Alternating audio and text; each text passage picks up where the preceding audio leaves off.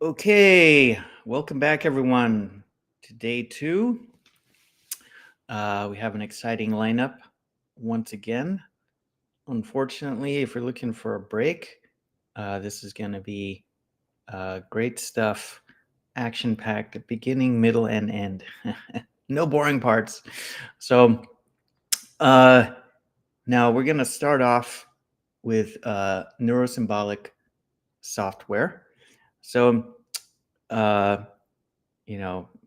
previous years, people are always asking, so, what are the tools we can use now? Is Neurosymbolic AI sort of something that's still coming? No, it's here. So we're going to show off some tools that actually do great stuff, that it's difficult to find the same kinds of capabilities with, say, pure neural software. So now this is also a beginning of for Centaur, beginning of sort of a big effort that we'll be doing in open source. So these are our first 2 sort of pieces of open source, and we plan to put a lot of energy into them, but we need help from the community, and we'll be putting out more things as we develop more things. But we'd like a lot of help from whoever's interested in beefing these things up and making sure they work and so on. Okay. Now, let me first introduce Bowen. So Bowen was our summer intern in the Institute, and you couldn't ask for a better summer intern. Fantastic results. You'll see pretty stunning gap in his results between with the state of the art. So his work was highlighted at RSS, top robotics conference recently, maybe a month ago. Got a lot of attention. So take it away, Bowen. Hello, can you guys hear me? Yep. Okay, great. So hello everyone, my name is Bowen Lee, and I'm currently a PhD student at Carnegie Mellon Robotics Institute, working with Professor Sebastian Scherer. And I'm very honored last year to work with Alex on a predicate invention work. And this work has been accepted at Robotics, Science and Systems recently. So as Alex mentioned, we are open sourcing everything in this project. So we provide a software. So if you are interested, feel free to scan the website QR code. You can access our pre-trained neurosymbolic models. And I also provided a good tutorials on what means planning and what means learning neural models for planning there. Okay, so shall I start my talk? Yeah, go for it. Okay. Let me get started. You guys can see my screen, right? Yep. Okay, cool. So I'm very glad to be here to introduce our recent work on bilevel learning for bilevel planning. It's a collaborative work with Professor Tom Silver at Princeton, my advisor, Professor Sebastian Scherer at Carnegie Mellon, and Alexander Gray, as you know. Let's get started. So at first, I would like to briefly introduce the big motivation behind this work and the limitations of previous work. Let's start by considering this robotics task. So we hope this robot to transport an object that is placed high on table to a container that is placed low by leveraging a platform. Sorry. Okay. So we hope the robot to achieve this task. During training, we collect long horizon demonstration for this task, right? So like we have the high level actions like move to, gaze, pick, place, walk on, gaze, grasp, move to, and drop. With this demonstration dataset, we provide the high level actions and the low level sensor data like images, point clouds, and poses. So we collect many such demonstration datasets. With this dataset, we hope to train a model.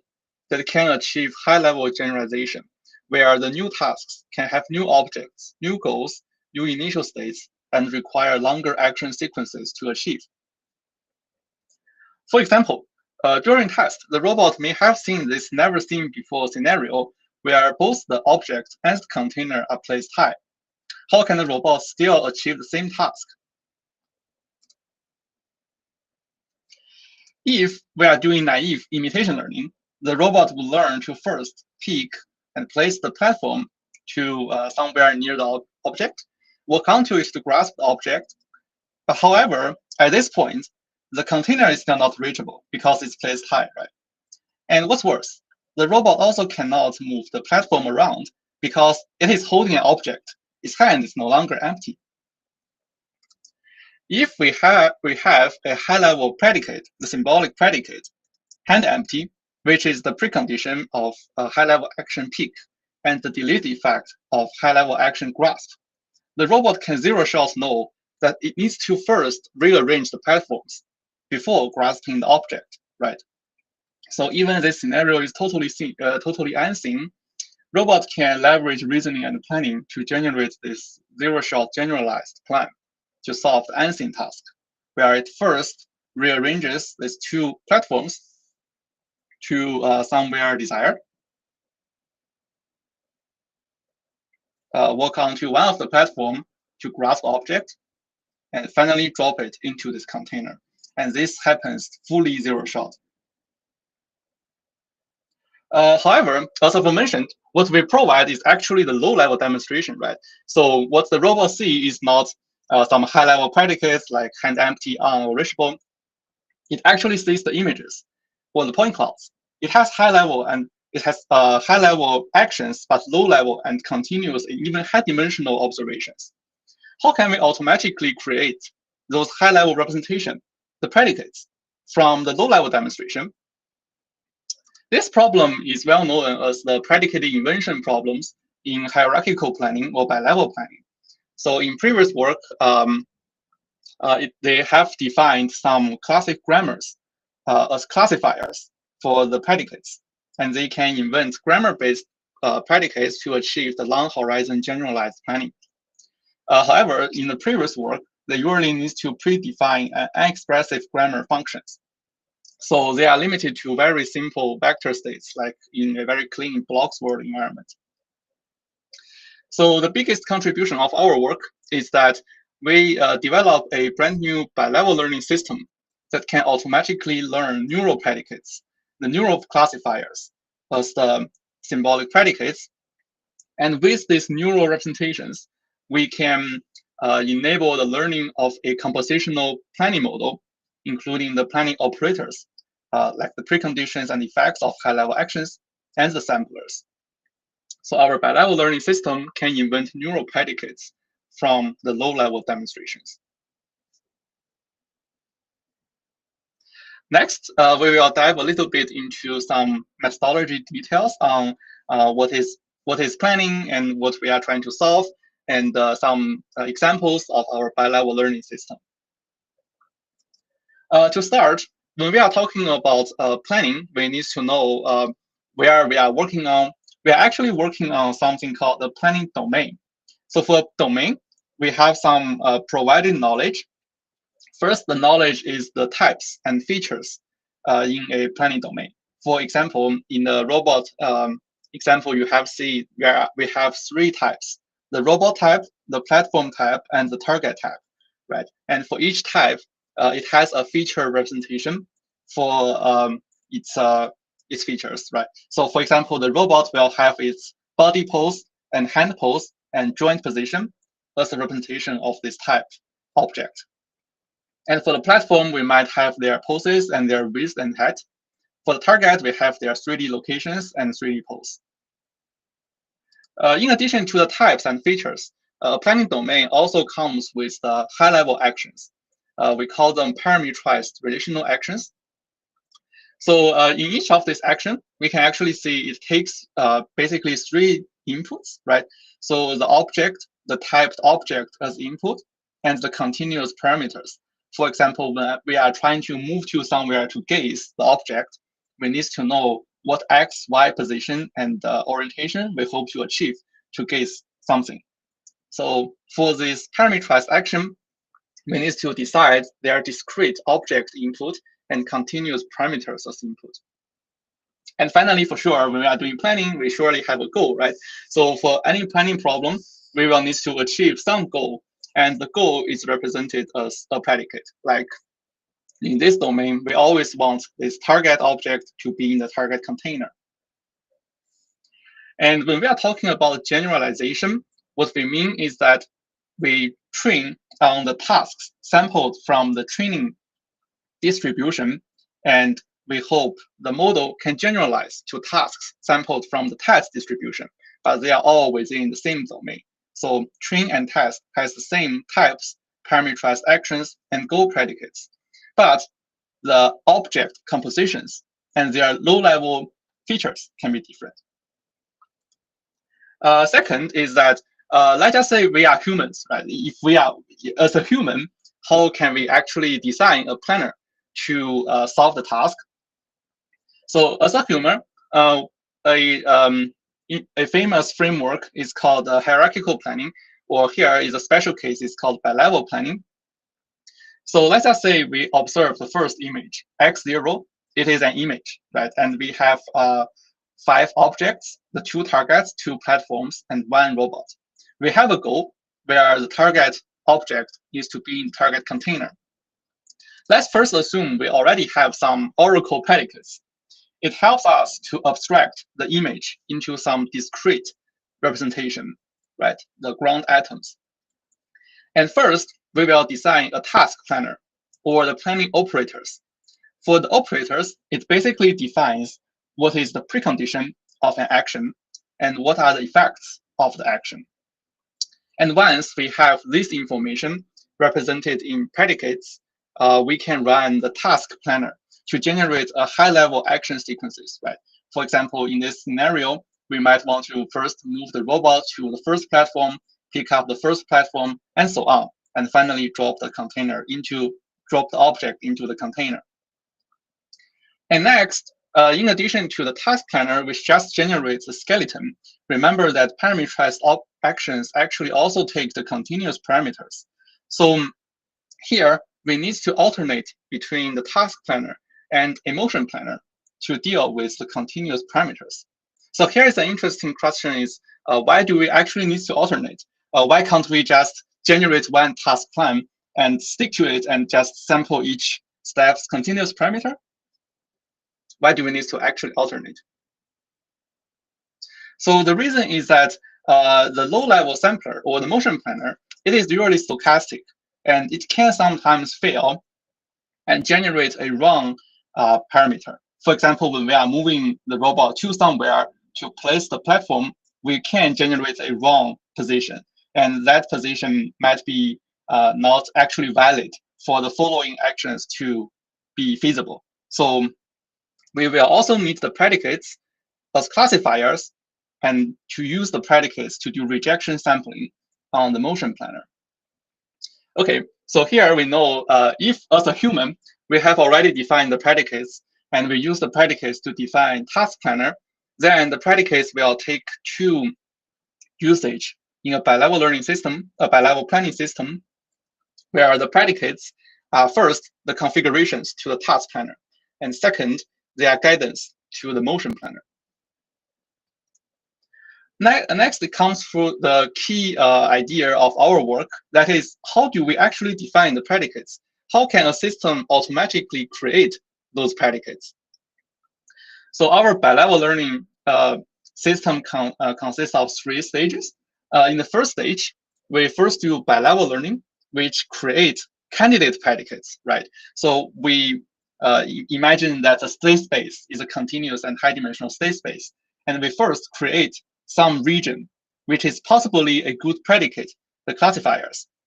So in the first stage, we use bi-level learning to create the candidate predicates, and we do this group by group. And in the second stage, we use some planning objective to select a subset from the candidates as the final set of predicates. And finally, with the final predicate set, we can conduct operator learning and sampler learning. So within this system, the most important thing is how can we actually create the candidate predicate set from the high-dimensional states. And this comes the most important insight of this presentation. That is, if you want to invent predicates for planning, it is equivalent to finding their high-level effects across actions. Let me repeat this again. If you want to invent predicates for bi-level planning, then it is equivalent to finding their high-level effects across actions. I'll introduce in detail what this means. So our system is a bi-level learning system. It consists of two levels of learning.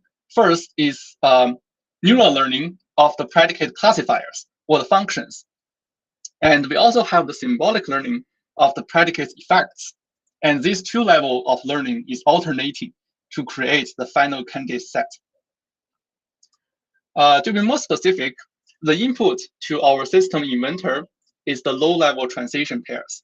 So the X and X prime, they are the states before a high-level action and after a high-level action. And they are continuous and they are high-dimensional, like images. And in the middle is the ground high-level action. Let's first say we already know, we hope to learn a predicate called P2, right? And we already know P2 is the add effect of gaze. P2 is the add effect of grasp. And P2 is not an effect of peak.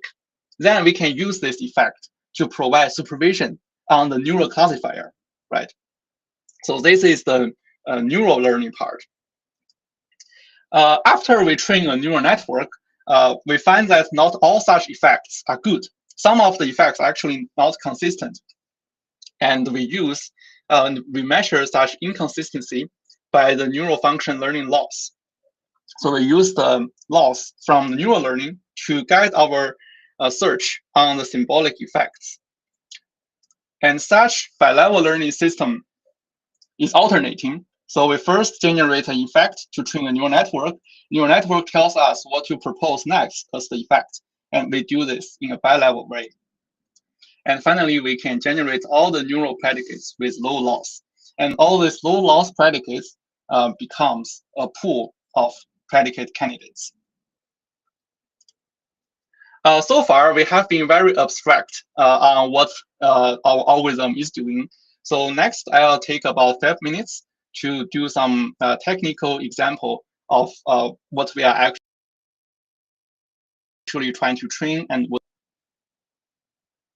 Let's just say the transition pairs I mentioned before is like this, right? So the robot wants to first gaze the target and then grasp the target. Let's say in this example, we have two transition pairs because we have two high-level actions, right? So gaze is a transition pair. Grasp is another transition pair. So the two transition pairs will have 4 states, right?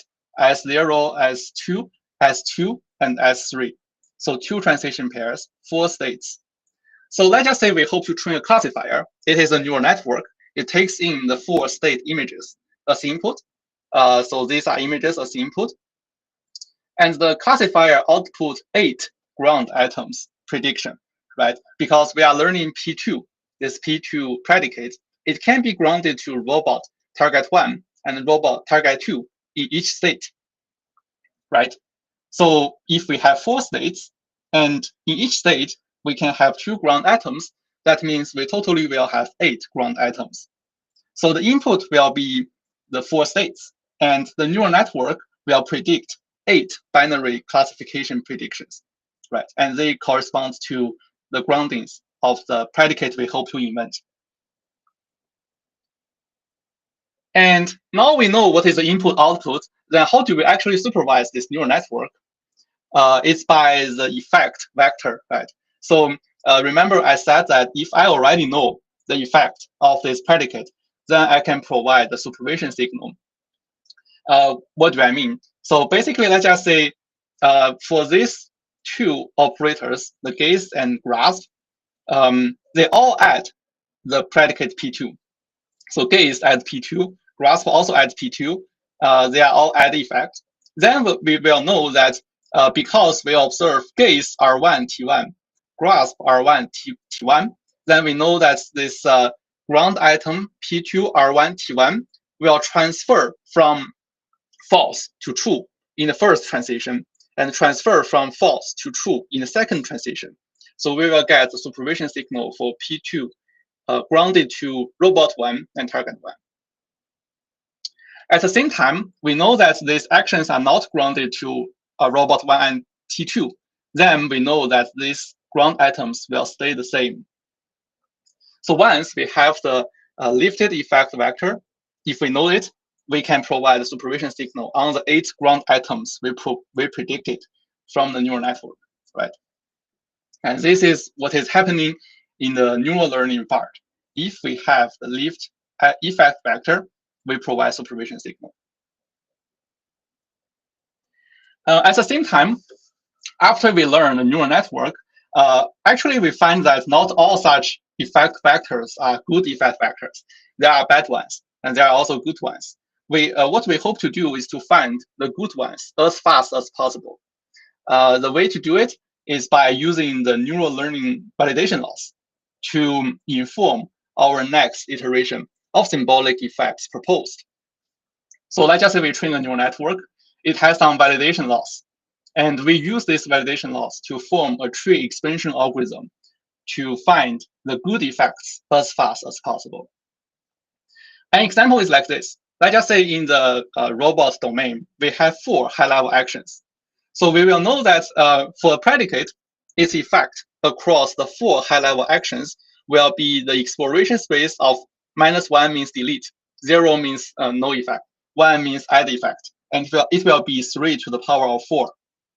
This will be the entire exploration space, right? So we hope to find what are the good vectors from this space. One insight from our work is that we assume effects are actually sparse. So we start from all no effect, and we do this tree expansion from just 1 effect and just 2 effects, and do this level by level. So imagine this, the whole system will be working like this. We start by proposing an effect vector, all 0, to supervise the neural network. And we provide some feedback to the symbolic tree. And with this feedback, we determine where to expand next and propose the next node for training another neural network. And it provides some feedback. And we propose the next symbolic effect node to train another neural network. And this will be running in a bi-level way until we find all low loss neural classifiers and their corresponding effect vector. Okay, these are all the technical details of our method. Maybe it's a little bit fast, so you can maybe take some time to revisit what I just said. For the experiments, as I mentioned, for planning, we have a domain to work on, right? So to verify the general capability of our learning system, we have evaluated our system on 6 different domains. They have various state representations and complex predicates. The simplest one is called satellites. It features IC2 poses on the robot and target on a 2D plane. Here we have a predicate called sees, which means if the target is within the field of view of a drone, that is something related to the field of view. And we hope our neural predicate can capture this field of view function. Blocks is something we are very familiar with. It basically is 3D locations, and we need to invent something called on and something called holding from the 3D locations. And IC3 poses this measure multiple objects, and the climb measure. The robot is using a platform to grasp object and drop it into a container. It includes the IC3 poses. And here we hope to invent predicates like viewable and reachable. So viewable is a very hard predicate because it needs to learn if the platform is at a correct location, such that when the robot walks onto it, it can see the target. And finally, it's the point cloud domain, where the robot is doing some 3D printing like function to add some ups and downs to the blocks, and we sample some point cloud from these blocks and try to figure out the matched of 2 blocks, and face down and holding the blocks from point cloud only. In the 6 diverse domains, we achieve a very high average accuracy across different domains in the unseen tasks, because we are actually learning a compositional neural model to solve the planning problems that's sampled from the test scenario, where the objects are different and they have different compositions. So you will need to generate different actions to achieve the same goal.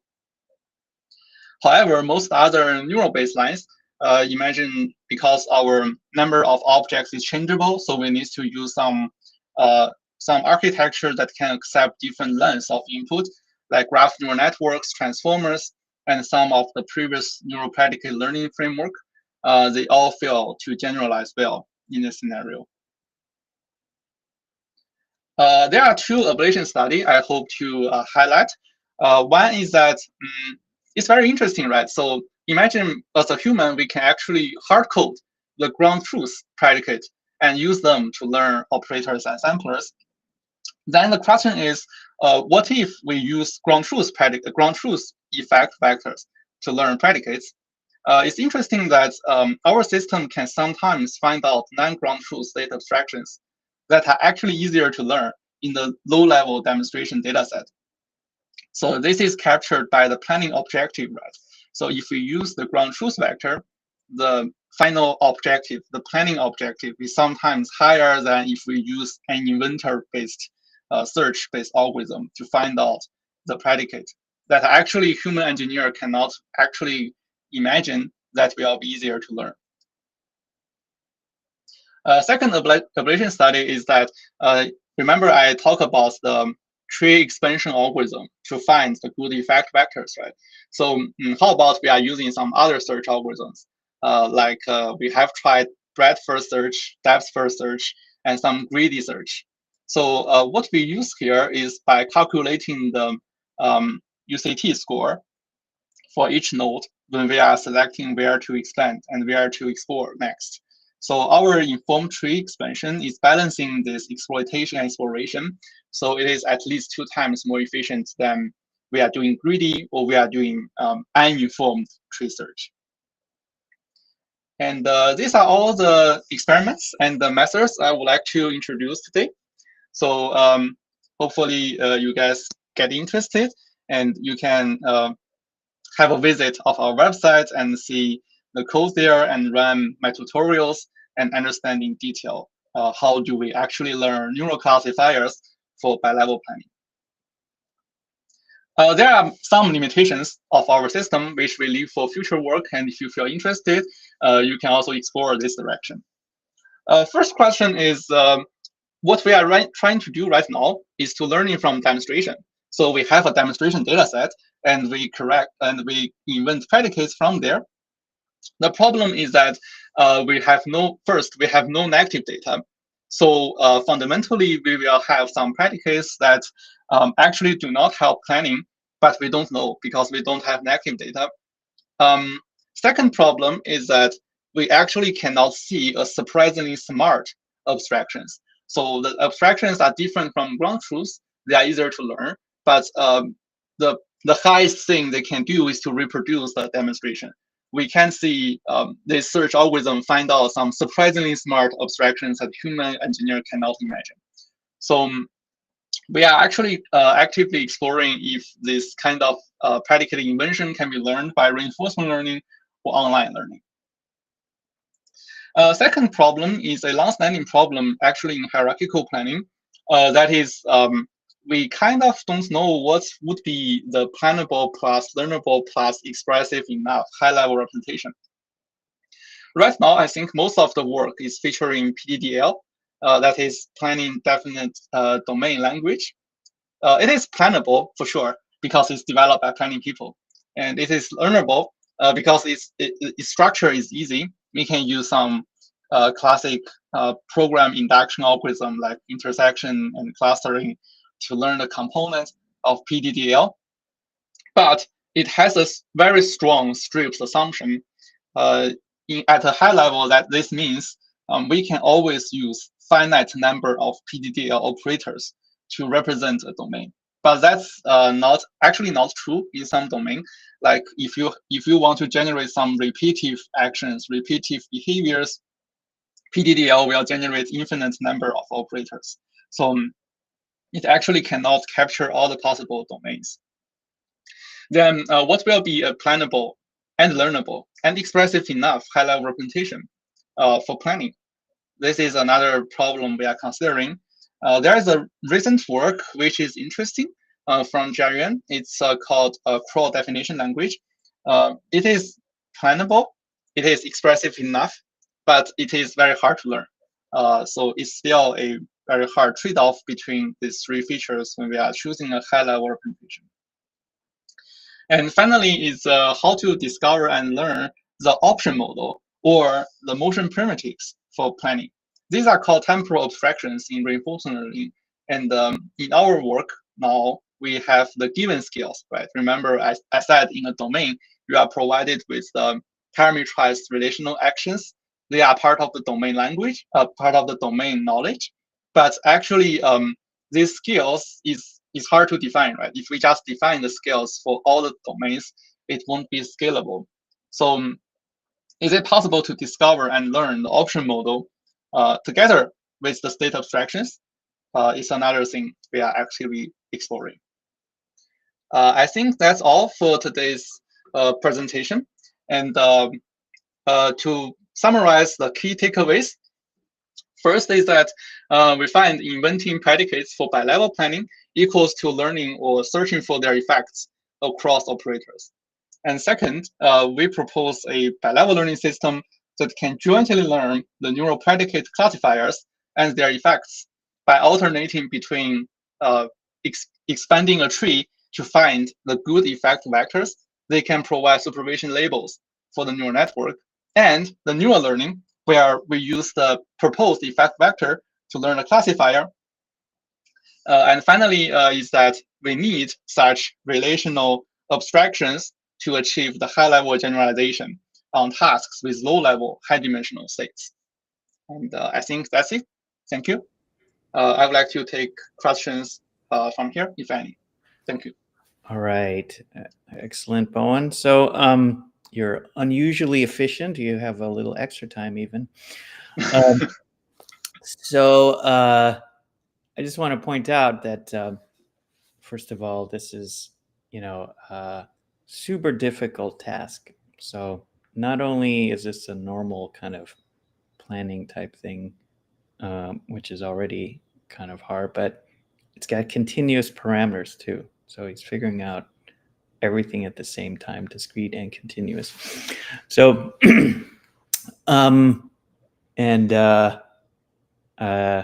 just to, I think, Bowen, you didn't emphasize it strongly, but the gap with the state of the art were extremely large. So now here's a question. You mentioned tree expansion. Would you please elaborate on creating the state space with a symbolic system? Mm-hmm. You define pre and post features for training those neural networks. Mm-hmm. Very good question. So I think this is actually two questions, right? So first, it's about the tree expansion algorithm. You guys can see these slides on tree expansion, right? Yeah, now we can. Yeah. Okay, good. So also for mentioned, the tree expansion is trying to figure out effect, right? So effect exists in operators. So the space is actually defined by how many operators we have. Let's just say we are trying to invent a predicate called P2. And we have four high-level actions or high-level operators. Then the exploration space will be -1, 0, and 1 to the power of 4, right? Because for each high-level action, the predicate can be delete, null, or add effect. So the space is actually 3 to the power of number of operators you have in the system. And we will start from all 0 and start to explore this this tree, where the first level will have 1 entry, then 0. So they are all children from the first level, from the 0 level, which is all 0.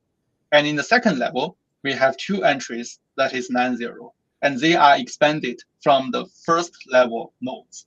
So when we are trying to expand this tree, we will first identify which parent is the most promising to expand, and we will select its children by looking at the value each entry can provide.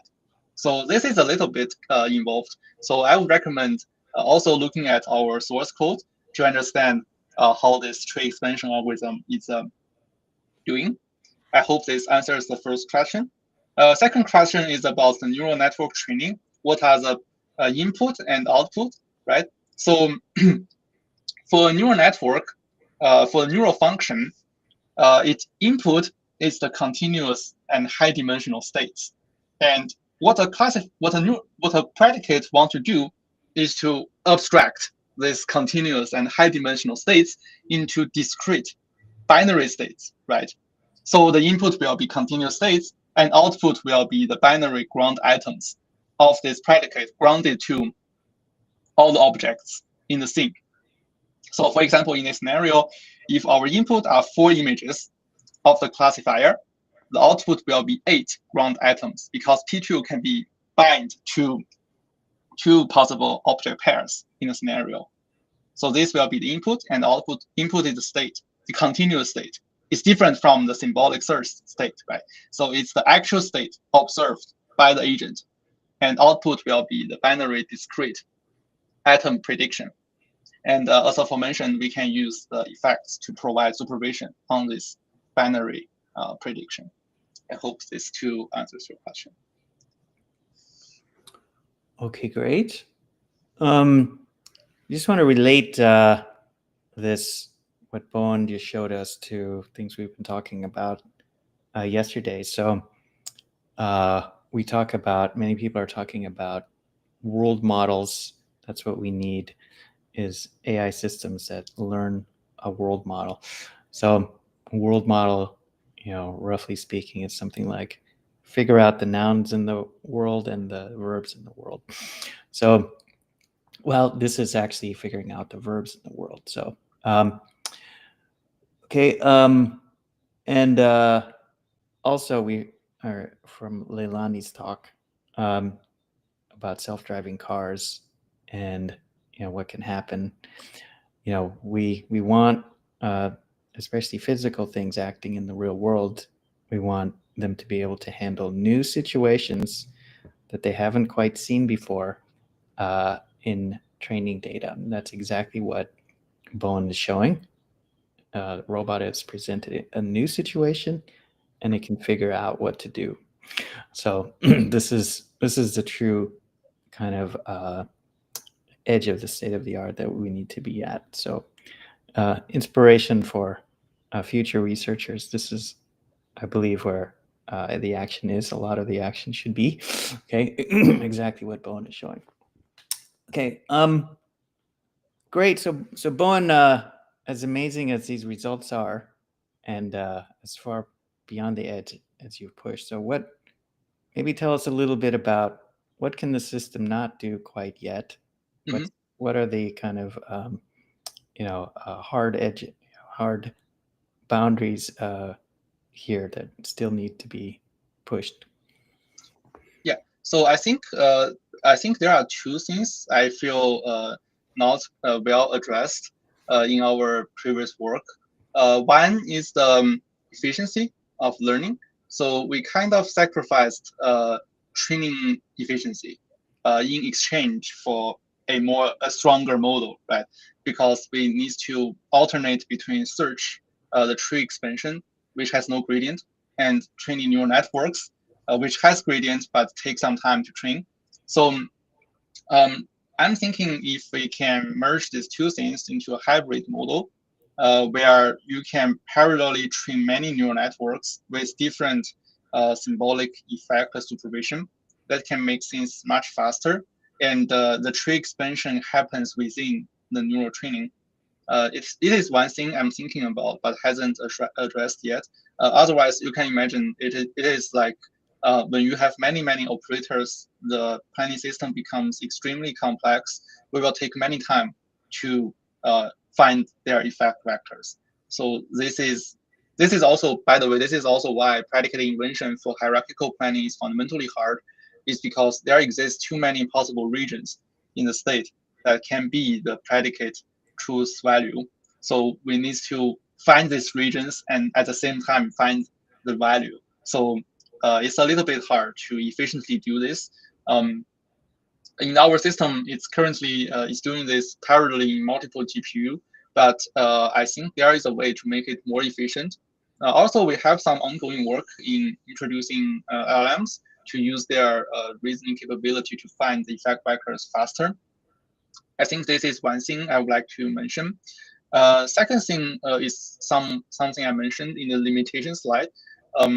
Right now, we are working on integrating reinforcement learning with the planning model, right? So currently, we are just learning from demonstrations.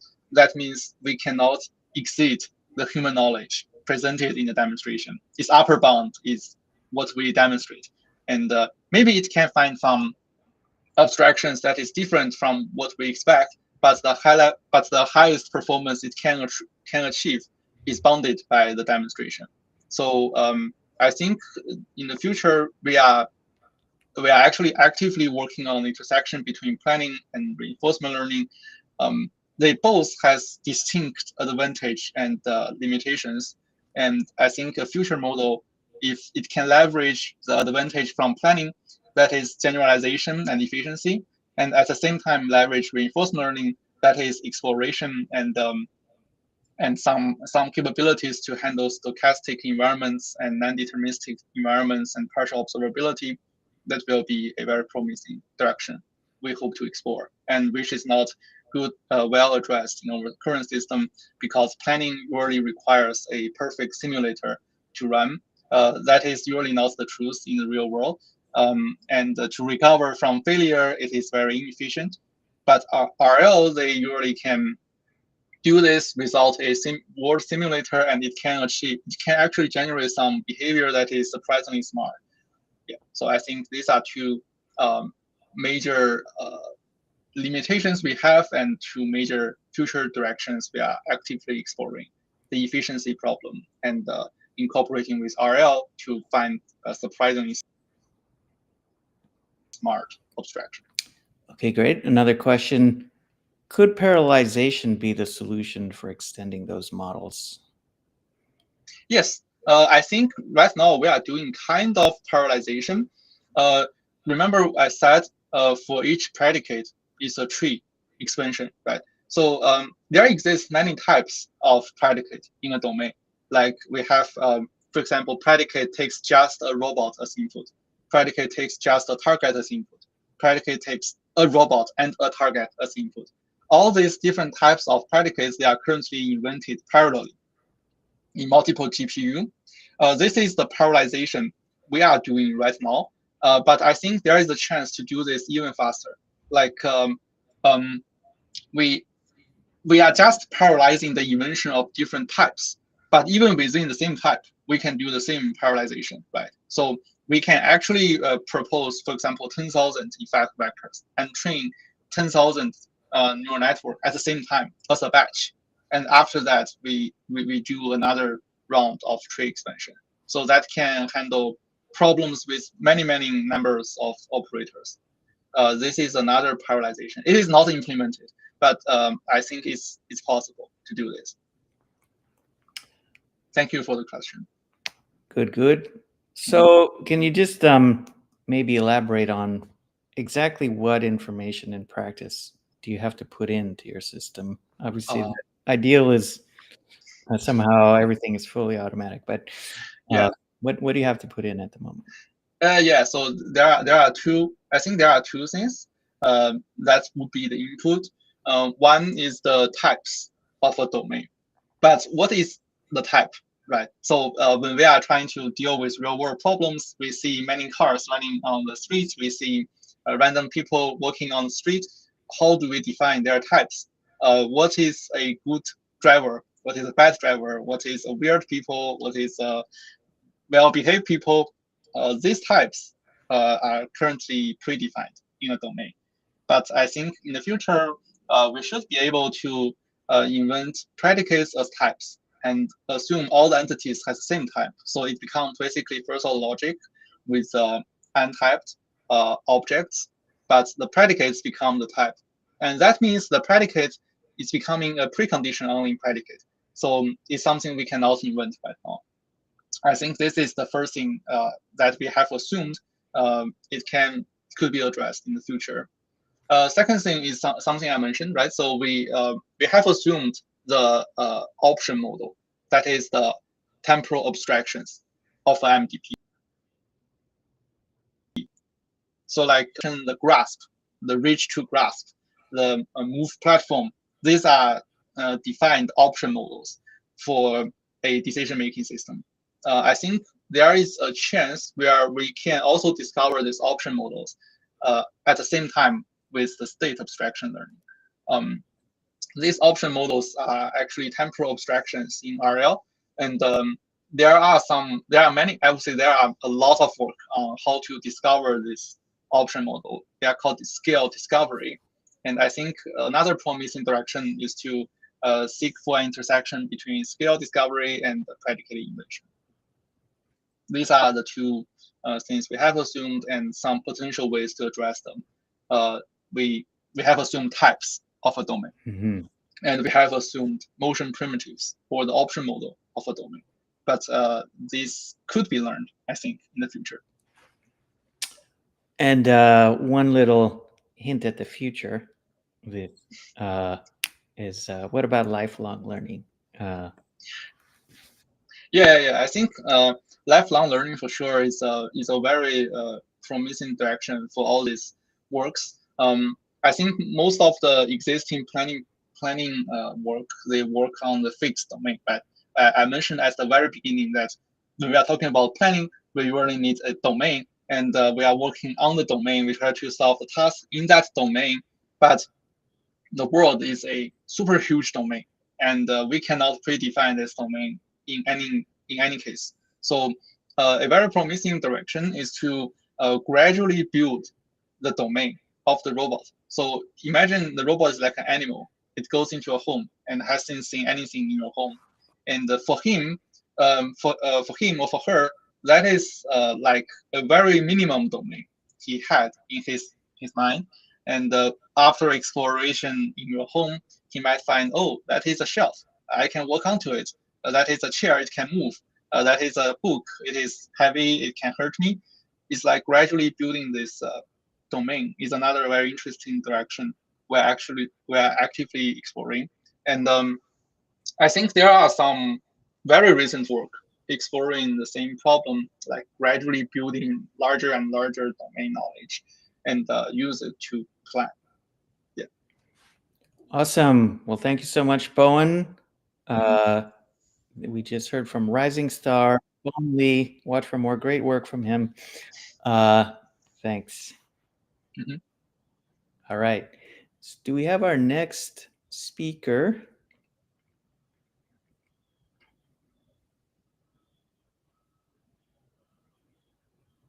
Okay. All right. So next up we have Steve, Olga, and Kevin. So we weren't sure if Steve would be able to make it, but fantastic, you could make it, Steve. So now this is our second piece of open source that we're highlighting.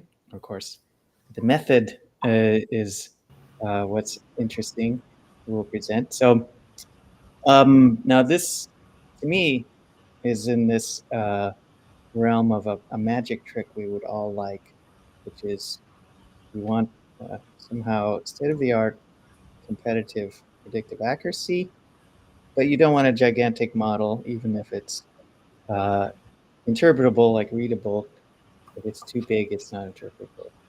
And here we sort of think we're achieving that holy grail. So that's my exciting build-up. So these folks will show you how it's done. So take it away. So let me say, Steve is at IBM.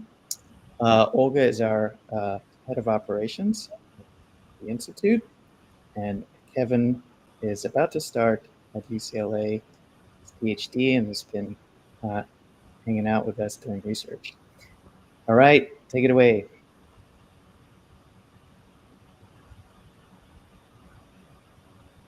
Hello, everyone. I hope you can see my screen. My name is Olga. Today, Steve, Kevin, and I will tell you about explainability while retaining predictive accuracy. Our talk is based on neural reasoning networks, or NRNs, a framework presented at AAA conference earlier this year. At first, Steve and I will tell you about NRNs, their architecture, applications to explainable tabular data classification, and we will also show you a notebook, how to use it. And then Kevin will also share his early work in applying NRNs to causal inference. So what are NRNs? You can think of them as something similar to traditional neural networks. There are some important differences, though, and we will speak about them one at a time.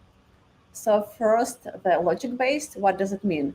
It means that every node in the neural net has a logical meaning, either a conjunction, logical and, or disjunction, logical or negated versions of those. So how do we achieve this? With a special activation function. It's called modified weighted Lukashevich logic activation function. And these are the corresponding formulas for conjunction and disjunction. They may look complicated, but they're actually not, and you will see it in a minute. So here in each formula, you can see xj and wj. These are just inputs and weights, the same that you would use in traditional neural networks.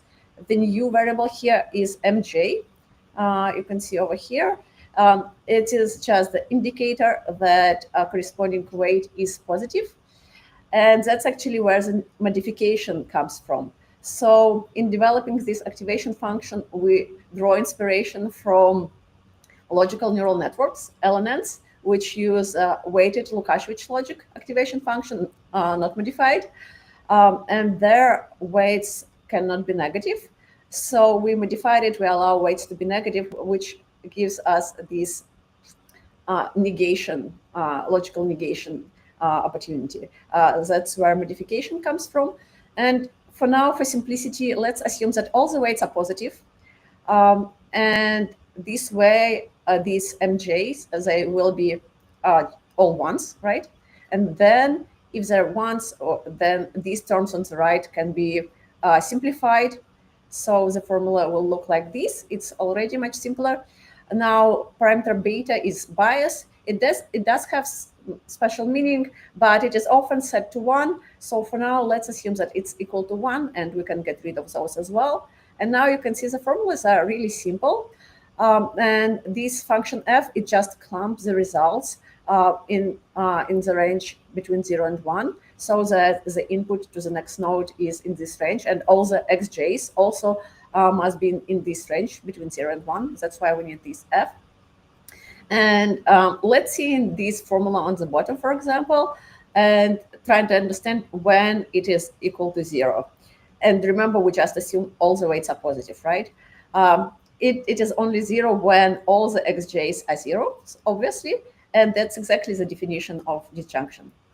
And same way, if you take a look at conjunction on the top, when is it equal to 1? It is equal to 1 when this sum is equal to 0, meaning all the xj's must be equal to 1, which is a logical conjunction. So you can see these formulas do make sense. These additional parameters, they just add some flexibility to these, but that's actually what we mean by logic-based. Next, neural reasoning networks are human readable. It means that you can actually look inside the model. For example, you can print it, and you can look at neurons, connections. It could be that the model is long and complicated. It really depends on your data. The logic in your data could be long and complicated, but it is possible to look inside. So to me, it resembles a mechanical watch, which has some mechanism. It can be complicated, but you can look inside actually. You can look at different parts and potentially you can even fix something. And here it is also possible, let's say you have some domain knowledge, and it's also possible to look at particular neuron and make sure it matches your domain knowledge. And potentially you can even eliminate a neuron or like a particular connection. Currently, we don't do it in NRNs, but the architecture totally allows it. And that's what we mean by human readable. Okay, next, it automatically generates textual explanations. And here are a couple of examples for a positive class and negative class sample for California housing dataset. In this dataset, houses are classified in expensive and inexpensive. And if you look deeper into explanations, you can notice that they do make sense. For example, for positive class, more expensive house, there are more rooms, new construction, high median income, etc. So how do we do this? A trained NRN is a tree.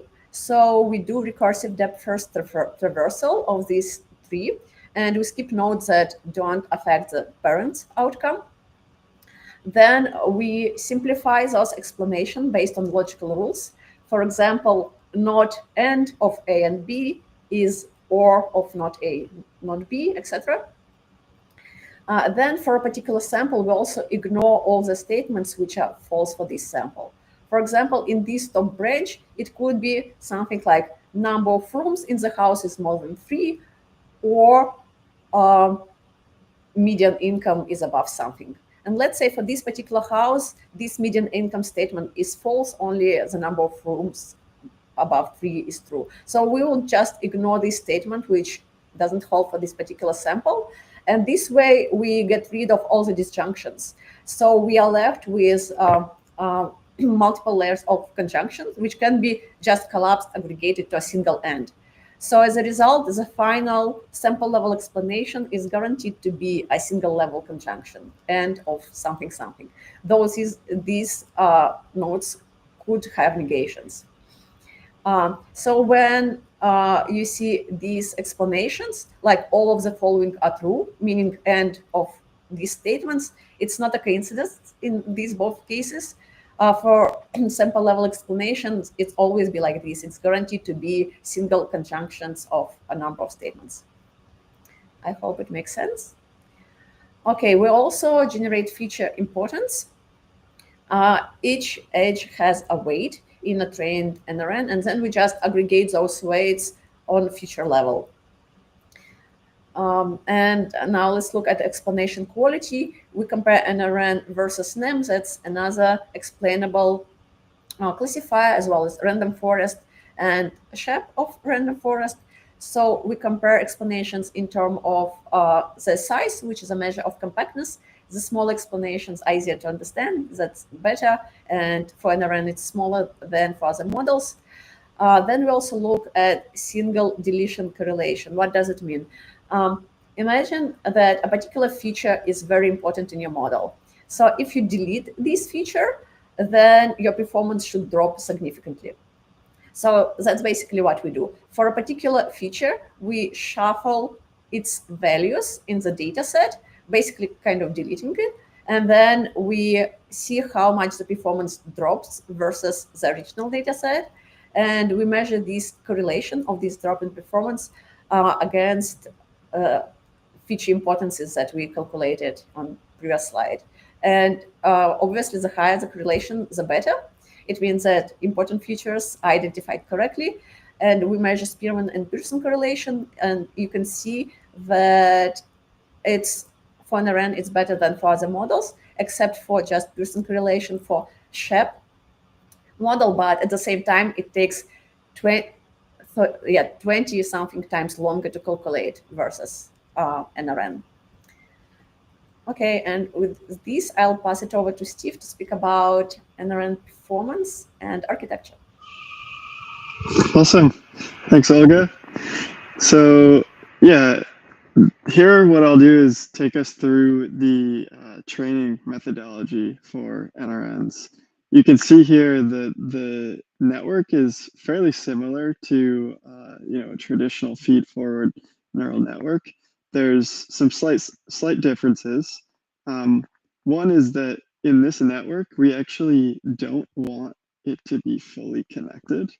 And this is because if we had a fully connected network, it would be near impossible to learn anything. And we can see this by considering the example of conjunction. So see here on the network, the first layer is a layer of conjunctions. And if we had all of our features going into these conjunctions, then we would basically require that every sample is entirely true for that node to return a true value. And you won't be able to learn anything with that. Oh,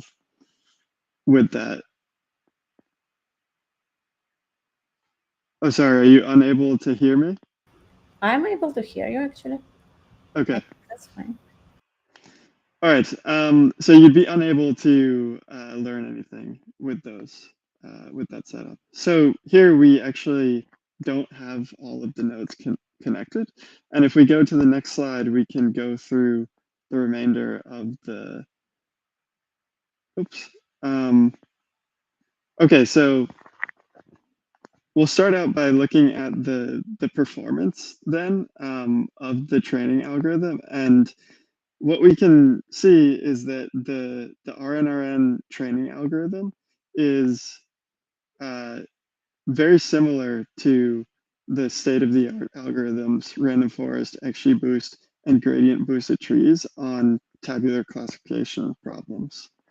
And we also compared this approach with other classes of algorithms. So those that are explainable but not neural, those that are neural-based and explainable, and those that are neural-based and designed for tabular data.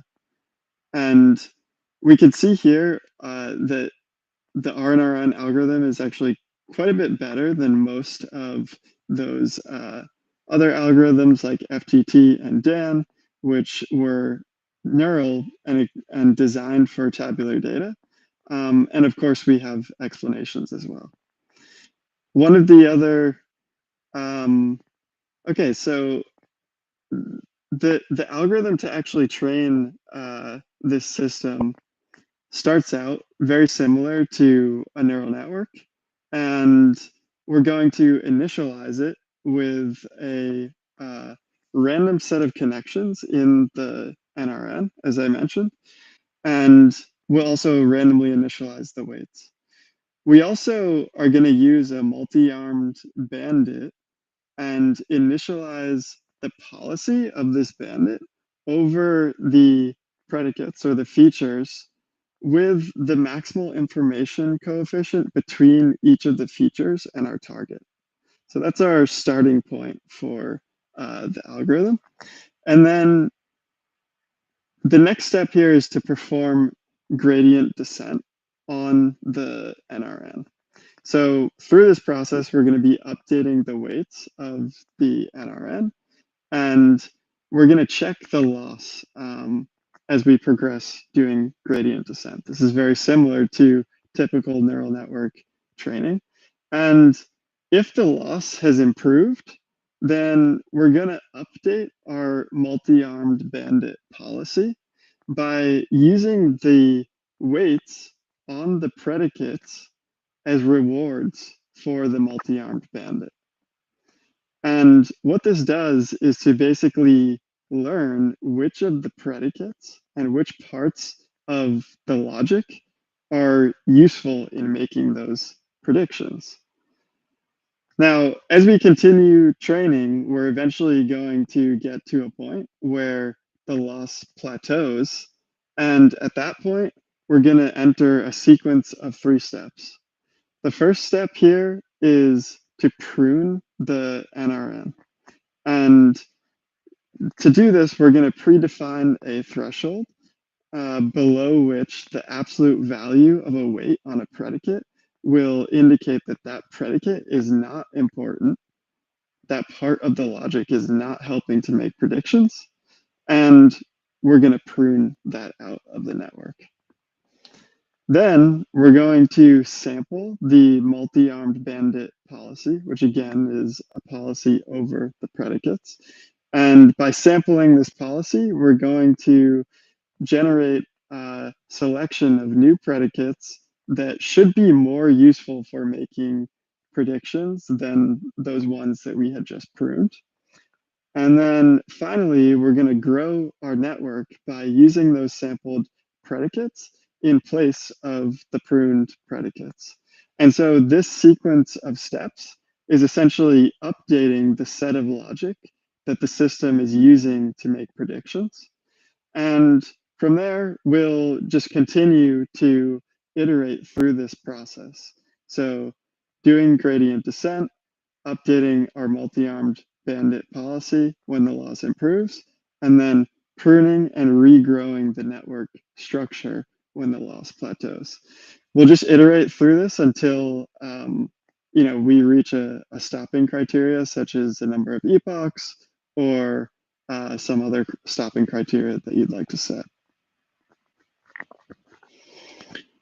And so the algorithm here is implemented on PyTorch with GPU scaling. We won't go into the details of how that works. You can look at that in our paper, but essentially this entire system is running on GPU. It's making all of these logical neuron calculations in parallel, and it can even run on distributed systems, so multi-GPU support. And basically what that leads to is a much faster training compared with other techniques. So if we look at FTT, DAN, NAM, CFN, these are all neural techniques that were designed for tabular data, some of which are also explainable. And we see that RNRN trains much more quickly. And one of the other benefits here is that the model is also much smaller, right? So compared to those other algorithms, we can see that RNRN has 1,000 parameters on average. These numbers are in thousands, and this is orders of magnitude smaller than these other systems. And this really boils down to the use of logic here. So these other systems are neural based. They're using a large number of neurons in order to develop those systems. So this is a really big benefit of just getting more compact models. And obviously that allows us to even inspect the system like Olga was mentioning, if we would like to. And then finally, I mentioned this a little bit, but the whole architecture here is developed on PyTorch. These logical neurons and even blocks of logical neurons, as you see here, these are PyTorch modules that can be composed together, extended, and developed into larger systems. So again, very similar to a traditional neural network in that way, and obviously taking advantage of all of the capabilities of PyTorch, like GPU scaling and autograd. And I think Olga is going to take us through a demo now, which shows us some actual running code. So over to you, Olga. Yeah. Okay. Now, as Steve mentioned, we'll show you a demo. I'll stop here for a few seconds. If you'd like to go through the Collab notebook with us, scan the QR code while we're waiting for a few seconds for you to do this. Okay, I hope everyone is done. Okay, now let me go to the notebook. Okay. Very quickly, installing the library imports, loading data, standard preprocessing, train test split. Actually, all the steps that you do for any other model. Converting arrays to data frames for both features and for target. Okay, model training. Here's a number of parameters. We will mention them later. For now, let's skip those. Classify an NRN classifier and feed and predict the same way you would do for any sklearn classifier. Evaluation, final explanation, function explain sample. You provide your data features here and the index number. Here the explanation for this particular sample. Quantile here means the percentage of the models that you'd like to explain. 1 means 100%. And for example, if you think it's like too long explanation, you may decide that you want to explain, let's say, 70% of the data, and the explanation will be shorter if you just decide to explain part of the data. Okay, decision boundary means a threshold above which you consider it as positive class, otherwise it's negative class, like basically true or false. That's pretty much it. And just caveat, as Steve mentioned, the library is developed in PyTorch, but this is, as you can see, there is no PyTorch here. That's a wrapper, and that's not a thoroughly tested library yet.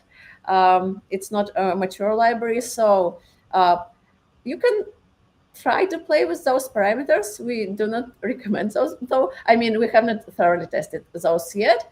For example, we're still working on multi-class feature importances, but if you decide to give it a try, we would really appreciate your feedback, how it worked for you. Did it work? Maybe it didn't work, or it worked, but the explanation, you didn't like them or something. Anyway, reach out to us. We keep working on this, and this is more like a teaser rather than mature library, but we keep working on it.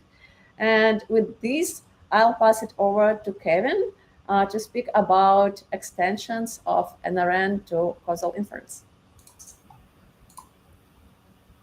Thank you so much. As Steve mentioned, that NRN extends PyTorch. I've taken some of the fundamental NRN modules and started building causal inference frameworks with them. So these are model classes I hope will provide compelling and useful natural language reasoning traces about treatment and counterfactual estimates and expose that reasoning structure for audit. For the sake of time, I'll have to assume that you already are fairly familiar with causal inference as a subfield. So just a quick table of contents. We don't have a ton of time here, but just motivation, task, and setup. Go over the new model classes that I'm presenting, some early experimental results, and some future directions I plan on taking this. So to motivate this, classical causal estimation frameworks often choke on high-dimensional data. An effort to combat this, causal machine learning as a field has had increasing attention, with the promise to marry theoretical rigor with precise estimates and high-dimensional problems at both the unit and population levels. Opinions vary starkly on this promise, but the precision arm of this promise seems to have been met, particularly with neural-based meta-learners. Meta-learner is a flexible framework for causal estimation with any supervised learner, which optimizes for factual accuracy and downstream counterfactual fit. There are some explainable models with decent performance on benchmark data, such as causal forests, but those with state-of-the-art and precision offer no semantically traceable rationale. Causal purists often won't consider these models meaningfully without interpretability, and they're non-starters in high-stake fields like medicine and policy analysis. The dominant neural approaches, such as TARNet, DragonNet, and CFRNet, achieve strong average performance on semi-synthetic benchmarks, but none are introspectable.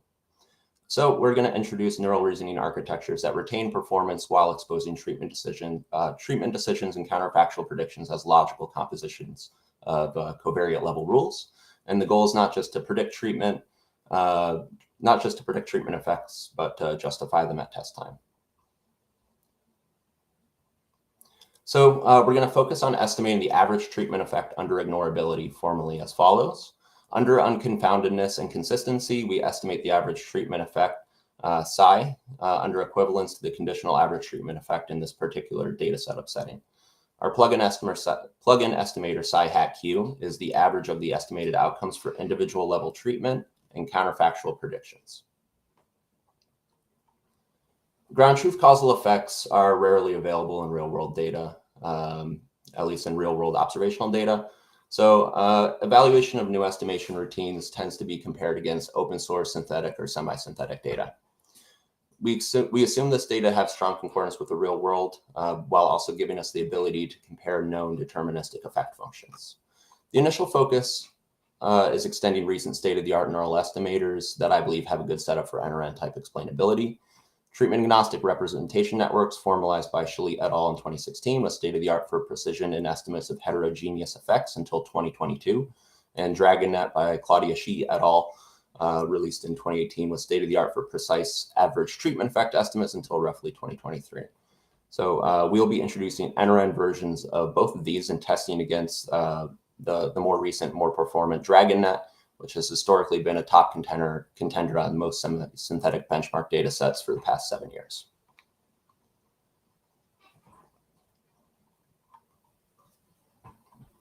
So similarly to TARNet, our first model, TAR-NRN, builds a shared latent representation with 2 distinct outcome heads. Only the factual head is updated per example during training. In 2020, the idea of doubly robust learners was formalized. These meta-learners exploit the sufficiency of the propensity score estimation to close backdoor selection bias in observational settings and support downstream target and maximum likelihood estimation for treatment effects. We made the choice to include a co-trained propensity head for regularization objectives with knobs for the problem at hand. If we're looking at population level estimates, we can select targeted regularization, which guides prediction towards concordance with downstream TMLE estimates for average treatment effect, or for precision and heterogeneous effects estimation, where the individual level effects are more important. Each head is a symbolic reasoning module. Sequential logical operations form that structured rule set. This makes each prediction decomposable into a traceable explanation. Below this model diagram, you'll see just a quick example of a unit level explanation for propensity classification. So for our Dragon NRN, the second focus was to test if a shared logic representation would work soundly for some divergent shared objectives, in this case, estimating both treatment and control predictions and along with the propensity estimation. So essentially just implementing DragonNet and NRN.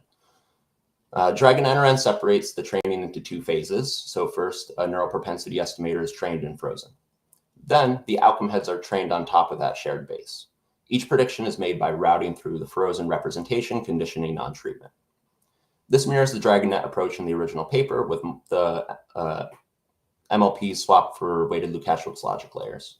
The general idea is that information used for predicting propensity will also be useful for predicting causal effects. In practice so far with sparse weighted Lukashev's logic layers, this does not appear to be the case. On the IHDP benchmark, our models perform strongly with TAR-NRN on par with state-of-the-art of the past few years. Further testing needs to be done to see if this model class can be extended to some of the more recent neural meta-learner advances such as SCRNet. Interestingly, when using a separate propensity NRN, performance improves significantly. Further research will have to be done here, but on its face, it makes sense that the logic needed to predict treatment outcomes differs from propensity estimation, and a joint model wouldn't necessarily be ideal. However, our model classes perform competitively. On this cut of the data, our baseline that we compare against is the DragonNet with targeted regularization, achieves a mean absolute error of 0.17 under tight intervals for the out-of-sample average treatment effect estimate. Our initial model classes performance are shown below the baseline there. So it's pretty competitive. Further to that effect, there's some implied advantages here. So apart from just explainability, these models are computationally efficient. Training and evaluation time for the TAR-NRN, which is training two separate models, took roughly 6 hours compared to baseline, which was about 11 hours. As with previous NRN implementations, parameter efficiency is also drastically improved. So these models reduce our parameter count by roughly 40 to 50% compared to baseline, while also introducing interpretable structure. In summary, causal NRN should enable near state-of-the-art performance and precision estimates for treatment effects with explainability. Some future goals in the near to midterm, just some lines I'll be advancing. We're going to make sure that we're getting good results on other benchmarks such as ASIC 2016, 2018, which are very commonly used. As far as continuous explainability, this is one of the issues with explaining these continuous outcomes for treatment and counterfactual. I think I have a way forward with that, which is just going to be quantile treatment effects. So just breaking the outcomes down into quantiles and using that, treating that as a multi-class problem. So that'll be the first thing I try there. We have to do a time series extension to enable some other causal estimators that are a bit more traditional. And that's going to be the time series extension. And also we're going to need to enable a module to do counterfactual generation of time series as well. There's some interesting possibilities here for using expert knowledge via DAGs. For those of you familiar with causal inference, generally you start your problem with a DAG before you even do any modeling. So, adjusting weights based off of your DAG would be a good place to look for that. And lastly, we want to make sure that we're open sourcing this and making this available. So either packaging this up in the NRN package or separately on its own, so we can all collaborate together on this. There's a lot to be done, and I will definitely have my work cut out for me starting my PhD next month. If anyone causally minded is interested in helping drive this line forward, or if you just have a question, feel free to reach out. Thank you so much for your time. Okay, awesome job, everyone. Thank you so much. So let me just comment a little bit here. So all three, it turns out, of Steve, Olga, and Kevin, in addition to their research prowess, are also world-class data scientists. So, and this is what is a little different here. So having the perspective of, you can see some research we do in the Institute is, at the far end of fundamental research, pure math, basically, whose impact you won't see for maybe 5 or 10 years. I saw some of that yesterday. But I also ran a company where we sold high-performance data science tools for data scientists, so all the way at the other end of the spectrum. So we really want to have impact at both ends, and it's quite different. There's many academic packages put out, mainly so you can reproduce their paper.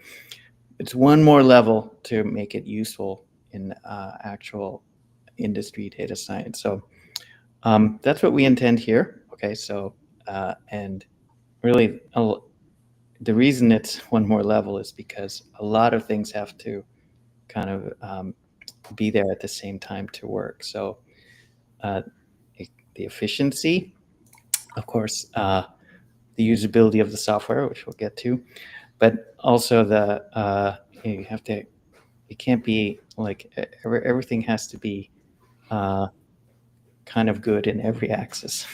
So it's a tricky zone.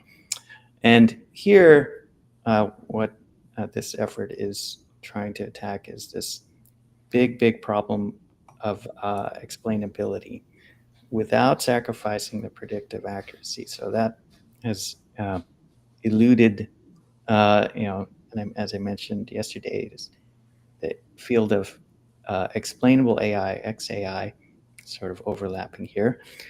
But the reasoning, we think the logic and reasoning sort of adds, a whole another sort of superpower to aid in that battle. So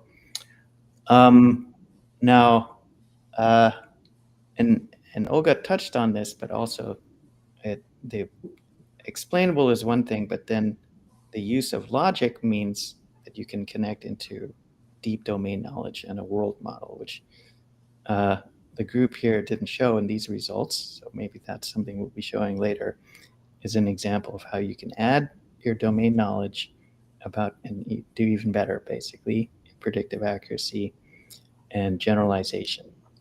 Okay, so that's something you can't do with a normal explainable model. So,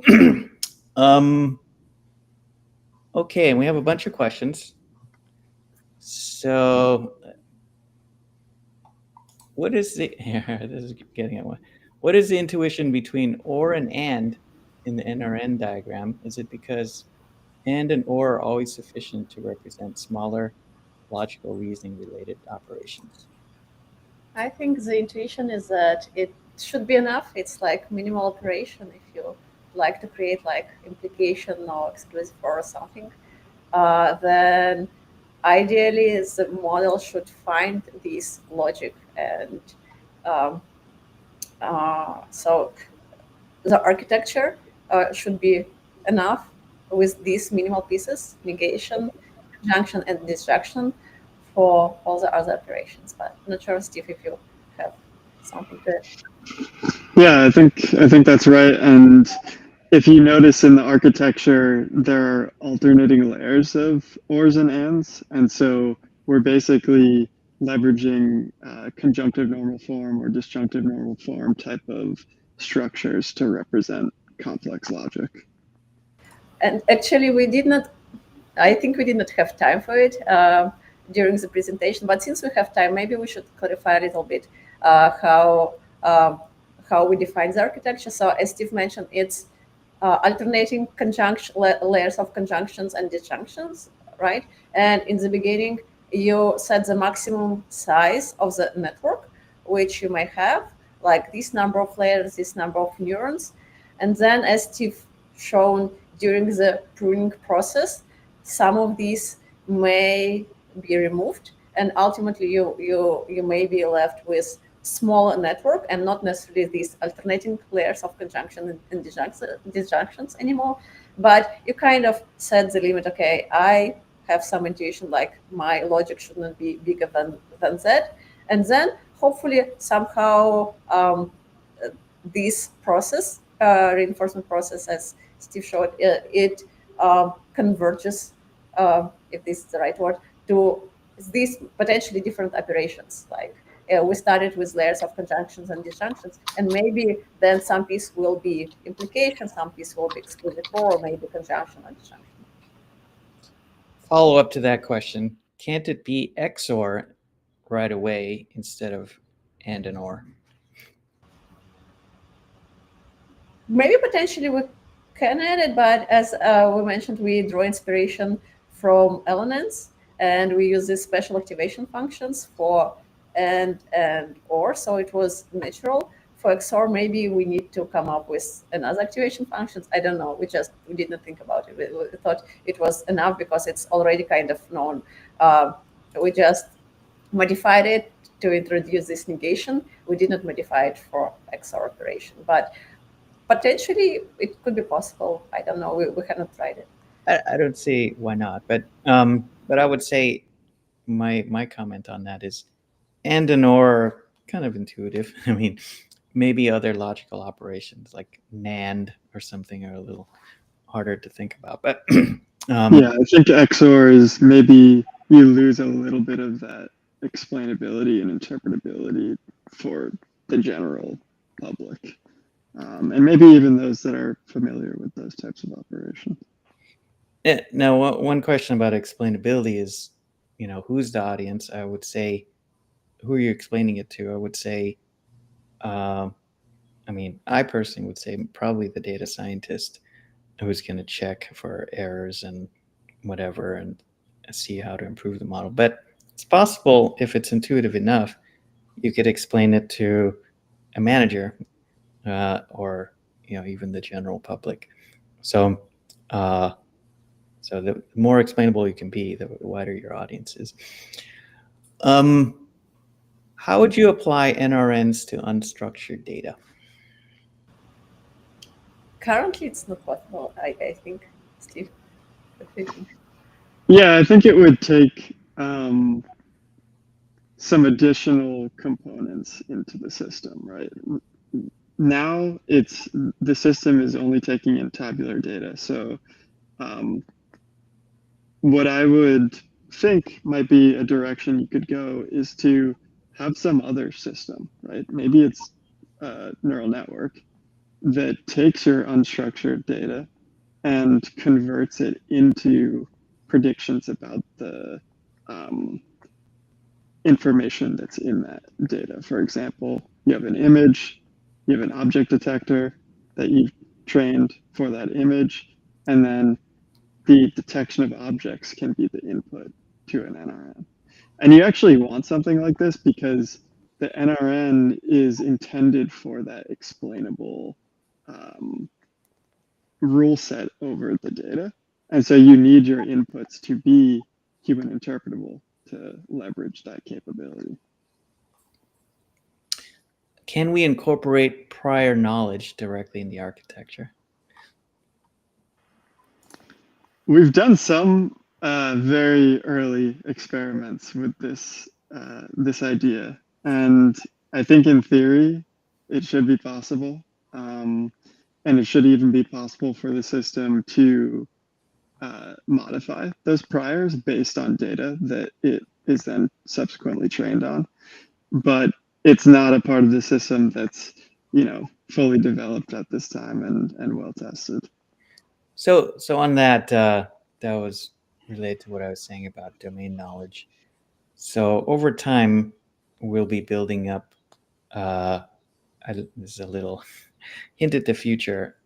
A domain knowledge sort of language, similar to what Leilani showed in her talk. Okay, so it's a very big effort. Parisa also showed in her domino system, something like that. So we're gearing up for a big effort on that, and that a natural thing would be to kind of fuse that with NRN. Now, would it be possible to turn NRNs from fuzzy logic to probabilistic logic to better model inference uncertainty?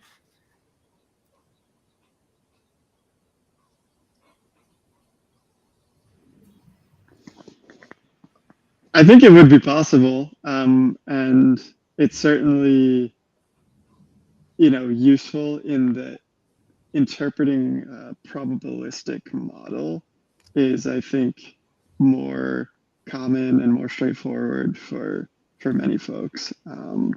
So as long as the logic can be developed into, you know, the same type of operations within PyTorch that we're using for the Koshevitz logic, I think it should be possible, but it's not something, again, that we've done at this time. And I'm thinking for probabilities to work fine, we kind of need to assume some distributions, which we do not know about the data and we do not do. I mean, currently we output this value in the range between 0 and 1, but we do not know anything about the distributions, and yeah, that's why it's hard to say if these are like probabilities or not. So, It's a good question. I think the group hesitated because we weren't quite sure what to say about it, because we actually started thinking about it, and it's definitely something we want to do. So I think you know, some of the interesting questions are which probabilistic logic, for example, and things like questions of priors, as Olga mentioned, and so on. So there's a lot to it, in particular because we want to maintain this sort of sweet spot where you have a practical tool that can't be bad in any area. An academic tool can be very bad in a couple of axes, as long as it just shows whatever your result was in your paper. But not a something that's intended as a practical tool. It has to be sort of good all around. So so that's the trick. Then with probabilistic models, you get into, well, as much as in principle they're kind of understandable, it's somehow or another just practically they quickly become, they can quickly become not so understandable for various reasons. Especially when you have complicated priors and all this stuff. So it's a lot of thought required, I think, to do it properly. So but nonetheless, something we're going to do. And your work depends on a set of possible templates, just as with discovering rules with neural nets. Do you have any ideas of hierarchical structures of NRNs with dynamically rewiring them?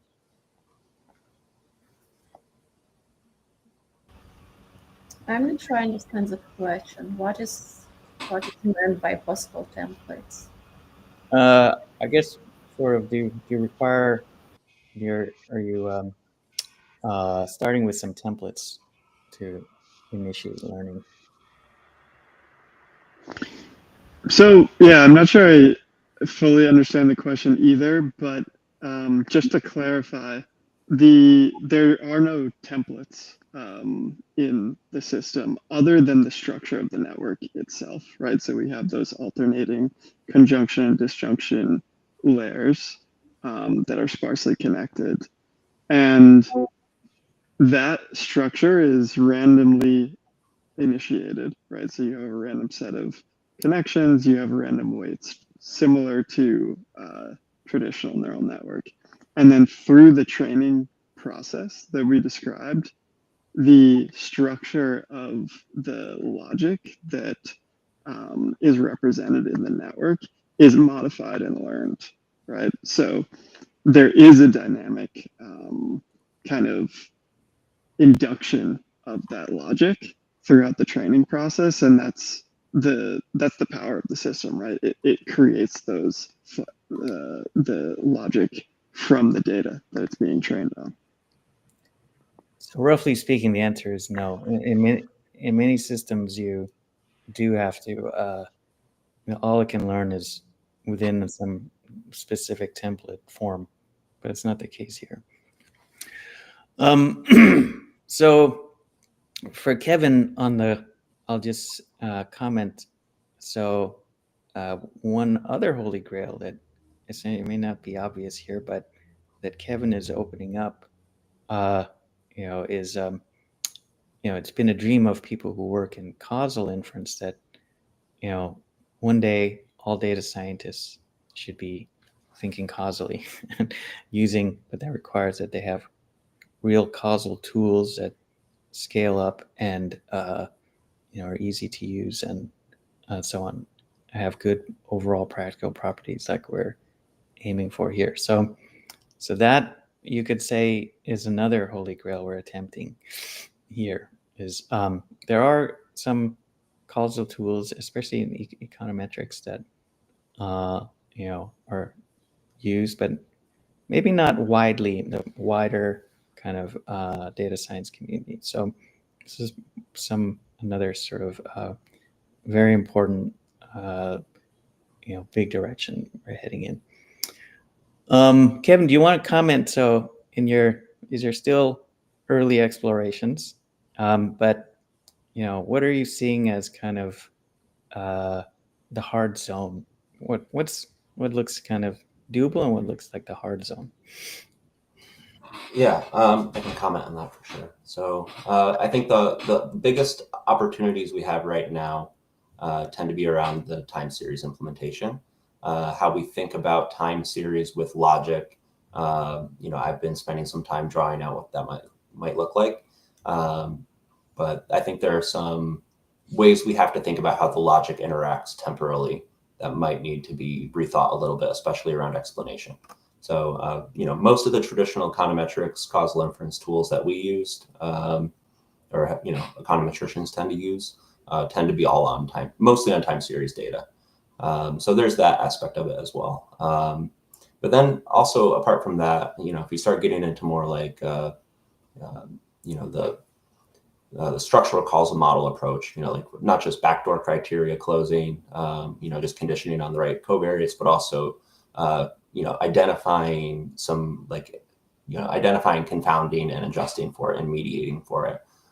In some way, I think there's a way to split the model automatically on confounders to actually run like formal front door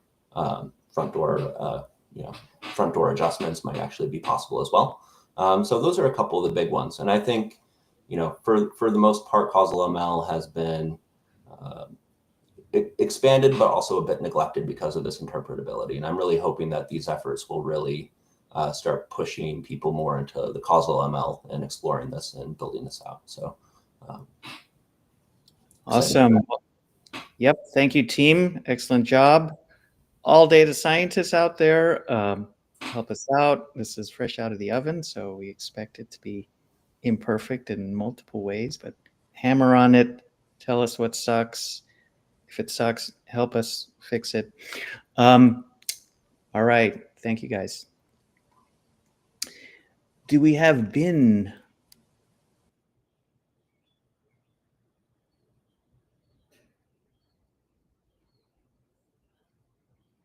Hey. Hey, Bin. Alex, Great good to see you.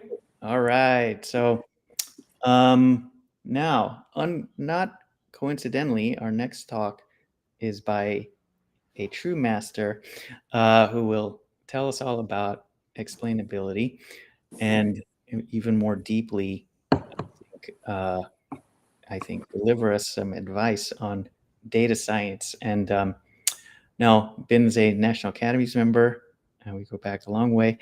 When I recently came across one of her papers, I'm like, oh my God, I need to invite Bin. She has a ton of great stuff you should all look at. She's going to tell us about some of it here. And how do I share my screen, actually? Oh, there's a little like TV. Upload? No, at the bottom, there's this little TV looking symbol. Oh, it's like upload, share window, share screen. Unable to share the screen, so. Oh no.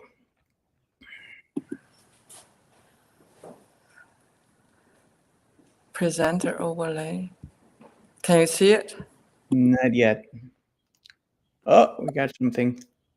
But that's the whole.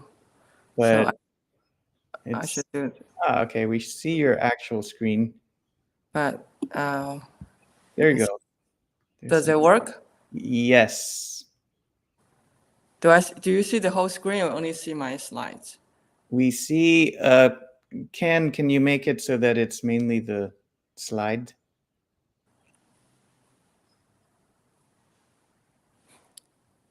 I'm now sharing the right screen. We see your face and your slide, but Is that working? I should try another button. It's not quite working. So I have two. How about if you turn off your camera? Okay. Maybe that'll work. Does that work? Looks promising. Do I share the window or share the screen? I think share the window.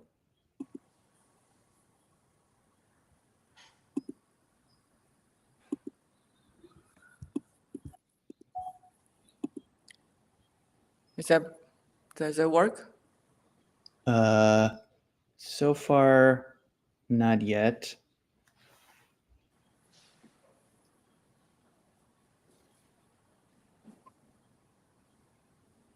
Can you see my slide? No.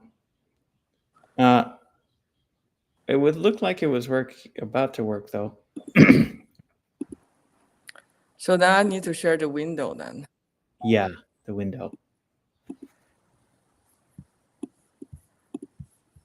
Is that better? Still don't see it.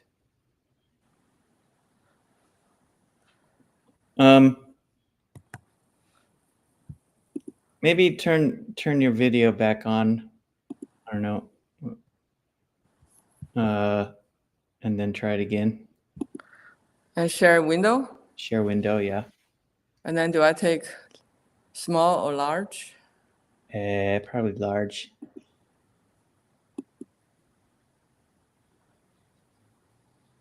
So the screen sharing is not allowed. Oh, that's a problem. Okay. Not allowed. Ken, why might it not be allowed?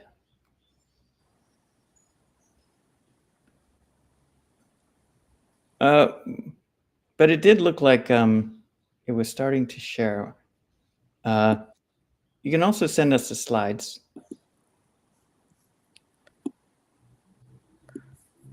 Oh gosh, I should have done that. But last time seemed to have worked. Should I change? How about if you try not sharing the window, but try share the whole screen? Let me just try. Try maybe using Chrome.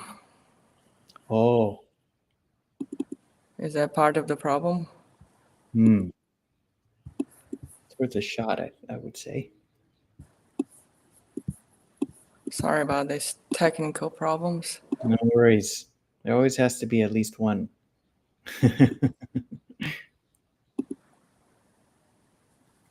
Is that better?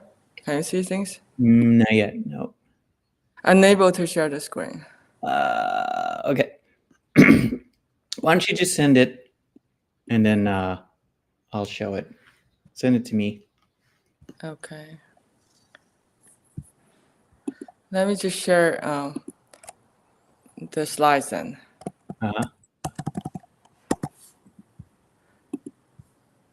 So I just share the slides.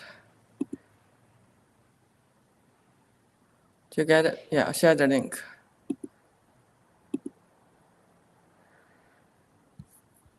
I see it. Yeah. So go to the. Oh.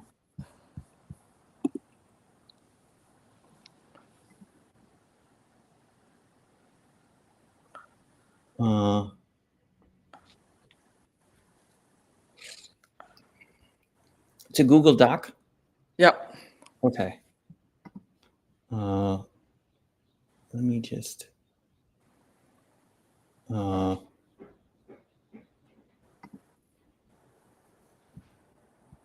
Okay, let me share now.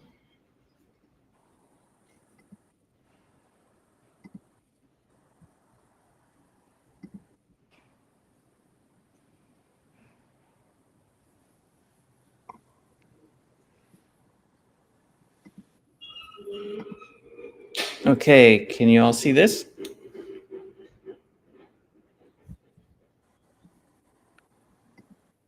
Yes, somebody said yes. If you go to the slideshow, that'd be great. Yeah. Okay, how's that? Okay, perfect. All right. The delay, yeah. No problem. Okay, take it away.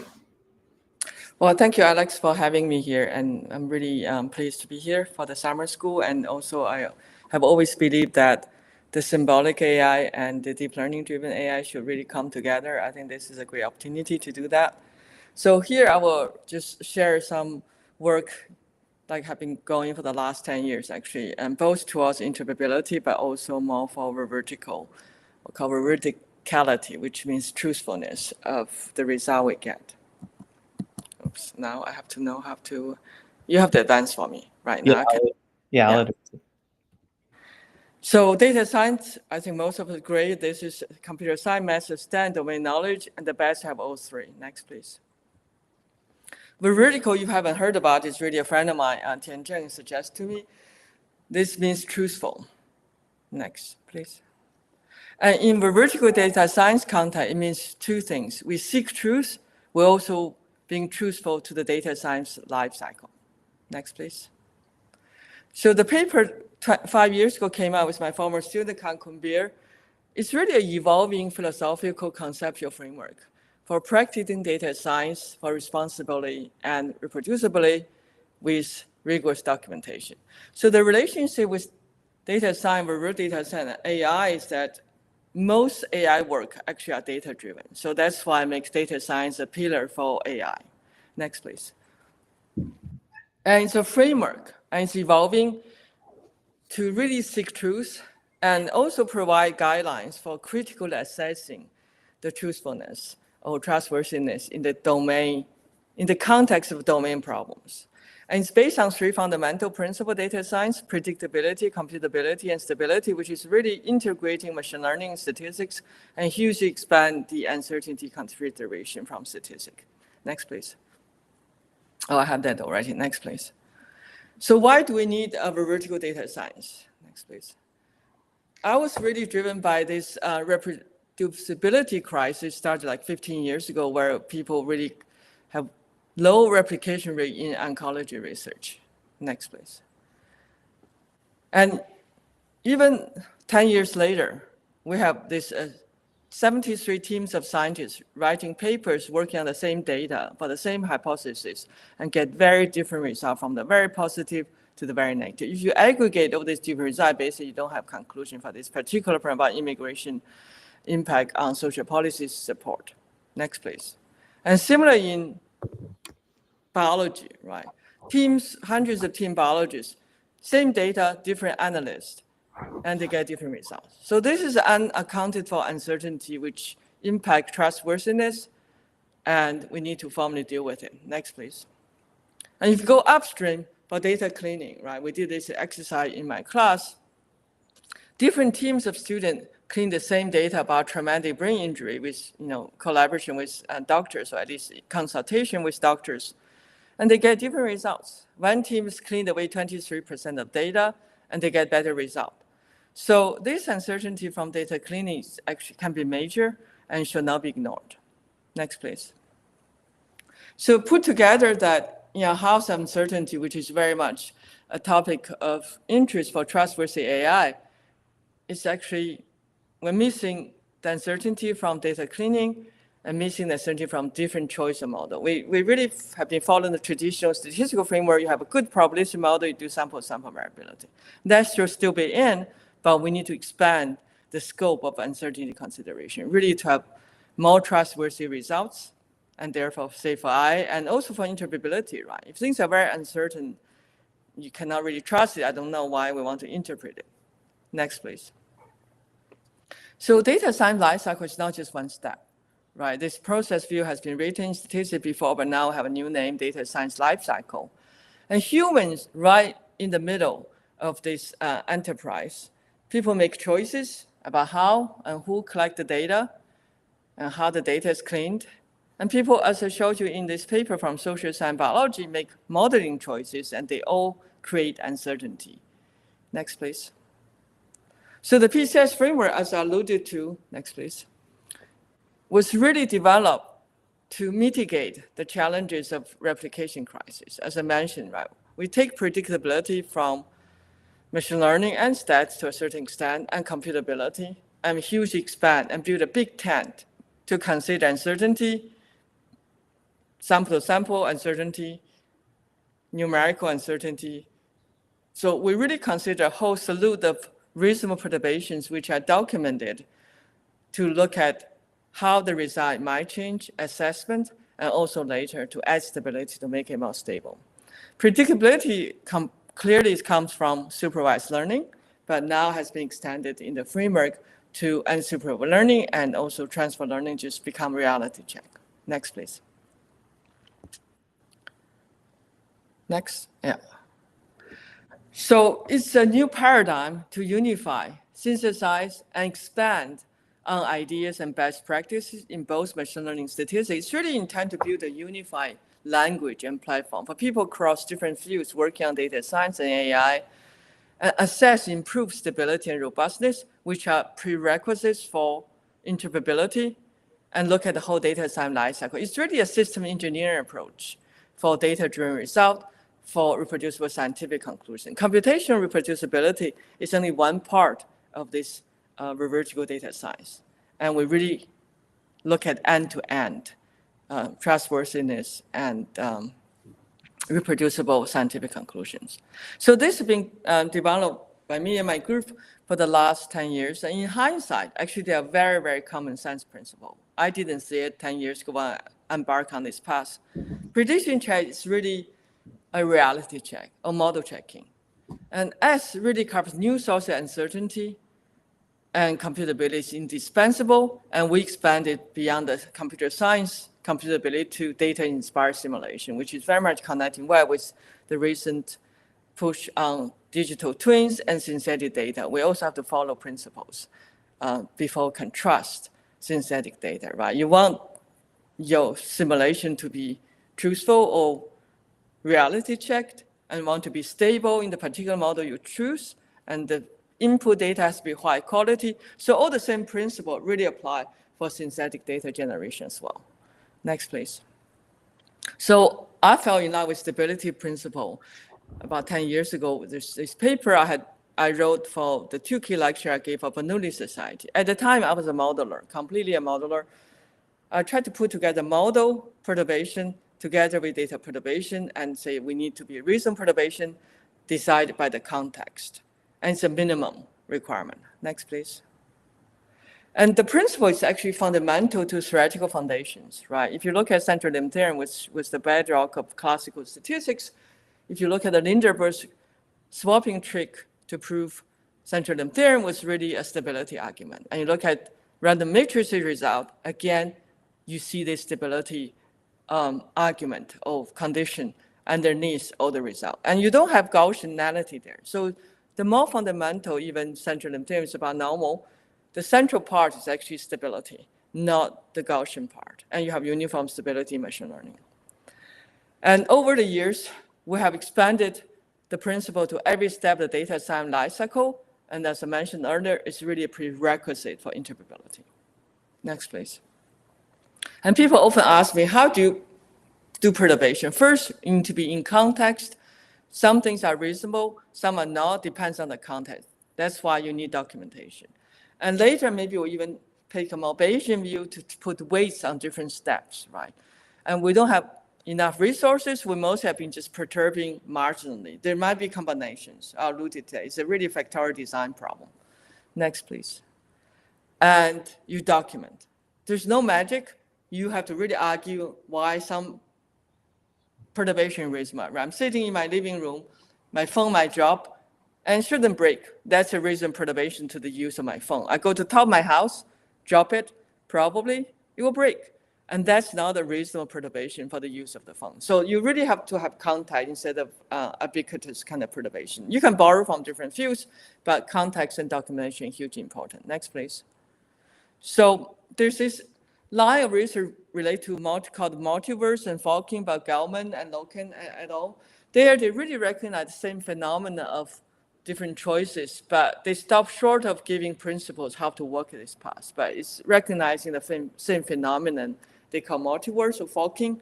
We usually just call it human judgment calls at different points of the process. Next, please. And there's a design issue which the principles help to guide us to know which fork we should work and how we should cut off some fork. Thank you. Next, please. And documentation. My website, we have a template. You can borrow all our papers, have a documentation. It's really connect the mental construct of model to reality. Data is approximation to reality, and there's also a future you should think about. And the model is really a mental construct until you establish the connection, right? Do you see the Golden Gate Bridge? Actually, it's under the fog, right? You have to establish the bridge, the connection, instead of just seeing the poles and saying there is a bridge. Otherwise, we're not on solid ground. Next, please.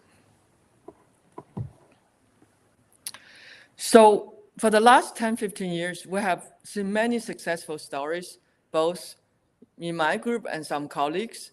I will mention I will discuss the two about finding genetic driver. I heard the end of the talk discussion last session about causality, right? PCS actually has been very effective in our work towards causality. We don't claim causality. We want to work with experimentalists to do experiments, but can reduce the scope of experiment so the experiment more cost effective.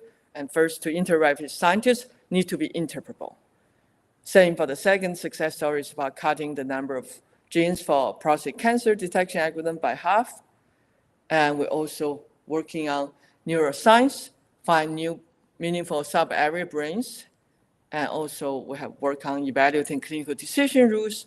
And we actually done quite a bit new machine learning algorithm development by adding stability appropriately for the problem. And pushing both the domain field and also methodology. The norm in my group, we develop new methodology in the context of solving a particular problem most of the time, and then we generalize. And other people have expanded the framework to other fields such as reinforcement learning and spatial data science and network analysis. And we have a short paper about PCS and large language model development. Next, please. So let me now delve into the two case studies. We want Interpretable because we want to interact with humans to do experiments and want to be cost effective. Next, please. So here I'm really working toward causality, right? So for me, causality means a whole spectrum.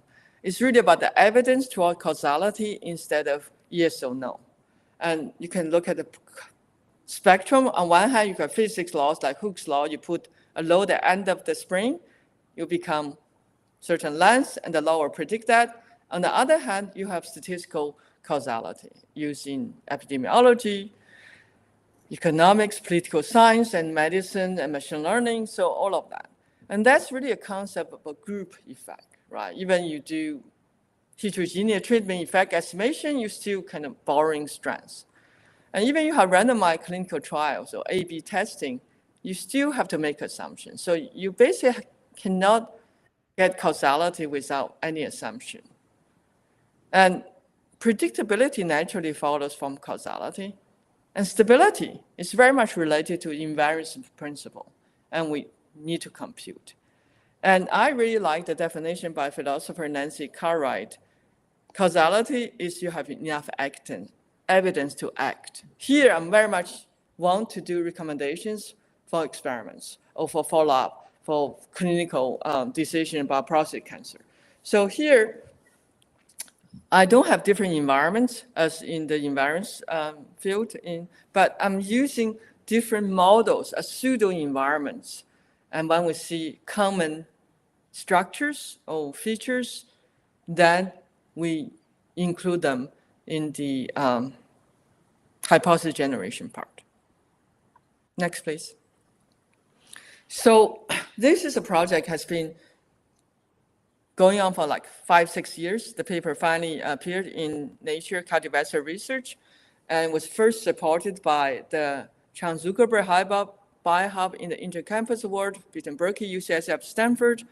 And many people engaged in different stages of the process. I will just have a shout out to Chen Wang, who is a postdoc with UNH, the guy on the left with a red tie, who's a cardiologist at Stanford Medical School, and my former student, Chen Tan, with the red name, now at University of Notre Dame, assistant professor, and the guy with a white coat, James Priest, was working with us in the first stage using a different trait. So functional genomics or human, it's very challenging for complex human diseases, right? So the first trait we worked on, we developed a method with Ben Brown, the guy on the top left, with black shirt, called iterative random forest. So that was one of the motivating examples developed of vertical data. We added stability through soft dimensionality reduction to random forest, so we can go after gene-gene interactions. There, we didn't use deep learning because we believe that decision tree matches biological theory or evidence that for biomolecule to interact, you need abundance. Therefore, you have this thresholding behavior. That's why it's a better mathematical entity to use than deep learning. And there we added stability. We start with random forest, and we look at the important measure, MDI. For the next round, we upsample important ones, downsample less important features, and we keep going usually 3 or 4 times. So that we stabilize the features on the path. The idea of looking at the features and passage interaction was there, but people couldn't make it stable. So that's what we went in. And we did a simple human trait red hair. And then we went to the very complex human disease called HCM. So this is very long-term work, and we have experiments. Next, please. So HCM is a heart disease, has a serious genetic component, and happens 1 in 500 people in the US. So if you have this disease, your left ventricle heart wall gets thickened. So you have a hard time to pump your heart, pump the blood, and prior work says that the cell size in this heart chamber wall is bigger. So that's very important, so we know what's the phenotype we should look at, and there's an important genetic component. And when we wrote the proposal, we actually had another heart disease in mind. So a sign sometimes things don't pan out, we actually switch the heart disease we study, and we aim at using UK Biobank data. Next, please. So the UK Biobank data, oh, something got disappeared.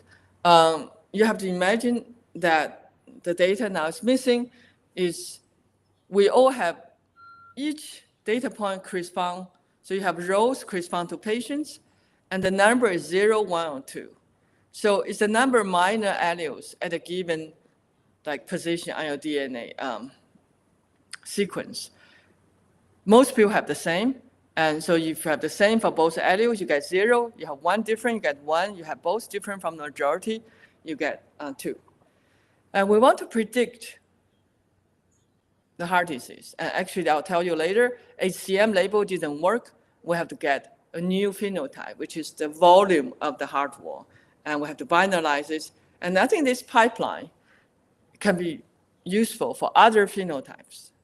And especially when for complex human disease, the signal-to-noise ratio is very low. Next, please. So give you a high level of this problem. It's a very low signal-to-noise problem, unlike the red hair, which very important genetic component. So that was the kind of pilot study. And the problem had to be reformulated because HCM label didn't have signal. Because we think in hindsight, many people had the disease, were not diagnosed. And we have to add even more stability to our E2 random forest. We have a new version, it's a sign. So when you split, you have actually positive and negative, and that becomes the sign random forest. And we really have to add more stability on top of that for genetic drivers. And then Ewan's lab did the experiments. And then we helped also work analyzing the data. And we did much functional interpretation, introduced other data, network analysis. And we actually run traditional statistical methods, show that our method was better. So all of that was in the process of part of the working with the referees. Next, please. So a bit more detail, as I said, that a couple months went by, the HCM labels have no signal. We couldn't beat 50% random toss. It was a balance case. And then Weston from Ewan's lab used some other people's deep learning algorithm to get the volume. And we normalize by height and weight sensibly. So we want to follow the PCS framework. The predictability of the P screening is really about model checking, reality check. So for binary classification, balance case, if we cannot beat 50%, we know that we don't have any signal. But for this size of the heart wall, it's a regression problem. And we don't know the signal level. So we don't know whether we have any. So we decide to both increase the signal-to-noise ratio. We binarized the continuous measure into the top 20%, bottom 20%. Also did stability analysis for other percentage, 15, 25%. So we made a binary classification problem, so we know we have to beat 50%. Otherwise, we have no signal. Next, please. So here's a summary of the pipeline, right? We use unrelated individuals, so we did a random split. Next, please. And we actually use GWAS to screen out many of the SNPs or SNPs because we want to do dimensionality reduction. So we end up with we use two software packages for GWAS, both linear model-based kind of random effects, and then we combine the results. So you can see we did stability analysis, but we didn't do intersection because it's the beginning of the pipeline. We want to be inclusive. So combine the unique ones, we get 1,500. And then we did the random forest. We add more noise. We have low surf. Next, please. And we did, as I said, the checking. And we barely beat 50%. we beat by 5%. So that was kind of one of the lowest prediction problem I ever worked on. But it's stable across different methods. So that also gives us confidence it's real. It's not just because particular method. And cross different binary relations, right? So 15% and also 25%. Next, please. And we now do stability check across different binarization thresholds. And we find like, I think 3 genes and end up with 5 experiments because we also have interaction. Next, please. And we did prioritization for wet lab experiments. Next, please. So a little bit detail. We find these genes, Titan, TTN is a well-known heart muscle gene. IGF is a growth factor. CCDC is a gene very close to Titan. We have interesting discoveries because people think they work together. As a team, they do, but they don't always work in the same way. And we also find interaction. That's kind of frontier epistasis interactions. Next, please. And in the review process of the manuscript, the referees really asked us to do conventional methods, and we did. And the 2 front runners are listed. One is MAPIT, one is pairwise interaction scan. They didn't yield a sensible, as good result compared with the annotated database, right? They usually find some single one, but the interactions are not validated by annotated database. So that's how I convince the referee. Next, please. And one thing, all these methods don't do model checking. They just do fitting and interpretation. So the next step is gene silencing experiments. And we can do in the dish for basic stem cells. Next, please. And then we can look at the size. And can you click? So we really help them quality control the process.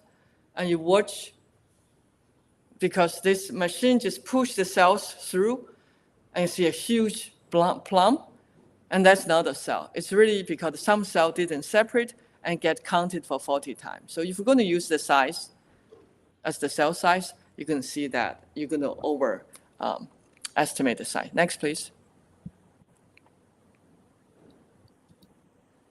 So we actually do some robust statistics. And you can see that for this particular experiment, when you silence this 2 of them, and you see a whole shift of the cell size, means this could have protective effect if you have a drug target these genes.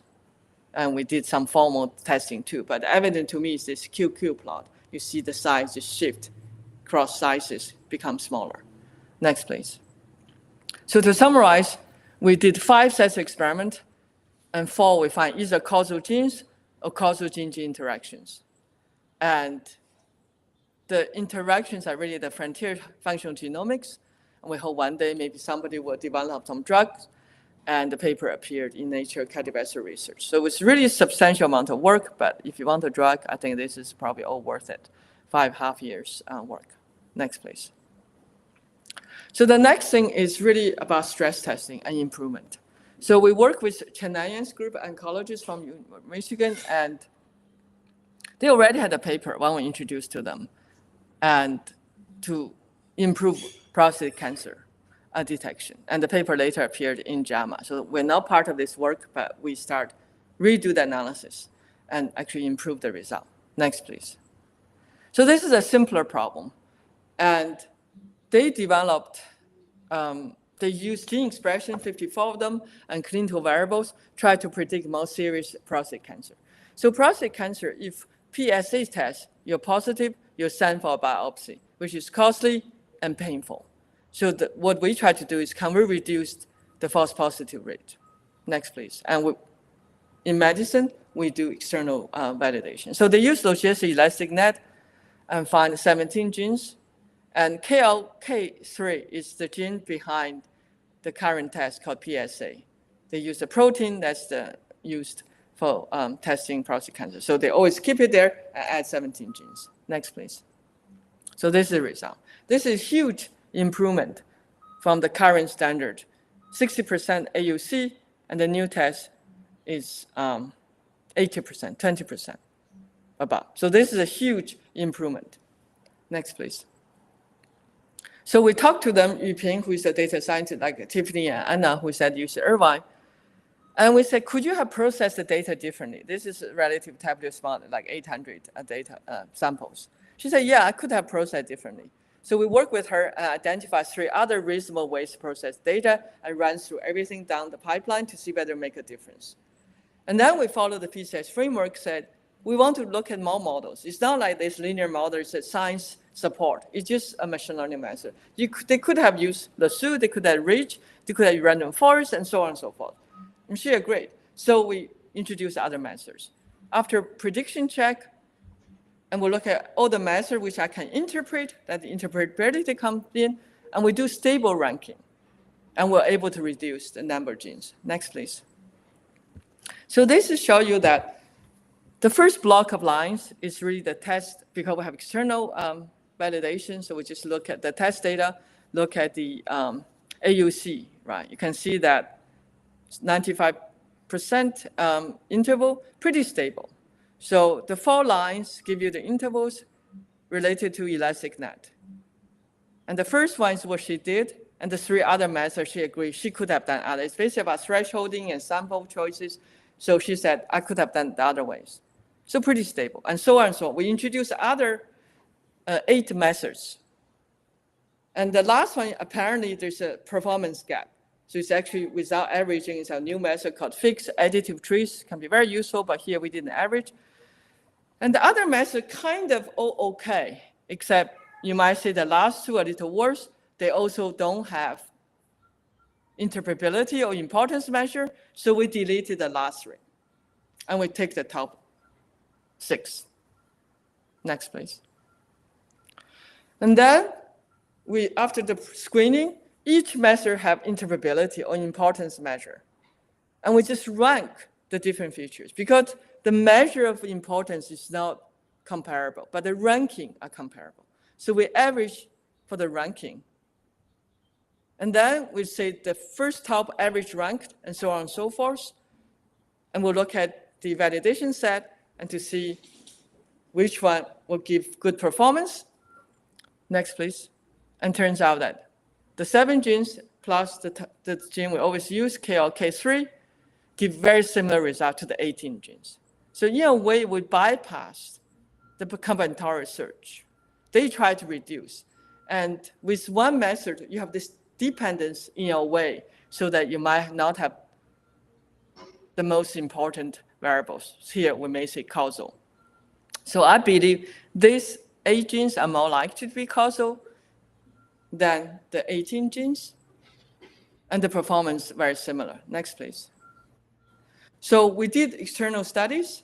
We do lose like close to 1.5%, but remember data cleaning give us 1 to 2% uncertainty. So we're basically feeling that this is very comparable to 18 genes. Next, please. And now we're part of a patent with Shanayan's group to make this use and conflict interest. He does have a startup on the side, and we hope this one day will be developed into a clinical test. And this is more likely to be approved by FDA because we cut the cost by 55%. Each gene measurement probably cost $20 to $30. Next, please. So next, this is more methodology. The first 2 are really much in context working with domain scientists. Here is more methodology about uncertainty quantification, right? You cannot have trustworthy AI without trustworthy uncertainty quantification. There are many, many people talk about uncertainty quantification. We need to move our discussion to trustworthy uncertainty quantification. Otherwise, any interval doesn't mean it makes things better. Sometimes better not to give an interval. If not trustworthy, you can mislead people. Both ways. So we need to have calibrated uncertainty quantification and well-validated in benchmark data. So uncertainty quantification, we need to really start having benchmarking data and comparisons. Next, please.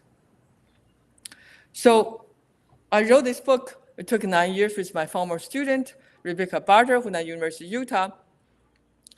And the book, there's a free version, vdsbook.com. Everybody can use it. And a Chinese translation is going to appear pretty soon. it took us 9 years, and really a big shout out to Rebecca for joining me as a PhD student, later stayed as a postdoc. And the paper version came out by MIT Press, October 15th last year. And the online version was, of course, permitted by MIT Press in the machine learning theories. Next, please. So in the last chapter of the book, we already went to uncertainty quantification for regression. And afterwards, we continue the work, and the paper is on arXiv, now led by Abby and Michael, and also other students engaged. Next, please. So here, stability analysis has been kind of qualitative, right? We do a few and we write documents, holistic. Some people like that because you forces you to bring in negatives and to really have a more qualitative discussion. That's the purpose of veridical data science, is bringing liberal art, qualitative critical thinking together with quantitative. Because to connect with subject matter, with data collection, you cannot use X and Y only. You have to use narratives. And stability analysis allows that. But here we're getting quantitative. We want to talk about interval, we want to talk about coverage, and we want to consider other sources of uncertainty beyond sample to some variability, which is try to capture the data collection process uncertainty. Data cleaning choices, and even you pre-check the data, pre-check the model, you still have multiple choices. So the interpolation probability is very much in the same spirit as bootstrap. If you do bootstrap analysis for inference or for uncertainty quantification, you effectively created a collection of pseudo data sets, and you value everything related to that. So in this spirit, we're creating an enlarged collection of pseudo data set, including cleaning choices and also model choices, the good model choices. So in that sense, we are very discrete, empirical, and the document will help to argue why this pseudo data set or the collection reflect the different uncertainty sources. So it forces you actually to write a document to argue why this is a good representation of other data sets or other results you could have gotten, considering more uncertain sources. So I want to say that data visualization exploration, also you can use the PCS principles, because you could use different colors and you might have different impression in data visualization. So, but it's hard to quantify, at least we don't know how to quantify right now, but maybe in the future with computer vision, but right now, you're encouraged to try different ways of plotting the data with different sizes so that the pattern you recognize are stable and also capture reality. So you can also compare with domain knowledge right there. Does this cluster make sense? Next, please. So the principles are applicable across the whole data science lifecycle. So conformal has been getting a lot of attention. And I just want to compare with the most basic form of conformal, which is actually the one works really well, the split conformal. So they don't consider cleaning, and usually they consider one machine learning models. We consider multiple, and we do screening for model checking. And since they have one model, they don't do split. Actually, in the comparison, we did it for them. And the calibration step, which is important for both, let me just articulate the difference. So for conformal, because the methods usually designed under extensibility, you take the residuals in the validation set of the prediction errors, and you find the quantiles, and you just use that for every data point. For us, we consider different sources, and for each validation point, you have to fix data cleaning for now, unless they use different features, otherwise they won't be comparable. So suppose you fix one data cleaning method, then you bootstrap your data. So you have multiple predictions for the validation point. And you have multiple good prediction check models. Suppose you have 3, and you have 100 bootstraps. So for each validation, you already have an interval of 300 points. You can do an interval, you can get the quantiles and get, say, 90% interval. And there are different sizes for each validation point. And then you look at the coverage. If the coverage is under, say, 90%, only 85%, you use a multiplicative, that's the next scale lens, to achieve imperial coverage. And that's different from conformal. Next, please. The existing conformal, I should say. So these are the methods. the people more engaged in the conformal have recommended. That's what we compared. Next, please. So here are the experiments. First, we actually collected 17 data sets from other open data sources. I think we should really have now benchmark data for uncertainty quantification. We measure the width and the subgroup performance, coverage, and width, and we generalize to multi-class classification deep learning. I should make it clear that we fix one. We're not dealing with data cleaning method. Even the book did some this evaluation to make things simple. We are not dealing with data cleaning uncertainty. Next, please. So hyperparameters for PCS, we have a collection of models, candidate models. And for other methods, you have to choose a model too. So it's always a hyperparameter.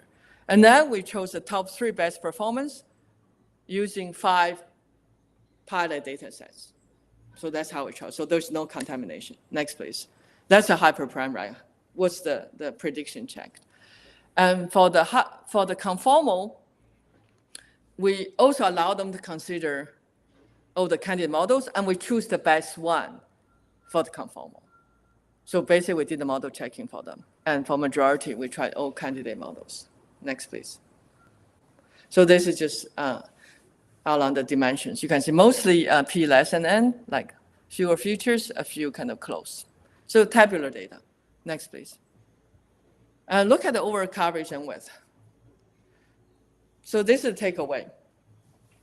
We get the desirable coverage, all the methods, because we calibrate, and the PCS approach reduce the best conformal, we model check for them by 20%. For subgroups, the student are conformal. Basically, you have different widths, can adapt, but the split conformal is still shorter. Next, please. So I would just think some time, and this is just give you the details. Next, please. And then this will give you the reduction. Next, please. And subgroup are similar, because for precision medicine, medical AI, subgroup analysis is very important. So we don't pre-decide which subgroup. This is post hoc. If there's discrete variables, we just use. Otherwise, we look at the marginal and we cut, looking for most. Next, please. So this tells you that the left panel says that all the different methods basically hit 90%. And for the 2 groups, you can see that the split conformal now undercovers the maroon, and they both adapt, but PCS widths are shorter for subgroups as well. So this is a take home. Next, please. So now, this is not in the book. We're going to generalize to multiplex and deep learning. Next, please. So takeaway are very similar, that desirable coverage marginally, and subgroup analysis is not done because it's not clear what's the subgroup analysis with big data sets, and we still do 20%. In the future, we'll look at subgroup analysis. So here is only for the overall coverage and the width. Next, please. For deep learning, the bootstrap is too expensive. So we find 2 good approximation schemes and still outperform the conformal variance. Next, please. So this is the different methods people use. Next, please. And this is the data set. So we have fewer data sets. We have 6 tabular multi-class and 3 deep learning because it takes time. Next, please. And similarly, we take the top tabular methods for classification. For deep learning, we just end up using ResNet, which is a very well performing for relative. So here, we still reduce the size by 20%, but one data set will worse. Next, please. And so the boost, I think the deep learning is very interesting, right? We cannot do 100 fitting. Even for small deep learning, it's too expensive. So we tried weighted. So we fit one model you have to do, and then we did weighted dropout. And in another project, I already said we can just add Gaussian noise to weights.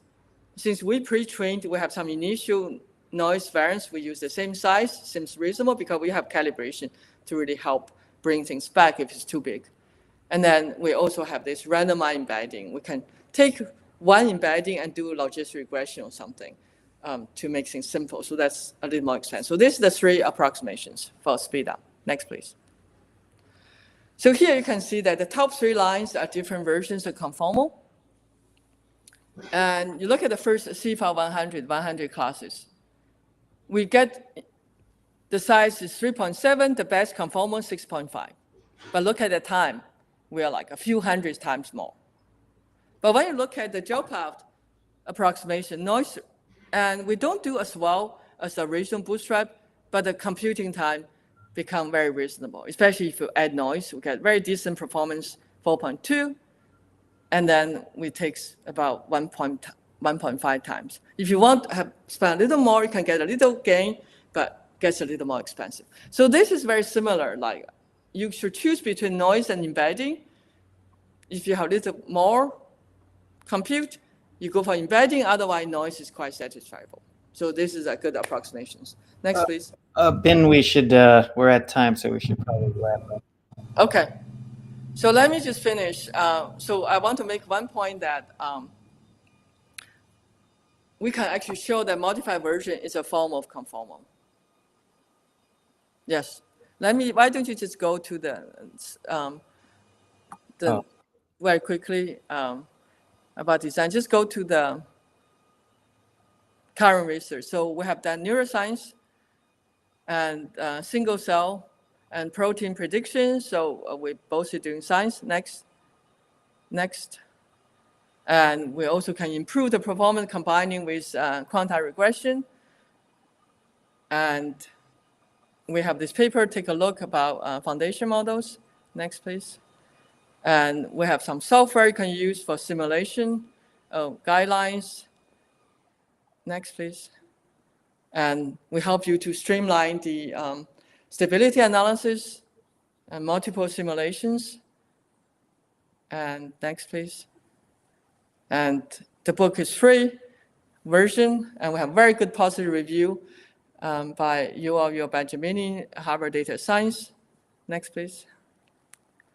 And how different?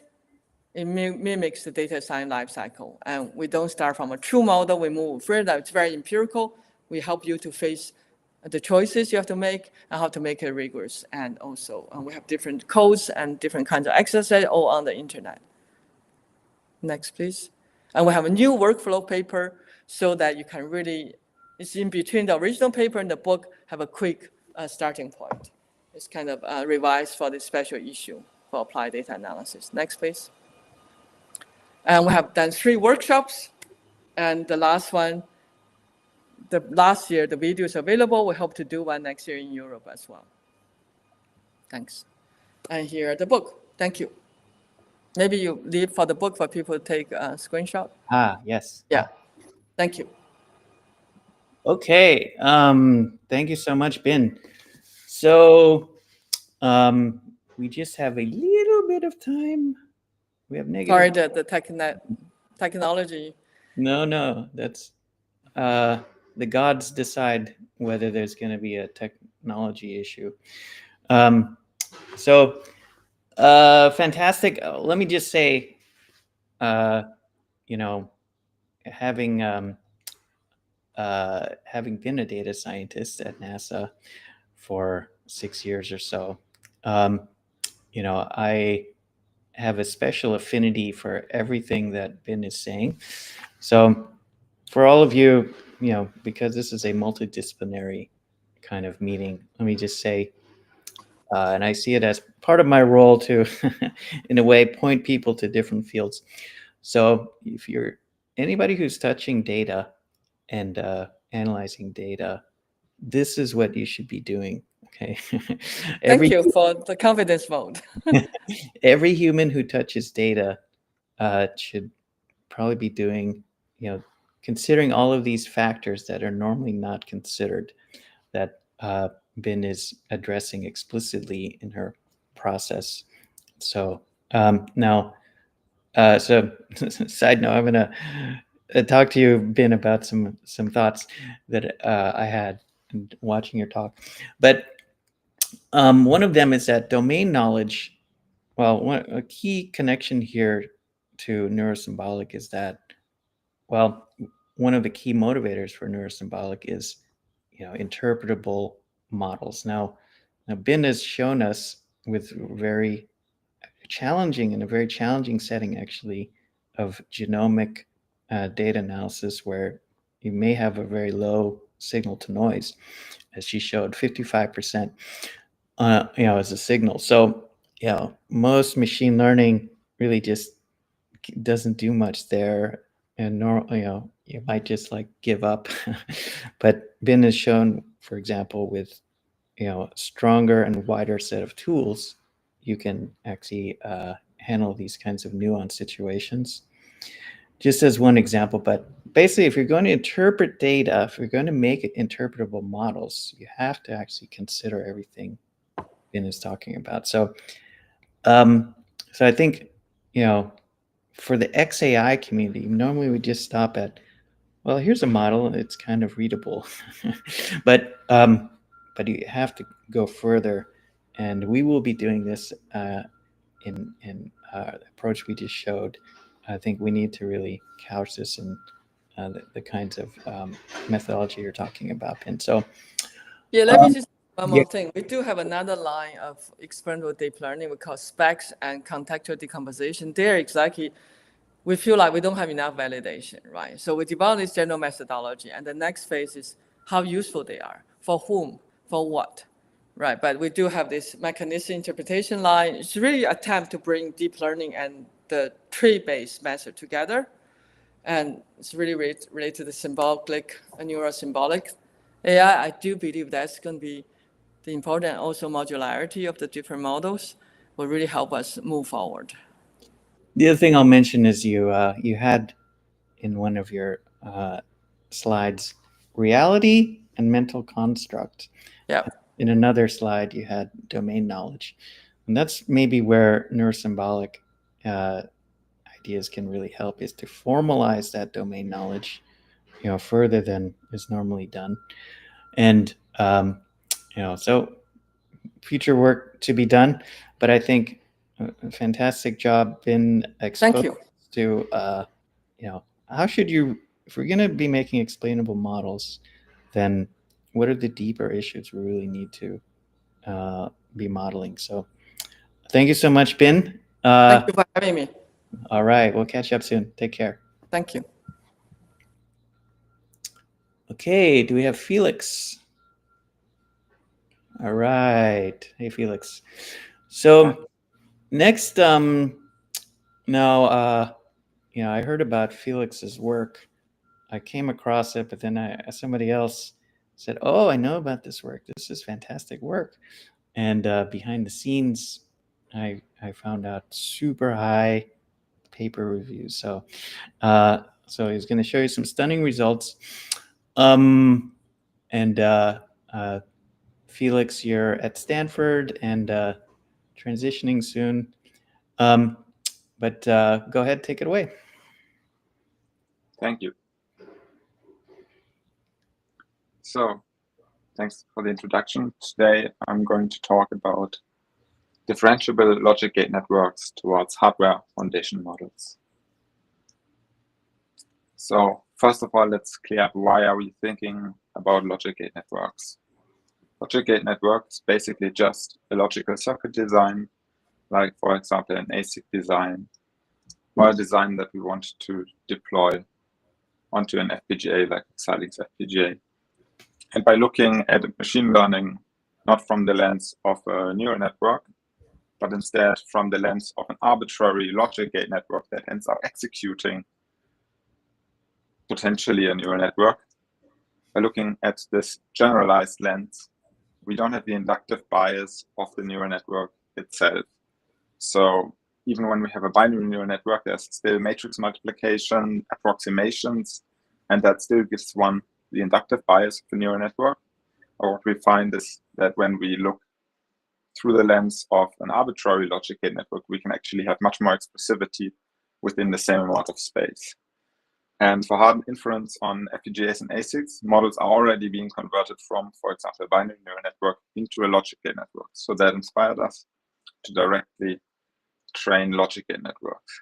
Here, for example, we can see an FPGA placement on an entry-level FPGA reaching 99.23% accuracy, which is the best result ever reported actually for an FPGA. We have better results later on, but that even fits within an entry-level FPGA using a single clock cycle.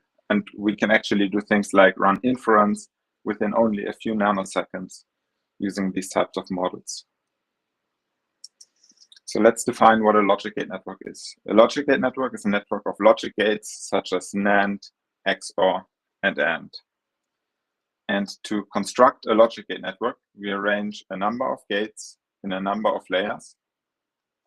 We have an input that we process into a binary encoding, and then we can wire up our logic gate network, for example, using randomized and fixed connections, as we did in our original work.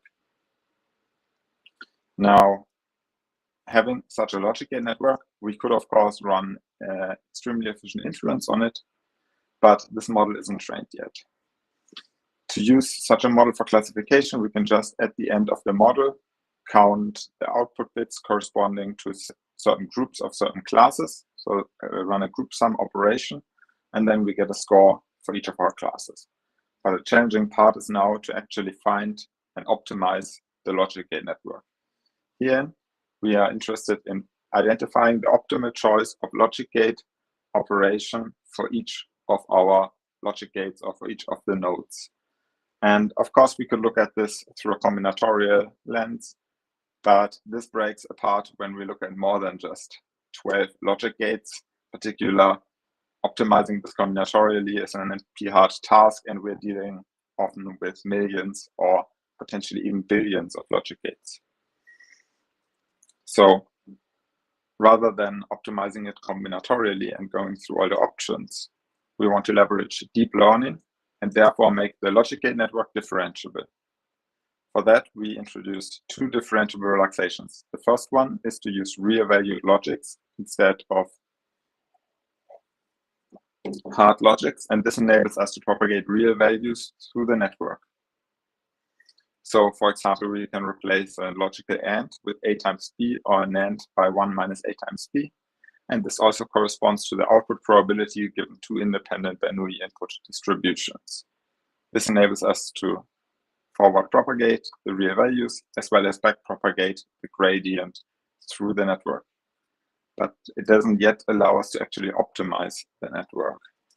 For that, we need a second relaxation, and that is the relaxation over the choice of logic gate operation.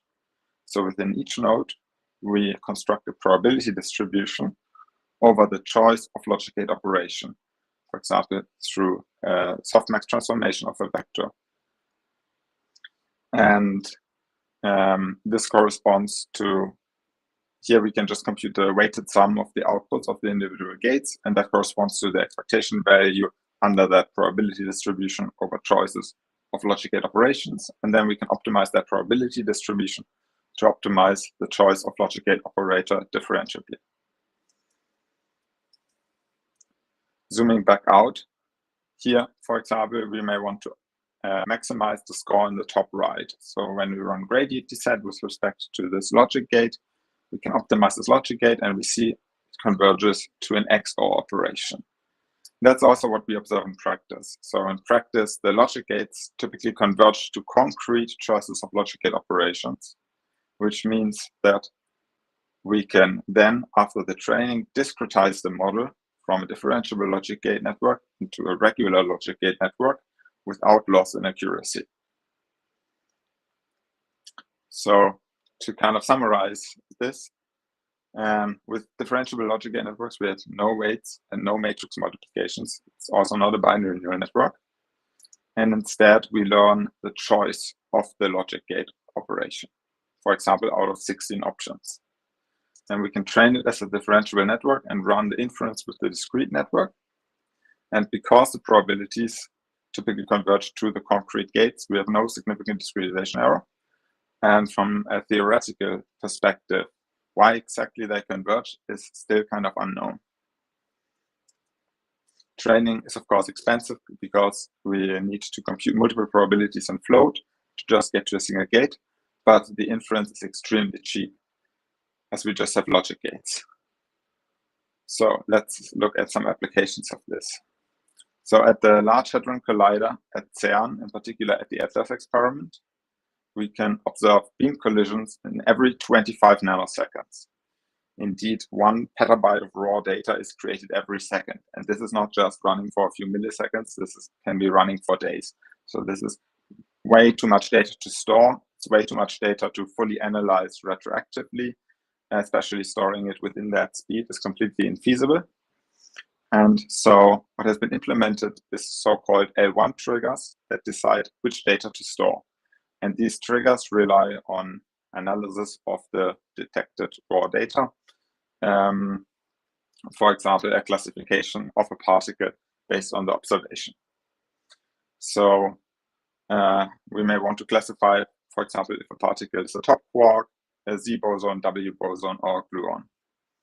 And HLS-4ML has established a benchmark here, and they were able to solve the task within 88,000 lookup tables, as well as some additional DSPs.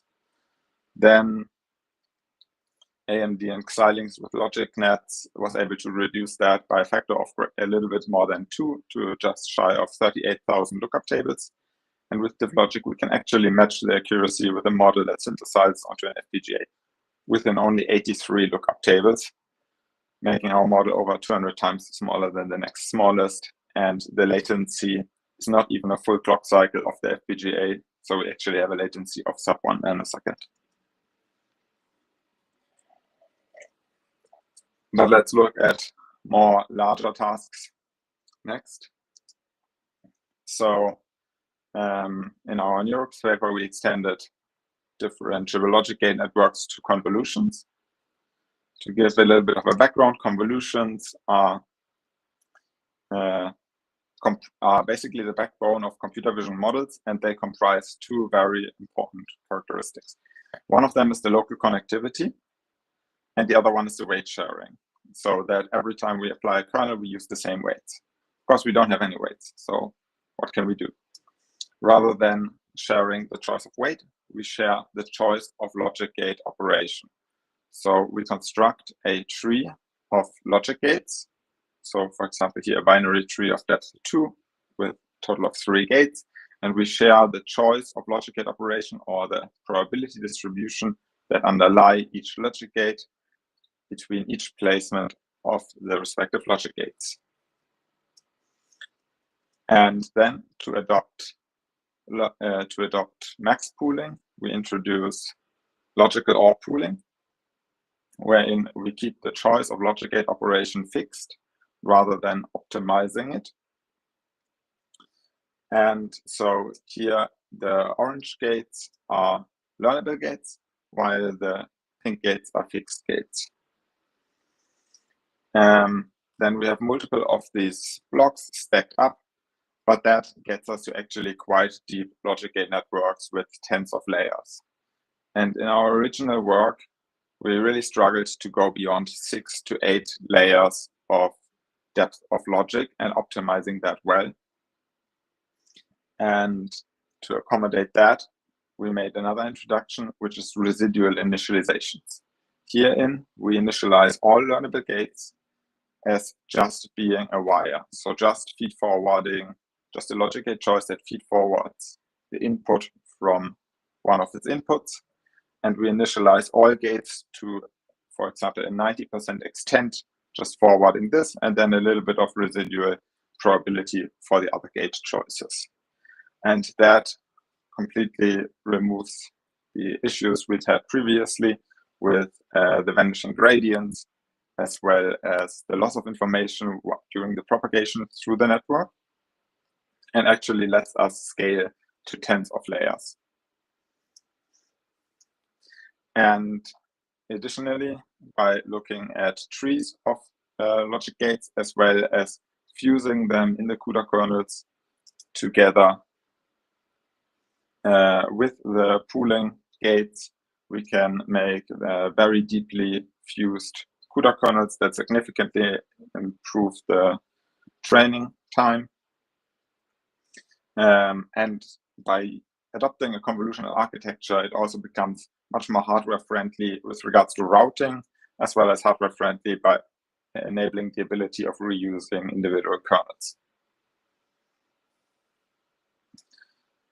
So this is the architecture of our SciFi example model. Here we used convolutional logic gated trees of depth 3. So this corresponds to using 7 learnable gates in every convolutional kernel. And what we found best regarding the connectivity is not just randomly initializing the connectivity from layer to layer, but instead explicitly connecting each kernel to only 2 input channels and connecting it to 4 pixels in the respective input channel to have a good trade-off between having a more holistic understanding of the image through looking at multiple channels, but then also having an explicitly emphasized spatial understanding by looking at 4 pixels within each of these channels. Then, of course, we are using logical OR pooling after every block to reduce the resolutions.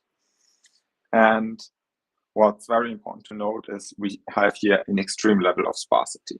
So we have 2 inputs per gate, but we have many channels. So for example, here we have almost 82,000 channels in the last layer, which compared to regular neural networks would be an unprecedented level of sparsity. Then through the residual initializations, we actually enable much deeper networks. And another important point is that after the training of the entire model, the majority of the gates can be pruned away in logic synthesis. Just checking, since I can't see you, can you still hear me? Because I can only see my own screen.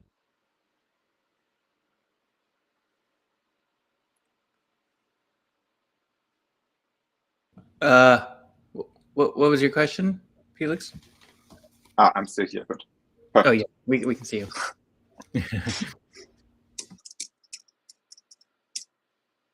Okay, let's look at some results that we can achieve with the convolutional differentiable logic gate networks. So we started off with MNIST, and here we have the table of the previous state-of-the-arts, which includes the original randomly connected diff logic models here at the top, and as well as some very efficient models that have been running on FPGAs.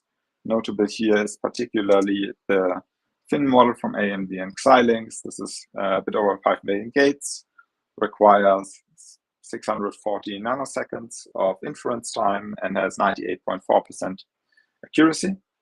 And then the best model ever deployed on FPGAs, according to the literature, is a 99.2% accuracy model, which requires 152 microseconds of inference time. And this is not even a binary neural network, but instead just a low precision neural network. And adding our results, even with our small model with 147,000 gates, we improve over the Fin convolutional neural network. Using the same FPGA, we can bring the inference time from 640 nanoseconds down to only 4 nanoseconds. And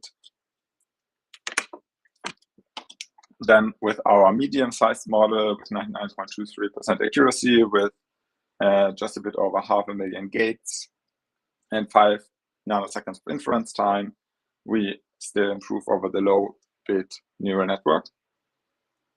So that corresponds to 31,000 times faster inference than low-bit neural network, even though we're using a lower-end FPGA compared to low-bit neural networks, as well as 160 times faster inference than Fin, while maintaining higher accuracy. And with our large model with 99.35% accuracy and a little over 1 million gates or 1.27 million gates, we also have the most scalable and best accuracy model across all FPGA MNIST models. Then continuing to SciFi, here we can see the plot of the previous state-of-the-art with regards to gate counts, which is proportional to the chip area, as well as the accuracy. And here on the x-axis, we have the logarithm of the number of gates. So every vertical line corresponds to 1 order of magnitude or a factor of 10.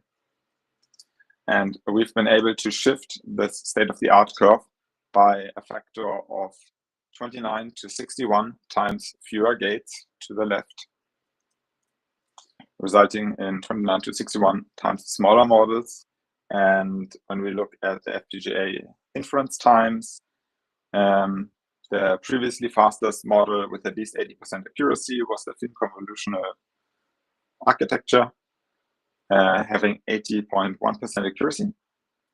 And that required 45.6 microseconds of inference time. We've been able to reduce that while slightly improving the accuracy, but basically it's the same accuracy from the 45 microseconds to 24 nanoseconds. So this corresponds to 1,900 times faster inference speed than state of the art, going from 22,000 to 42 million frames per second. And now, probably the lingering question is, this is cipher.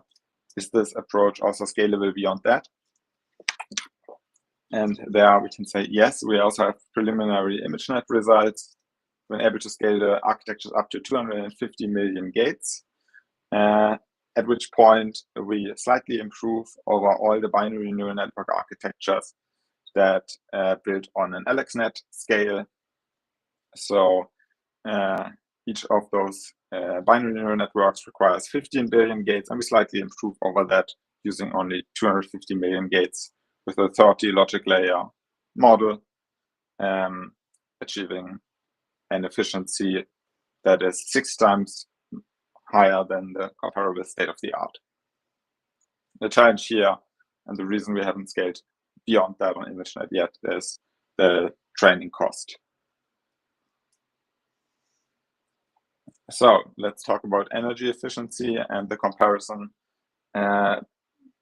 based on AMD and Xilinx, where they compare both their own AMD Int8 GPU inference as well as the existing models. They achieve a 4,500 times energy efficiency. And compared to these models, we have on average, conservatively, a 50 times more efficient inference than those best hardening methods. And with that, we aren't fixed to using an FPGA. It actually becomes very feasible to manufacture an ASIC with those much smaller designs.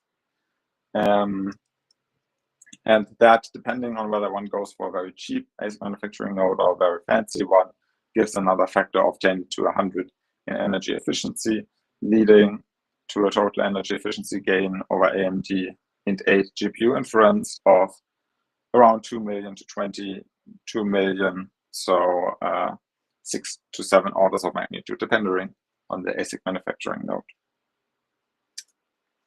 And we also have some additional results for applying this to reinforcement learning. Here, for example, a simple agent that decides on a classic control task whether to move left or right just to keep its arm up. And we use a diff logic model here as the reinforcement learning agent.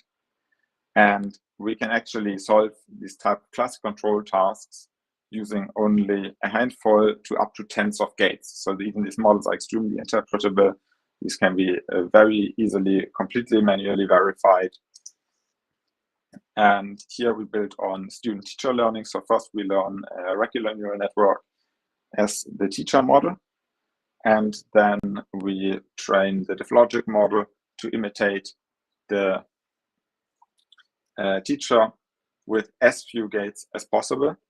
And then on the classic control tasks, we have found that this procedure actually improves the reward consistently compared to the previously learned teacher, while extremely simplifying the equation or simplifying the model of the agent from 100,000 floating point operations or something like that to only a handful of gates that then much more consistently perform the respective inference task. And another benefit here is, of course, it's more interpretable, but also we can bring the latency down. You can run this always within basically a single instruction. The entire diff logic model latencies are much lower than 5 nanoseconds, even on extremely low-end FPGAs. And with that, I'd like to thank you all very much for your attention. And I'm happy to go into questions. Great, awesome stuff, Felix. You left a lot of time for questions, so we have the ability to take many. So let's see. Well, let me. So probably people will be very excited to try this out and validate the results and so on. So tell us about your open source and all that. Yeah, we have released the original DiffLogic library on GitHub. Yeah. Okay. I suppose all the hardware stuff. So I mean. There's a lot of things that uses tools downstream, which are in the ASIC space under quite strict NDAs. So there's a bunch of things we can't directly make available, especially when they are falling out of those tools which are under NDAs. It's a bit limiting. Okay, great. But the part that's in open source, is it also fast, or do you only get the speed once you go to hardware? Yeah, you can directly convert into an FPGA design and then run it on an FPGA. So I mean, FPGAs there's even open source FPGAs that you can run it on. Oh, great. Yeah. And before going to FPGA, is there a version that is just in software, and is that what are the performance characteristics there? So we also have published efficient, especially with the original paper, we focused also on running very efficient inference on CPUs, especially single-threaded inference. Yeah, so for CPUs, one can also get state-of-the-art efficiency there. And then basically the logical network compiles into a binary that just instruction-based executes the logic directly on the CPU efficient. Fantastic. So let me just point out that, of course, those of you who've been following some of our work, we've been doing things with real valued logics, and very similar kind of, and we were attracted to it for similar reasons. It's differentiable. We had these logical neural networks. Now, and by the way, for those of you who want to go deeper on these real valued logics or differentiable logics, one thing we sort of realized is that we wanted to do reasoning with them, like, formal reasoning. And we realized that it was not obvious from the literature at all. Maybe there was no algorithm for how do you do reasoning with, at least that we could find some of these logics. So we published a paper in PNAS on that. So it shows how you do, how you get, sound and complete reasoning with the common logic. So for those of you interested in that, take a look. It's also been generalized to first order. I'm going to have those folks maybe talk in a future meeting. So, so this whole space of differentiable logics. Now, one complaint about differentiable logics, real value logics, is that, well, sometimes they don't follow the things that we're used to, like De Morgan's law and whatever. So that we expect. But then again, when you get close to, values 1 or 0, it sort of behaves like a normal logic. So, yeah. And I think so my question for you is, I think you were saying that in your search process, you tend to sort of get to one clear logic gate often. So, but does that also mean it's, near 0 or 1? Yeah. Okay. So that's kind of part of it. One way you can think of an intuition why they tend to converge so strongly is if you have 10 layers of logic or 20 layers of logic, and each layer introduces, even if each layer introduces like 5% of uncertainty, then over those 20 layers, you will basically at the end have an output that's virtually always 0.5. And in that scenario, it can't solve the task in the real valued domain. So in order to solve the task in the real valued domain, it needs to have the output be already very close to 0 and 1, and accordingly, it needs to have all the gates as well be very discrete. Cool. Here's some questions. Could one of these be used to pickle existing neural networks? For example, would I be able to load DeepSeek R1 and run it efficiently on my Spartan board? Not directly. It's a very different architecture. At the beginning, we went into the way we get this efficiency is kind of by abandoning the inductive bias of the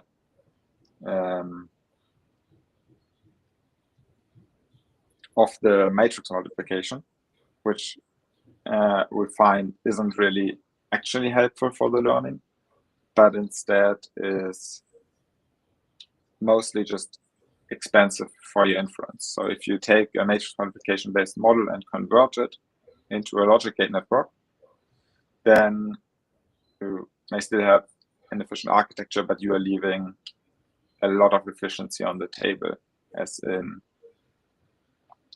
orders of magnitude on the table. Okay.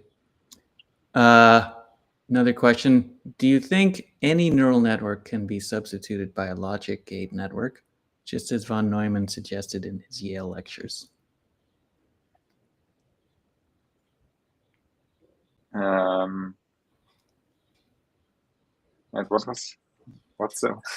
you repeat the question? Okay. Do you think any neural network can be substituted by a logic gate network, just as von Neumann suggested in his Yale lectures? I think so. Are there some kinds of neural networks you basically don't treat, or could you treat any neural network? Basically, we can do this with any network and every kind of network and domain we've looked into, including things like time series, and language, and like video, and sensor data. We've been able to get it to work on all of them. Cool. So I just want to point out something really particularly interesting about this work. So well, first of all, this mention of early history of computer science, I also think is very interesting, because that was part of our motivation for looking at these kinds of logics, is that, well, what was the very first neural network paper? The very first one, not the 10th one. Number one was basically saying, let's model a neuron as a logic gate. Okay, so right away, you could say that was the first Neuro-Symbolic paper. And, it was both logic and, neural net at the same time. So, and then, of course, as we hopefully know, all of computer science is based on logic gates at the end of the day. Yeah. So, I really think your work is kind of, exposing that kind of observation, even in a very clear and extreme way. So another question on the reinforcement learning results that you showed. Another remarkable thing you mentioned is you achieve the same or better performance, but also with just a handful of gates potentially. Yeah. So how much smaller? That was a very striking result, actually. We thought, yeah, we're going to just reduce the latency, right? We're gonna just be a little bit, have comparable performance, what you expect when you do like student-teacher learning. But what turns out was, in our hyperparameter exploration, when we did these extremely tiny networks, these networks actually led to improved rewards, which we explain simply with the fact that these networks with a handful of gates can just look like, okay, is this value larger than this value, or is this value, how is some very, very simple relations you can find. And then these relations very consistently kind of solve the task. And while the neural network might have a certain almost like adversarial input, even for like the card pole example, where suddenly it fails and this has never been observed. If you reduce it down to 10 gates or something like that, there's not going to be really anything that hasn't even been observed in the training, because suddenly your entire space and your rules are very simple. So by simplifying these into extremely easy rules, it kind of comes with the, it's discarding these edge cases that weren't even intentionally in the neural network, but instead are just occurring based on, yeah, this is a large black box, the neural network. And I mean, for the reinforcement learning things, it's not that large, but still it's like 100,000 parameters or something like that. And yeah, it's a very complex function that may sometimes misbehave. So, I mean, I think what it shows also is that, I mean, something like the cart pole problem, it feels like it shouldn't be that complicated. So you shouldn't need 100,000 parameters. And you're showing that, right, that actually you don't. It has an underlying simplicity. So I thought that was great. Another question, do you think Xilinx will now become the new NVIDIA now that this is out? Is NVIDIA, do they have assassins out for you right now? I don't think they have assassins, but yeah.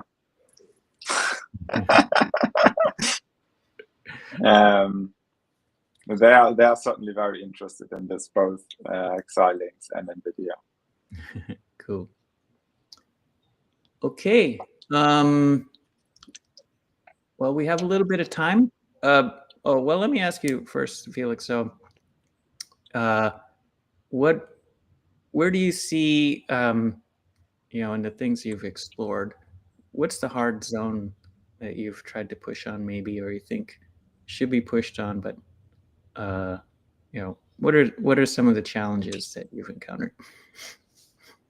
A big challenge is the kind of compute cost of training these models, and I already see in the chat that also someone's asking about this.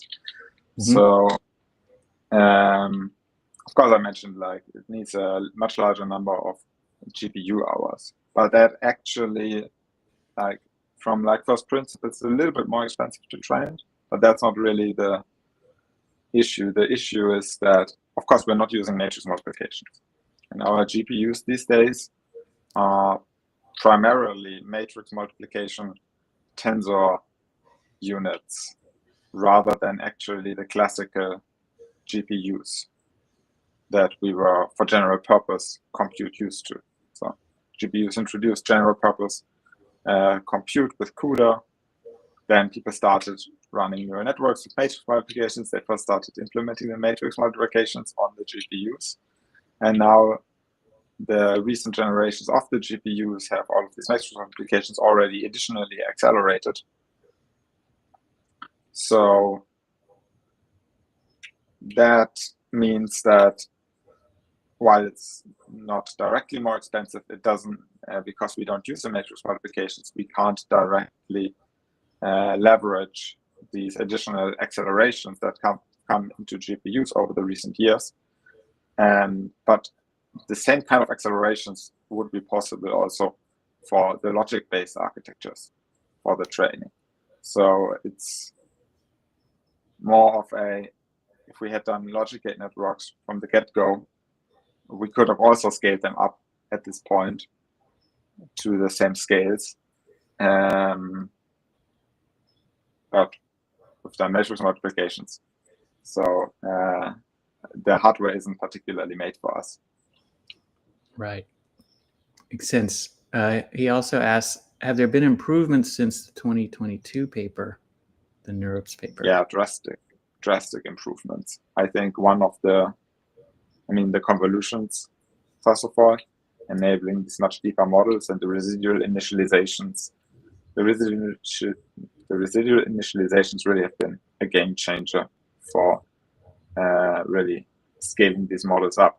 Previously, if you wanted to train a 10-layer model, you probably wouldn't even have finished. There were like some vanishing gradient issues, etc. And by initializing it as residual connections, you kind of get around this entire problem. And also we tried explicit residual connections, and doing the residual initializations is so much more powerful than the residual connections, than explicit residual connections. What about making logic architectures parallelizable, just as transformers did to RNNs?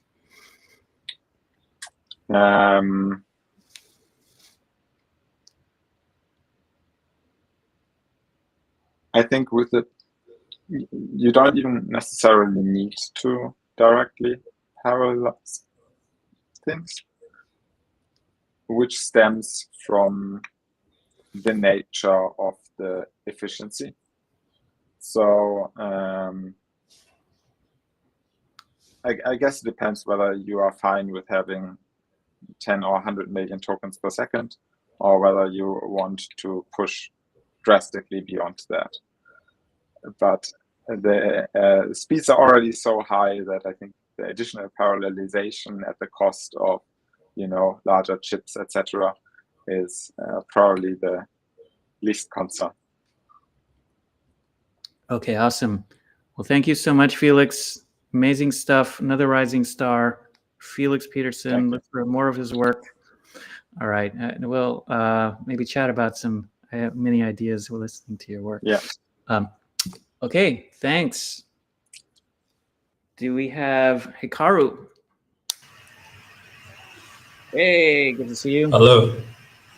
All right, long time no see. Yeah, long time no see. Yeah, happy to nice to meet you here again. And do you hear me now? Yeah. Apparently. Yeah. So okay, perfect. Next we have Hikaru. Go ahead and start sharing. Let me share.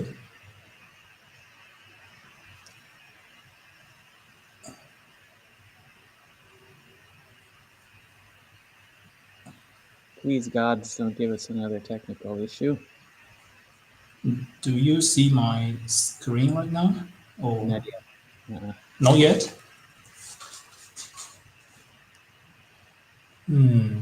I think.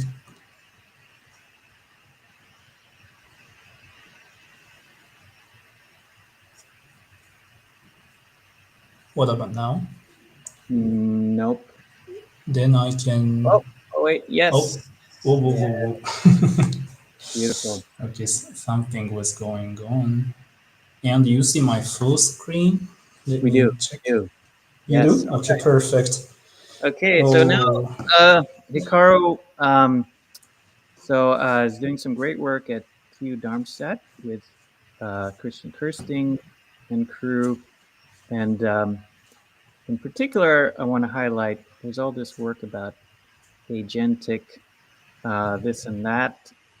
So it seems we have our own version in Neuro-Symbolic AI.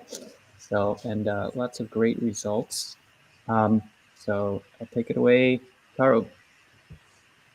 Great. Thank you for introduction, Alex. So today I'm very delighted to share our recent progress on neuro-symbolic agents that can reason, act, and learn faithfully in the complex world.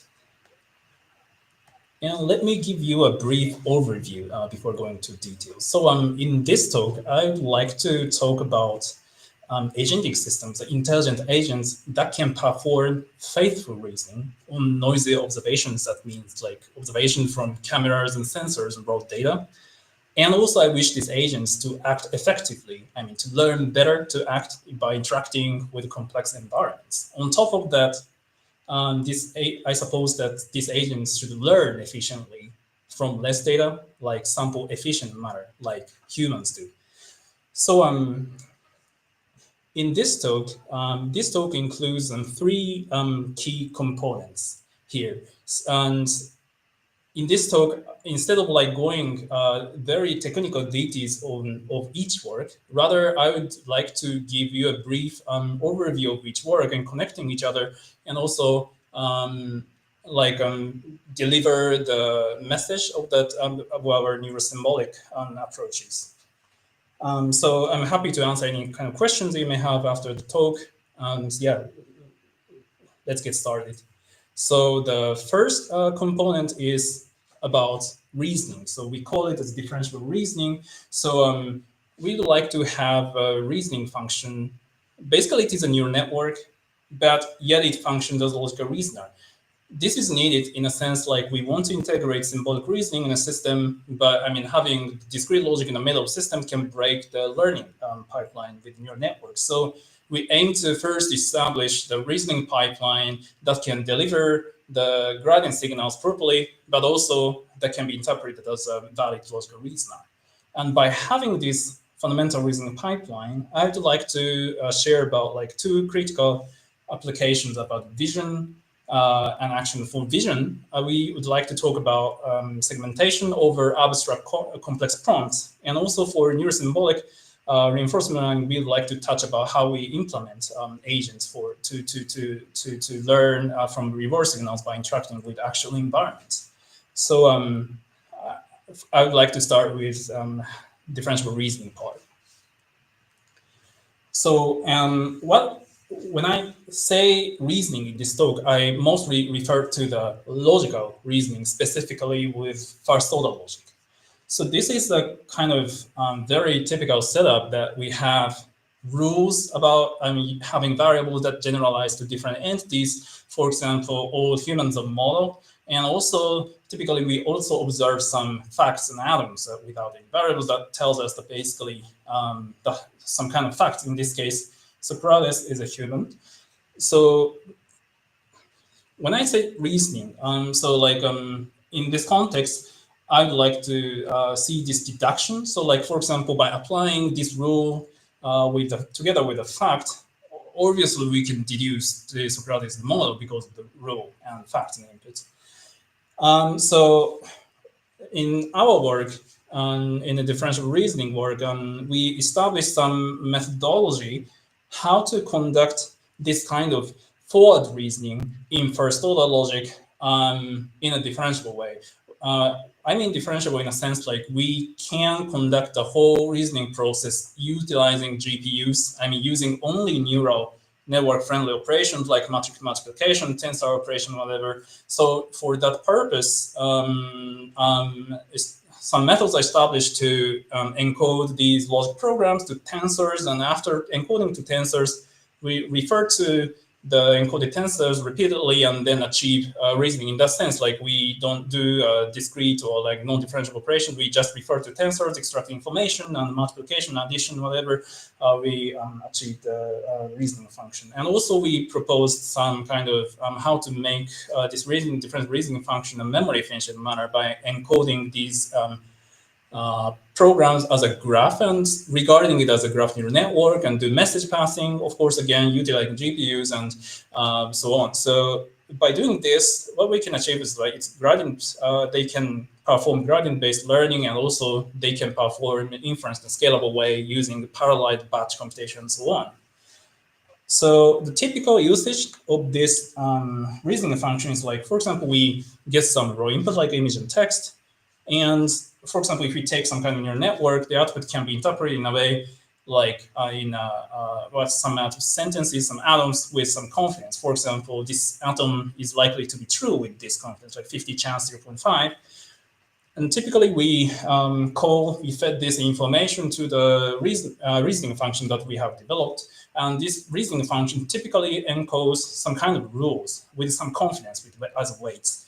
So the task here, the output of this function is supposed to be the outcome of the reasoning. In this case, by performing forward reasoning one step with the incorporating this confidence, they can deduce this new information from inputs with some uncertainty. Nice thing here is that if we compute some loss function on top of this reasoning outcome, we can compute a gradient signal, right? And then this gradient signal can be propagated properly to different modules. For example, we can even optimize weights assigned to the rules, which we can achieve structure learning. And also we can think of propagating these signals to the input atoms. That means like we can even propagate these signals to the neural network to perceive raw inputs. So so having this differentiable reasoning function, we can achieve these kind of nice features about gradient-based learning. And now I would like to move on how this system can be applied to different quick applications. And then now let us talk about vision.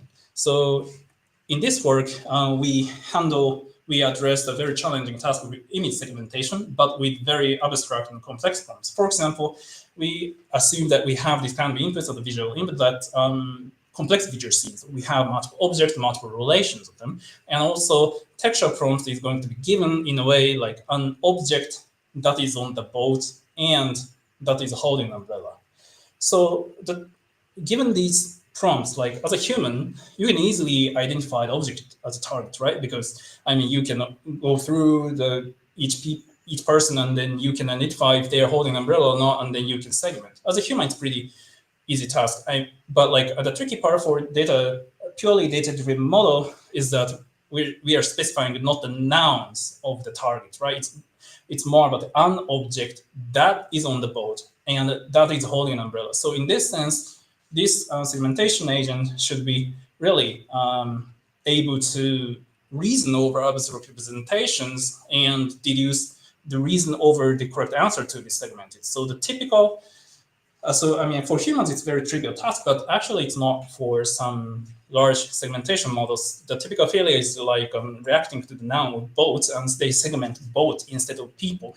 This is basically, this is how these models are trained. So like somehow we expect it, but like here we see some kind of gap between these data-driven models against like human intelligence. So I would like to address, I would like to fill this gap by having a neuro-symbolic approach. So instead of having one gigantic segmentation model, we'd like to make use of large language models first to instantiate differentiable logic reasoning function that we have been talking so far, right? So by having natural language input, this LLM can somehow denoise the input and generate the formalized representations out of natural language. And so we somehow lift the information up to the abstract space, and we conduct the reasoning over this space using weighted logic, and then we cast the outcome of the reasoning back to the segmentation space by calling out the large segmentation models on top of the deduced targets by the reasoning function. So this is the overall architecture what we are proposing, and here is the concrete pipeline that we have we are proposing. We call it as didactic segment anything model, and we call it as DISM. And the key idea here is large-scale neural networks plus combined with different reasoners. So let me explain step by step. So first, visual input is given. So like this information needs to be structured to some sense. So for this purpose, we employ scene graph generator models that basically, this is scene graph generation has been studied pretty well in the computer vision community. And the task here is given the raw input and generate the structured information as a graph. So you can imagine like this system can detect each object and predict the relations between them. This scene can be converted to a formal graph, like person is on the boat and person is holding an umbrella. And I mean, we can interpret this graph as a set of facts. So I mean, this is kind of appropriate form of input for appropriate format of the input to the reasoning function later. But meanwhile, we also have natural language, so we have to take care of them as well. So for this purpose, we call a large language model. For this purpose, for example, user can give a natural language text like an object that is on the barge and that is holding an umbrella. By having this textual input, this LLM is supposed to generate a high abstract representation. I mean, more precisely, a set of first order logic rules that represent the textual prompt. So I mean, so LLMs have some shows the hallucinations on the reasoning task and so on, but this is basically the reformatting task. So actually, by giving some featured examples, they can do pretty much a great job there. And so now we want to reason over these two different modalities. But the practical issue is that they can have different terminology, right? So maybe scene graph generator tells us that this person is on the boat, but maybe users can rather use like barge or like ship and other synonymous terms to represent this object, maybe floating one on the river, for example. And this information needs to be unified, because in a symbolic way, if they are symbolically different, it's going to be treated in different objects, but we want to mean the same thing. So like for this purpose, we again call another large language model, the embedding model, and we can somehow clean up these representations. Hey, actually this boat and bar should mean the same thing. And after this cleaning up process, we can call again the forward reasoning function we have been developing so far. And since scene graph contains bounding boxes as well, so after doing reasoning, we can extract some crops to be segmented, right? And so this extracted crop is going to be fed to the final segmentation model, and we can run segment anything model, for example, for this purpose, and then we get the final segmentation mask. For the sake of evaluation, we developed also new benchmark datasets, which we call didactic visual genome dataset. So originated from visual genome, we created texture prompts, right? For example, an object that is wearing a wetsuit, and also we can have a corresponding bounding boxes for each. So now the task is to, segment object, but also extracting the bounding box for each, and we can evaluate how model are precise on this purpose. So complexity one means like we only have one relation, right?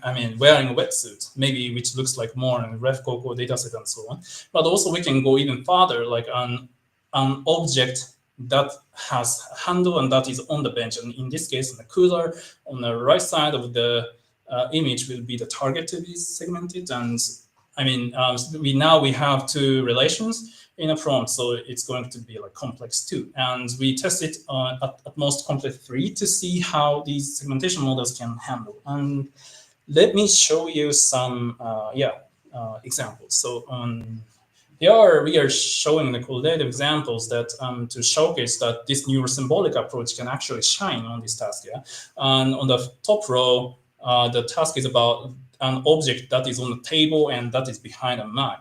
There are actually some possibilities, but one obvious one is this cable behind the Mac, lying behind the Mac on the table, right? And then as a human, it's pretty easy to identify this cable is one of the target.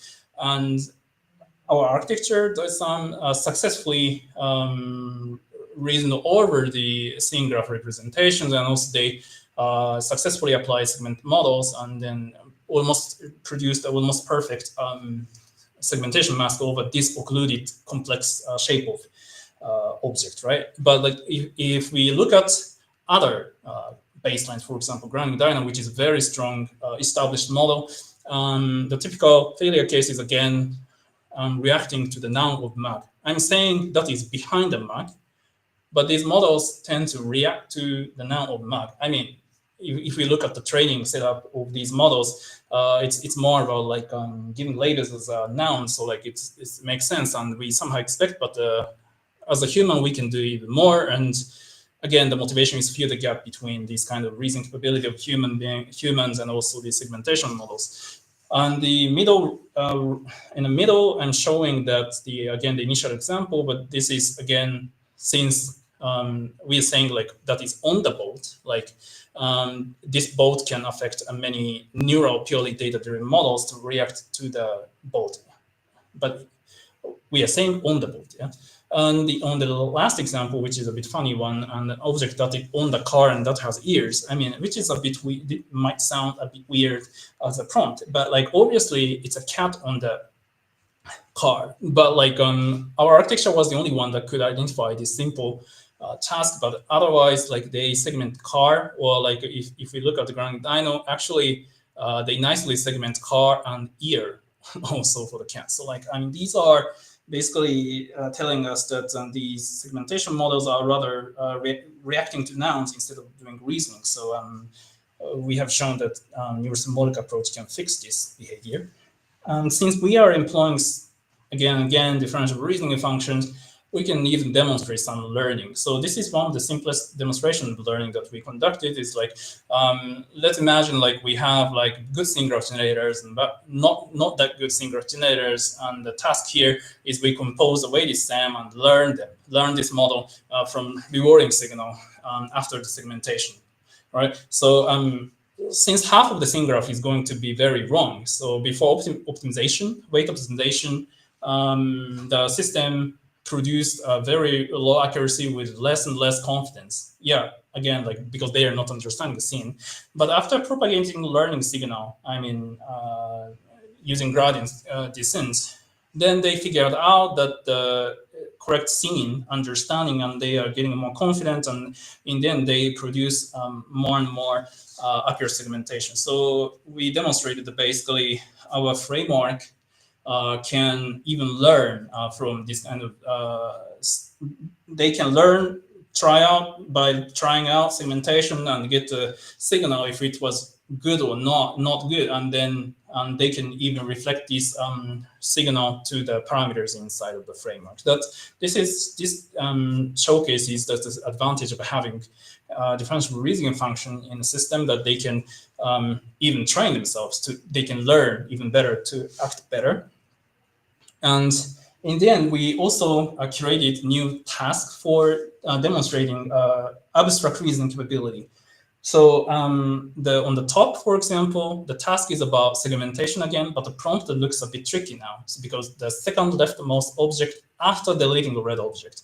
So this task, again, as a human, it's easy. You perceive each object and you understand high-level features of each object. Yeah? And then maybe you can, put your finger on the middle of the image, and now red is supposed to be deleted. So like, if you count from left, like 1 and 2, it's going to be gray, and it's obvious, yeah. But like you can see that if we test this kind of abstract prompt again with purely data-driven models, actually they fail very easily. This is because, again, the training setup has not been made for reasoning, so it kind of makes sense. Again, for example, the leftmost object after deleting a gray object, these models tend to attend just gray objects. But I mean, the correct answer is in the middle. So this also depicts some kind of why we should have Neuro-Symbolic systems as a unified pipeline, and why we should push this vision together. Okay, so far we have talked about the vision task, application of this different reasoning function for the vision task. But now let us move on to the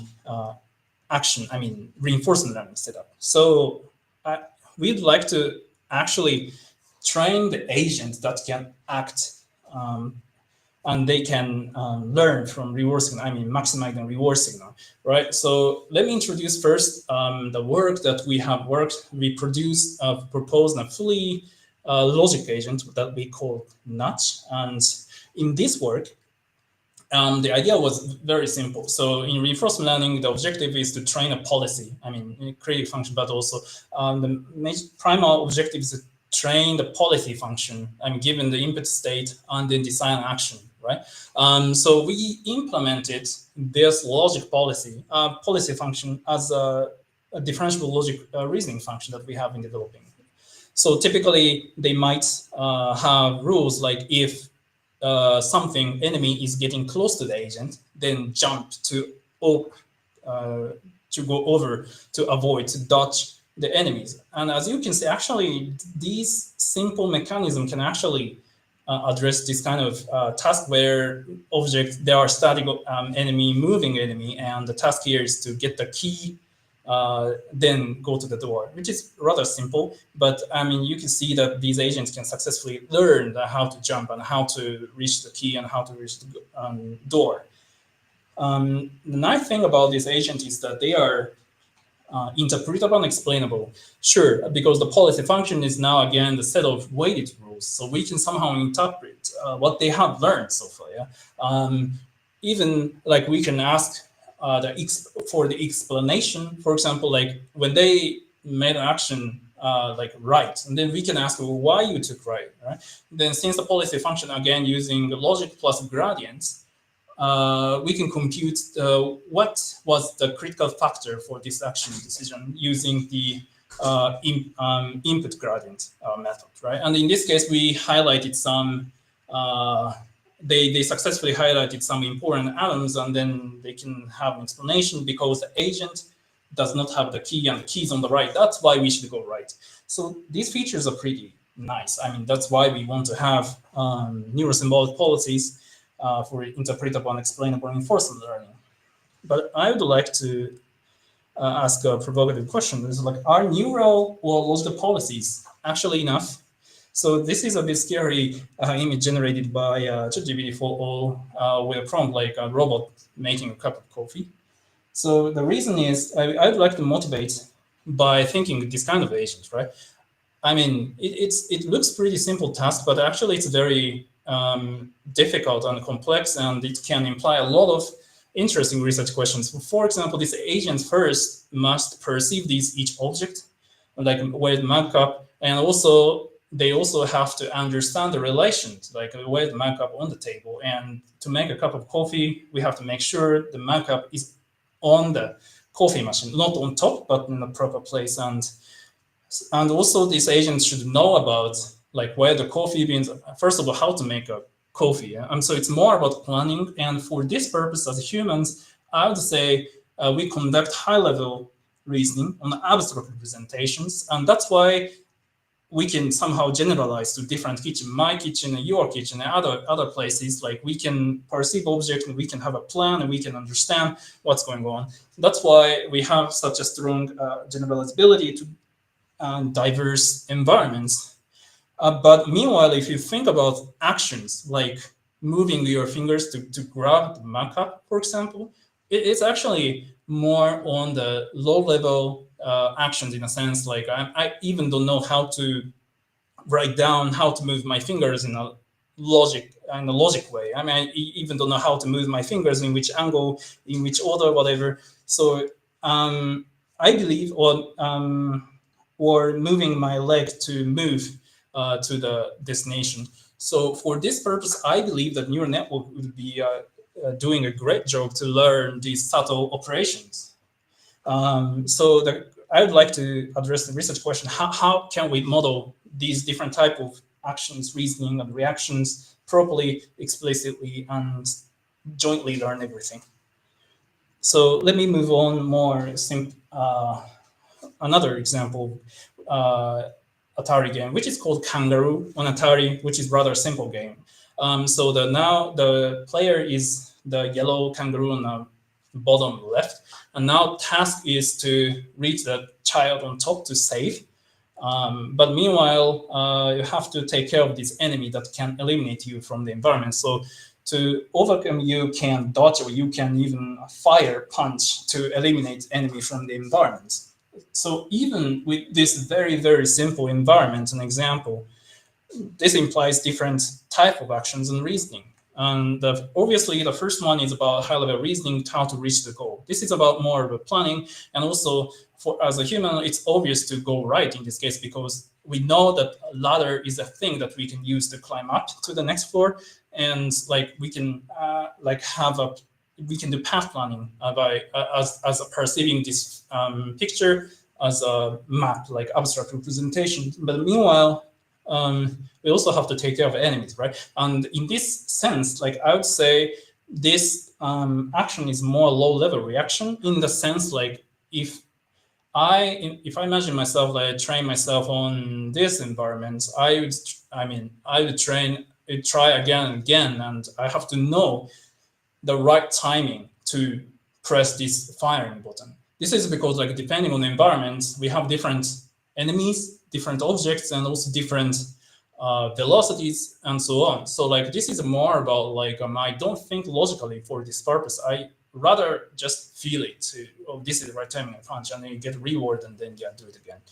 So, I mean, we want to model this kind of different type of traces of reasoning.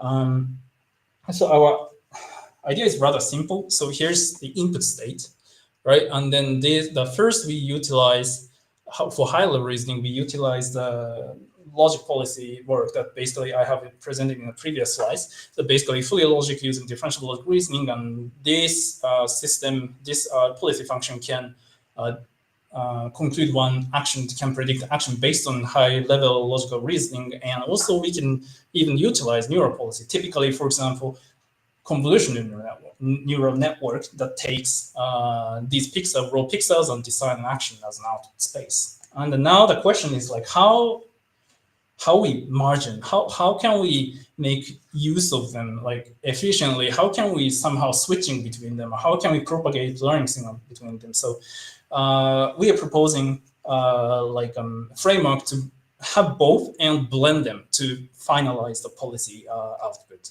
And here's the entire architecture that we are proposing. So let me explain step by step. So the first and raw pixel state is going to be fed to the neural policy, typically convolutional neural network. And this convolutional neural network on out space, they can produce the neural action distributions as a neural networks. I mean, this bottom part is the very typical implementation of reinforcement learning policy using neural network.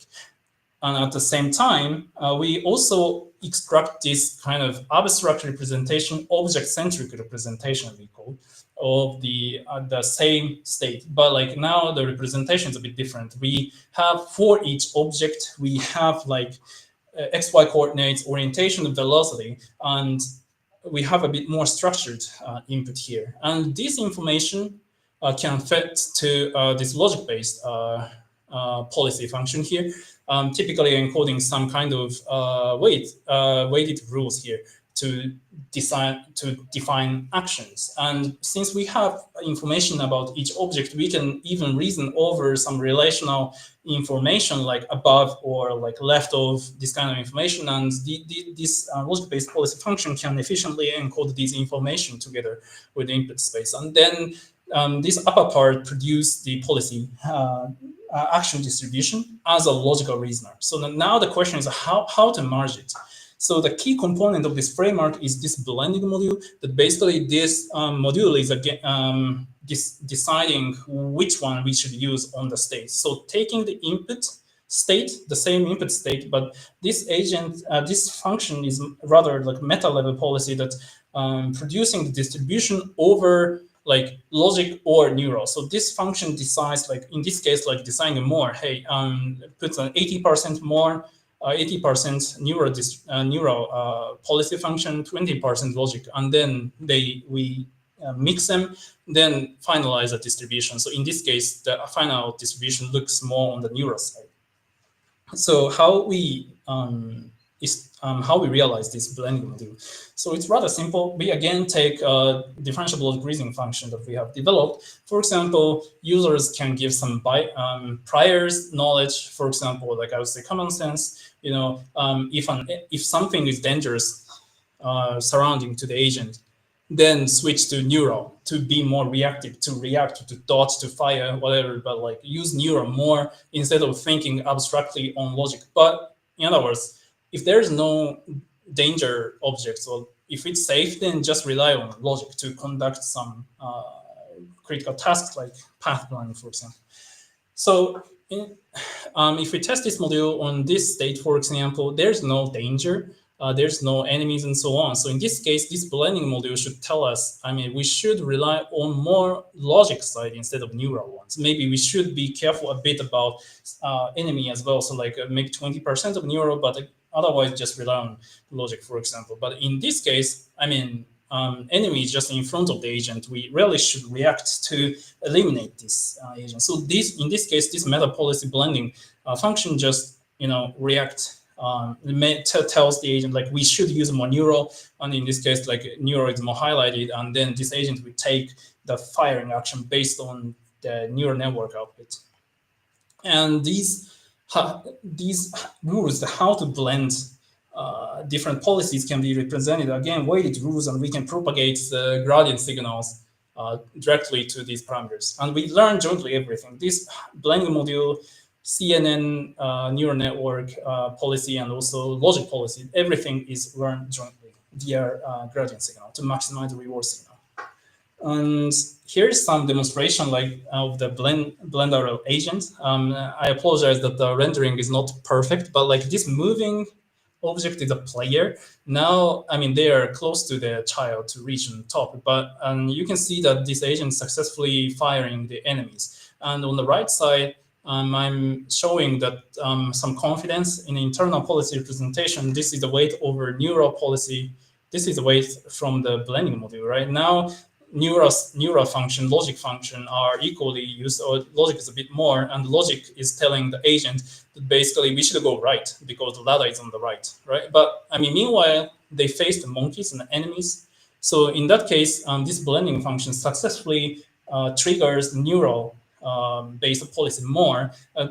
Be careful, be reactive, and let's eliminate this monkey, the enemy, from the environment by firing. So you can see that now they beautifully combines different representation policies, and now the neural is activated, and then again the safe, so it's logic again, but again it's dangerous with monkey and neural, then go up in terms of logic. So by doing that, this agent can conduct this task properly, utilizing both of the high-level reasoning, but also low-level reactions. What typical thing, if we train purely neural model, for example, here is that they stay on the same place and like keep dodging objects, keep firing enemies to collect small objects. This is because like the sparsity of the reward, and it's kind of typical thing. And in order to overcome, we have to provide a really good quality of rewards. But I mean, reward shaping is something that we can do. But like if we think about like the real world application, for example, should we expect always the high quality rewards everywhere? As a human, I think we can solve many tasks without with sparse rewards, and this is because humans can abstract things, and humans can generalize abstract knowledge to different domains. That's why, and we believe that basically this problem should be taken care in the agent side instead of the giving the better rewards. I mean, ultimately we should have both, but I mean, this work aims at like solving this problem internally in the agent. And this is another example of the working agent of BlendRL. Here's the environment is called sequence. So now the yellow submarine is the agent that you operate. And now the task is a bit more complex. And we have to collect 6 divers, which divers are represented as a blue object. And the task here is collect 6 divers and then go up to rescue. And then you get a huge amount of rewards. But meanwhile, you have to take care of the enemies like sharks, which are green here. And also you have an oxygen bar here that basically, if you are running out of oxygen, you should go up to breathe.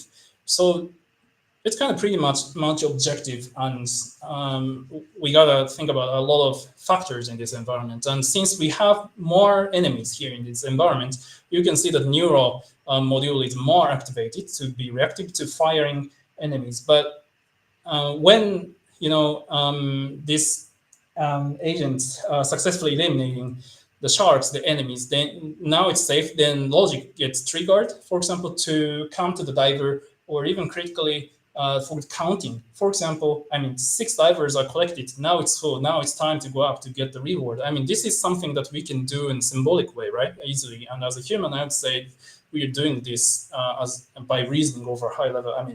Counting is absolutely the symbolic operation. And Blender, since we have hybrid representational policies, we can do both. And you can see that logic side is telling us to go up to rescue because we have the 6 divers already.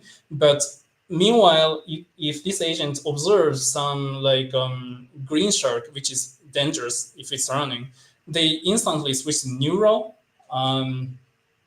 then switch back to logic again. This is something that's very interesting behavior as a neuro-symbolic agent. And again, if we try purely neural agents with the sparse rewards, what happens is again stay in the same place and shooting sharks. By doing that, they collect small rewards, 20 rewards by shooting 1 shark, and they converge to the very suboptimal policy that, oh, this is the right thing to do, but actually it's not.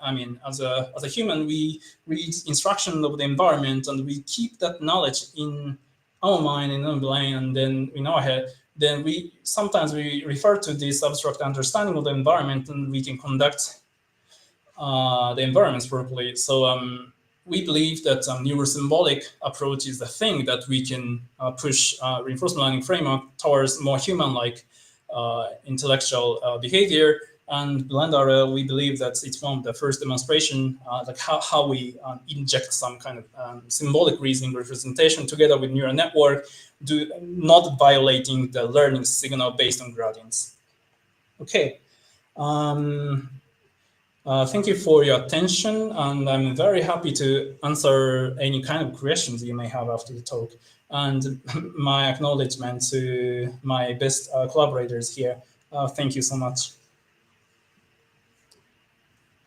All right, very nice. Thank you so much, Hikaru. Let's see the questions. Okay, so a few comments. So one is you're touching everything: vision, action, optimal action, reasoning. So this is fantastic. Well, I wonder, for example, one viewpoint is that, well, actually everything is an agent. You could treat everything in a sense as optimal action. What about if you took that and went back to the vision problems you're talking about? Is there, is there a version of the agent stuff that you could do actually? Because arguably you have to do some decision making. Yes. Even to parse an image, right? You have to do reasoning and so on, potentially. So yes. So I would say, so it's a really interesting question, because so the reason why I wanted to include everything in one talk is that I think these components are deeply connected. And if we think back again, having the embodied agents, for example, these agents should have very accurate vision and understanding together with reasoning, but also should have an action decision making. So in the current state, our system, reinforcement learning system, is assuming very high quality of these object-centric representations. So actually we are utilizing which is called object-centric Atari environment, that they can actually systematically provide us this kind of very accurate object-centric representations. That's why this system can work pretty well. But if we do not have this high precision on these abstract representations, this reasoning system can easily fail, because if input is different, then they can be easily failing. So I believe that in the end, as an embodied agent, they should learn everything jointly somehow. Interacting, having some synergies, this kind of visual understanding module and this action decision module as a policy function, they should be in a harmonious environment, and they should learn together to enhance the performance. That's my gut feeling somehow. Okay, great. Question: do you think we humans also have a switch between thinking slow or fast, a la Kahneman? How do you think we could improve those decisions to switch? This is very interesting question. It's also deep. Sometimes I feel we have switches, but sometimes I feel like I'm doing both. But absolutely, when I do exercise, for example, maybe I forgot about very high level stuff. The famous example in the Kahneman's book is if you ask somebody who is who is running, then if you ask them to solve a multiplication of different numbers with multiple digits, and they must stop, for example. So for these examples may depict somehow we are switching each other, but it's pretty open question, I believe. I would rather, so in this setup, we did the weighting, in continuous weighting, but we also tried some sampling to make it discrete. I'm pretty interested in the end how much performance we would gain or we would lose, or otherwise how much interpretability and explainability we would gain in the end by doing discrete switching between them. But I believe it's still open questions. And even now we have two policies, right? But I still don't know 2 is the proper number for this purpose. Maybe we have even more. We have maybe, there are some recent work that proposing system 1.5. Maybe we should have continuous variation between these two different systems. That might be true. Oh, that's really interesting. What would be the 1.5 or an example of a 1.5? Sorry, I missed it. So could you say it again? Oh, what would be an example of a 1.5 or whatever? So I believe it's kind of mixing, weighting like this. Maybe. So I didn't go very deep on the paper. Maybe I just looked at the poster, which attracted my attention. But I think the major argument was more instead of system 1 and system 2, they want to have 1.x, and this x can be a numerical variable, and they can tweak the kind of mode. In LLM, we can have reasoning mode and so on, but instead of a discrete switch, they want to tweak this numerical parameter to make it more abstract level reasoning, or more neuroscience reasoning, I believe. That's kind of pretty cool idea, yeah? And I think our work is pretty related to this kind of approach. So, yeah, this brings up, in general, your blending module is, one might say, is playing the role of metacognition. That's one terminology. So we had, in past years, we had Francesca Rossi present on metacognition, where I believe she actually worked with Kahneman, where basically it is a switcher, but the way what you use to decide, whether to switch is basically how fast. You're doing the reactive type, module because it's fast, and if you run out of time, basically doing some kind of time utility analysis. Now, so. You're not, I think, at the moment accounting for time or resource usage. But any comments on that? So you mean about the metacognition, right? Yeah. So you would decide which one to use based on maybe this one's done. Yeah. And absolutely, this is very related. As I was initially calling this module as a meta policy, we decided to call it rather blending module. But again, this might implies again the similar question. Maybe we should have more nested like modeling, like one meta hierarchy is enough or not. This is also something that I'm curious. Maybe we should have 3 stages, 4 stages, even more meta policies and so on. I'm pretty interested in how, I mean, these are observed in the human behavior, for example.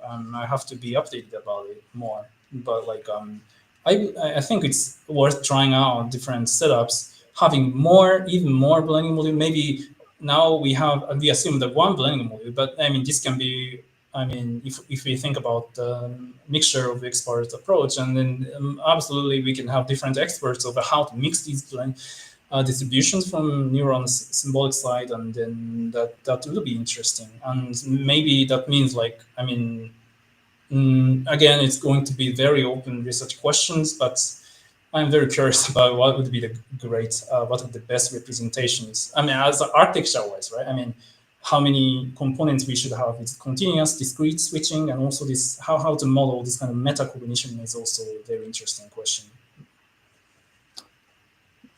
Cool. So it's another one. Is the framework's code published? Mm-hmm. Do you have the code available? Yeah, code is available on GitHub. We are continuously updating it, and we welcome any kind of requests, comments, critics, whatever it's not working. Something I believe like so we publish the code on the GitHub, and you can check our code base. Maybe you can maybe even scan the code. Codes, and even you can, of course, you can Google the paper title and so on. Very good. How would you relate your work to the bi-level planning introduced by Bowen this morning? Yes, that's a great question. So in the current state, we don't have planning module actually. So in that sense, like we are not doing that much better on the slow thinking, in a sense like observe something and plan ahead and act better, or like gain sample efficiency. For example, this is definitely we need to do. So the one bottleneck is like by having continuous by having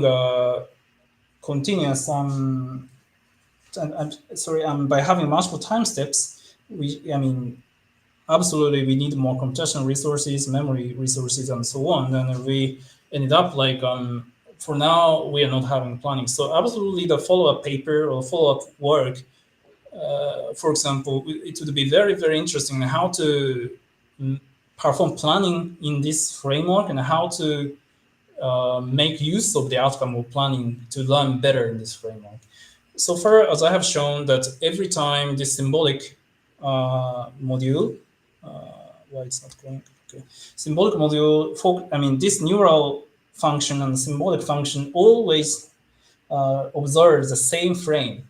But I believe that, again, as you said, the kind of advantage of having symbolic representation is, for example, performing planning, right? And absolutely, we would like to have planning, for example, module on top of this, and like make a learning framework that can learn very efficiently using the outcome of the planning. Right? But again, it's a pretty open question, and I think it's very promising in my opinion. And that's humans are doing implicitly this kind of intellectual activities. So I believe we should push for this direction.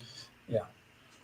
Okay, one last question. If you're using an LLM agent, by the way, there was a confusion about your OpenAI symbol, but I think there you're referring to the fact that you're using an LLM to learn the rules. Yeah. But if you're using an LLM agent, how are you managing to get immediate feedback? So immediate feedback. So you mean, so the context is more like use LLMs as an agent? I think the question is, if I can take a guess, well, either you're using the LM to learn these rules one time only, and great. or do you keep, Okay, so actually it's also, it's a great question. Actually, we assumed, since we tested I mean, on the environment, somehow we could expect a great form of rules already.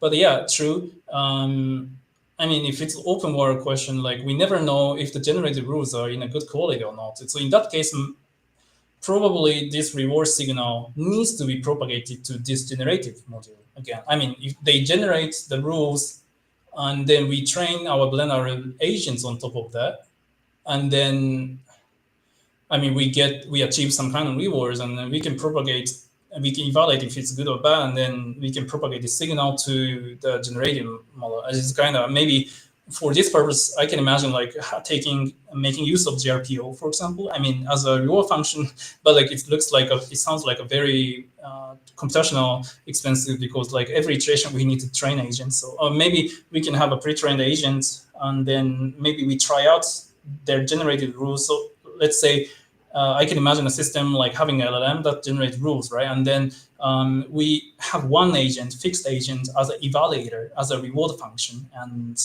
we get a reward by running this environment several episodes, and this then we can easily apply this fine-tuning method like GRPO. But I'm not sure like how good it's going to be. But it's a very interesting question. Thank you.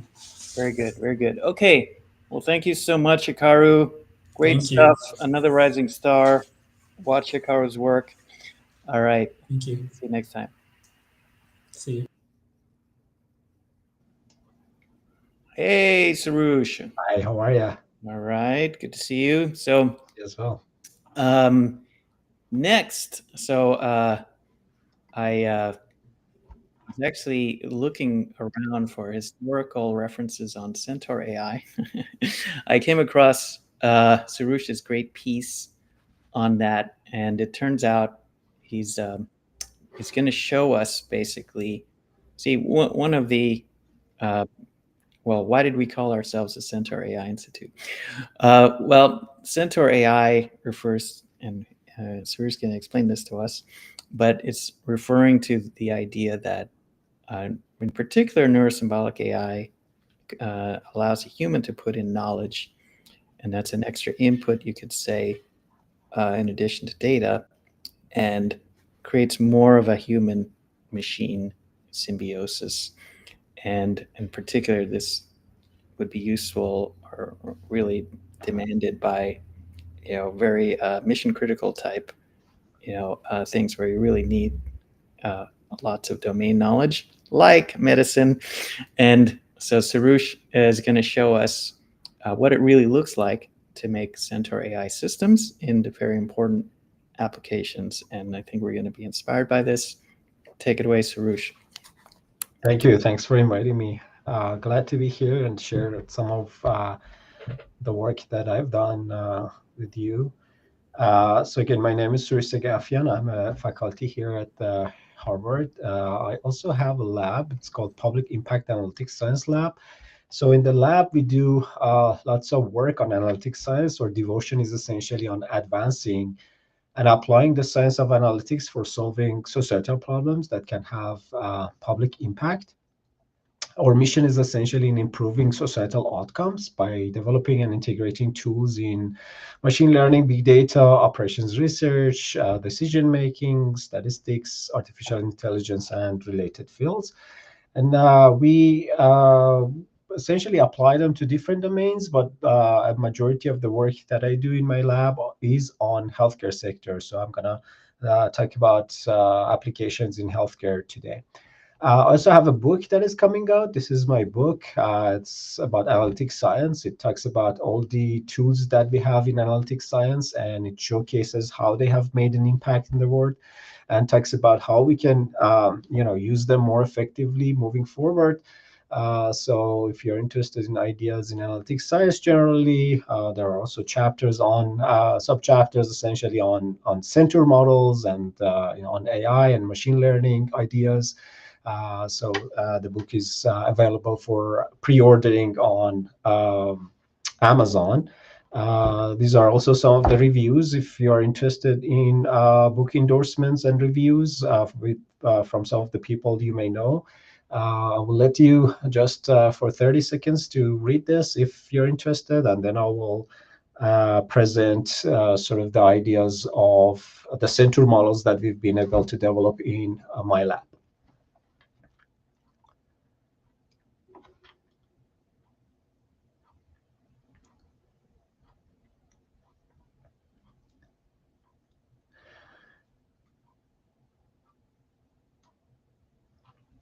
Okay, so allow me to proceed. And the motivation that I have for the work today is based on a few sort of collaborations that I started many years ago with hospitals.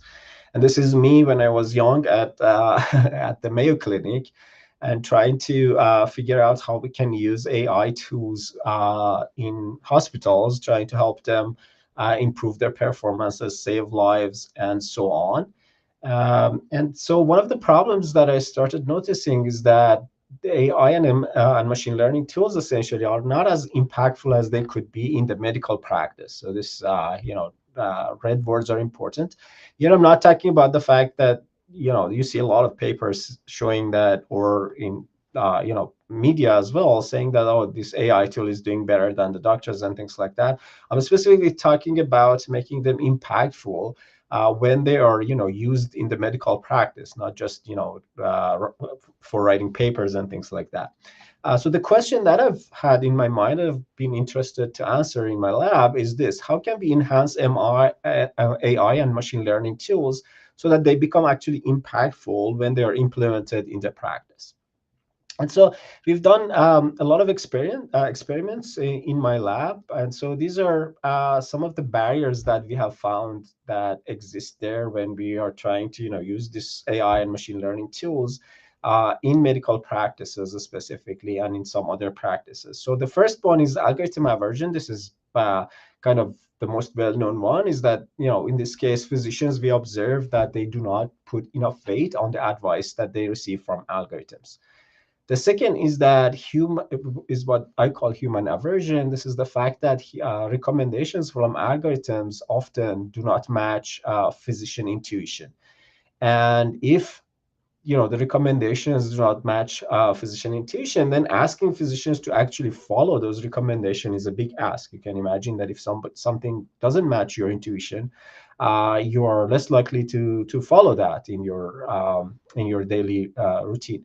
And the third one is called causation aversion, is the fact that a lot of these algorithms and AI tools, including how LLMs are built essentially, they worked on the association layer of analytics. So they worked based on essentially associations. These are risk prediction essentially models. And if you think about LLMs, transformers are essentially next token prediction. And so they are all based on ideas of prediction. But what we have observed we need actually in practice to help physicians is essentially causal reasoning, this ability to do causal reasoning. And this is specifically the case in medicine, because physicians essentially, they are dealing with decision making under ambiguity. They need to know what would be the causal impact of giving this treatment to the patient, or as opposed to following a different path.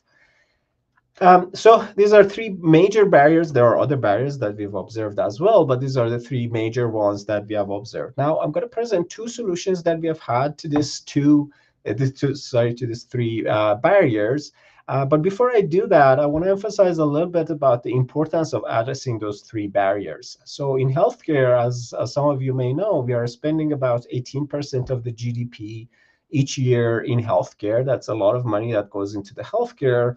And a huge percentage of that, about 10% in a couple of years ago, is going to medical AI. This is on, using AI tools that can help healthcare sector. So you do the math, it becomes about $500 billion. A lot of money is going through medical AI and developing these AI tools for medicine. But if you don't know how to develop them so that they are effective, then we are wasting a lot of money. So this is partially why this it is important to address these barriers.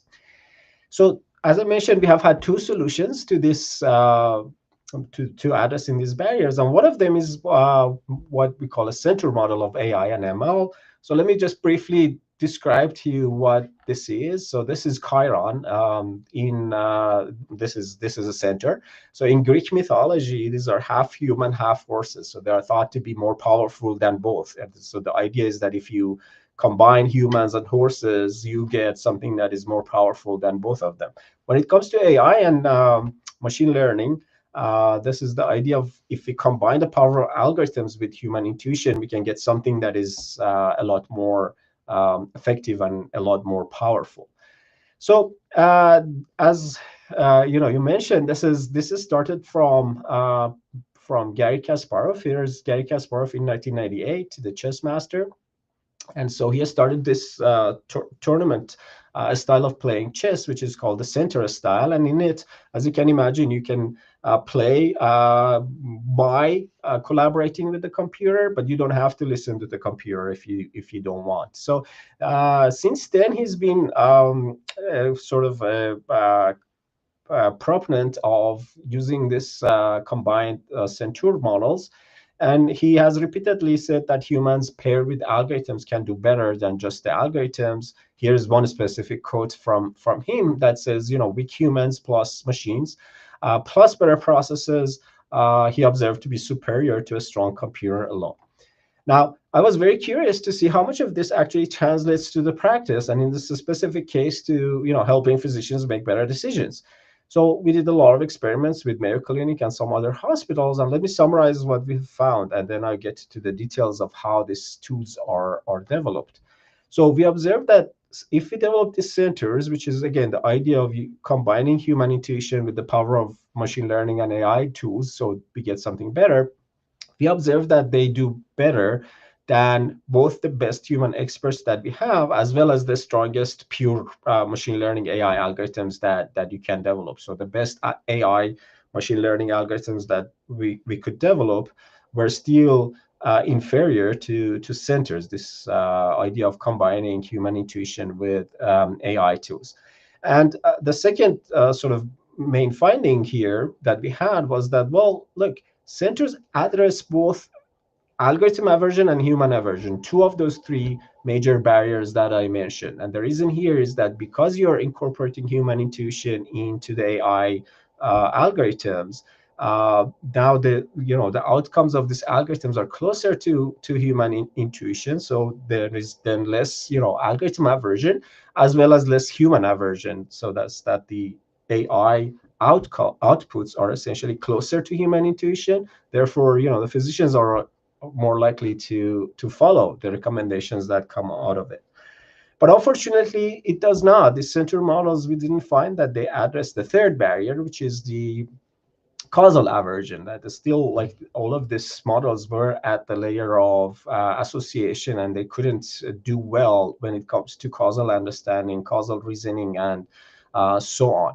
So the second sort of solution that we've had is to address, this causal essentially aversion.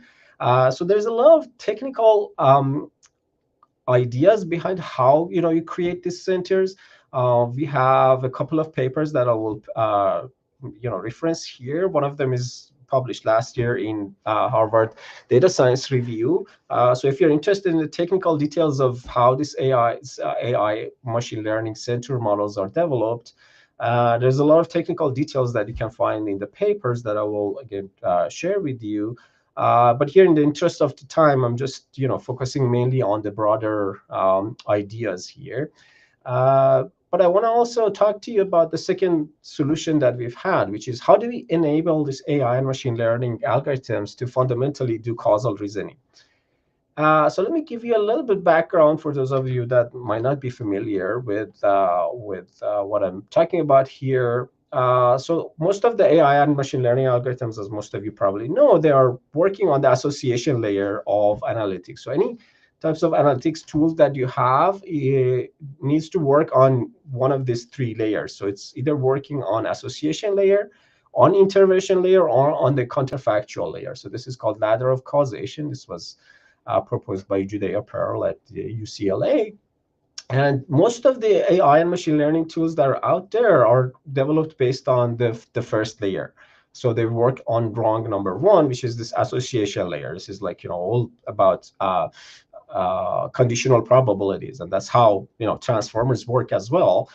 Is trying to predict the next token that has a specific properties based on the association between that token and what has happened in the past.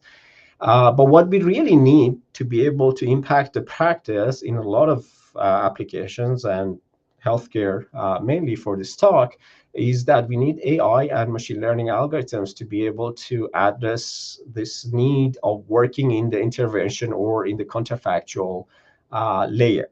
And on top of that, another challenge is that all of these algorithms are developed based on probabilities, probabilistic view of the system. But when you think about what physicians are dealing with, for instance, in practice, when you go to your physician and you have a specific issue and they're trying to resolve your issue, they have to deal with ambiguity. This is what we call Knightian uncertainty, which is different than uncertainty. So uncertainty is risk. When you have a probabilistic view, you have specific distributions, and you try to make the best decision based on that specific probability distribution. And if you don't have it, you try to learn it. But in a lot of cases in practice, there is no distribution. So if you go and ask your physician about, okay, so you gave this to me, what's the probability that it's going to remove my symptoms, for instance? They can't assign a specific probability. They can tell you, oh, I don't know, it could be 30%, it could be 80%, I don't know. And that's reality. And even if you have data, it's very, very hard to come up with a specific probability distribution. And so therefore, what I've proposed here is that have AI and machine learning algorithms that work based on Knightian uncertainty as opposed to uncertainty. And you have also physicians who have different ambiguity attitudes. And again, ambiguity is different than risk. So we have a lot of results on how to handle risk attitudes, but risk attitudes are attitudes that are on their specific probability distribution. Well, when there is no probability distribution, this AI and machine learning algorithms struggle. They don't know what should be done. So what we have done in my lab is that we have developed this essentially algorithms. They are based on reinforcement learning algorithms, essentially, that can do causal reasoning under ambiguity.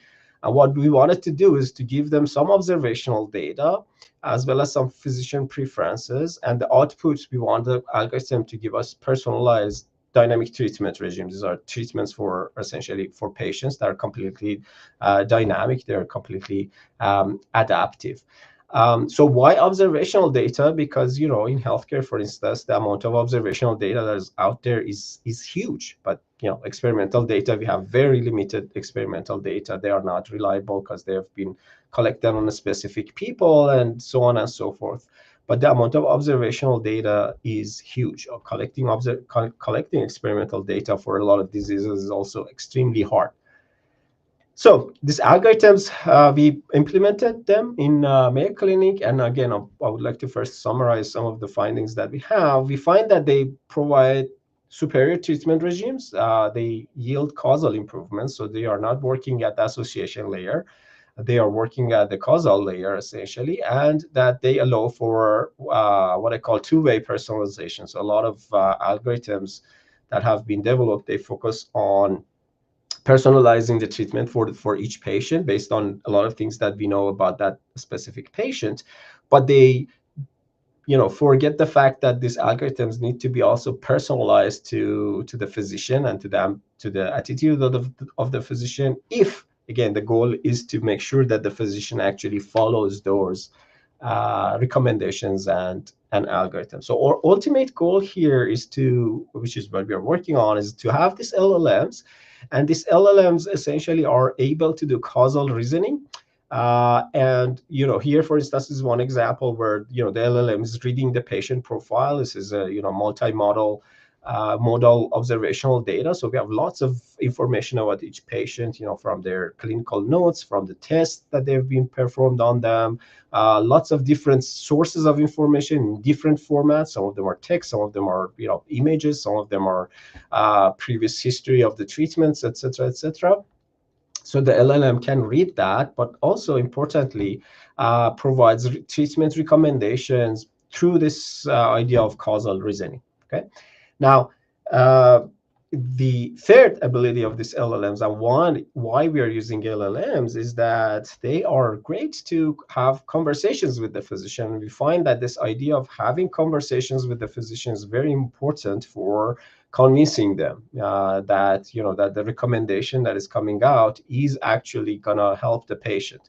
And without this ability of having the ability to converse again, physicians are not convinced, and a lot of times they ignore the recommendations that come out of this AI tools. But again, because LLMs are really good in terms of having conversation, answering questions, and things like that, they are really good tools to do this. Now, you may ask me, well, can LLMs already do causal reasoning and causal inference? And the answer is pretty much no. And the reason is because they work, transformers is essentially they work based on association. As I mentioned, that's the wrong one of the ladder, and they work based on predicting the next token. So we've done a lot of experiments in our lab trying to figure out to what extent LLMs can do causal reasoning. So these are the sort of causal decision-making scenarios that we've had. I can summarize some of the findings for you. Is that, well, pretty much they don't work well when the decision-making requires causal understanding between different things. So the best algorithm that we have so far is the one that I mentioned to you, is a reinforcement learning algorithm that does causal reasoning, essentially. I published that a few years ago. But these LLMs, they don't work as well. But the good news is that, with the specific fine-tuning methods, we can fine-tune them so that they, follow the best causal reasoning algorithms that we have there. Okay. So we have some grants now. We are working with Dana-Farber Cancer Institute to essentially implement these algorithms based on these two solutions that I showed to you. One is, moving the AI tools to centers, and the second one is moving them towards this, essentially adding the ability to do causal reasoning by being fine-tuned on algorithms that are essentially developed specifically for causal reasoning. We are also working with Amazon and Harvard Data Science Initiative right now to use their GPUs and TPUs and develop these causal models. And this is, what the causal model is able to do at the end of the day. You feed it image inputs, you feed it, physician notes, observations, lots of social determinants of health that we have. And this LLM is a causal LLM. And what it can do is that it can provide highly personalized dynamic treatment regimes. It provides also explanations. And as I mentioned, it has the ability to have conversations with the physician. So, a lot of times physicians, as I mentioned, they don't follow the recommendations because they say, I've been doing this for 30 years. Why is the AI telling me to do this? Doesn't make sense to me. Now they can ask questions. They can say, okay, hey, AI, why do you think I should do this versus this that I have been done during my 30 years of practice, for instance? And, the LLM provides conversation. So these are some of the references that I've had on this paper. This is the paper that I mentioned we published in Harvard Data Science Review. If you're more interested in this causal approaches, specifically with reinforcement learning, this is the paper that I mentioned. And we have another paper that is specifically on using the Centaur models. This is the paper that is specifically on using Centaur models for improving practices. So we have lots of results in comparing them with just human experts, plus machine learning algorithms, only comparing them to AI, and so on and so forth. So if you are interested, these are references. If you also want me to email them to you, please feel free to email me. Happy to share via email as well. And then I've discussed these ideas of developing the Centaur models in media as well. So if you prefer this technical things, you can find also interviews that I've done to communicate those ideas. So I want to move to solution number 2 a little bit to show you some of the specific results that I mentioned. And specifically here, we were asked by Mayo Clinic to develop AI tools for them that can improve the outcomes for patients that go under transplantation. So these are patients that need kidney, liver, heart, etc. And what the physicians actually do in practice is something like this. So imagine like at time 0, you need transplantation. So this is when the doctors and the surgeon starts doing transplantation on you. Then what they do is that they put the patient on monthly follow-ups, and during those follow-ups, what they have to do is they have to decide about giving the patient different treatments.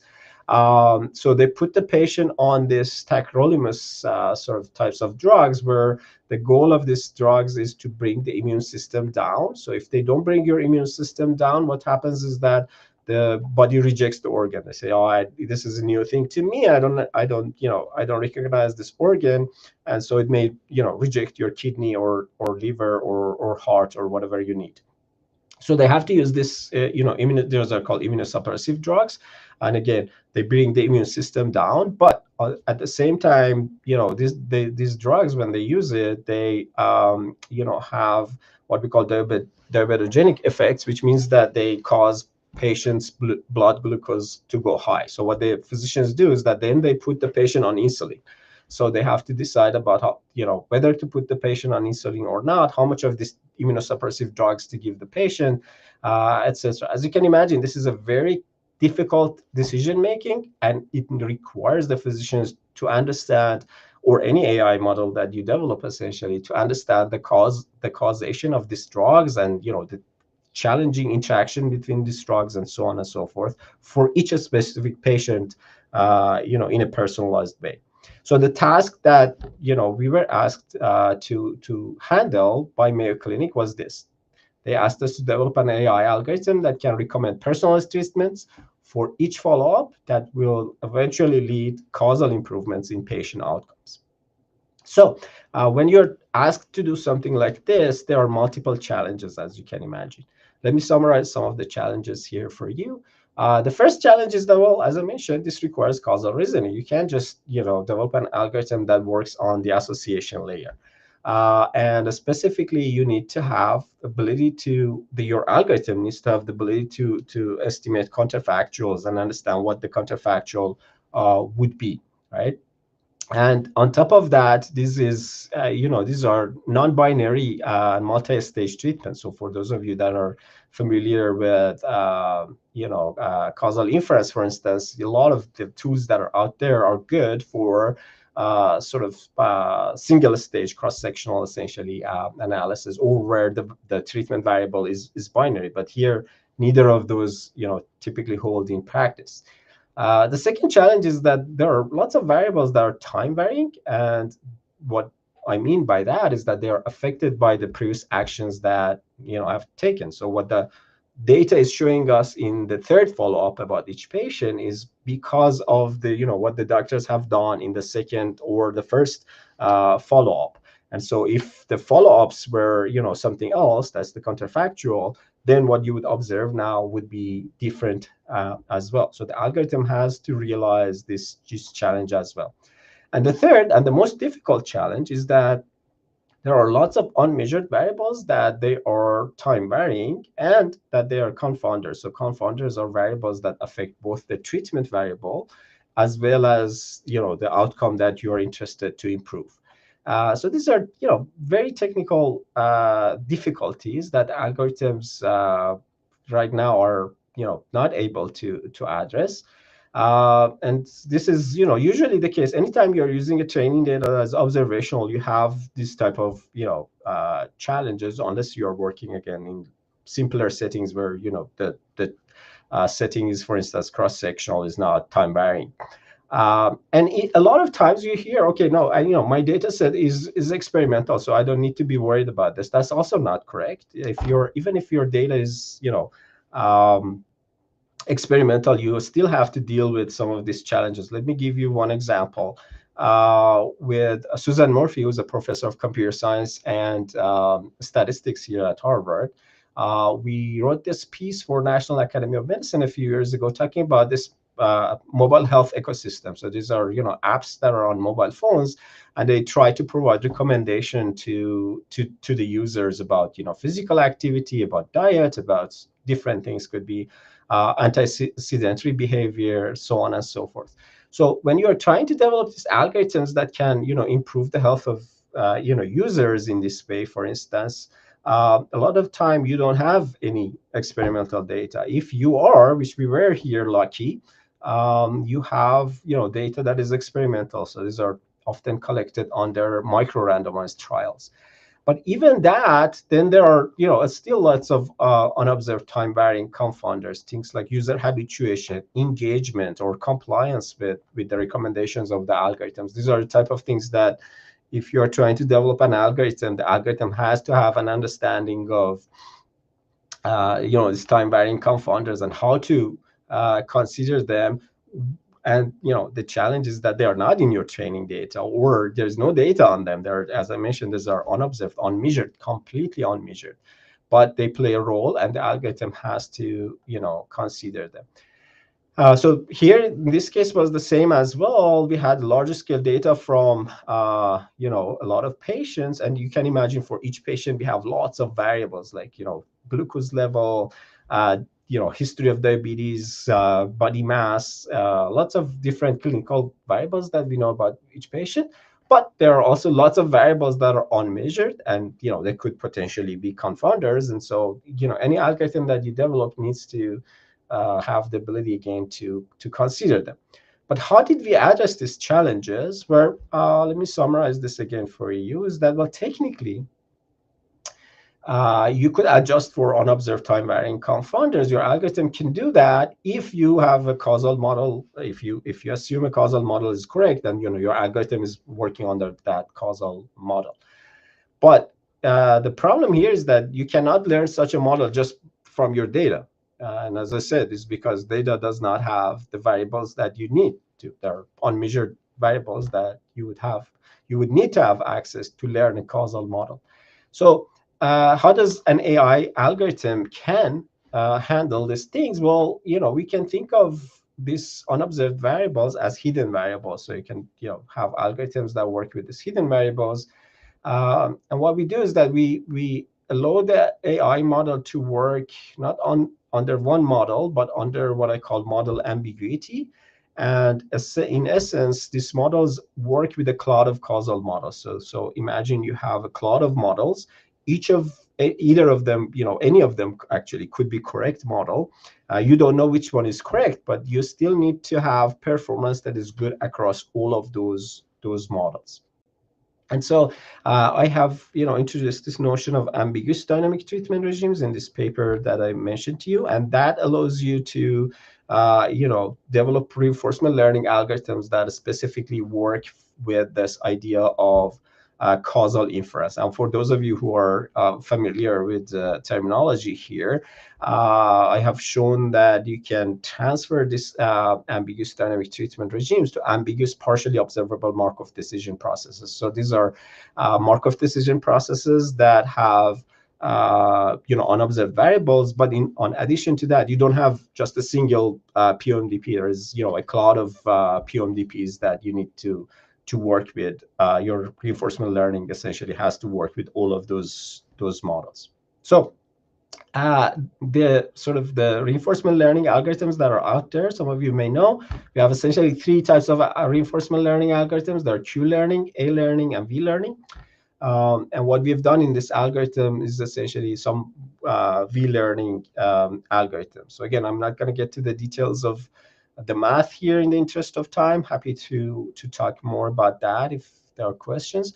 But that has enabled us to develop two algorithms. One of them we call direct augmented V-learning, and the second one is safe augmented V-learning. They try to learn the V function, given that a cloud of causal models could be playing a role for the patients. But the important thing is that, okay, so do they work or not, right? So we implemented them in Mayo Clinic, and we tried to see if they actually help the patient's outcomes or not, right? And what I'm showing to you here on the y-axis, I have the percentage improvement in the health of the patient. These are measured usually by quality-adjusted life years that the patient gains because of going through the recommendations that come from these algorithms. And so the summary of the result are these two things. One is that, well, we see that these algorithms are very good in providing two-way personalization. That is that not only the recommendations are completely personalized to each patient, but also they are personalized to the physician. And so again, like with the idea of having we want the physicians to follow them. But also, if you just focus on what happens to the patient and whether the patients benefit from this or not, we observe that there are substantial causal improvements in the health of the patients.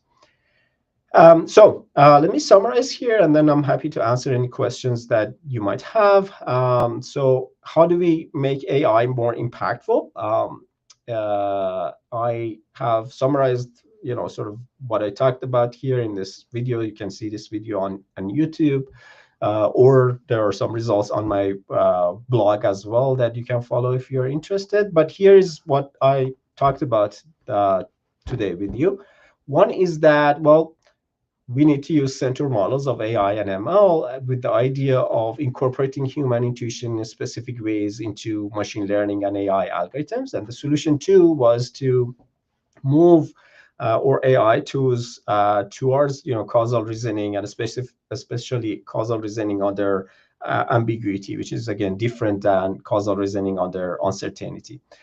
So these three things, what we've observed is that they address algorithm aversion, they address human aversion, and they address causation aversion. As I mentioned, if you're more interested, I have this book. The book sort of summarizes all the tools that we have in analytic science and lots of examples of how in different applications, in different domains, how they've been impactful in solving societal problems as well as solving problems for specific firms or organizations. So if you're interested in analytics in general, this book would be of interest to you. With that, let me stop here and see if there are any questions or comments or anything else that I can discuss with you. Thanks again for listening to me. All right, that's great. Soroush, thank you so much. Okay. Excellent. So let me just first note, I think a lot of people are not looking at it this way, but part of what we're trying to help nudge this emerging neurosymbolic AI subfield toward is causal models. So causal models, causal reasoning is a kind of reasoning. We normally think of reasoning, I think, or we're heavily influenced in neurosymbolic AI by deductive reasoning, but I personally generalize that to include probabilistic reasoning and, as part of that, causal reasoning. So now, one reason there's this bit of a dichotomy there is, you often don't have logical operators in probabilistic models, but there is a sort of small set of probabilistic logics. I just want to mention, Soroush, maybe we can talk about this later, but we have some work on a probabilistic logic, so it's more expressive than just your normal BaseNet type thing. It has ands and ors and nots, but also allows this very important thing you brought up, this Knightian uncertainty, or epistemic uncertainty, as it's sometimes called. So, and we're working on causal inference in the presence of that uncertainty. So, yeah. I love everything you're saying. Thank you. Now, a few questions.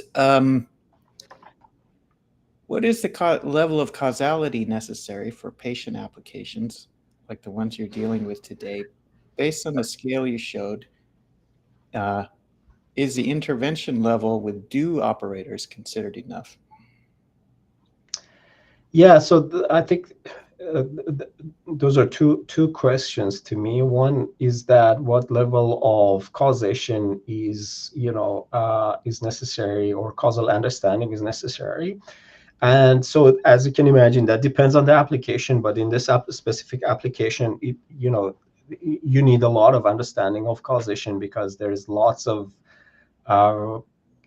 unmeasured confounders that play a role. And if you do not completely have a great causal understanding of what's happening, you can do really bad for the patient. So it needs to be like, and then the do operators are sort of like the one way of trying to estimate the causal effect of the treatment variables, which kind of matches what I presented in my reinforcement learning algorithm. So there are the operators that actually enable doing that if you stay with probabilistic view of the system. Now, as I mentioned, another challenge here is that things are not probabilistic in the sense of working with a specific with a single distribution. So if you assume that there's a single distribution and you don't know that distribution, you're still under uncertainty.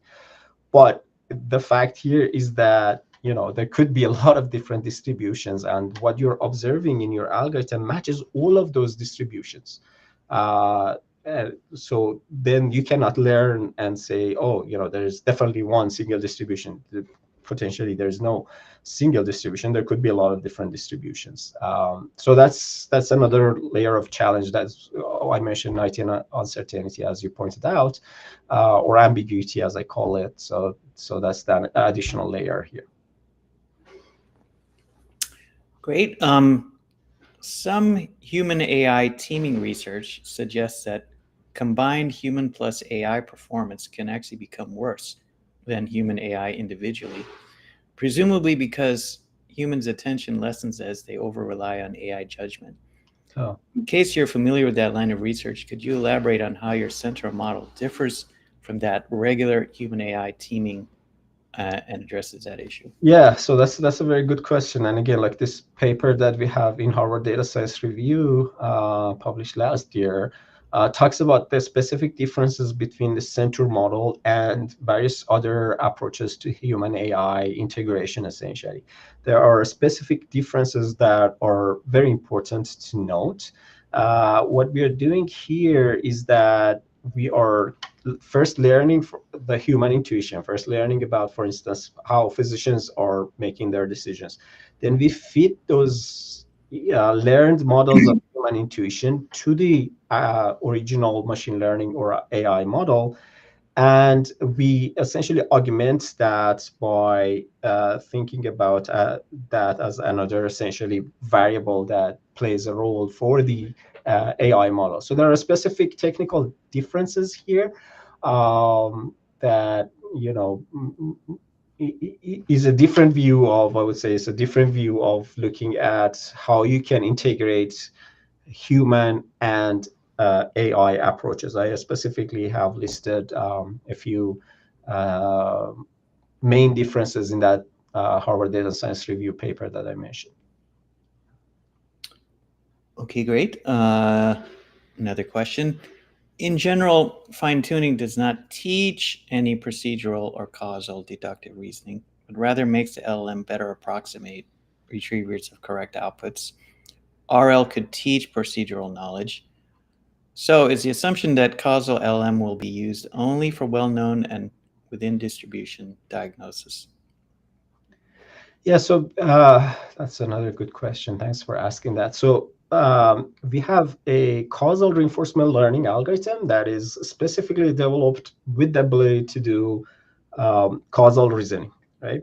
Now, what we are doing is that we are fine-tuning the LLM to sort of mimic that causal RL algorithm, right? It's absolutely correct that we are not teaching the LLM now to do the causal reasoning, and that's why you see still there's a gap between what the LLM does in terms of causal reasoning versus the RL, the causal RL algorithm. It gets closer, as you mentioned, but it's not. I cannot say that it's learning to do causal reasoning. It's just getting closer to an algorithm that has been developed specifically with the ability to do causal reasoning. Does your causal reasoning influence approach have some of the shortcomings of pure ML systems like Palantir? For example, is it able not only to produce current procedures? If not, why?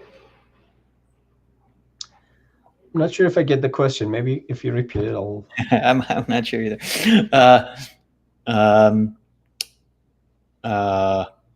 Maybe it's similar to the last question. Can you only reproduce current kind of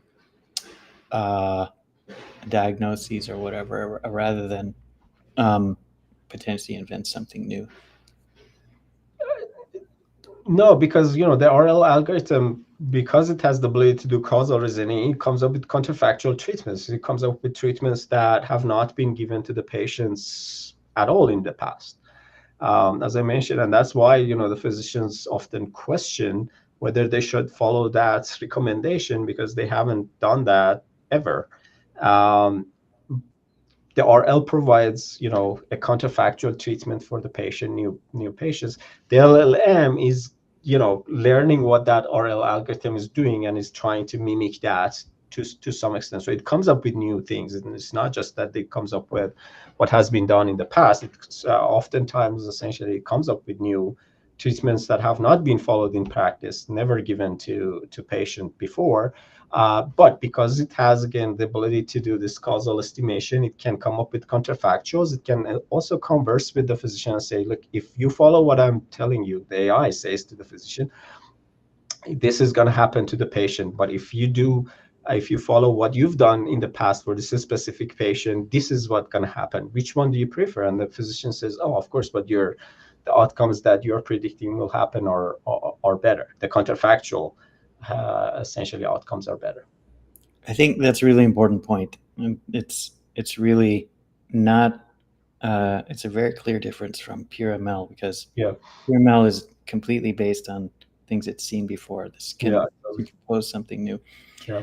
Now, the domain knowledge aspect. So when you have this causal network, you've got some variables. Where did they come from? They come from some. I mean, there's some obvious variables like treatment or not, and so on. But there are potentially many more variables you could add that are background knowledge about all sorts of things. Yeah. The patient, knowledge about different areas of medicine and best practices and so on. So I assume so far you're not putting that in. That would make it very neuro-symbolic. But where do you see that kind of opportunity? Yeah, I think that's important. So what we've done is that we have done surveys of medical experts. And that's where I said we are learning about their intuition, right? We are the surveys. We are giving them, okay, so this is the patient that is coming to you. These are all the things that we know about the patient. What do you think about this patient? What, do you need, additional information? So with this, sort of like, we are learning about, again, the physician intuition, and then we are feeding that what we've learned to the AI model to make it stronger, and that's where the sort of the difference comes from. So an important part of your sort of man-machine interface, you could say, is use of LLMs to have dialogue. So, but and that, you could say, is how you potentially circumvent the friction between some kind of AI representation and human understanding. So you could use an interpretable model and have the doctor read logic or something, but this is like translating it to text, but doesn't so that makes a lot of sense. But then, aren't you open to the issue of hallucinations and basically some kind of mismatch between what the LLM is saying and what's the underlying causal structure, or whatever you try and have it represent? Yeah, I think because here again, like we've collected a lot of information about physician intuition, and that is fed to the AI model. What we are observing based on our experiments is that the layer or the level of hallucination and other things is much lower, And the other reason for this is that because these AI models that we have developed, they are aware of the fact that there could be a lot of different variables that that they don't have access to, or that they are hidden. So they try to learn about sort of other factors that could play a role and that they don't have access to that, if that makes sense. So in the traditional way, we would think of them as like hidden variables, right? But these AI algorithms that we have developed specifically learn and become aware of the fact that there could be a lot of hidden variables that that they don't have access to. This is what physicians are usually aware of, that hey, I don't know whether this patient has had X or Y and Z, but humans tend to ignore that to some extent a lot of times, especially when you get you become comfortable in what you're doing. You try to like have this blind spots, essentially. That's what I'm saying. It's like humans have this blind spots. These AI algorithms that we've developed, we try to make sure that they are aware of the potential blind spots that there could be. Are they perfect in that sense? No, of course not. And we're otherwise we would be done by now. There's still a lot of research that needs to be done. Okay. Well, thank you so much, Soroush. This is excellent. I really wanted everyone to see, because we always talk about interpretable models and we're imagining humans interpreting or interacting with machines, but here's what it really looks like. So, and so let's learn from what Soroush is doing, follow his work, buy his book. Thank you, Soroush. Thank you for having me. We'll talk later. Take care. Take care.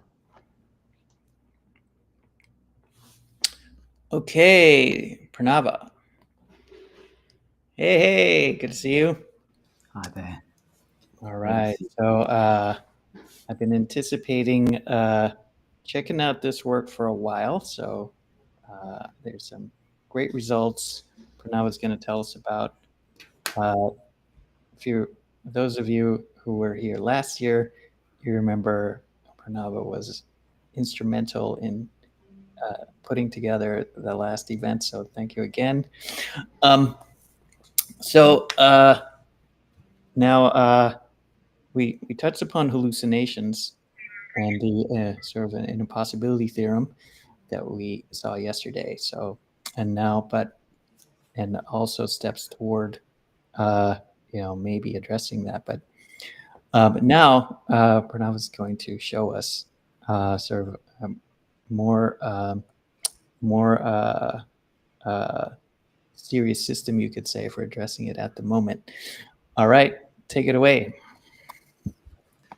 Brilliant. Thanks, Alex. I hope everything's visible and I'm audible as well. Yep. Brilliant. All right. Thanks, Alex.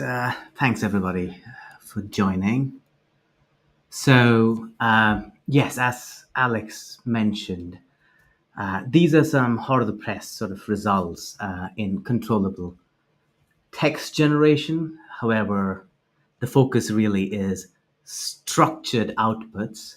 So these are LLM models, but essentially we want to generate structured outputs of some form. So probably many of you have already used some of these LLMs to generate code, JSON configs, sort of structured format, XMLs, formal languages, so on and so forth. There's usually a fundamental issue when you actually try and do it. It comes out most often, but it's very difficult to guarantee whether the outputs are valid, and usually are they even correct.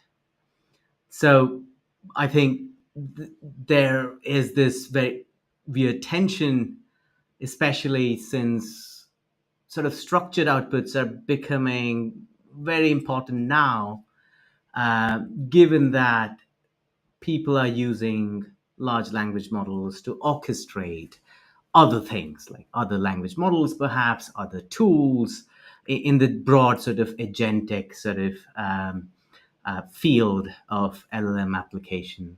And to a large extent, they rely on the ability to modulate sort of the structured space of input and output.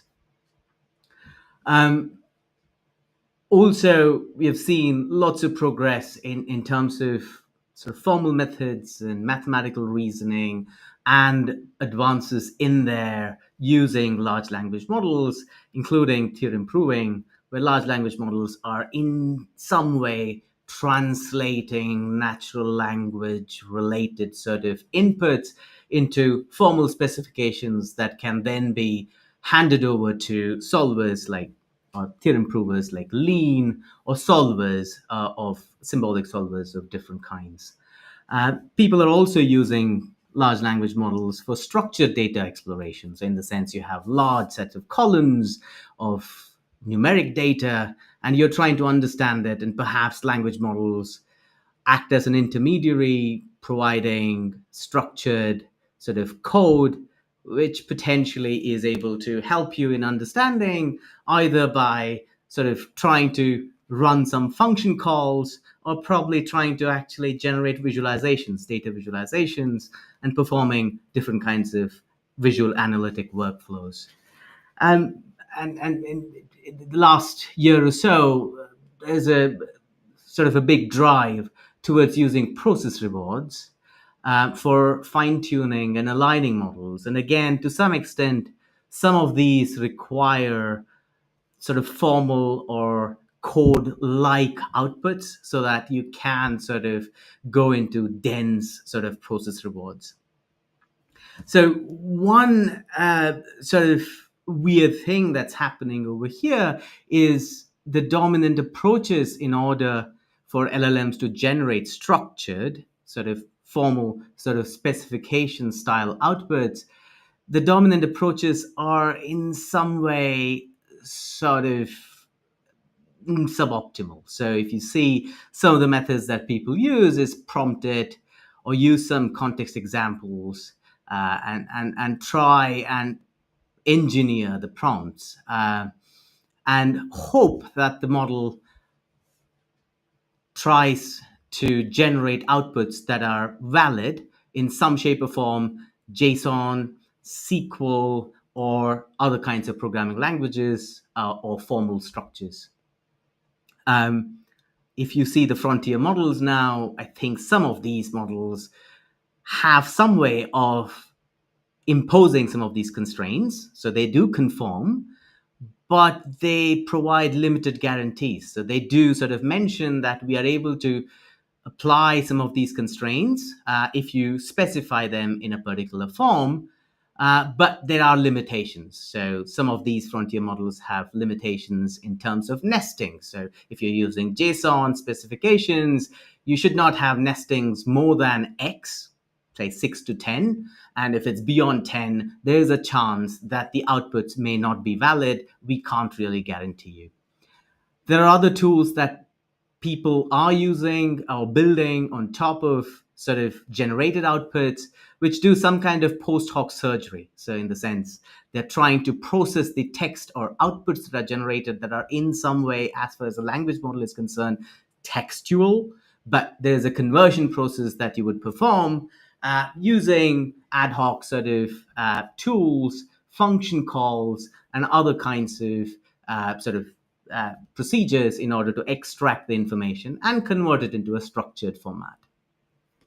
Also, recent work sort of shows or indicates at least that frontier models also have issues even with simple tasks, in the sense if you consider a benchmark which is fairly large, like this JSON schema bench, it seems like even the frontier models, the ones with billions of parameters and with other capabilities, test time training and all these other capabilities, still fail to achieve 100% performance guarantees over here. So it's a good chance that the generated output may not be valid. So while I wouldn't say that these are bad approaches, but there are probably some suboptimal sort of problems that perhaps we could address. And that's where this talk would be oriented towards. So what we would essentially like to have are two types of capabilities. The first one is syntactic sort of control. So that is, we can potentially impose syntactic constraints, hopefully by implementing these syntactic constraints without any further fine-tuning or any other sort of surgery on the LLM itself, just looking at the output distributions, we should be able to obtain valid JSON, XML, SQL, programming languages, etc., etc. The important bit over there is that all these outputs strictly obey the rules of the grammar that actually these particular languages belong to. The other bit that we want, at least from some of these big models, is that we want them to be semantically correct as well. So what that means is when the outputs are essentially generated, we hope that the outputs are not only syntactically valid, but also the types of semantic elements, the types of things like type consistency, are the variables declared at all? Are there domain-specific rules that they adhere to or not? All these types of semantic constraints, perhaps if they are capable of adhering to, then we can be probably certain that the outputs are executable and they do the right things for probably the right reasons. So that's the sort of the broad goal of the work that we are trying to do. So in this talk, I'm going to present an approach, given that this is Neuro-Symbolic summer school. I would probably talk more about the neuro-symbolic aspects. There are some implementational details that I'll gloss over, but I will present some of the nitty-gritty details in terms of the neuro-symbolic sort of fusion that we are trying to push over here. And essentially what we are trying to aim for is an approach that uses a symbolic formalism for guaranteeing the constraint satisfaction. So we are trying to guarantee that the outputs are syntactically correct or valid, and also they are semantically correct. So I'll sort of explain what these are in just a bit. And to do this, there is this broad set of methods that people have been trying for a while. So it sort of uses grammar, and the grammar is guiding the search. We are sort of proposing new techniques in that particular realm. And what we would end up, if we impose all these constraints, which I'll show towards the end, is that we can provide guarantees, even with sort of smaller LLMs, if they are fairly expressive. So in the sense they are capable of expressing the relevant sets of information, then we can guarantee that the outputs are going to be syntactically valid and, of course, are going to be semantically correct. So sort of the broad talk is based on two recent efforts with Mohammed and Alessandra Russo, who was here last year in the Neuro-Symbolic Summer School. So these are our two recent efforts in this direction. So before I sort of present what is it that we have done, I reckon it'll be useful to sort of see some background to sort of digest some of these information that I'm presenting. So we are really interested in the sort of the syntactic foundations of languages. So if we think about the Chomskyan hierarchy, we know to some extent that regular languages are fairly simple in order to implement and to control. So in this context, of course, they can be implemented using a finite state automata. A deterministic finite state automata is something that some of these recent approaches are applying, They are memory free. They're fairly easy to implement. Almost all of our text editors have it. Document editors have it. So it's fairly easy, but they are fairly restricted. So of course you can do things like, can we make sure that the numbers are of a specific type? So in the sense they are 8-digit or n-digit, etc. They're all digits. They have a particular format, etc., etc. So we can impose some of these particular constraints. And there are tools right now where you can basically use these tools to impose these constraints, including outlines, I suppose, guidance.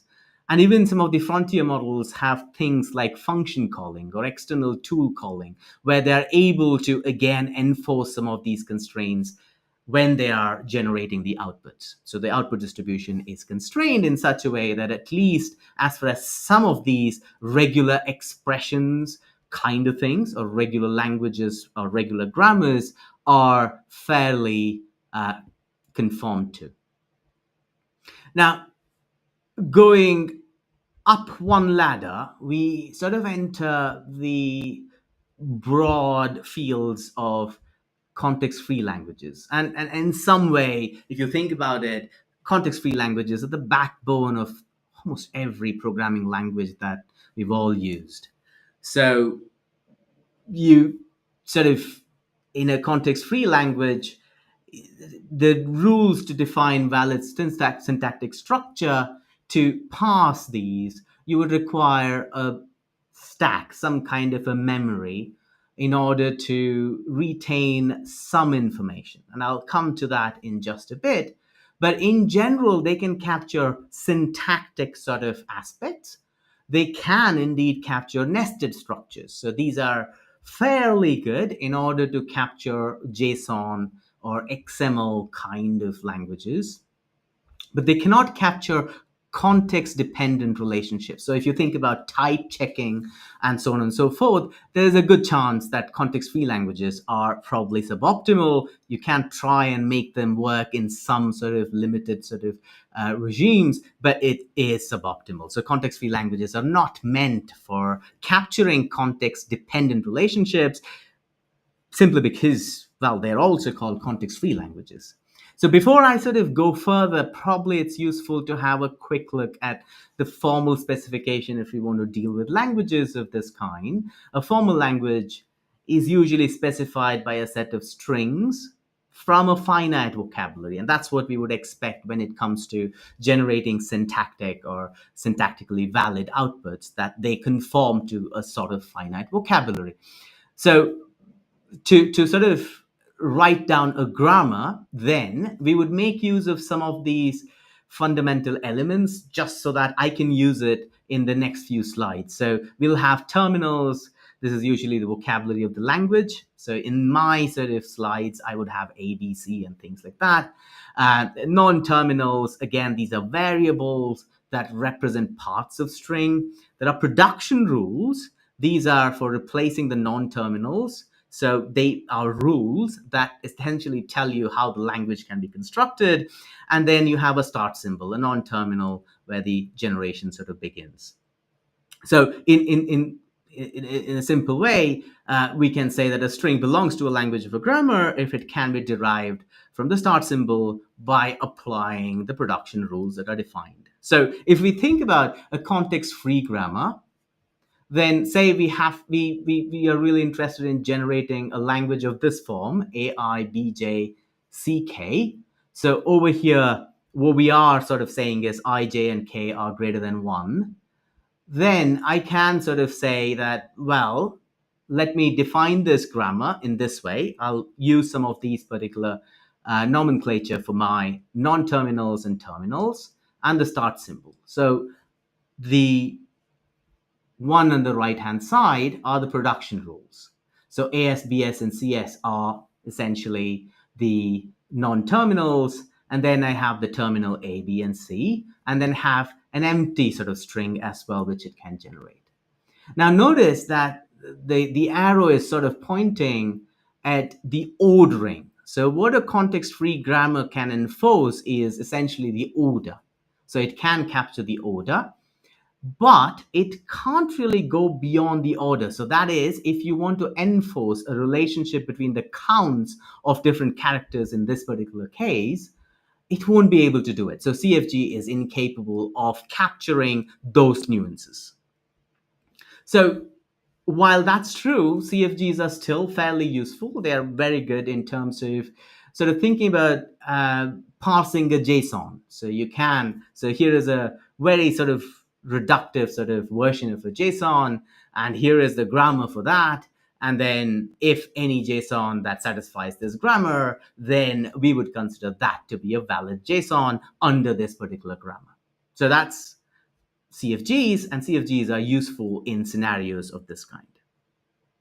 Now, if we want to go further ahead, we would sort of think about having access to context-dependent rules, and that's going into the type 1 languages or the context-sensitive grammars, where essentially they involve context-dependent information. So we need to sort of capture the semantic relationships between elements and enforce sort of things like type consistency and variable scoping and so on and so forth. So just again, a reductive example. So if you think about a n, b n, c n, or a to the power n, b to the power n, c to the power n, so that means you're writing n times a, n times b, n times c, again, where n is greater than 1, then in order to do that, here is how we would write the grammar.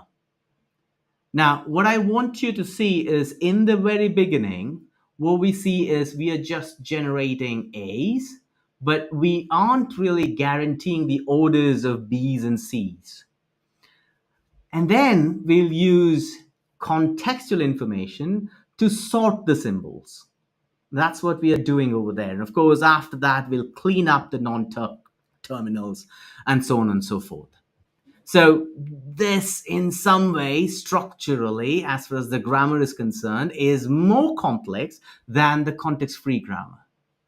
But it has great utility. So over here, for example, if I want to parse a complex language like this, where I'm really interested in not only making sure that my syntax is correct, but the variable over here is declared, then I would need some form of type checking, making sure that the variable is the right kind, it has been declared, and so on and so forth. It requires contextual information and permanence. So a CSG would be fantastic in these kinds of cases.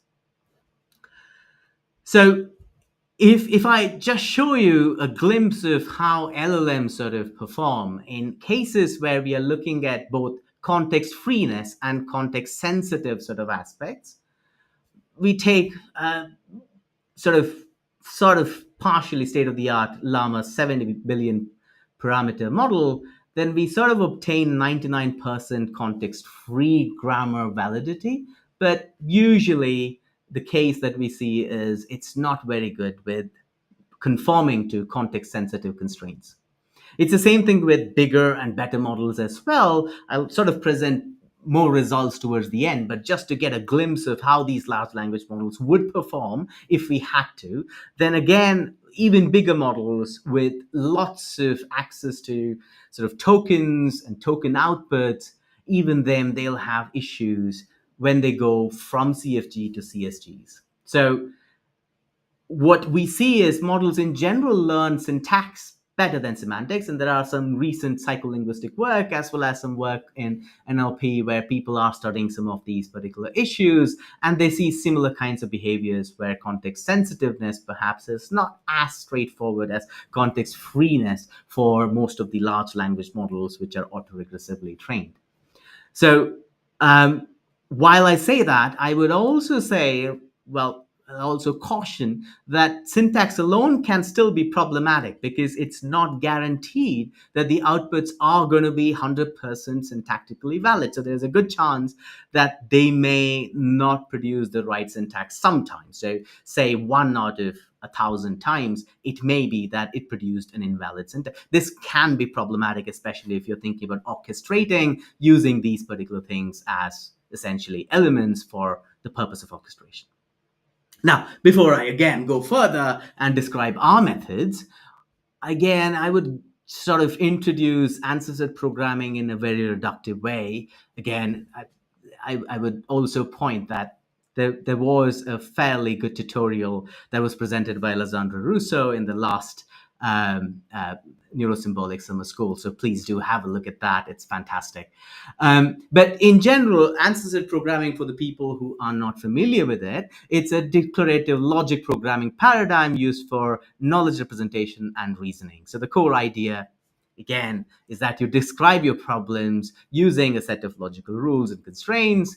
A specialized solver then finds answer sets, which are stable models that represent solutions to the problem. So again, I'll give you a buggy sort of ASP example over here. So this is an example in the context of Simpson's world.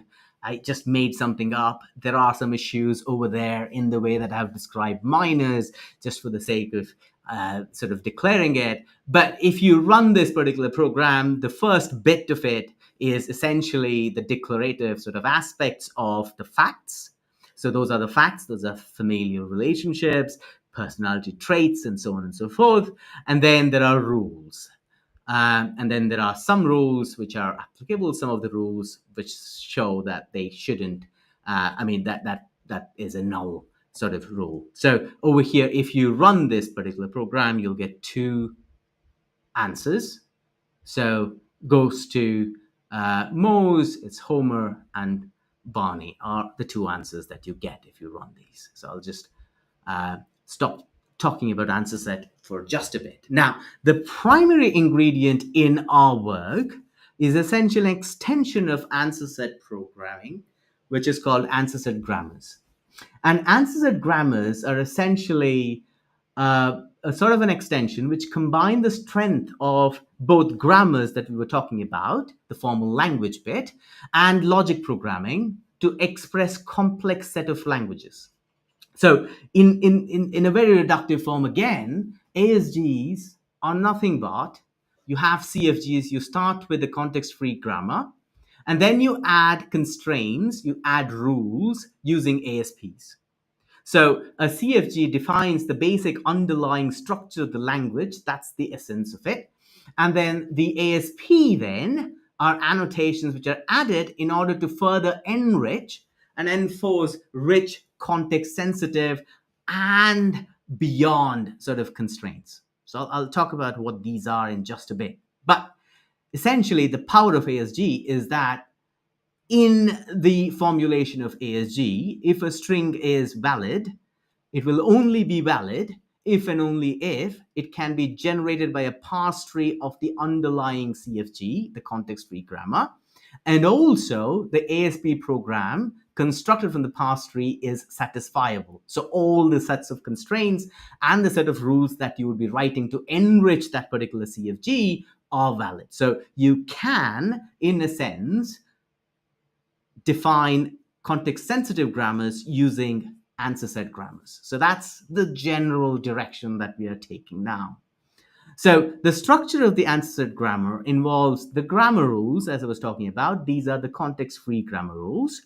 Semantic rules, these are, well, rules that are beyond context freeness. So here we are really looking at some of the context elements. And then there are other bits that we can also mention, and I'll talk about it in a few slides. And then as far as the validation is concerned, it has to do both syntactic and semantic sort of validation simultaneously. So here's an example just to sort of convey sort of the result for a very toyish example. Again, A par n, B par n, C par n. So on the left, we have the answer set grammar. So the first bit sort of tells you ASBSCS, which is basically the context freeness or the context free grammar bits.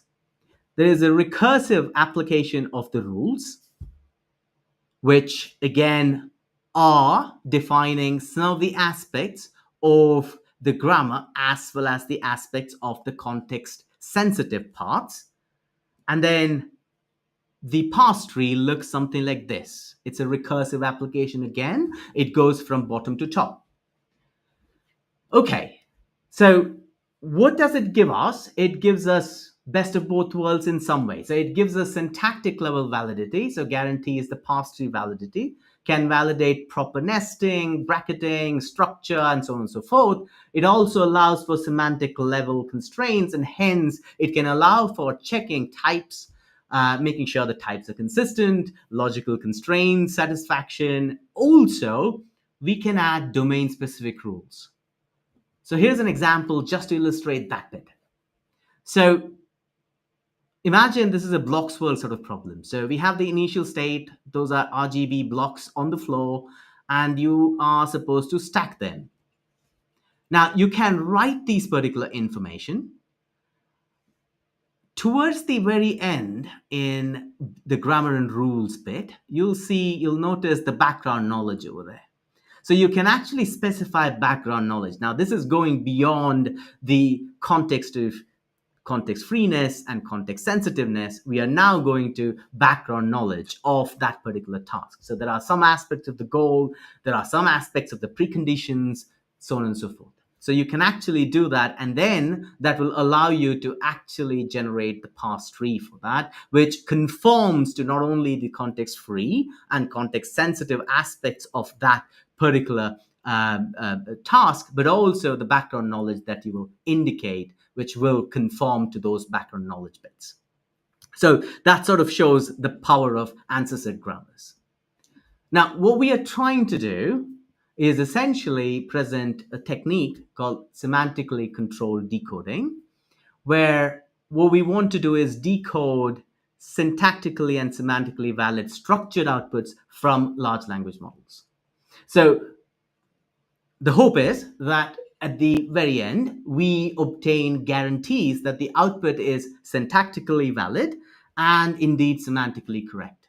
So semantically correct can be both in terms of is the type and everything, all the other aspects correct, and does it also conform to other kinds of preconditions and satisfy all the other constraints. So in terms of planning, perhaps in the blocks world problem, planning, we have preconditions. Is it really adhering to these? So at the very high level, we are sort of performing grammar guided generation. So we are making sure that the sample is valid syntactically, and we do that incrementally. We also do this ASP constraints, which are verified at each step. And to do this, we actually use a search strategy, a semantic search strategy, which uses MCTS to explore valid solution space. So again, at a very high level, the technique is you input your prompt. We have to have some kind of grammar rules. So the work that I'm presenting now, we would assume that somebody has come up with the grammar rules. They have the expertise to actually write the grammar rules. In a follow-up work, we have approaches to actually learn these grammar rules by exploration, exploitation kind of technique. But then once you have the grammar rules, you'll start generating the tokens, and then you'll basically try and apply these constraints, both syntactic and semantic constraints, accept or reject the tokens, continue and backtrack, and finally you'll obtain, hopefully, semantically and syntactically valid output. Now, if you think about approaches that are currently dominant in this field of grammar-guided sampling, usually what people do is pass the grammar into some kind of a state machine, and at each step, only valid tokens are allowed. It sort of maintains a valid prefix property throughout the generation. So this recipe sort of ensures that the syntax, but not the semantics, type checking, etc., are not really guaranteed, but at least that the syntax is sort of valid. So you have techniques like the X grammar one, and there is a very nice survey paper that I have mentioned over here from Sean Wallach. So you probably, if you're interested, you can have a look at that. So what we need, however, is that we need some kind of deeper level constraints that can help us in making sure that the output is semantically valid. So in a very high level, the partial ASP evaluation during generation, what's happening is we are doing this incremental parsing. So we are updating a parse tree, and we are not rebuilding. I'll explain some aspects of these. And we check the constraints on current partial parse tree with some level of constraint caching. And then we also try and aggressively prune out the sort of things that violate semantic rules. So we don't maintain a huge list of things. So we don't explore a lot of things, and we don't maintain a lot of things in that way. So if valid solution exists, our method will try and we'll find it. If it doesn't exist, then it will detect unsatisfiability. So that's the general sort of setup in our case. So I'll probably not have a lot of time to actually discuss about all the implementational aspects of the approach, but as far as the high level detail, so we want the LLM to generate token sequences. What we want is that these token sequences are not highly probable, not only highly probable, but also guaranteed to be semantically correct according to a formal language algorithm. And what we do is we modify the decoding process by introducing a constraint function, which determines the set of valid next tokens for every given prefix. So if you think about a normal decoding process in a large language model, where X and Y are tokens that it is generating, and X is sort of the prefix, the sort of the prompt that you're giving, and details of the task that you're providing as well, then what we are trying to do is we are trying to enforce some constraints. We are trying to sample, but the sample has to adhere to some of the constraints. And QC over there, or the C over there, is the set of semantically valid next tokens. And I is an indicator token. So it just says that it is valid under the semantic constraints that we have. Under the ASG, it is valid. If not, well, you drop that particular token. So in order to calculate the ASG, the validity of that particular token under the grammar, what we actually do is we sort of generate the prefix and we track the complete set of all valid partial trees. So we start constructing the valid partial trees, and we only save the valid partial trees with that prefix. And for each potential next token Y, I in the vocabulary, we check if it can extend while maintaining the validity at least one of the existing partial parse trees in the set of valid partial parse trees that we have. So finally, the verification involves running the ASP solver to ensure that the new extended parse tree will satisfy all semantic constraints that are defined in the ancestor grammar. So to do this, we sort of use we cast this generation process as a Markov decision process. So once you have the Markov decision process, there are a couple of things that we are looking at. We are looking at a domain-specific reward function. And we, again, use ASGs to obtain the reward function. So it can allow us to sort of estimate how far away from the goal is a partial parse. And then to do this, again, we use MCTS. And we sort of modify the MCTS in two specific ways. So we constrain the selection and expansion aspects. So the tree only explores actions or tokens that are members of the ASG sort of grammar. So this reduces the branching factors to a fairly decent amount that we can retain. And we then control the rollouts as well. The rollouts from the leaf nodes are also used to constrain the distribution, making the simulated trajectory, at least, always semantically valid. So just sort of bringing the previous example that I sort of showed. So over here, so once we have these particular specifications, we get a tree and we start expanding the tree. The MCTS search then allows us to actually obtain one of the particular trees, which essentially satisfies all constraints as far as the ASG is concerned. Now, this is fairly quick as far as the implementational detail is concerned, but given the time, I'll probably jump quickly into the experimental results. So the types of tasks that we considered are of three kinds. So we have the synthetic grammar synthesis. So these are the types that I've shown. I'll specify it in just a bit. And then we have the combinatorial reasoning tasks. And then we have the planning tasks. So the synthetic grammar synthesis looks something like this: AN, BN, CN, AM, BN, CM, DN, and then you have the copy one. The combinatorial reasoning includes some of the graph-based ones and Sudoku solving ones. And then we have the blocks world for the planning.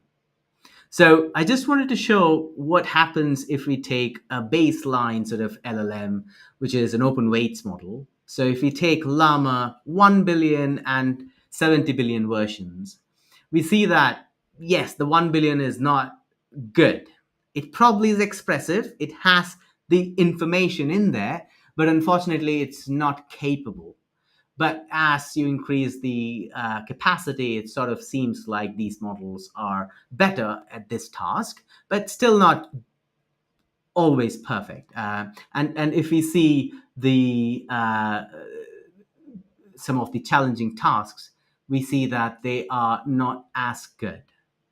Now we have a best of n. This is sort of a rejection sampling based approach where you again sample, in our case, 50 times, and you see if at least one sample satisfies the property for the grammar. So is that particular output valid under that particular grammar or not? Is that a valid language or not? So that's what we are trying to do over there. So we sample 50 times and we see that, again, sampling 50 times helps, but there are still problems with the open weights models.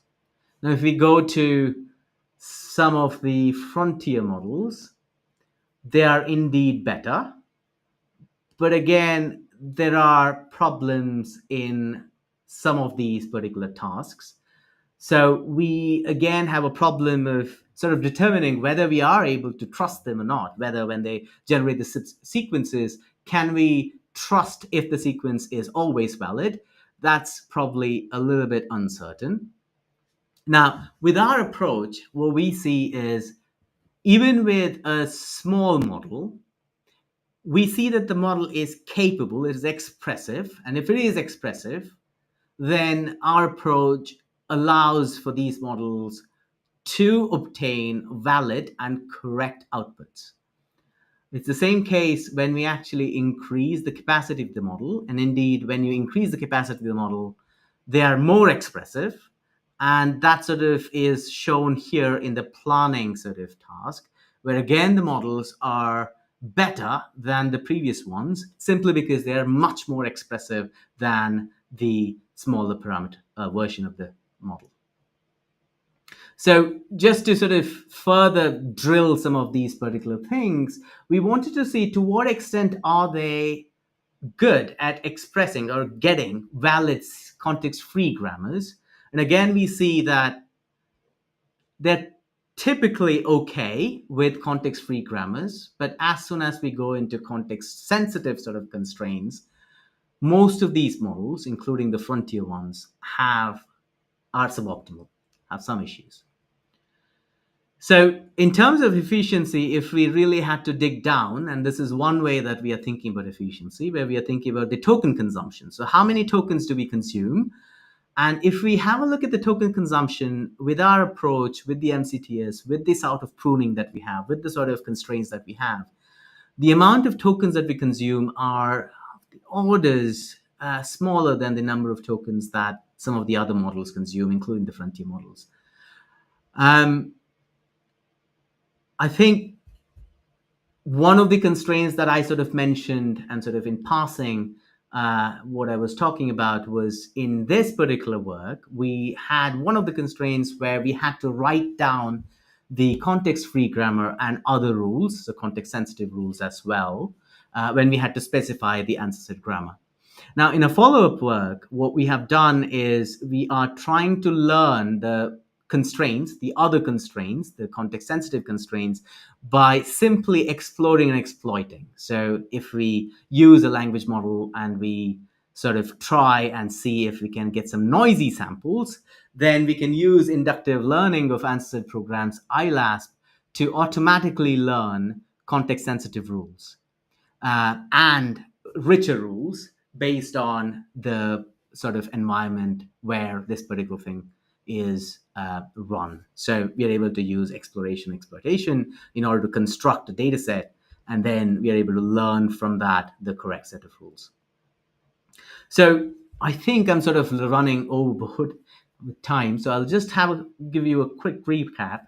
So what I have presented here is a particular approach that uses ancestor grammars, which is sort of an elegant way of extending ASPs into the grammar formalization. And then we use that to constrain the outputs such that the outputs are syntactically valid and semantically correct. So it guarantees syntactic validity for LLM outputs. It also guarantees, to a large extent, the semantic correctness.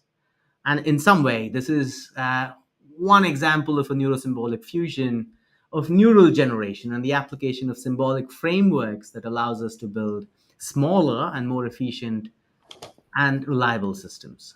With that, I think. All right. Thanks, Pranava. Excellent stuff. Very important work. So, and very general. Can use it for many, many important things. So, a few questions. So, as something like Python or Lisp is far more complex than JSON or XML, how well does ASG scale? Is it possible to, for example, generate an ASG of Python automatically? Automatically, I'm not sure. The last bit, I'm not sure. But I think to a large extent, we can do it. We can do both Python and other logic programs. Because to a large extent, what we can do, the ASG allows us to do, is essentially use the CFG, which most of these particular languages are, and they have additional type-related or other kinds of constraints. So we can impose these constraints, and we can write it up. So how easy is it in terms of automatically learning these rules? It is feasible, but we haven't tested the scalability of these particular systems into expressive sort of languages. Some of the current approaches are simple loop. Gen AI, then validity check, then retry. Would a middle ground be to train Gen AI with syntax-based output, like in the old syntax-based ML machine translation systems, like Senric? So could it be a viable alternative to train LLMs which output syntax trees and then pip rule-based text generation? Apply that to it. Yeah, I'm not too sure, because you're actually sampling from a distribution all the time. So if you're sampling from a distribution, there is always a possibility that your distribution sometimes is not peaky at the right place. Then you're sampling from a noisy or a less peaky distribution. There's a good chance that you'll end up getting something wrong. And once you get, if it's an autoregressive model, if you get something wrong at some point, then you'll continue propagating that, especially when you're thinking about grammatical constraints. So it's fairly rigid in some way, formal languages and stuff like that. In natural languages, perhaps you don't need that. So you can still come back and sort of modulate stuff at the very end. Over here, there's a chance that you may not be able to. So I'm not too sure if you'll be able to guarantee. You'll be able to get samples which are valid for sure and correct as well, but guaranteeing perhaps may be slightly more difficult. That's my hunch. Related to that, what role does the temperature setting of the LM play? For example, if the temperature is 0, you get invalid token or leading to an endless loop. Yeah, so now one good thing about the approach is if we use MCTS, then temperature doesn't really matter so much for us, because we can go to the lowest probability bit as well, because we are still asking for a symbol that satisfies these constraints. So in that way, temperature doesn't play a role in the first part of it. In the follow-up work, we use temperature actually because we want noisy samples. So over there, we want positive and negative samples. So if you have a verifier that helps us in estimating whether that's a positive or negative sample, over there, temperature is useful because then we can learn these particular good and bad or rules which are valid and invalid, if that makes sense. Yep. One more question. What prevents your approach to be used for enforcing other guarantees? Beyond syntax and semantics, one might want to enforce other rules on the decoding for purposes like safety, ethics, or any other application level constraints.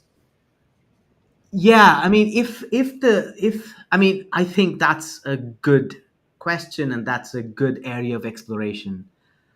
However, my worry is some of these aspects of safety, if they are safety in a formal sense, that's fantastic. If they're well specified, that's brilliant. If they're underspecified, then we have a problem. There are soft constraints and other kinds of issues that we then get into. So I'm not too sure in the context of ethics, in the context of safety, if there are underspecifications, then I wonder to what extent we can guarantee aspects of correctness and validity. It may be that we can do it, but it still would be a hacky approach unless or until there is something that is very well specified. If it is very well specified, then I think it's in our sort of ballpark and we can easily guarantee stuff. That said, the approach can be used. I wouldn't then talk about guarantees. That's the only constraint. I hope that answers the question. Awesome. All right. Well, follow Pranava's work, one of the rising leaders in our field. Thank you so much. We'll catch up soon. Cheers. All right. Take care. Thank you.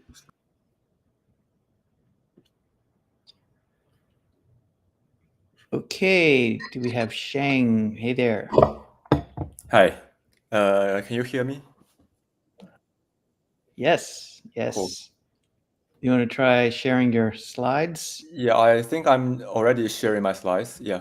Yep. There we go. Can you see the slides? We can. Yes. Cool. All right. So now we're going to get to math. So we have some very strong results to show today. Very exciting. So Shange is going to talk about achieving the state of the art right now in automated theorem proving. This is even open source, so this is anybody can try it. And he's going to tell us how it's done. So this is the bleeding edge of this topic. So take it away, Shange. Yeah, cool. So hi, everyone. So my name is Shange Tang. I'm a PhD student from Princeton University. And I'm very glad to share our recent work, Code Approver V2. That is, we achieved the state-of-the-art performance in automated theorem proving among all the open source models. So in this talk, I will briefly first introduce the background, and then I will introduce the performance of our model. Then finally, I will briefly introduce how we can achieve this, like how we build, how we collect data, how we do the reinforcement training, and etc. Okay, so now let's get started. So the first part is about some background here. So like we all know that since the release of OpenAI 01, so there is a battle of AI in both math and coding. And we can see that on the left-hand side, the original GPT-4o can only achieve a relatively very low performance in AIME 2024. And AIME is like a high school level competition in math. Yeah, but with the release of 01, we can see that 01 has a very, very strong performance when comparing with the previous non-thinking models. And later, DeepSeek released their open source model R1 that's even better than 01. Yeah, and those results are really amazing here. So there is one question here, that is why people care so much about math or coding. So there are several reasons. The first reason is that we can imagine that math and coding are a very good proxy of complex reasoning and planning. So for example, math is usually regarded as a very important part of human intelligence. And previously, people all think that they are challenging for LLMs. Okay, and the second reason is that math and coding are somehow easy to evaluate. For example, if you ask the LLM, say, to write a science fiction, you cannot really tell whether it's doing well or not. But for math and coding, in some sense, it's relatively easy to check. For example, in AIME, so all the answers in that competition are just like some numbers in 3 digits. So we can just check if the number is correct, and then we can give the model the reward. And for coding, we can run some unit tests to show if the code provided are correct or not. Okay, so there are 2 reasons that we care so much about math and coding, but there are still something that is lacking here. So the first thing is that we know there are abundant data of math, but most of them are in those pre-college math, like for example, like in primary school, and some relatively easy problems here. So it's quite limited in more advanced fields. For example, in research math, and even in some more difficult competition. And the second thing is that although I've claimed that it's easier to verify things in math, but actually there are still some things that we cannot verify in math. For example, we all know that if the problem is only about writing a numeric solution, then we can manage to verify it.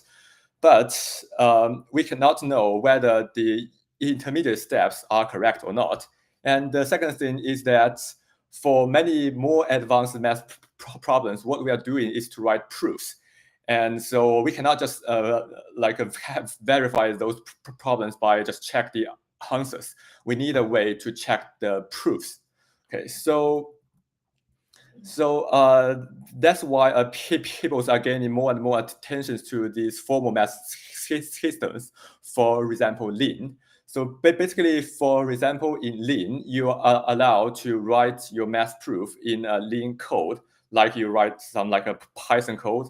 And when Lean compilers see those codes, and with this compilation, the Lean compiler can verify if your proofs are correct or not. So it's a way of verifying like a typical math problems, and can verify even the problems with proofs. Okay. And yeah, so that's why we care much about Lean, and Lean is becoming more and more popular now, especially within the community of mathematicians. So for example, Terence Tao is now very interested in Lean. Like I think he has many Twitter posts about like he wants to formalize many problems or theorems in Lean so that it can be checked automatically. So the case is that currently, like the math theorems are so typical that even very well-trained mathematicians may take like days or months or even years to just like validate a proof. But if we can manage to write all of those proofs in Lean, then we can verify it in Lean like within seconds or maybe minutes. Yeah, so that's why mathematicians care so much about Lean. And I think this domain is really active now. For example, for the library in Lean, it's called like MathLib. And we can see that the MathLib repo has a lot of pull requests, even like more than Torch or VRM. That's very well known and popular repos in like large language models. Yeah. And this MathLib also contains a lot of the domains ranging from algebra to topology. And I think a lot of mathematicians are very actively building this like a library. Okay, so that's some like a basic introduction of Lean. And maybe I will show you some examples of the difference between Lean and like a natural language. So for example, we can see here is the natural language question. So for example, when you prompt and current LM to solve this problem, you will like write its proof or reasoning all in natural language. And finally, it will give you a final answer. For example, here is like a 135. Yeah, but in Lean, like you are going to write everything in a machine verifiable code. Like then just like how you run the Python code, you are going to run this Lean code to see if it gives the correct proof or not. Oh yeah, but so the picture I post here is actually Lean 3, I think. Yeah, but currently we all shift to Lean 4. Yeah, so like maybe to make it clearer, we can make this comparison. For example, like informal math is more like pseudocode in coding. Like you can say what's your first step, your second step, but if you do not write them in like in real codes, then you cannot verify if they are correct or not. Yeah, but like in formal math, they're more like code. Like for example, this is the proof for this theorem, and so it's more like a Python code that I can run and I can get the verifiable results. Yeah, and as an example, so a Lean proof will look like this. So first, you are going to import the MathLib library, and sometimes you are going to open some namespace, and then like you are going to state your theorem here. So the things before this by is regarded as the theorem statement. For example, this theorem is say that if I have natural numbers a and b, and if I assume a is a even number and b is also even, then what I want to prove is that a plus b is also even. Okay, and after this by, I'm going to provide a proof for this theorem. So these several lines are the proofs for this theorem statements. So if you try this Lean on web, then you can see that if you provide this proof, you can see that here it states no goals, means all of the goals are closed. That essentially means this proof is correct. But if you provide some wrong proofs, then you can see some error messages here, like indicating that your proof is like has some flaw and you need to fix it. Yeah, for example, you can see here, like if you write a wrong proof, then Lean will provide some like error messages. For example, it's saying that there is an unknown identifier C, which means you have not defined C anywhere before. So Lean compiler does not know what you are referring to. So finally, he will say, oh, here is a unsolved goal. So you need to solve it to make your proof correct. Yeah. Okay, so that's some basics of our background. So then I'm going to introduce our prover and why we claim it's the state-of-the-art open source model for now.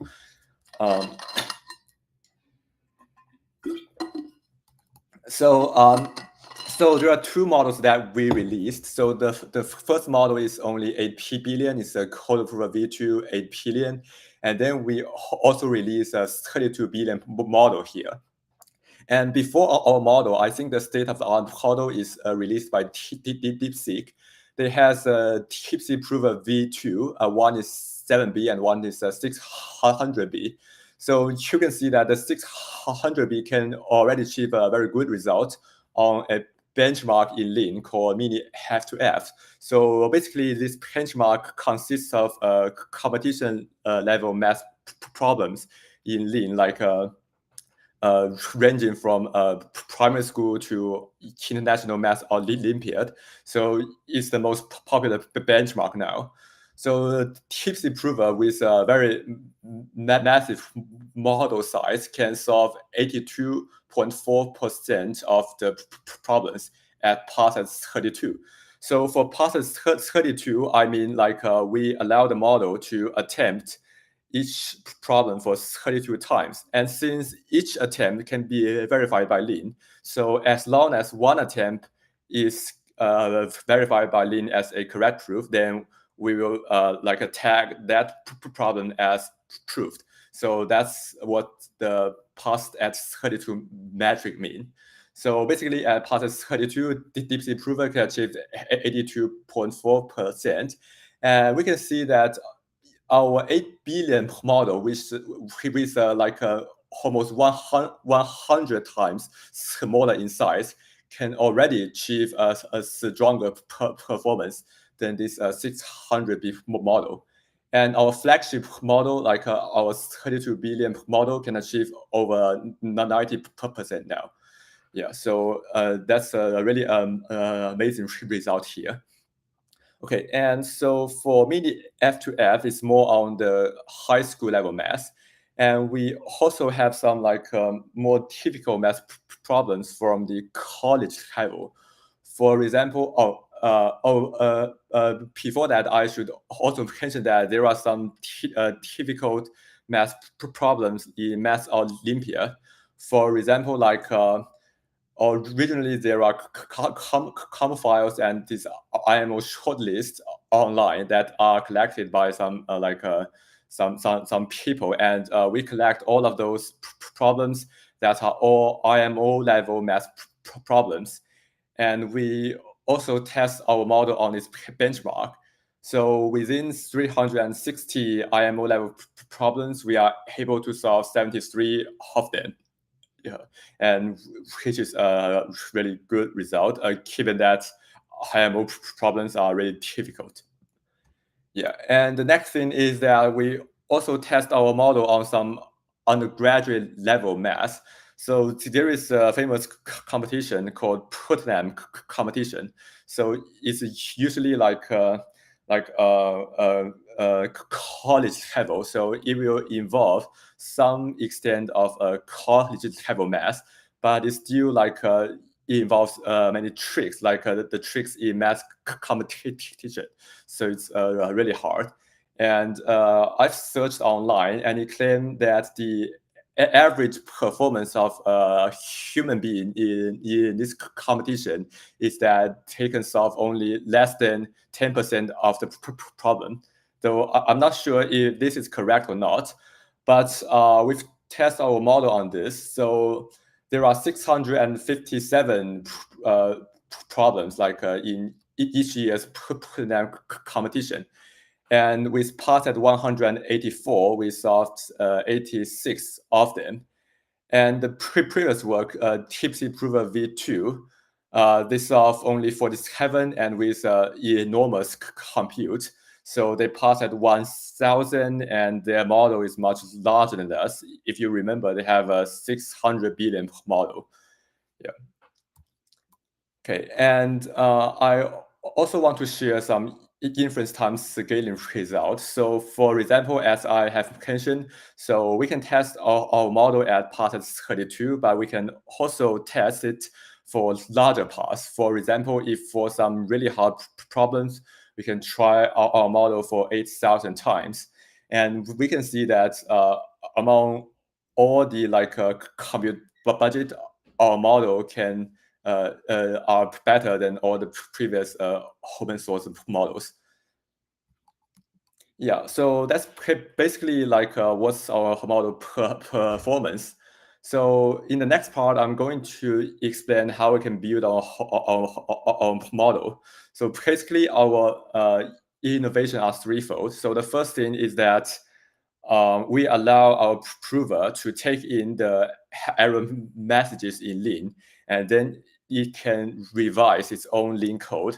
Yeah, so that's the first thing. The second thing is that in order to deal with the data scarcity, we synthesized a lot of data at an appropriate typical level.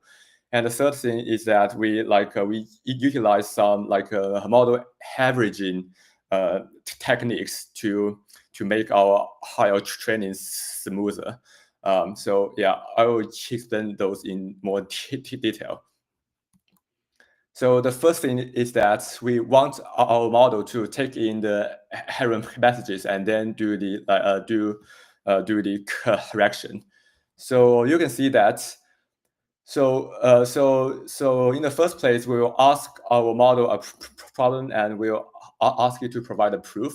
And this is the prompt, and then the model will try to analyze the problem within a chain of thought. The model will try to say, okay, so first, what should I do? And the second thing, what should I do? And then the model will give a plan. And then based on his plan, the model will provide a proof. But this proof might not be correct. So for example, if we put this proof into the Lean compiler, so we can see something like this. So we do some transformation to make the Lean info more readable. So we'll see something like this. So the proof might not be correct. So we put this tag here, the error tag.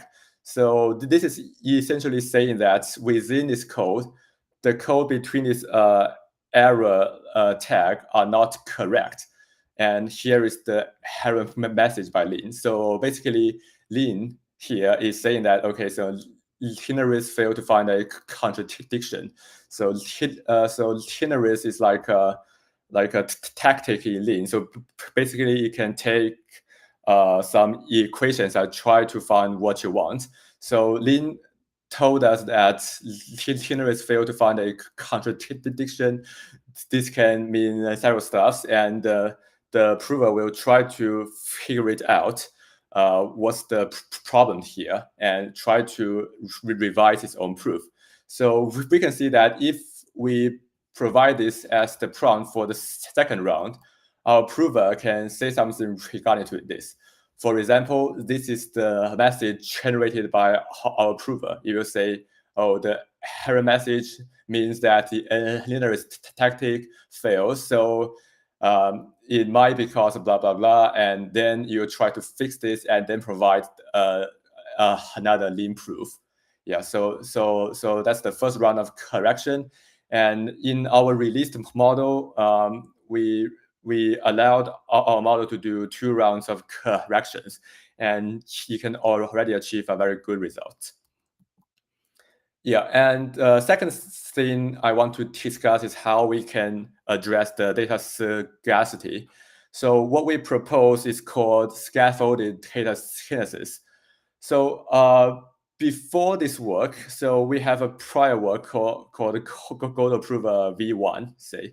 So in that work, the way we tackle with the data scarcity is that we just try to use a statement formalizer to translate a lot of problem statements into Lean, and then we can run the reinforcement learning on these statements. Yeah, but in this Code Approver V2, we found that although there are many natural language statements that we can try to formalize in Lean, they are not at a proper typical level. For example, let's suppose a data set might contain 100 problems, and now we have a prover.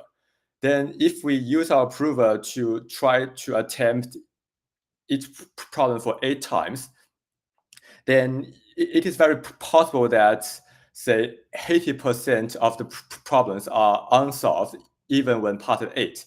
And within the solved problems, most of them are solved 8 times among 8 trials.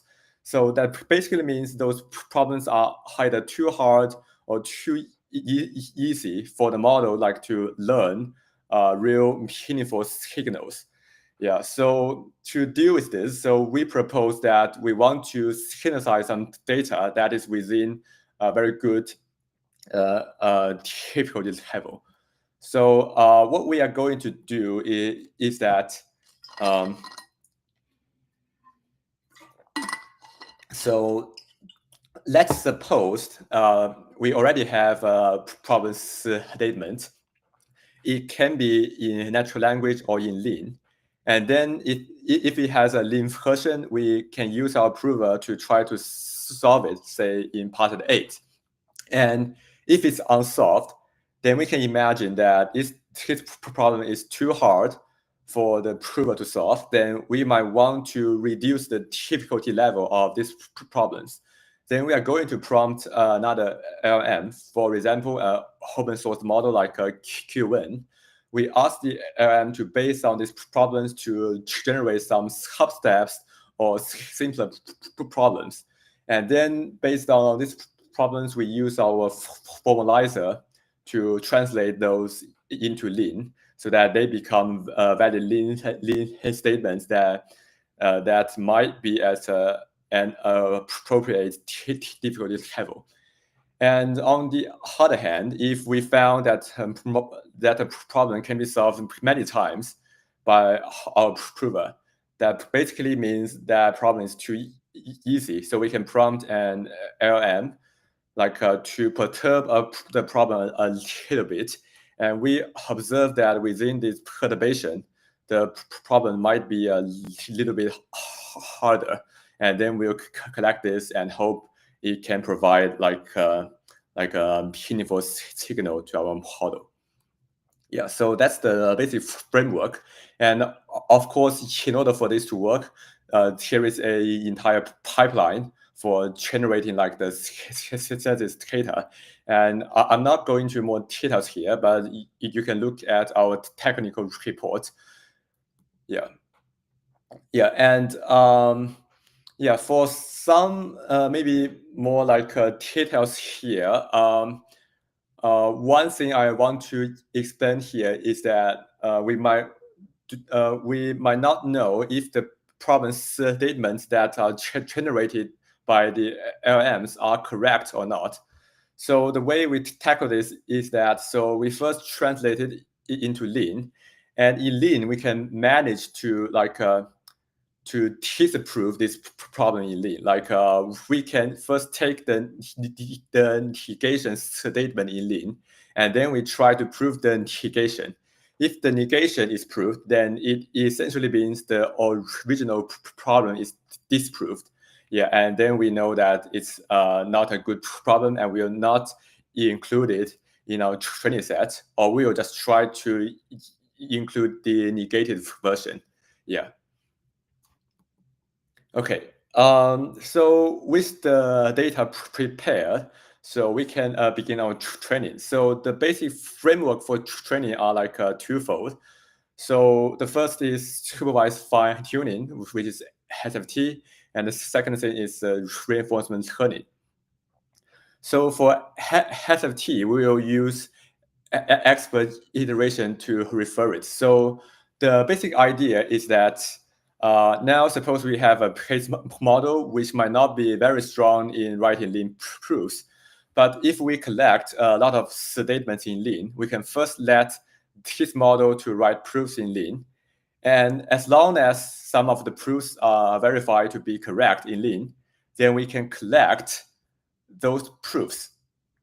And then we use those proofs to further fine-tune the original base model, which will result in our iteration 1 model.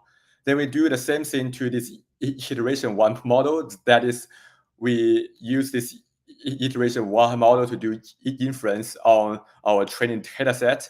And you can imagine, since this model should be stronger than the base, then it can solve more problems in this training data set. And we will collect those larger data sets into training this iteration 1 model. And then we'll get iteration 2, and then we will repeat this until we run out of our computer budget, or we found that the improvement is very small. Yeah, so that's called the expert iteration. And going beyond that, we can also run reinforcement learning on this. So reinforcement learning has been widely adopted in LLMs.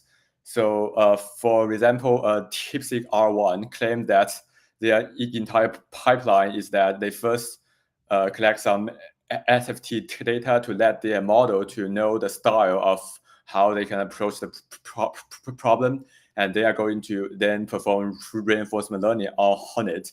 Since in math, there are verifiable rewards. For example, in Lean, like what we are doing is that in reinforcement learning, we provide the model with a batch of problems, and for each problem, the model will attempt it for 8 times. And if some of the attempts are correct and some of them are incorrect, then the correct ones can receive a reward 1. The incorrect ones can receive a reward 0. And then based on this reward, we do the gradient update to update the weight of our model. And we run this step for 100 times, and then we'll improve the performance of our model. Yeah, so that's the basic framework of our training. So in detail, so for reinforcement learning, we are using the GRPO as is adopted by like DeepSeek. So basically for GRPO, this means when calculated the real reward, what we are doing is that we will have a normalized reward. For example, when a problem is tried at 8 times, so we are going to normalize his reward. So we can imagine if a problem is tried for 8 times and only 1 attempt is success, then his attempt will receive a very high reward by normalizing. But if all of these 8 attempts are shown to be correct, then even though those attempts are correct in Lean, but since after normalization, they will still get a 0 reward, since those problems can be regarded as too easy. Yeah, so that's the basic algorithm for our reinforcement learning. Yeah, and during our training process, we observe something. So for example, we observe that during reinforcement learning, the diversity are lost for our model. So why can I say this? So we can see the 2 curves here. So one is parted 32 and one is parted 1. So for parted 1 means that we only count if the model, if the proof is correct or not for just 1 pass. And for parted 32, as I have mentioned before, we are allowed to try the problem for 32 times. And we can imagine that this parted 32 performance will be much higher than parted 1. And the x-axis here is the reinforcement learning steps that we did. And we can see that for longer steps of reinforcement learning, which means we train the model for longer time, the parted 1 performance consistently grows, but the parted 32 performance does not. So what does that mean? That basically means, okay, the model learns how to solve a problem very efficiently. For example, for some very easy problems, when it tried it for 32 times, at the very beginning of training, it might be able to only solve it for 4 times, but at the later stage, it can solve, say, 8 times. But we can see since the past 32 performance are not improving much, we conjecture that it's because the diversity of the model outputs are lost. For example, for some really typical problems, when you are trying part 32, you ideally want the model to try some different strategies to solve it. Yeah, but it seems that during reinforcement learning, this diversity might be lost. Yeah, so one way of tackling this is that we use a model averaging technique.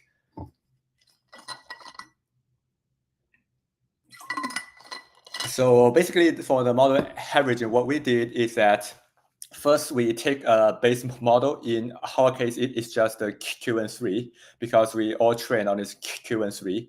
And then for the fine-tuned model, for example, the reinforcement learning 90-step checkpoint. And we have these two models, and for example, we set this alpha to be 0.9, and we just average the model weights to get an average model. And this simple method is shown to be useful in many other cases, which I'm not going to introduce here. But it seems that it also works in our case. So we can see these two figures. So each curve means like the training, the results for based on the model at each reinforcement learning step. For example, on the left-hand side is the performance without doing revision. So if we see the curve for RL steps at the 90 is the green curve. So the x-axis is the path at 1 performance, the y-axis is path at 32, and so the points here are the model performance with a different average level. So basically, I choose different alpha. So for alpha equals 1, which means we did not do any model averaging, we can see that the path at 1 performance is the highest. Yeah, but the path at 32 performance is not that good. And if we decrease alpha, which means we allow more averaging towards the base model, we can see that the path at 1 performance drops. Yeah, but at some point, the path at 32 performance will be better. Yeah, so that's some behavior we observed, and we applied in every training stage of like a reinforcement learning and supervised fine tuning. Yeah. And finally, I'm going to explain a little bit of our overall pipeline. So we have many components, and the entire pipeline is quite large. So basically, we will collect a lot of formal statements, and within this part, this involves training a very good statement formalizer, which I do not have time to discuss it here, but we release this model also on Hugging Face. Yeah, and once we collect these formal statements, so first we did distill from the previous state of the art, which is a tipsy prover, and this will result in a dataset S1. And in the meantime, we can collect more data using our data synthesis, which results in dataset S3. And with each dataset, we can first do some supervised fine tuning, and which will result in like a model which we call SFT S1. And then we also do some titillation from tipsy prover to try to train the self-revision capability of our model. And finally, and after some model averaging, this will result in SFT S2. And then we do one more round of SFT. And this round includes both the whole proof completion and the revision. And after this results in our third SFT model. And finally, we train reinforcement learning for the 90 to 100 steps to result in our final model. And that's the model we released. Yeah, so that's the overall pipeline. So if you are interested, so all of our model, like, and the inference script and the link combination scripts are released online. So here is our blog here. And we have also released our technical reports weeks ago. And if you are interested in the detail, you can go through this paper. And we release our model on Hugging Face, both the 8 billion one and the 32 billion one. And we also released the formalizer, which is named, I think it's a Godot formalizer V2, and you can also try it out. It can help you to translate the natural language statement into Lean. And the remaining thing is that we released our data sets that we collect of Math Olympiad. That's also on Hugging Face. Yeah. Yeah, I think that's almost all for my presentation here. So many thanks to all of my collaborators. So it is a very large team. People are from Princeton and also from Tsinghua and from NVIDIA and Amazon and Meta. So thanks again for all of my wonderful collaborators. So all of the collaborators within this orange circle are the core contributors. Like we spend like hours like each day for several months, very devoted to build this model. Thanks them again. And thank you for listening. I'm ready to take any questions. All right. Awesome job. Thank you so much. We have some questions. Let's see. Do you think such proving iteration could generalize to common sense reasoning, provided there's a strong enough formalism for that? What do you mean by proof generation? Do you mean by the expert iteration, or just by like the one round proof generation? Probably the expert iteration. Yeah, so I think so ideally it can be, but we need a more carefully designed.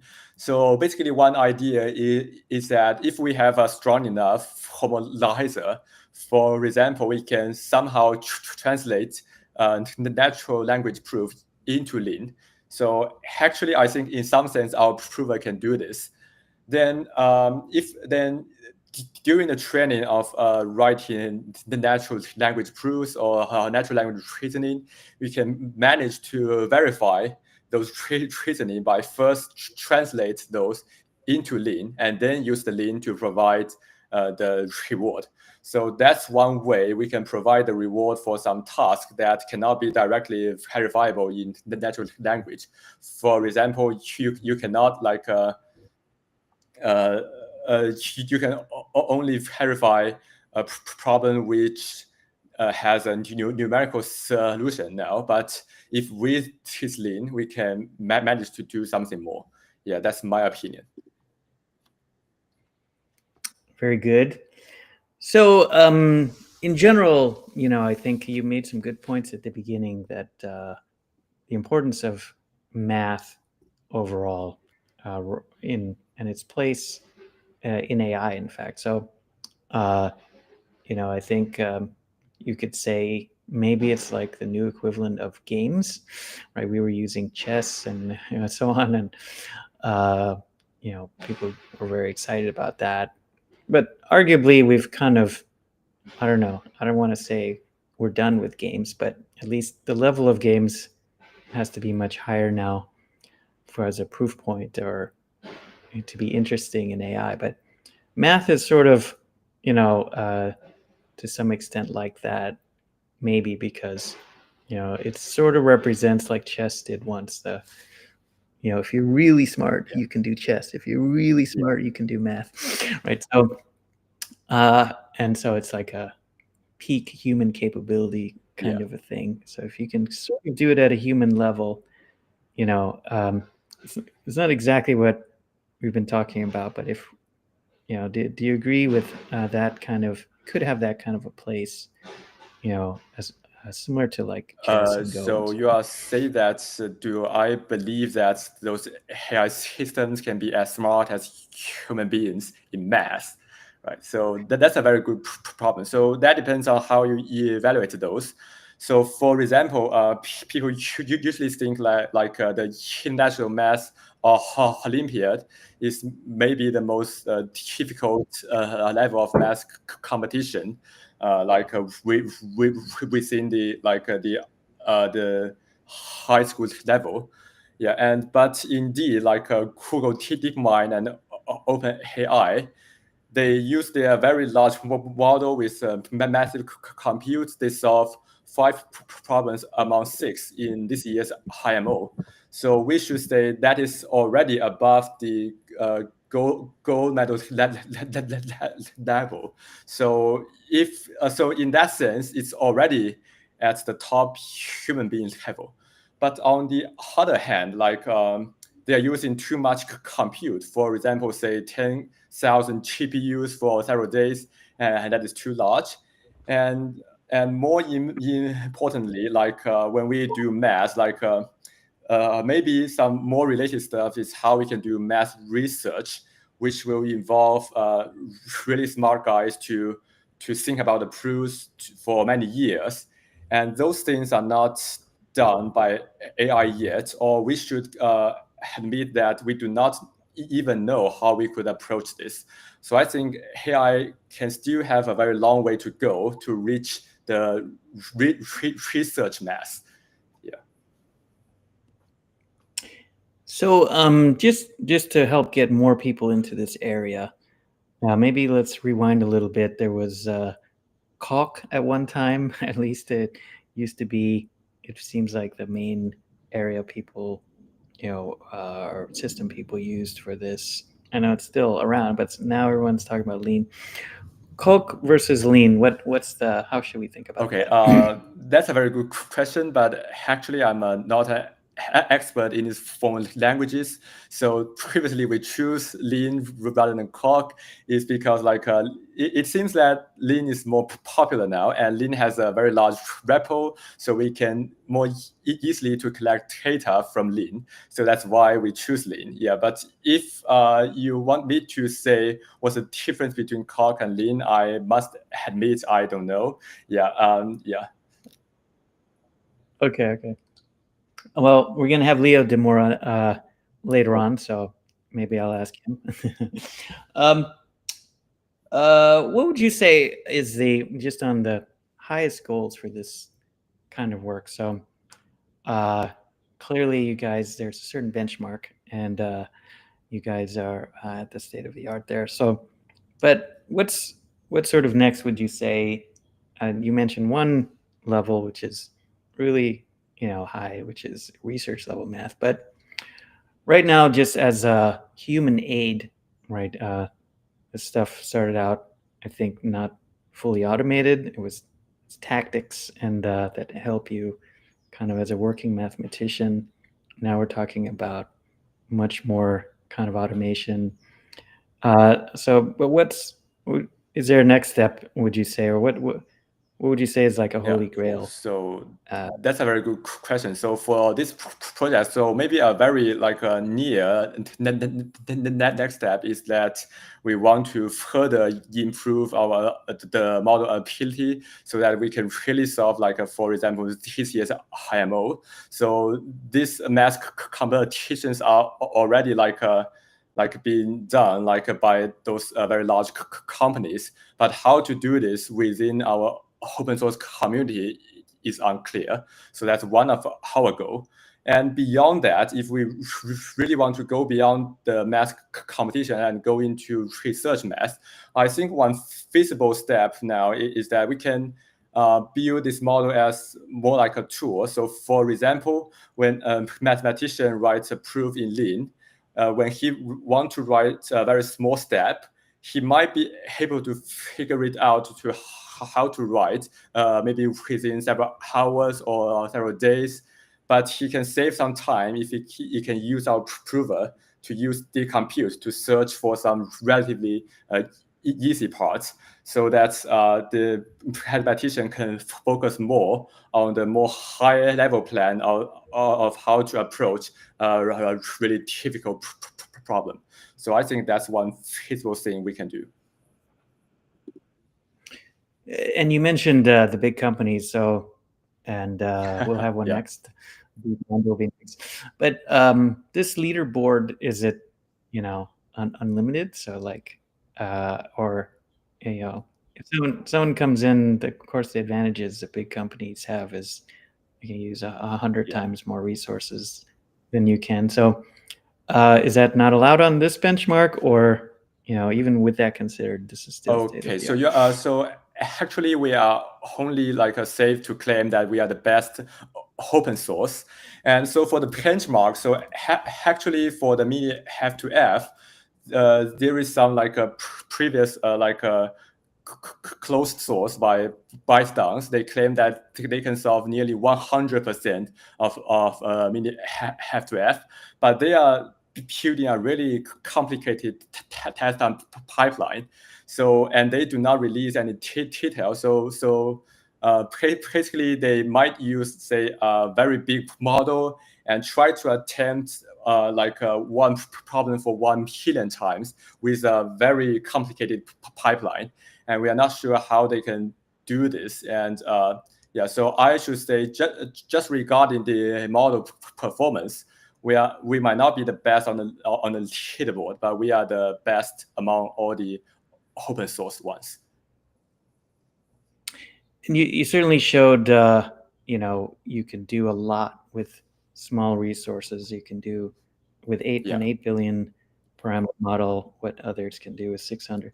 So, but what's the key? And you showed a bunch of innovations, but what would you say is, if you could pick one, the main key thing that allows you to get this kind of remarkable I think efficiency? so. The key things, maybe if you only want me to just list one thing, I think it's within the data side. So in some of the experiment, we can observe like different training algorithms does not has that much difference. But what really matters is what kind of data you provided.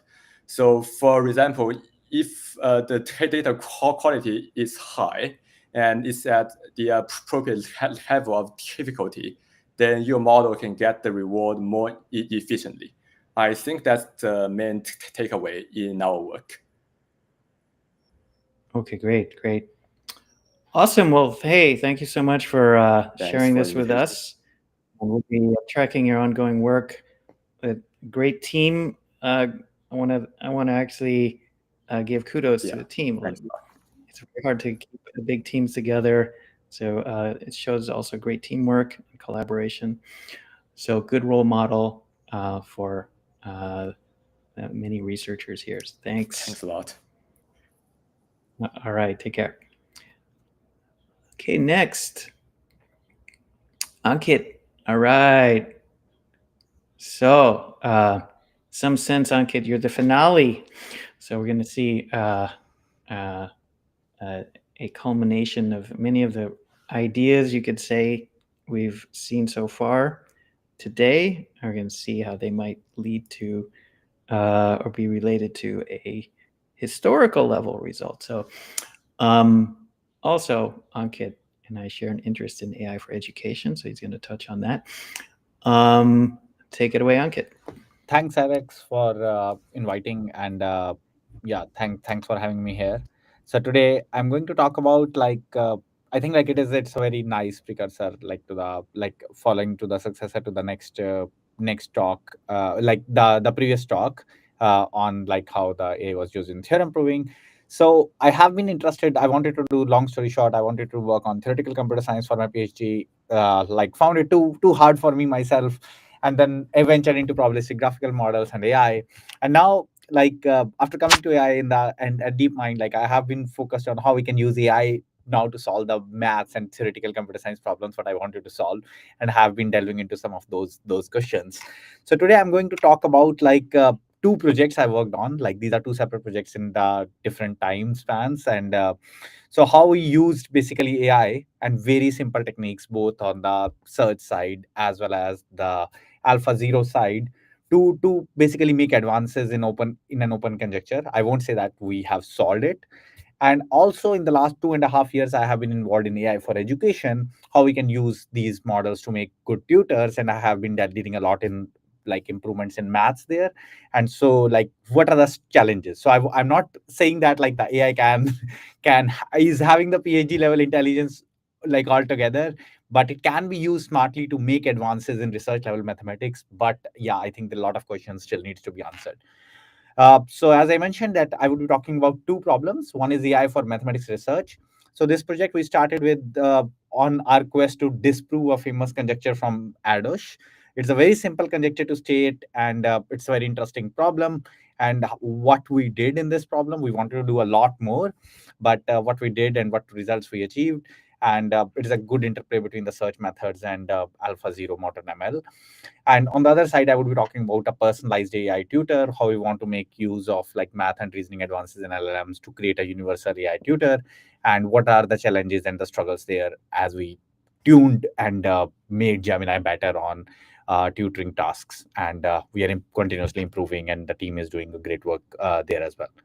So going on the first part, so probably I think like you have heard like this context many times now, like in the AI and maths has, like as Alex mentioned, that it is capturing some sort of like the games part, like it is replacing the games. And I think in this wave has started since 2018, at least at Google DeepMind, there have been like a lot of push of how we can use AI to make advances in maths. So some of my colleagues published this. I think this was one of the early works where the modern deep learning methods have been used for where AI basically conjectured something, and in collaboration with mathematicians, so mathematicians ended up proving that thing in knot theory. I am not a knot theorist myself, so I'm not that much, but I think this was the first time which excited many people. On the right, some of my colleagues worked on alpha tensor, which is basically how we can use AlphaZero for matrix multiplication and make some improvements there. So this was also published in Nature. In the last, in 2023, how we can use LLMs to make advances with program-based search, what they called as fun search. This was published in Nature again. And so like a lot of other works, like I'm covering some of the works and advances what at Google DeepMind my colleagues did. And recently, like at IMO, this got a lot of people's attention that like the AI achieved a gold medal level score in the IMO problems, and this was both claimed by DeepMind and OpenAI. Moving forward, but what I want to talk to you about is a work we did on our quest of how we can, on our quest of this adverse conjecture. It was also a big collaboration between a lot of people at DeepMind, but also a few mathematicians from different orgs also participated with us. So this problem, like I think a lot of people recent times have been working on automated theorem proving, how we can use AI to prove theorems. And now, like I have also worked on like the first order logic theorem proving, especially I think in 2019-20, I spent a lot of time on that. And while doing that, I came to this question of that, okay, proving is one thing, but maybe we can also think about if these are open conjectures, some of these conjectures could also be wrong. And what about thinking about counterexamples? And maybe the counterexamples are easier problem in contrast to proving, because you have to prove for all the cases, but counterexample is one single thing which can suffice. And maybe this is a far easier problem.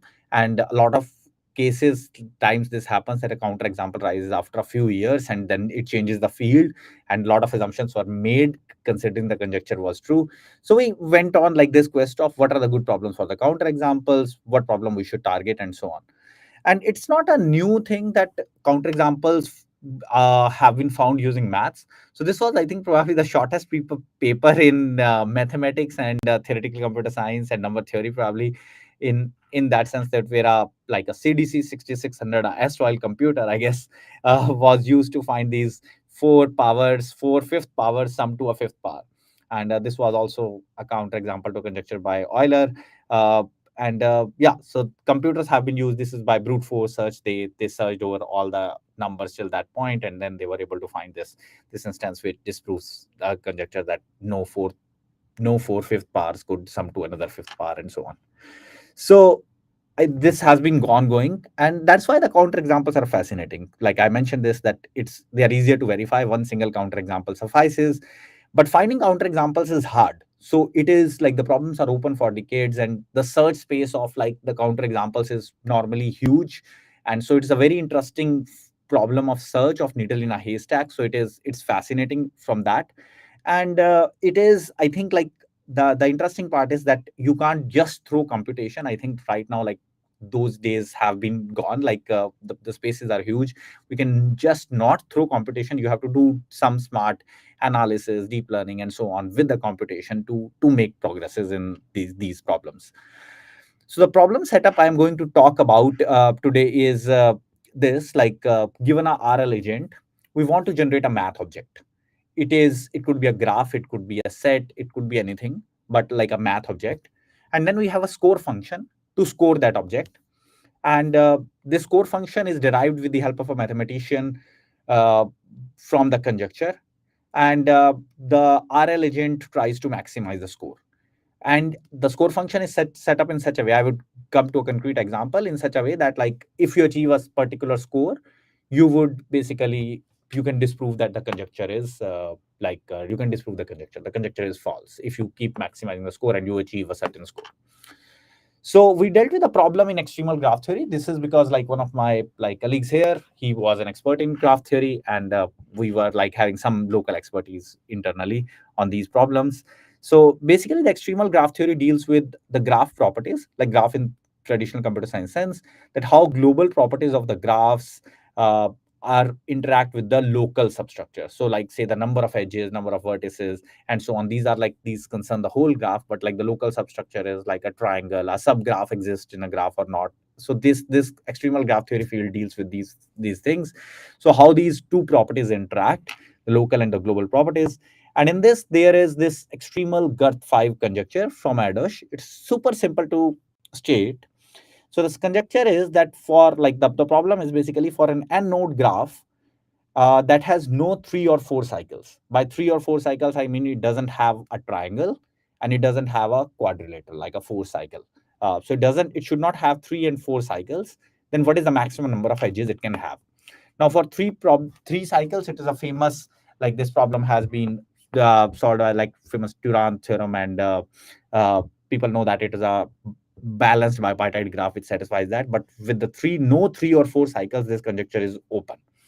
And what Adosh conjectured in 1975 is that the number of edges in this graph, it doesn't contain 3 or 4 cycles, and you want to maximize the number of edges in these graphs should approach n root n by 2 root 2 as n approaches infinity. So Adosh conjectured that based on some other theory that this number should approach this thing. So super simple to state. The conjecture is there. And for example, like for n is equal to 50, the number of edges, the maximum number of edges you can add, and this is, I think, proved actually by mathematicians and graph theorists, that this number is 175. And interestingly, like for some other cases, like if you go to other ends, there could be more than one graph which achieve optimality. But for n is equal to 50, a special graph called Hoffman-Singleton graph achieves optimality, and it has also been proven. And it actually, it is very close to 1.4 into n root n by 2 root 2, what was conjectured by Adosh. And it is a unique graph. I think the interesting thing is that it is a unique graph for n is equal to 50 among these graphs. But I think people have been trying to see on what smaller, so for smaller sizes, people have been able to create graphs which exceed this number. So they are able to but what Adosh is arguing for is as n approaches infinity. So, but this number is actually till n is equal to 52 people have proved the lower and upper bounds have matched, and they know what is the exact optimal maximum number of edges you can have. But for n greater than 53, it is open. So I think the logical or the immediate question was that if we will try to approach problem to n approaches infinity, but let's try to approach can we actually improve the lower bounds for n greater than 53, where the problem is open, where they have these bounds that this number lies between this and this. And for improving the lower bound, basically we want to come up with a graph or a construction which achieves a certain score. So we know the best known bounds is between if you basically normalize this fn, which is the number of edges, by n root n. So this number lies between 1 by 2 root 2 and half. So people know this thing, that this also doesn't exceed half. This is from 1993. Again, some people have worked on this. I wouldn't say that this is the most important problem in mathematics, but a lot of people have worked on this problem. So we set this up in this RL formulation. We have RL agent we want to generate a graph. The score function in this case is super simple. So the score of a graph is basically we want to maximize the number of edges. We want to maximize the reward. So basically the reward is number of edges and minus number of 3 cycles minus number of 4 cycles. So ideally we want this both to be 0. But the thing is that even if there are 3 or 4 cycles, I think this score function, we can always generate a graph with no 3 or 4 cycles by dropping one edge out of every 3 and 4 cycles. So if you are able to construct a graph with a score S with which has 3 or 4 cycles, I can give you another graph with the same score S which doesn't have 3 and 4 cycles, basically by dropping the edges. So this core function is pretty logical to operate in, and we want to maximize this. So we want to keep generating the graph. Now the question is how to generate the graphs. And interesting, so we are dealing with only a graph theory problem, but this problem arises a lot in material discovery, in drug discovery. So it's a pretty general, if you think from that, we want to search a graph, a heterogeneous graph. In drug discovery, it is pretty common, and then you want to obey certain properties, or you want to achieve a score. So that is what we are dealing with, but we have focused on maths in this particular case, which makes it nice, which makes it easy to operate. So our score function is super simple instead of running simulations for material or drug discovery. So you can generate the graph in one go, which is a single shot. The agent outputs the final state, and but you can't correct in between, and you can't share the knowledge in this case. Or there is alternative that we generate the graph iteratively, and these graphs are super big, not super big, but still 55 nodes graphs is pretty big. Number of space is huge. So we can generate the graph over multiple steps, in a sequential decision making step manner. And we tried multiple ways how we should model this. We can add a node at a time, we can add an edge at a time, and so on. But what worked in this case, and I think it is also known from in some other fields, when you are trying to generate the graphs, what worked in our case was what we call as edge flipping environment. So basically we start with a given graph, and then our action space is that you can flip any edge at any given point. So at any given point you have NC2 edges, and you can flip any, so you have NC2 actions, and the number of steps per episode. So since we are modeling it as a RL problem, a sequential decision making problem, is fixed given H by a hyperparameter. So how many flips are allowed in one episode, and what we set it up as a reward is, in this case, is basically you can have the final reward, but also you can have the differential reward, how much you increase the score by adding or dropping an edge and so on. So so on this problem, a lot of progress has been made by local search, which is by taboo search, which how it works is, so basically you start from a given graph, and then you visit the neighboring nodes of this graph, and then you try to avoid the previously visited solution, because otherwise you would be bound in the neighborhood only. But here you maintain a forbidden set, which is the previously visited states, and you want to avoid those, and you keep making the progress till you are increasing the score with some probability and so on. So but it avoids this trap, and that this set is called as the taboo set. And we modify the taboo search in this way, and I think it has been done. I won't say that we did it, but it has been done probably in the literature as well, is that we maintain a taboo set over the edges. So here the neighborhood is defined, or because we are doing the edge flipping, so we were defining we can flip the edges, and we maintain which edges we flipped in the past. For example, if A, B, and B, D are the edges in the past we have flipped, and they are in the forbidden set, so that flipping is not allowed.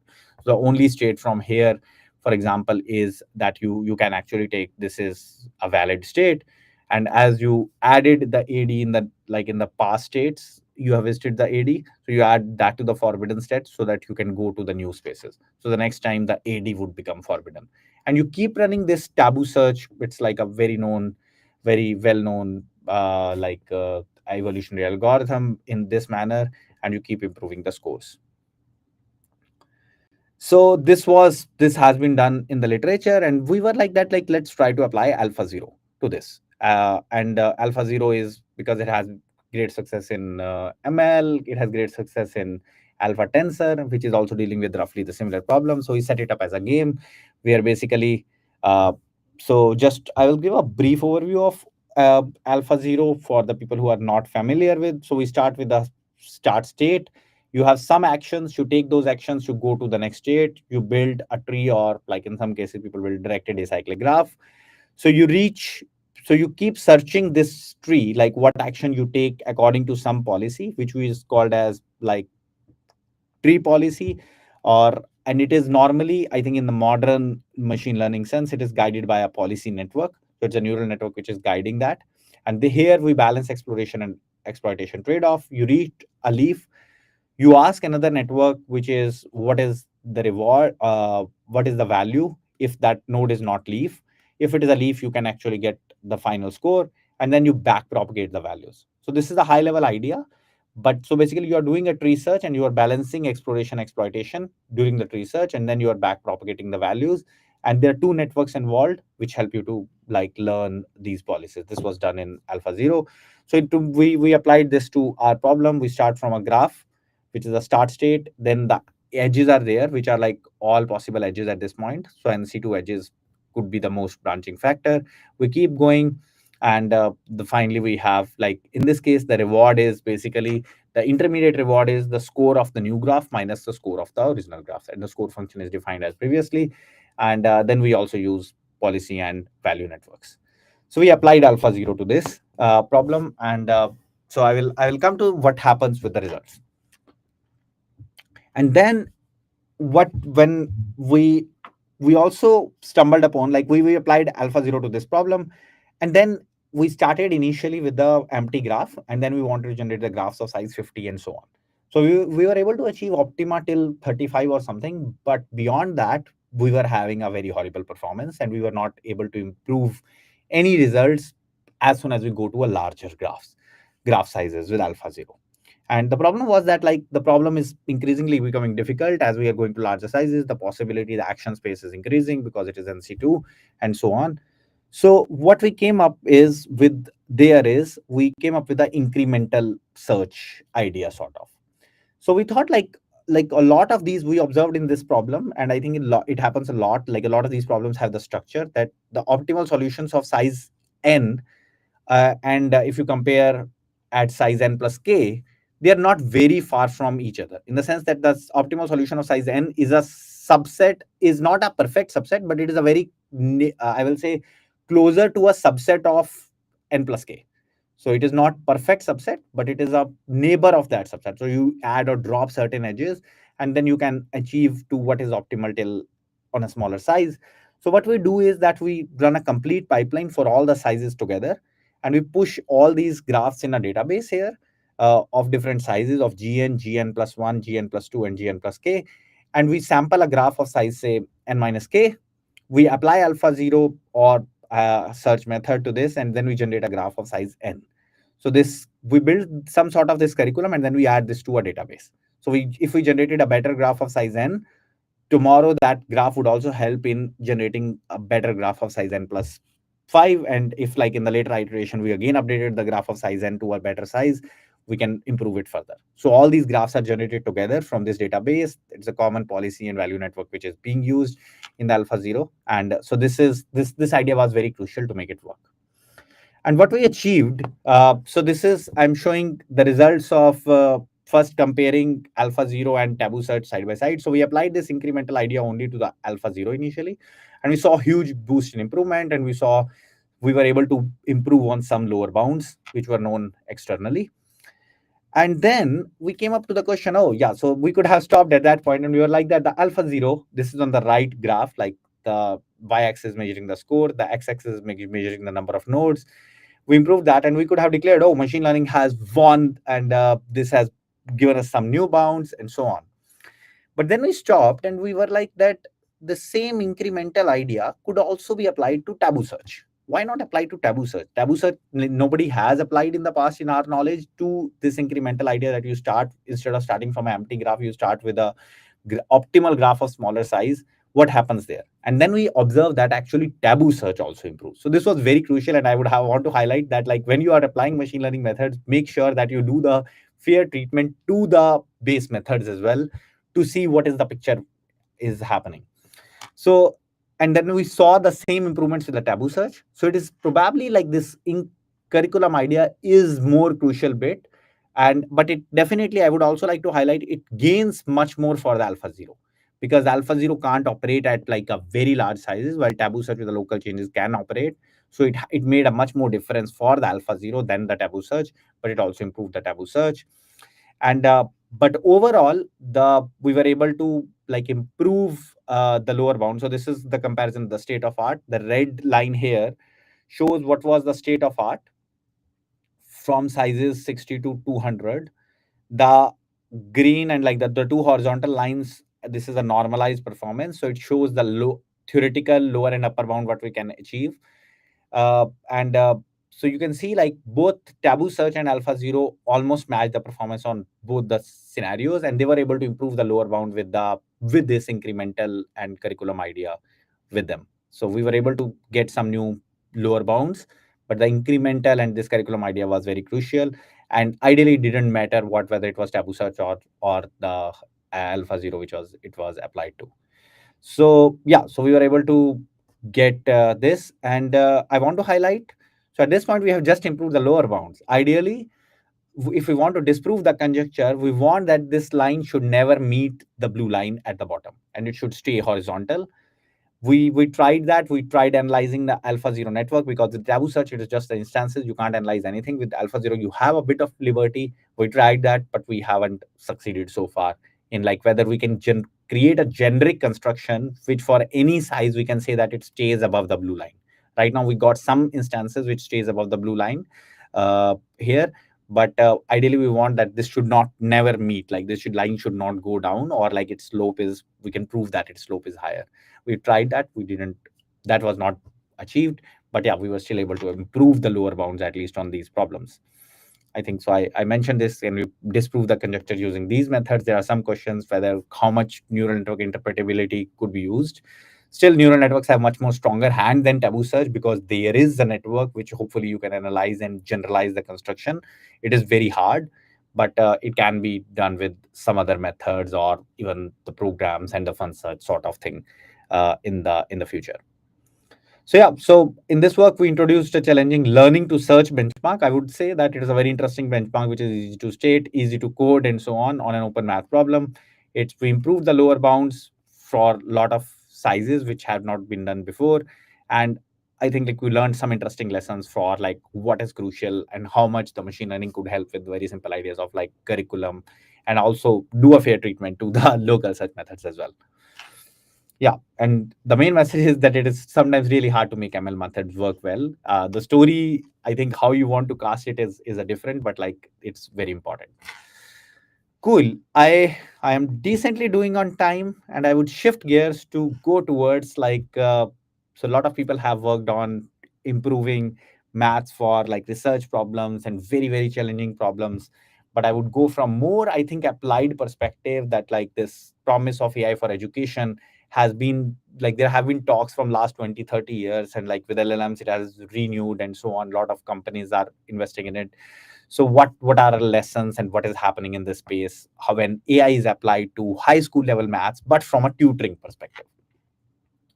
So I want to say, yeah, our team introduced LearnLM, which is basically Gemini model like fine-tuned for learning, where the goal is to optimize for learning outcomes for the student, and not for like giving the answers, immediate answers, and to capture the pedagogical nature. So which is really hard to define in some cases, and so it's an important problem. We released this tech report. We have 3 tech reports which we have released so far in May last year, in May this year, and in December this year. You can read all those reports. I was fortunate to work with a lot of colleagues from Google, applied as well as like products and so on. It was a very interesting experience. But I think these tech reports are pretty interesting if you want to understand more from the AI for education perspective. Now, but why we are dealing with this problem? Probably it has been stated quite a lot in the world, that like the education is probably one of the biggest root problems in the world. If you solve that, like you can actually improve quite a lot of things on the other aspects.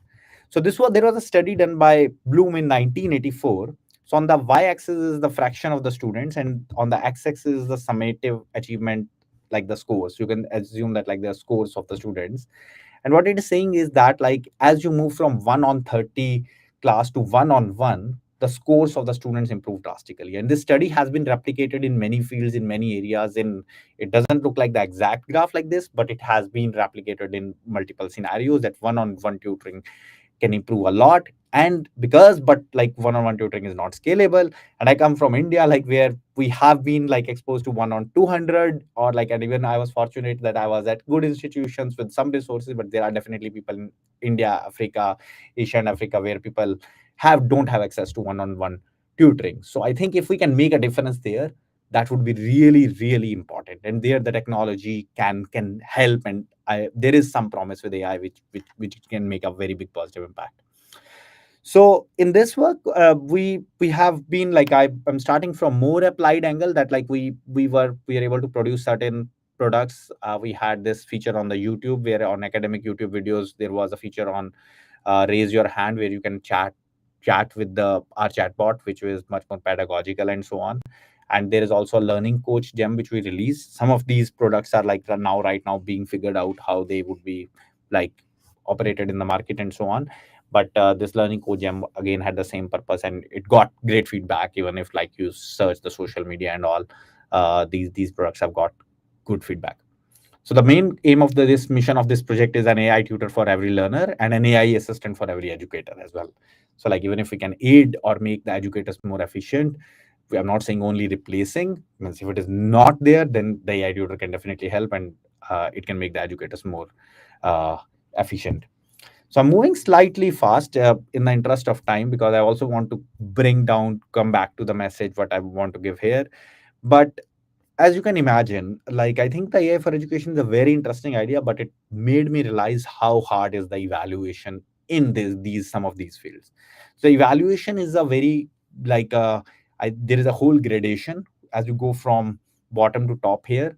When we come up with a model, how we can evaluate it, that this is good, this is better pedagogically, and so on. So there's automatic evaluations we build, which is basically the model is judging another model with some prompts on different axes or by some other means.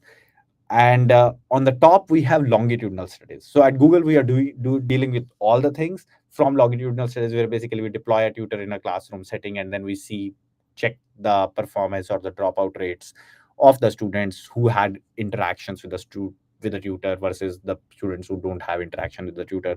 So we're taking a complete picture here of like from longitudinal studies to automatic and like pedagogy ratings we collect from the raters. So it's a pretty comprehensive evaluation we are dealing with, but it is still challenging, and the evaluation is a pretty big challenge. So we had collaborated in the past with the Arizona State University, where they're in on the study hall. We put this tutor to half of the students, half the students didn't had access to the tutor, and we measure the performance of the students in different settings. We also do a lot of human evaluations, where basically we have a much more calibrated approach.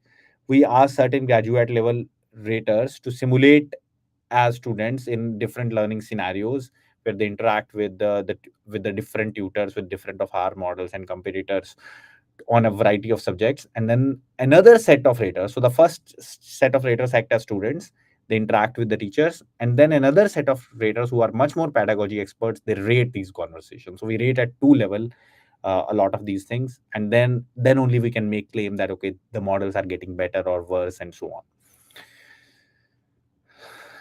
On the third side, which is like how we are evaluating more on a daily basis, is the automated evaluations, where we have a particular scenario which is coming from a data set. And in this case, the topic I want to go ahead down with is like tutoring and like finding out mistakes in somebody else's solution. So we create a data set for something like that. And then another AI model, AI critique model, has access to the correct solution.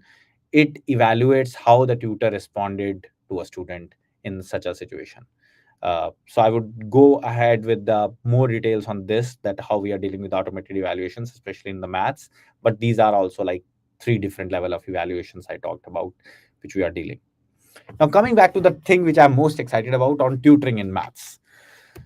So on the one hand, like with all these like talks going on, different levels of intelligence we have achieved, we have solved this exam, that exam, and so on. So math tutoring for high school should be solved already. What am I talking about? Why we are spending so much time? We are doing so well on all university and like Olympiad level exams. So math tutoring should be super simple. Like I'm not saying that only the GPT OpenAI is doing that. We have also claimed like good enough success in Gemini and like GPT-4 and GPT-5 on all these exams and so on, that we achieve 99 percentile or 100 percentile and so on. But the problem is that most of the current benchmarks is focused on just problem solving, and tutoring is much more than solving problems.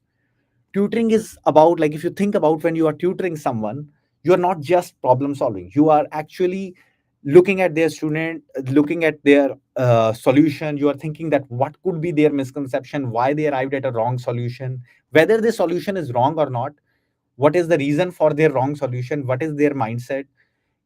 Can there be more than one ways of solving the problem? Imagine if our models can solve the problem only in one way, and the students are gave it that another way. The model says that you are totally wrong, only my way is right. So tutoring is much more than problem solving. And I would postulate, even like this is my thinking, that if tutoring could be a Turing test for reasoning. So we are claiming that we have made a lot of advances in reasoning, but I am really doubtful that we have a model where I interact for 50 to 100 turns and the model doesn't make a mistake.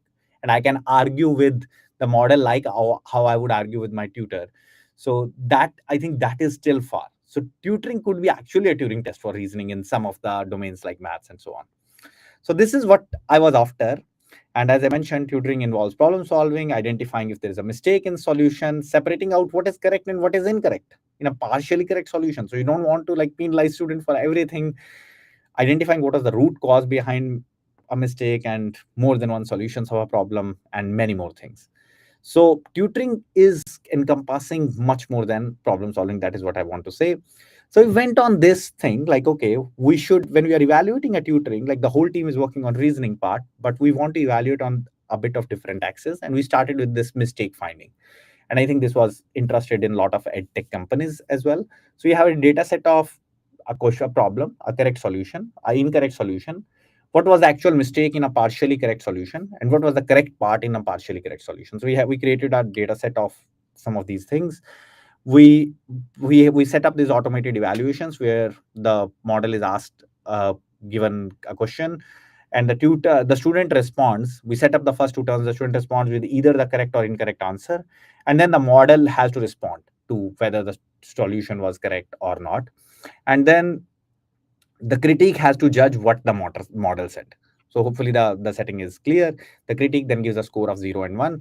And like if you can see that we can give much more privileged information to critique, that critique could have access to ground truth solution, critique could have access to this, what was the mistake here, and so on. So we can make the critique more powerful so that the critique is reliable with giving them some privileged information.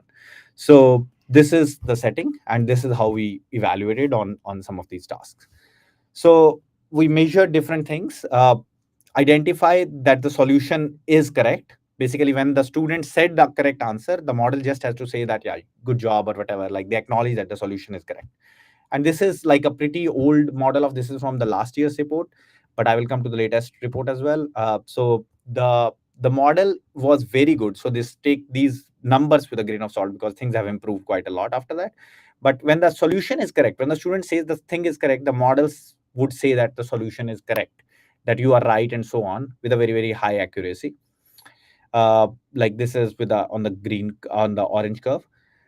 But if there is a mistake in the student's, if the student says the wrong answer, then the model also acknowledges. We observed that like the model also, then the accuracy drops. The model still says that the solution is correct, because these models were very, very sycophantic at least a year, 1.5 years ago.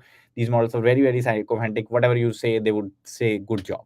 So you observe that there is a huge stark in like, so to the same problem, the model can solve the problem, but if you respond with a correct answer versus incorrect answer, the model accuracy drops drastically. And providing the remediation feedback and all is much more tricky. And even in those cases, the Gemini model, the base model, was pretty bad.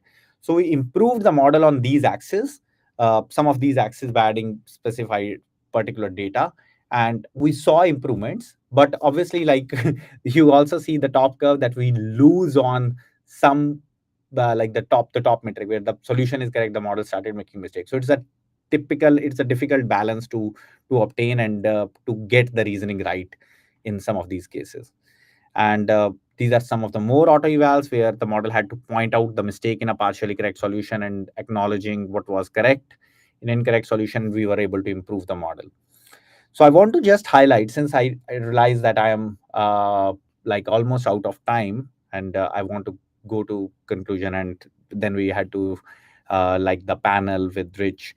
And so I want to highlight there were independent evaluations by Khan Academy on real student data.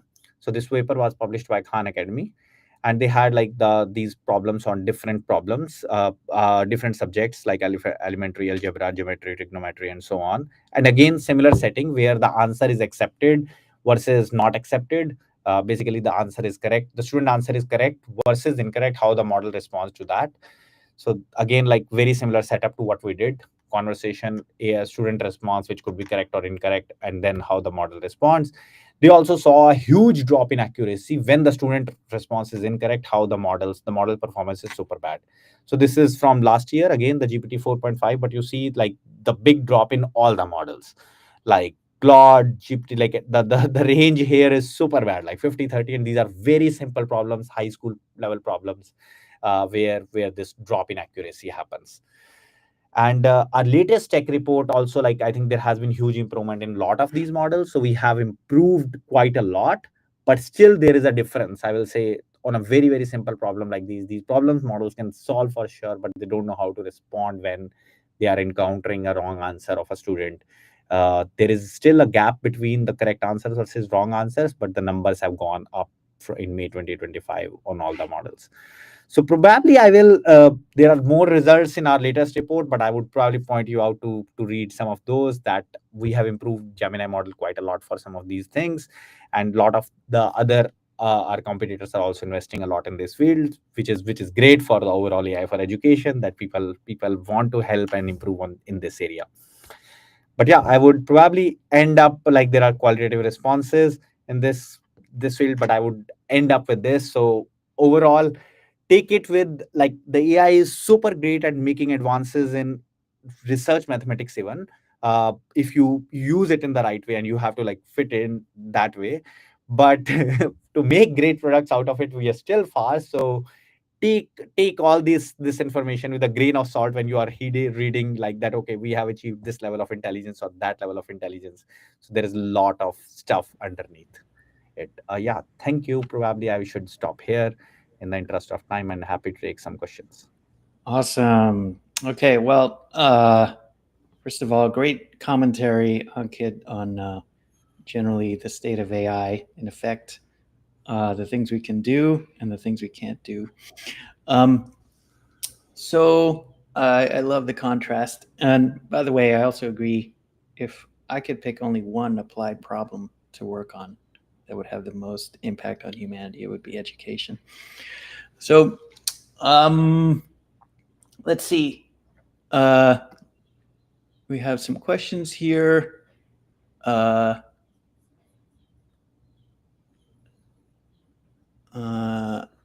Do you think the incremental idea would generally make the reasoning tractable, perhaps meaning we can use this to teach, say, chess? So I think, yeah, this idea, so I'm not saying that like if you come out of that problem, this idea has been used quite a lot. Like it is called curriculum, sort of like incremental, whether you call it curriculum, whether you call it incremental. So people have followed some kind of, in some situations, handcrafted curriculum. People have followed automated curriculum. So it has been used in like a lot of AI fields, and even in the reasoning quite a lot. They start with simpler problems, or we also had a paper in automated theorem proving in the past where we basically generated some synthetic problems for like from a given problem. If we are not able to solve it, but we were able to reach somewhere, so we will cast out a new problem out of there, and that becomes like that feeds the neural network to learn on that problem, and slowly we start hill climbing. So basically, like if you want to go from X to Y, if I don't reach Y, but I reach somewhere, so at least I know the path from reaching from X to Y dash, at least. So this sort of idea has been there in multiple domains, and I think it is super powerful. I think one challenge is like how to come up with these automated curriculums and not just fall into the trap of handcrafted curriculums for general reasoning. But if you are talking about a specific problem you want to solve, means I would be all in. Like if you want to solve that problem, then go in for like whatever domain knowledge we can add and introduce a curriculum, because these neural networks need a continuous signal to go on. Yeah. For quantifying educational values, can we use latent variables to represent values in a hidden dimension instead of discretizing human understanding of evaluation? So I think it is interesting. I think one thing is that like we can put it into like we can gather a lot of data and then we can learn these latent variables. That could happen for sure, because a lot of like, say if I can gather a lot of ratings, like okay, what was a good response, what was a bad response, and I have all this going on forever, then I do learning on this data, I can come up with latent variables, what are the values, what I should maximize, how the education and pedagogy could be done. So I think that is probably because the pedagogy is very difficult to define.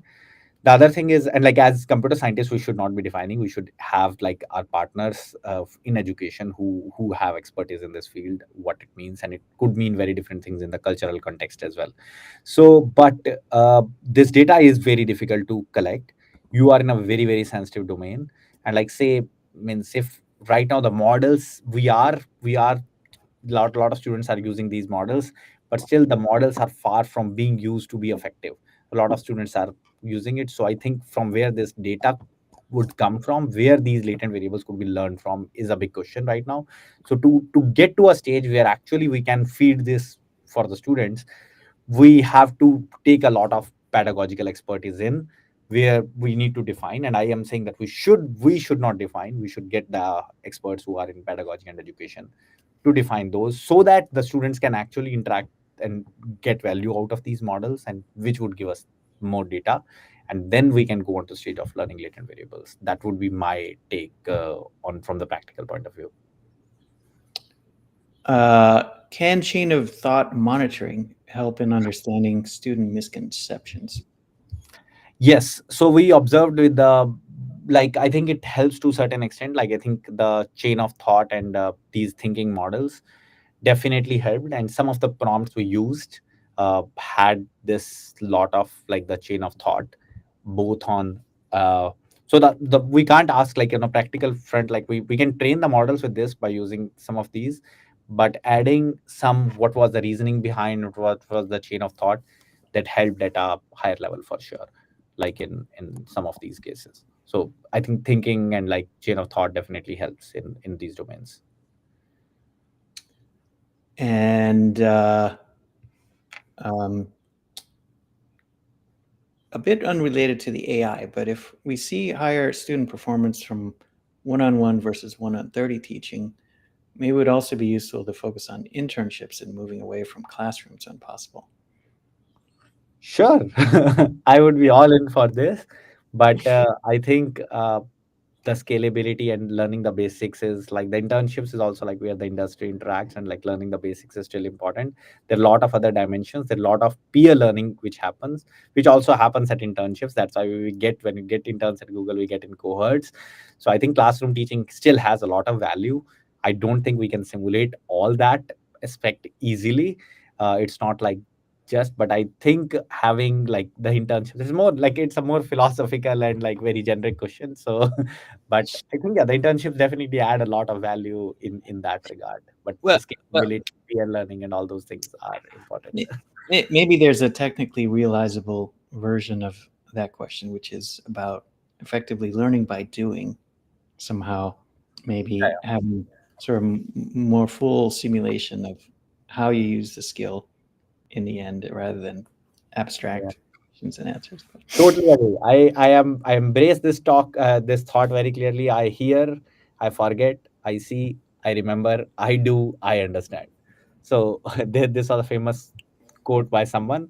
I don't know who, but I think this is totally, doing is where you learn most. Like I think it is definitely, I totally agree with that. Like you have to do practically things, and like the internships and all these things are very important. Back on the math part, I had a few questions. So in your curve that goes down, your blue curve, there actually is this little interesting, I don't know if it's just an artifact, but it looks like it starts to hook down faster. So almost like the beginning of a new trend that's, it suddenly jumps lower. So is that a thing you think, or worth thinking about, or you think it's just an artifact? You mean the blue curve? I can, sorry if I'm not sharing, but like this was the blue curve probably you're referring to. So here, like you're saying that the axis, which is which axis, like this blue curve is going Yeah, down. that blue curve. You see at the very end, it sort of jumps down a little bit. I think, yeah, like for these, like at this level, I think our AI methods are performing much lower than what was done in the state of art. And like, I think here it is involving a somewhat mathematical insights as well. I think there is some improvement. We need to get much more here. But I think like more after this work, I'm thinking that like still just generating the instances from taboo search and all like may not be enough. We may need to come up with a generic design or like understand the neural networks, that what they are capturing at that point, what did the policy network captured, so that we can create a generalized instance. Like when humans think, they think in generalized instances. We can think from the type of programs, what fun search is doing, like sort of like that you can generate a program which generates a graph and so on. So some of those things could be done. But yeah, I think it's just like with that a higher level, like the search is becoming harder and harder, and the model, and like in this case the neural network is also like much more out of domain as well, out of distribution. So we trained it for much more smaller sizes, and then we saw what is happening in case of alpha 0.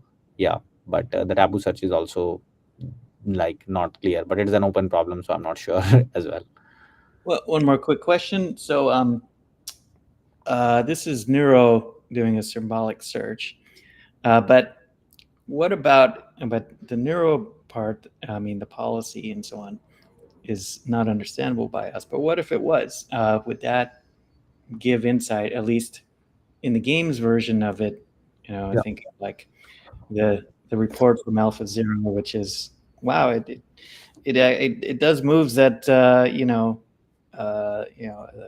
human player never would expect. It's some mysterious. So the neural network we used in this case was a GNN variant of GNN, and I think there is a lot of work on interpretability of the GNN, that what edges it is picking, what are these logits activations doing on.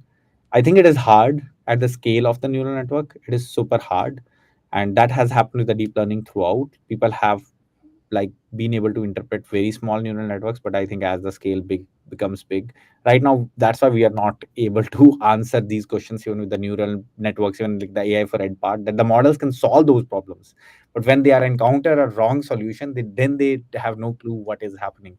So it's very like it's a bit brittle in that sense, I think, and that is why we are not able to add more insights as well in the neural architecture. So I don't know, like it has been like people have been trying, there have been more practical progress, but yeah, it is not clear how we can make progress on the interpretability side much more faster. We are making much more on like probably it will come like it has come in the physics, like that we will keep observing these neural networks and somehow it will emerge. But so far we are pretty far, I will say. All right. So we actually don't have all the panelists yet, so we have a little bit more time. Any other questions for Ankit? Let me see here. So I want to bring up one thing. So the errors that you describe, as if you go back and forth with the current LLM, right, in a long debate or whatever, like you might want to have a Socratic, whatever debate to learn, or you just a very in-depth explanation, and you're like, well, I don't get that. Well, try this example or whatever. We know that's not going to work, as you said. That requires full understanding of the concepts and to be really flawless and so on, and full understanding of what you're saying to it and so on, and what to optimally say to you. That's a whole nother thing, what to optimally say to you, right? Given where you are and as a student and your knowledge and what you're trying to find out and so on. It should be more like a planning thing. So a neuro-symbolic kind of mentality would say this should be much more like based on some kind of like fully understood concepts and so on. So What do you think that's the future, kind of where this should be headed? So Or I am like a bit. I won't say that like that could help. Like I think it can definitely help in the shorter run as well.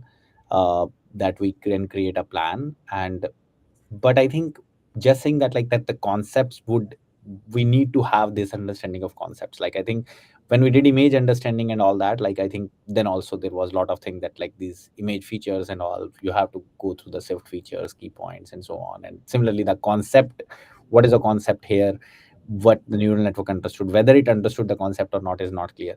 So I think what I will probably refrain from that discussion slightly. I will not argue that whether the concept is required or not, but I think what is missing definitely is a multi-turn optimization right now. Right now, like I think the research in multi-turn optimization is still shallow. It is like I think some of the threads have picked up, but imagine like a situation in like I think you have to, what you said, like for a plan and like for a longer term, it could be, it is a very valid way to tutor. That I say, if I'm tutoring my nephew or anyone, that I would let them go on a, if they give a wrong answer, I would let them go on that path. I will ask them, okay, what is next? Okay, what do you think about this problem then, and so on, till they realize the contradiction. So instead of contradicting them, saying that, okay, you are wrong here and you should correct it, I let them go on the wrong path for a while till they reach the contradiction. And maybe that is a better way to learn. Like, I think like for what like current language models and what we are measuring so far is just that whether the language model says that it is incorrect or not. But maybe the better pedagogical or optimizing for learning outcomes is that we will let the student go, and the pedagogy optimization will happen at that point, or like the learning outcome would improve at that point when the student discovers the contradiction. Now this all requires, in my opinion, multi-turn optimization. So we should be able to, like, the language model should figure out, and ideally what we want is that the language model should be able to figure out these threads, that okay, it should be able to discover out teaching strategies which humans have not been have discovered so far. So like think it like chess, like that we will teach the students in such a way which no human has done so far, and they were like, yeah, oh wow, beautiful, this is a beautiful way to teach, and we can come up with that. And I'm quite hopeful that we can achieve that with more data and like this multi-turn longer term optimization. It will require some sort of planning, and like this search and all these components would come into picture. But yeah, so though that part is not being addressed in the shorter term of things in the current LLM world, that is my opinion. So more research and investment is needed on that side, because like this chatbot optimization applications are much more cooler and easier to build and so on. So but the multi-turn aspect is harder. But wouldn't that require, I mean, if that's going to work, like, you know, if I'm teaching a student, then I'm building up a model of what the student knows, and, you know, keeping track of it. And also the explicit history, of course, of what we've discussed, which could get I agree. Yeah, I agree. I think it is going towards a theory of mind, that we have to build a theory of mind of user, that what are they thinking, what are they going to expect next, and how I can tune it and so on. So I think the current models are quite shallow in that respect. uh, I think like people argue, but I think it is still very, very shallow from that aspect. But I think whether these models would have world understanding and world model, they are building a world model of a student and so on. Within it, they may build it from the data, but I think the current thing is very, very shallow.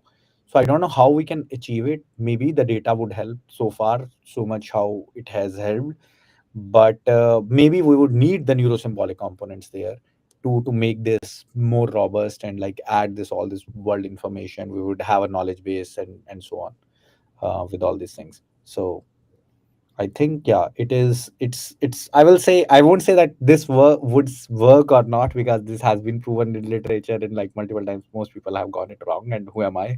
But I think, yeah, both are valid approaches in my opinion. That But the current thing is very, very shallow. That is very clear. To say that like the current models understand have the theory of mind, that I think is a bit very far-fetched opinion thing in my opinion. I mean, even just things like remembering enough context is kind of an issue, right? Yeah. Very Exactly. long Exactly. dialogue. Right is shallow. Yeah. Yeah.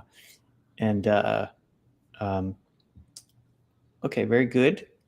Well, thanks so much, Ankit. This was fantastic. Thank you for having me, and it was very fun discussion as well. Yeah, appreciate it. All right. Next.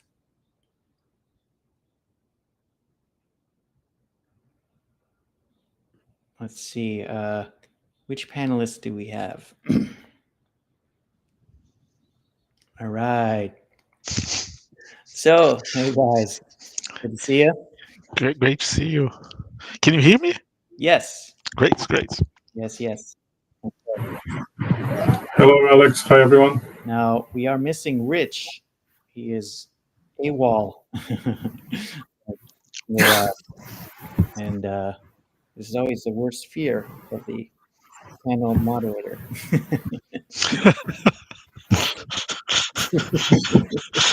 So hold on one sec. We're going to try to see if we can reach him.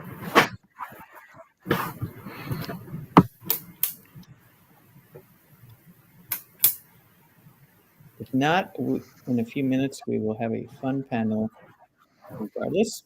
And then maybe he'll pop in.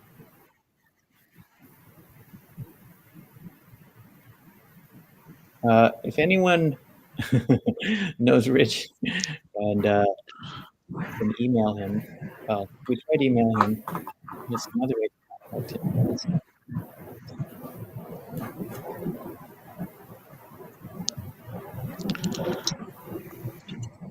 This is, we considered pre-recording everything, and then we thought, that's not as much fun. Avoid risk of a live event. Everyone told me, it's not as much fun.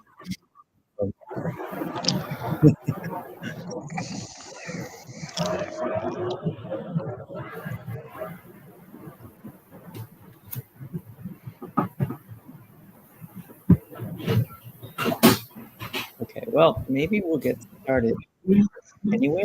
Hope we contact with Rick. Okay, great. Well, welcome, panelists, and we have a star-studded crew. Even without a star, we have still a big star. So, so let me. Now, I promised everyone there'll be no preparation needed. I will effectively. There's a little bit of noise. It looks like it's you, Archer. You have a little bit of background noise. Okay, thank you. So I think I'll just, for each panelist, effectively introduce you to our audience with a few questions. So people can learn a bit, and then we'll launch into some questions. Now, future of AI is a big topic, so we'll start with smaller questions, then we'll get to the big stuff. And by the way, you can tell our style is very informal, so we're just going to have fun. Now, what I have a weird philosophy about panels, which is it's actually most fun when there's an argument. So now I we tend to be kind of chill, and and I know you guys by reputation and are chill dudes, but we're gonna try. My instruction is automatically disagree. No, I'm kidding. But so let's see where we can find some friction, chaos, disorder. Okay, so now I think first of all, let me start with Leo. So first of all, thanks. It's amazing to have you here. There's a lot of we saw some work, using lean, of course, earlier today, and you know, I've been kind of following Coq Lean for a while.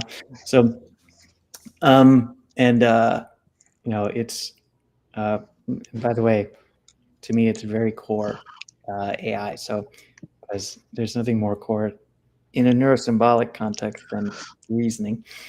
So now, for those of you who don't know, it's not just Lean, also Z3. Leo's the creator of both of those. So two amazing, super impactful systems. So we're hosting here a demigod of reasoning. So now, why don't you tell us a little bit, Leo, about, and partly to inspire our young researchers and everybody really on, you know, it takes a long time to come up with something, work on it, and eventually see something like this, you know, all the excitement around Lean and people working on it. So maybe take us to the beginning, like when you first thought about these things, what did it look like? You know, what was the journey like, and from then until now? Yeah, thank you for the invitation. Very happy to be here. I was super excited that you had a talk about Lean today. Carrow Prover, I mean, many people in the Lean community are excited about AI for Lean. It's funny that you asked us about the origins of Lean. It's actually started because of Z3. Z3 was a project that I started Microsoft Research when I was there. And Z3 was successful in bug finding tools. I mean, there were many people writing tools like Sage that found bugs in many Microsoft products. But Z3 was also, people also tried to verify software, not just finding bugs, but prove the code has the properties you expect. But this is a much harder problem, right? You're trying to prove for any possible inputs the program is correct. It has the properties you expect. Let's define correctness this way. But it was never successful because Z3 was a push button tool. It's fully automated. And this is an undecidable problem. Many verification problems in computer science and undecidable fragments. You have to use heuristics. And the tool, people would say the tool, you have to prove instability, right? You make small changes, your proof stop working. Many times people knew the proof. And Lean, I started Lean projects to fill this gap. I want to make sure people, when they know the proof, when they want to collaborate with the machine, they could do it. Was a great surprise that the math community embraced Lean. A lot of the Lean success is the community. It's amazing. If people want to engage with them, you can join the Lean Zulip channel. There are more than 1,000 people there, thousands of messages every day. The community is super active, super welcoming. If you want to learn Lean, it's a great place to learn. And the intersection with AI, I think that our first success with Lean was with the math community. But because of the success of the math community, Lean also now is used by many AI groups, right? The main point is that Lean provides machine checkable proofs. You get absolute assurance that your proof is correct when it's formalized in Lean. And this enables us to address the trust bottleneck. In the math community, this happens all the time. You have Fields medalists like Terence Stahl saying that after he started using Lean, he took contributions from amateurs, right? In the past, he would never in his mind take a contribution from an amateur. But now Lean is checking the proof that this amateur is providing, and he has absolute assurance it's correct. And the same thing is happening now with AI, right? And many people in the math community envisions a future where humans, you're going to have big groups of humans with AI, assisted by AI, solving problems that are beyond their cognitive capabilities. If you want to learn more about Lean, I invite you to visit our website, lean-lang.org. You're going to find lots of information about Lean, links to the channels where you can engage with the community. You can play it online. I also lead the Lean Focus Research Organization, a non-profit that envisions a future where Lean drives innovation with people using formal mathematics, people that care about verified code synthesis, AI for math and code synthesis, and so on. Yeah, I hope I answered your question. Yeah. Thank you. And Arthur, we wouldn't be here if it weren't for you and other brave folks like Luis, with a vision a long time ago. And so I will count you as some of the godfathers of Neuro-Symbolic AI. So, but back then it was probably a very lonely discussion. you and Luis and like 3 other guys, and now we have whatever thousands of people tuning in. What that just give us a feel for what it's like in the beginning, how sort of brave you have to be. Your view on how it's turning out. Thank you so much, Alex. It was always very exciting to look at neural networks, which was my original interest, and logic, which was something I was impressed by with Gerson Zaverucha, who was an excellent logic teacher during my studies in Rio in Brazil. So my fascination was neural networks. And you're right that there are not many people doing a combination of the two. But it started to pick up. It's interesting. If you go to nesiai.org, we have some pictures of some of the early editions of the NESI workshop at the time. And you're right, 10, 15 people, but very active because you're bringing people with different expertise from adjacent areas. And that was the exciting part. That was the interesting learning. For me, it was to embrace the contributions from both areas, and then build up, identify, the strengths and the limitations, and build it up. So yeah, when I think about the contributions also from others in the 80s, there was a lot of interest actually in doing reasoning with neural networks. Because of parallelism, there was this idea that maybe neural networks could be used just for reasoning, not for learning. My main focus was always the combination of reasoning and learning. But there were those contributions which were relevant back then. And then, of course, then people started to build systems and trying to investigate performance when we started looking at the integration of reasoning and learning. But there was active work in the 80s.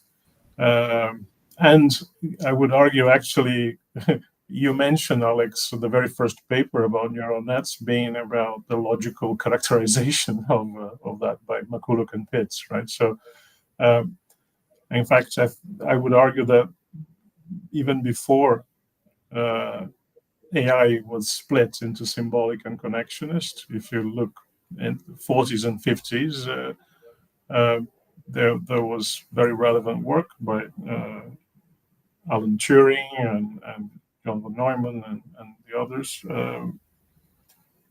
looking at that discrete, continuous, analog, digital, circuits, learning and reasoning elements. And then, unfortunately, the field split into two, which in the 50s, which I don't think made us any great favors. So yeah, great to see that Rich has just joined us. So we're just starting. Hey, Rich. Hey. All right. Well, we just started, Rich, so I'm sorry I'm late. No worries. Good. If you win a Turing Award, you can be late. Is that what it is at the back? No. Yeah. So Rich, you're just in time because I'm just going one person at a time, asking a sort of question to give an effective introduction to each person. So, Archer, just didn't mean to cut you off. If you had a little bit more. No, it was just that really, that we were just looking at the history of Neuro-Symbolic AI, and I was just arguing that before the field of AI was split into two, symbolic and connectionist, there were already contributions in the 40s and the 50s in that relevant field, and then now I think again we see kind of a resurgence, both looking at reasoning and learning, and the combination of the two, which is my main focus. But yeah, that was. So, Rich, I was just asking Leo and Archer what it's like to sort of just start something, and with sort of just a few people interested in it at the time, and then see it grow decades later into orders of magnitude more interest and impact. So, and we want to know, Rich, how does one get to where we are, to a Turing Award? So we want to know, what do you eat? Do you use Emacs or Vim, or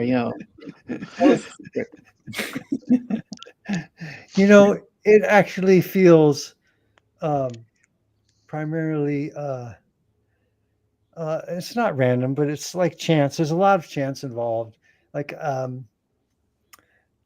so you can't plan for it. I never planned for being recognized with an award, as you know, and you were referring to, reinforcement learning was for a long time so not a mainstream topic, and then to get a really high level recognition, it happened this last year. It could have happened at any time, or it could have never happened. That's the way I feel about it. You can't work toward it. So I'm not going to tell you what vitamins I take. I'm not going to tell you, but I will tell you, I program in Lisp, also, even though no one does it. And I like to do small experiments and really understand something, rather than the popular thing, which is to do giant things that scale with the bitter lesson or something like that. I like to do things that I can understand. And it feels, if they spend all this, the things that Andy and I were recognized for were things that were largely done many years ago, maybe up to 40 years ago. And so if they can go 40 years before it's recognized, then it can easily go longer than your lifetime. Yes, great perspective. So don't worry about that. Just do what you think is important. There you and go. Hope to get recognized. There you go. Okay, thank you. And by the way, just not completely coincidental, but almost all of the talks today use reinforcement learning. So this is be very satisfying. If I were you, I'd be very satisfied. Now, so as I was telling the group, Rich, I've kind of got as a role model the panel. Either was last year or the year before. We had Yasho Bingio and some hardcore Neuro-Symbolic folks, and there was a perfect, super heated clash of ideas. So that's what I'm looking for, ideally. Unfortunately, everyone here might be too nice a guy. So Well, I thought I would volunteer to be the bad guy. Ah, there you go. Thank you. Because I agree with the Neuro-Symbolic guys that are calling for higher level understanding and knowledge, actually have knowledge of how the world works, and that there are limitations about how the way we're going. We need something new. But I'm not insistent that it be symbolic. I think we do need something new, but it may not be symbolic. We need something that will arrange for higher level structures in our understanding of the world. Something we have to get something that could stand up to the label of knowledge. You know, like the differential equations of the world. That's not knowledge. Knowledge is a higher level. It's structured around goals. It's structured around very directed pieces of behavior. We need something more to be knowledge. I'm not sure it has to be symbolic. Okay, so I'm going to stay out of the fray. And well, does someone want to hopefully violently disagree with Rich? There you Can go. I sticking to the spirit? It won't be violent, but by the way, the small experiments point that you made is a very important one. I think John McCarthy used to say the computer science needed Drosophila examples, and we don't seem to have the Drosophila. I find that very important, that if we really understand the small but representative examples, then that is really relevant for where we are in the field. We are before the point where we know the semantics for deep learning. We are before the 70s with denotational semantics. Louis Lambert likes to mention this, and we need to get that sorted. Now that we have a proof that these neural network models can do something very relevant, right? So we need to acknowledge that these network models are use algorithms that are very relevant. But then there is something at the level of the knowledge that is missing. And it may well be that the symbolic part is just for communication, but that is important by itself. So I agree that maybe in some applications we will be happy with the neural network, and the symbolic part is just for communication. In other cases, which is more radical departure from the deep learning approach, instead of building a very large model and then trying to make sense of it, you take a more parsimonious approach. You learn a little, reason a little, and so that requires that step of communication with the outside world, and then you go back and you learn a little and reason a little. And so what we see in some neurosymbolic AI applications is that this process, then you end up hoping to compress the network instead of scaling it up. So I think what we are seeing with GPT-5 is that scale is not all we need, and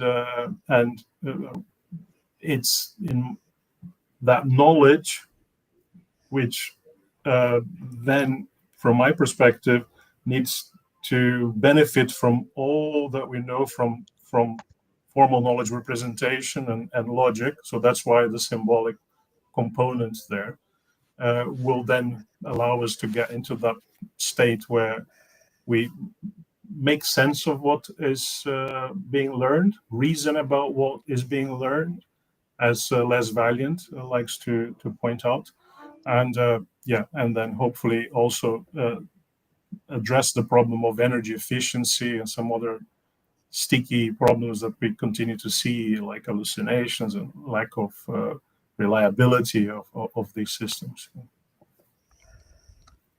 Leo, what would you say about the importance or non-importance of symbols? Oh, yeah, AI is a broad subject, but if we focus on math and and computer science, I mean, code synthesis, to be more specific, I think symbolic has a lot of value there. I mean, imagine that AI comes up with a proof of an open conjecture in mathematics. The chance, who is going to check this proof? I mean, manually. I mean, a proof for open conjecture, the expectation is going to be a massive proof. Like Fermat's last theorem proof was like 200 pages. It's super valuable to have a formal proof that's machine checkable, that's symbolic, that can be checked by a computer, that will give you absolute assurance the proof is correct. So for some domains, I can view, I will not comment on a broad subject of AI, but on these particular two domains, I think symbolic has value. So Yes. Yeah, go ahead, Rich. I tend to divide, the subject into the formal domains like mathematics and maybe programming as a kind of mathematics, and empirical knowledge. My knowledge that some theorem is true given certain axioms is just a different kind of knowledge, and maybe it's even a mistake to use the same name for it, but it's a different kind of beast than I know if I turn my Coke can open that the Coke will spill on my lap or something like that. Exactly. That empirical knowledge. And in some sense, we do have a much better grasp on formal mathematical knowledge and what its semantics is.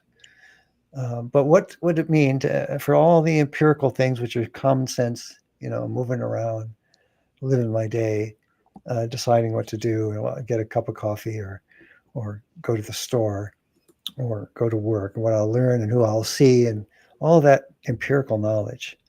That is, I think, the big mystery of how we can represent it. Yes.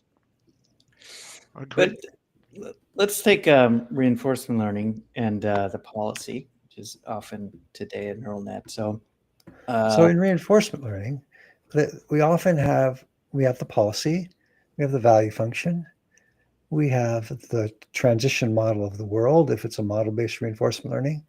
And it's the transition model of the world that I think is encoding empirical knowledge. And so it's a big mystery. What should be the form of that transition model? I mean, there's also knowledge in the policy, like knowledge of what to do when, like that's the policy. And the value function is what is good states to be in, right? So those are like, you can call those knowledge too, but you also don't have to. You can say the knowledge is the model of the world, the beliefs about how the world works, independent of what I do and what I might want to be true.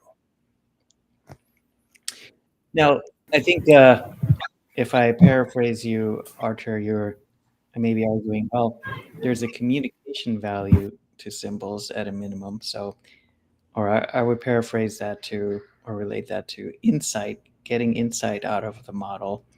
So, let's say one of the pieces of your model, if all of the pieces of your model are, big piles of a trillion numbers, then you never get any insight. But let's say, I was starting to ask this of Ankit of DeepMind in the previous talk. If you take AlphaGo, one of the things I remember from the AlphaGo press was, it made moves that really surprised, expert players. And that was sort of cool, like a sign that it had invented something or gotten a new insight, except we're not privy to that insight. So it sort of just stays a mysterious thing. So, but wouldn't it be better if we were like, oh, look, it actually has this strategy that no one ever thought of. It invented the whatever 18 queens strategy or whatever. So, so what about, and if we could do that, shouldn't we do that everywhere in all models all the time?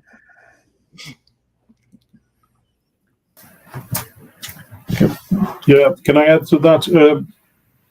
I think from the perspective of the research in Neuro-Symbolic AI, one very interesting aspect is the change of representation. So when we think about, here's a neural network that has learned to do something, can I represent and measure how am I approximating this neural network with my specific logic? And there we have a lot to choose from, and it's a very well organized system of logics and expressiveness results, where I can think about, okay, this is propositional, it's first order logic, no, it's deontic, it's non-monotonic, normative. You have a lot of literature there, fuzzy logic and so on, we used in the logic tensor nets systems and so on and so forth. So I find it really interesting from a research perspective, this change of representation, thinking about how to change from one to the other and back. And on this point about empirical knowledge, there was something very interesting there.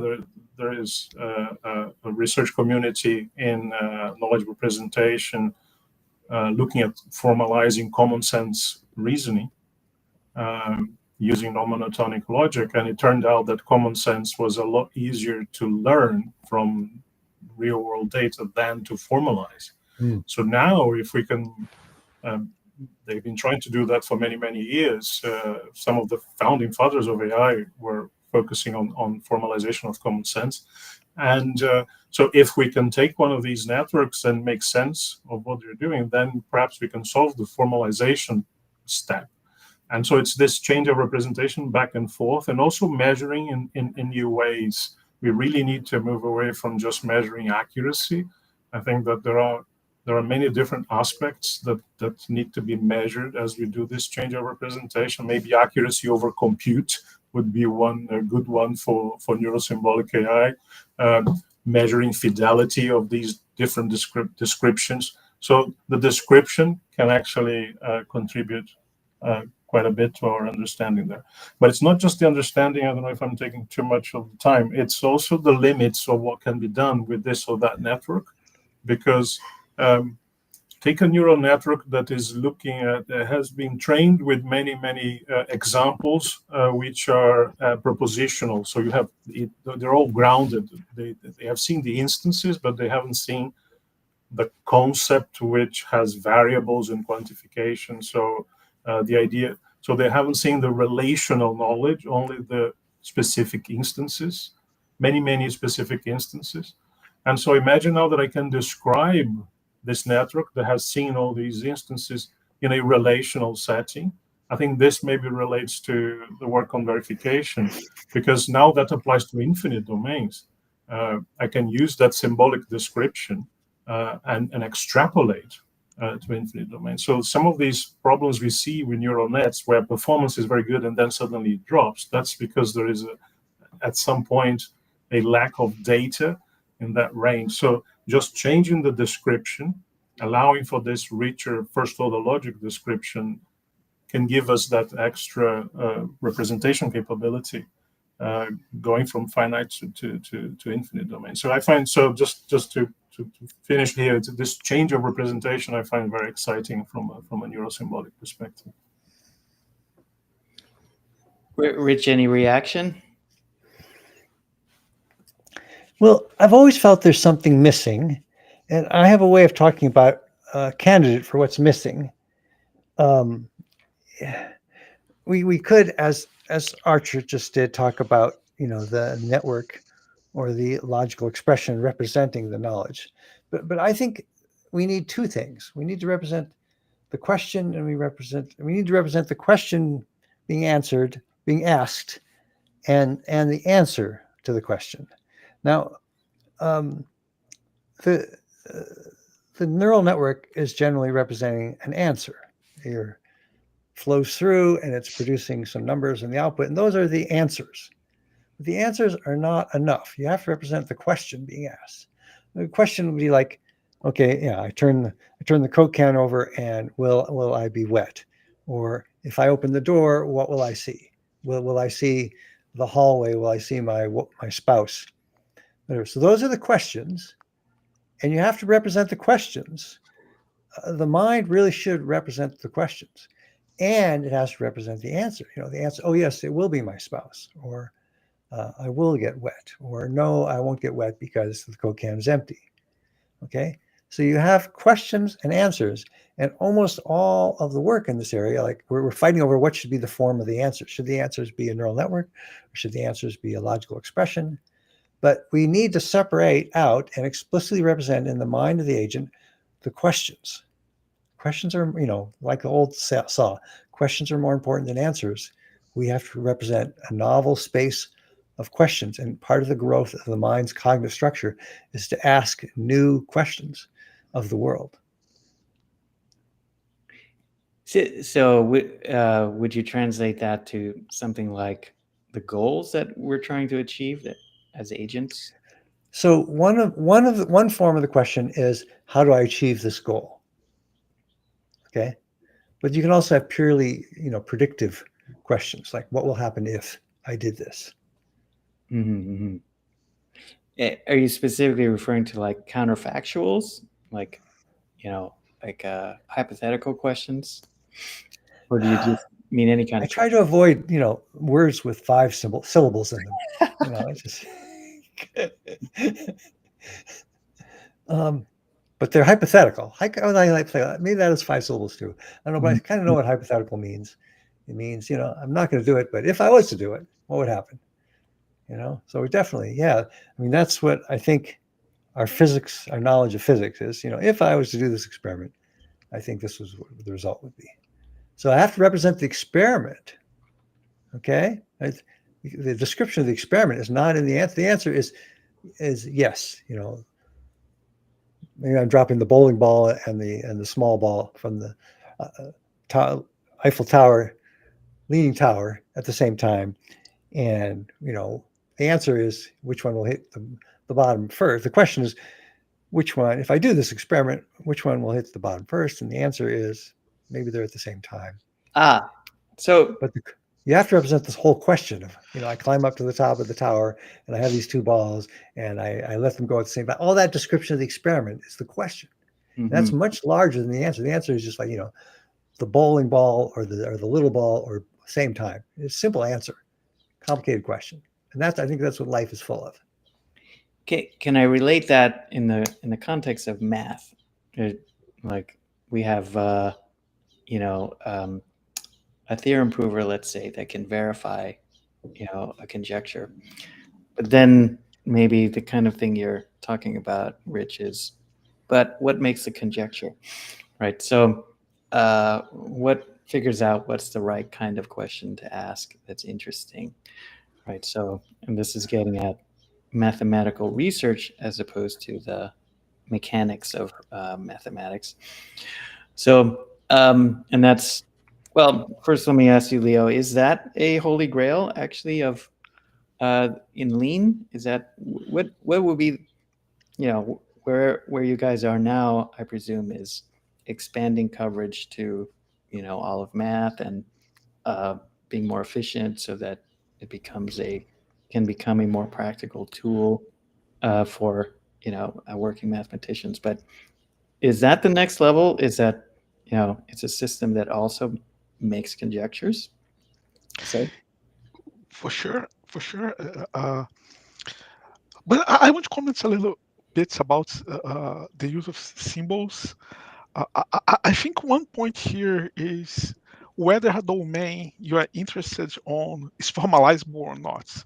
I agree with Rich. I mean, Rich has these examples of the can of Coke. Yes, this would be a mess to formalize.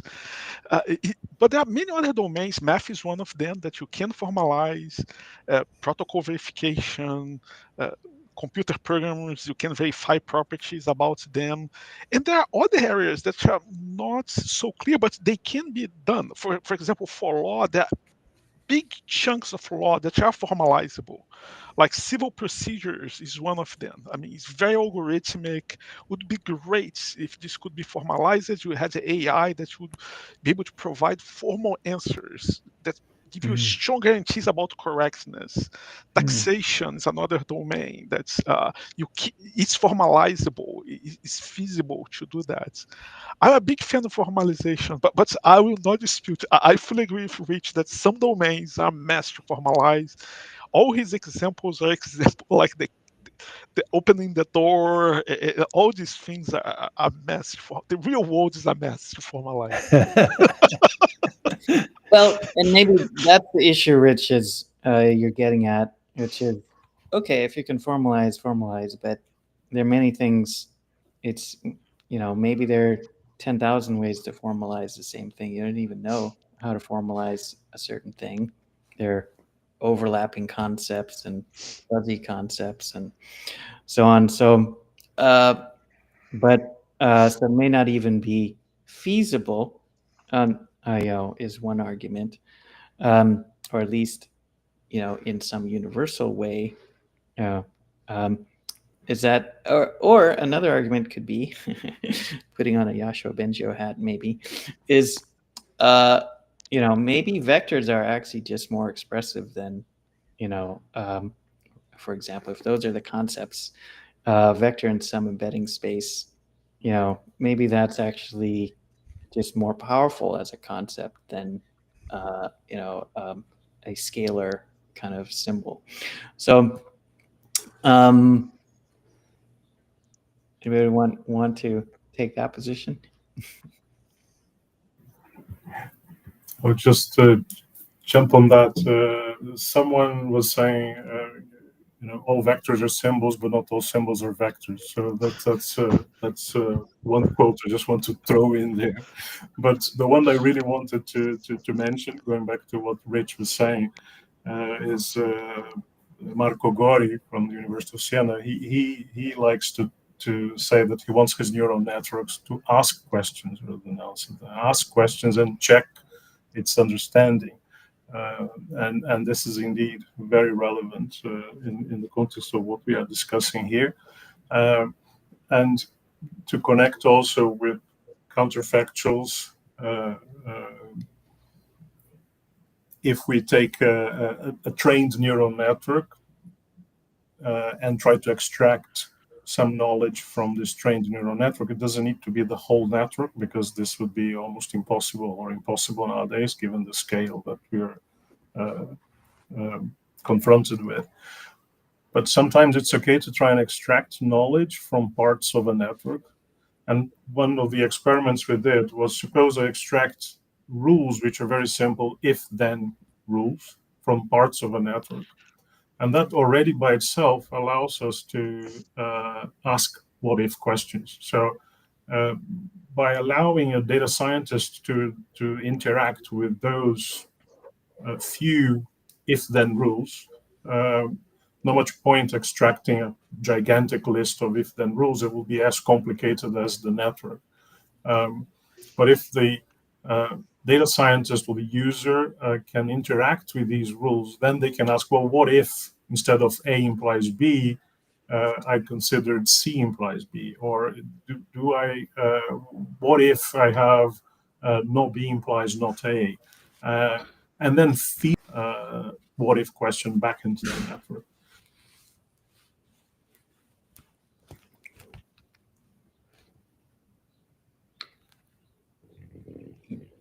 Yeah, so I think this thing you brought up, Rich, about questions is very interesting, because it's not what people are mostly talking about. Maybe another version of it is, you could say invention. So, like one thing you might hope from a mathematical system is, well, could it come up with, knot theory? Knot theory comes from, like, presumably some analogy with the real world, and then somebody figured out how to make an abstraction of it that might still retain some usefulness, and so on. But that, whoops, we lost Arthur. Presumably requires some kind of larger world model and an understanding, a meta understanding beyond math itself of what could math eventually be used for, to help humans or whatever. So, but this is getting at kind of asking a good question. If I made this knot theory, could that be a good idea? Could that be useful, Is that an example of what you're thinking, Rich? Well, first, welcome back, Archer. Welcome back. You know, I am most comfortable thinking about empirical knowledge. I think you guys get that sense already.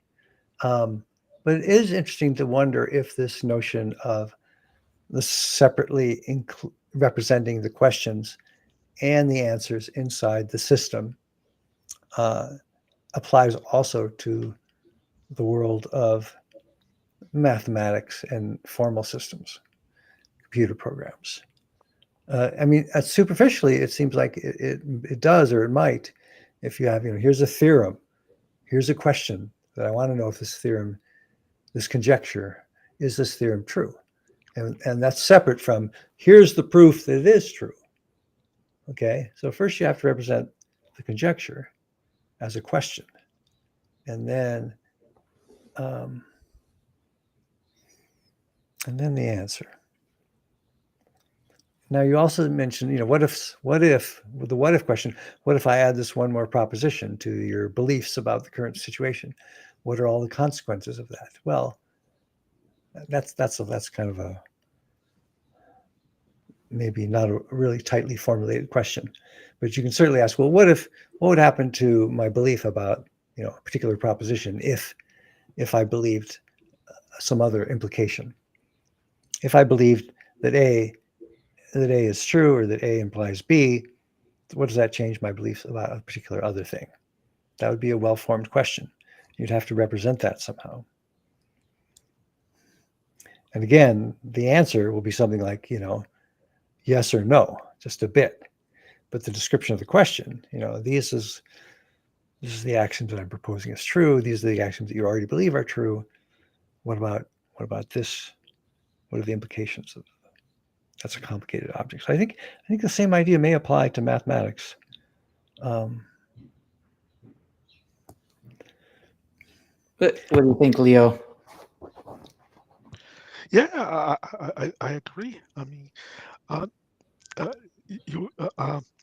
you hinted also before Rich made his points that I also agree. But you hinted the idea of making connections with the real world. You could come up with new concepts in mathematics. I believe this is going to happen. And many people in the math community are super excited about AI helping creating connections inside of mathematics. Mathematics is a broad subject, and now we have experts in different areas, and creating bridges between these areas is super important, and AI can help. I mean, many people are optimistic that AI will help there. So one thing in one of your writings, Rich, wrote about the importance of lifelong learning as a way to kind of, something to focus on to advance AI as a setting. Do you want to say a little bit about that?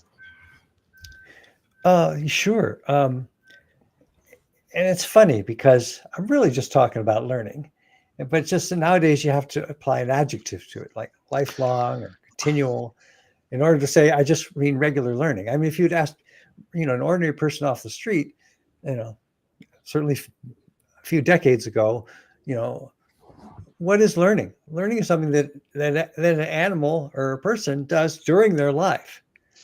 It's not something that was participated in the creation of that person. Like evolution is not learning. Nature versus nurture. Nurture is the learning part. It's after the nature part of evolution.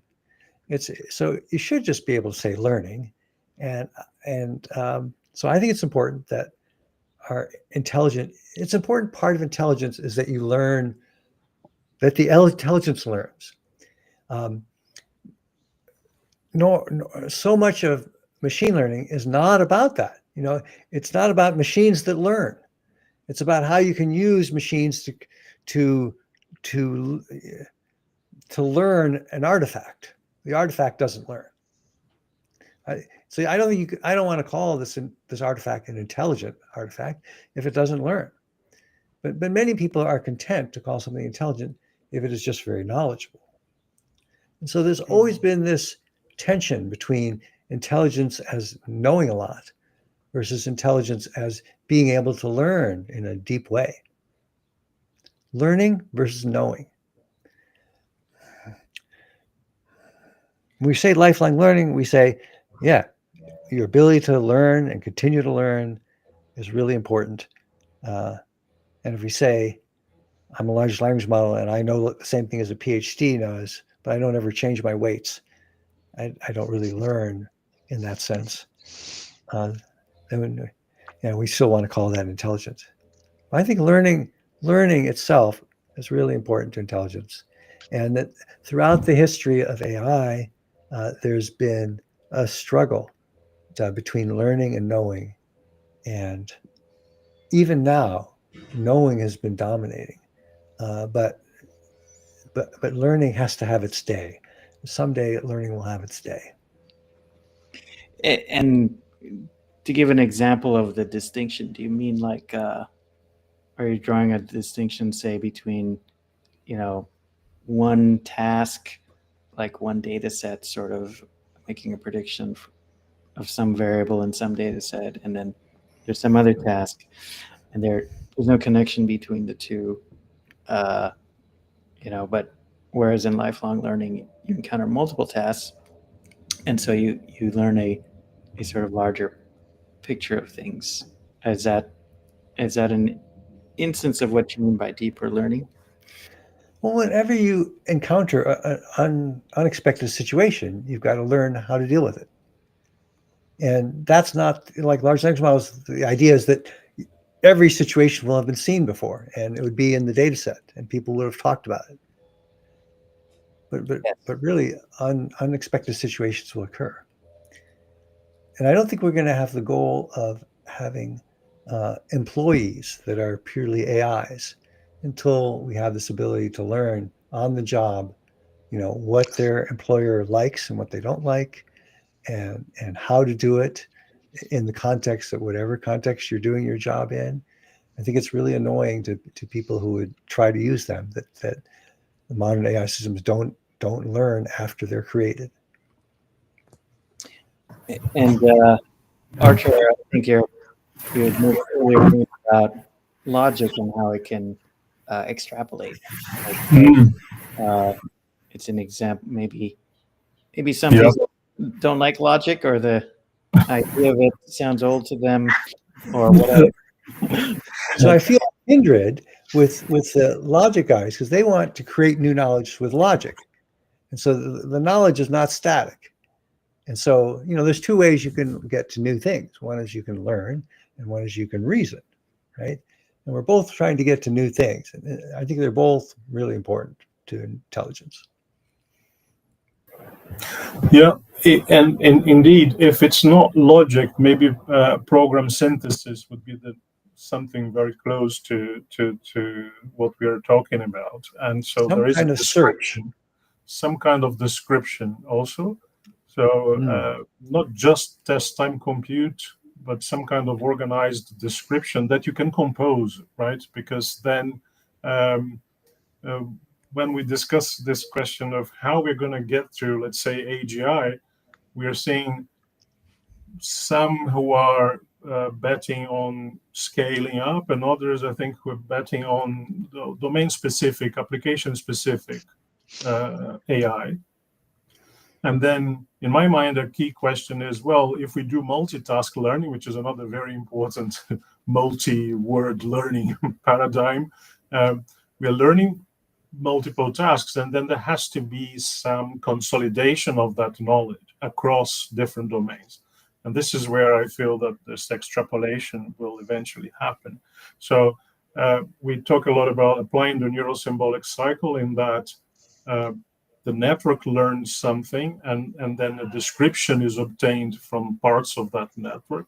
But then that description can be combined with the descriptions for other networks that have learned to adapt to other tasks. And then I see the extrapolation happening as we organize that knowledge.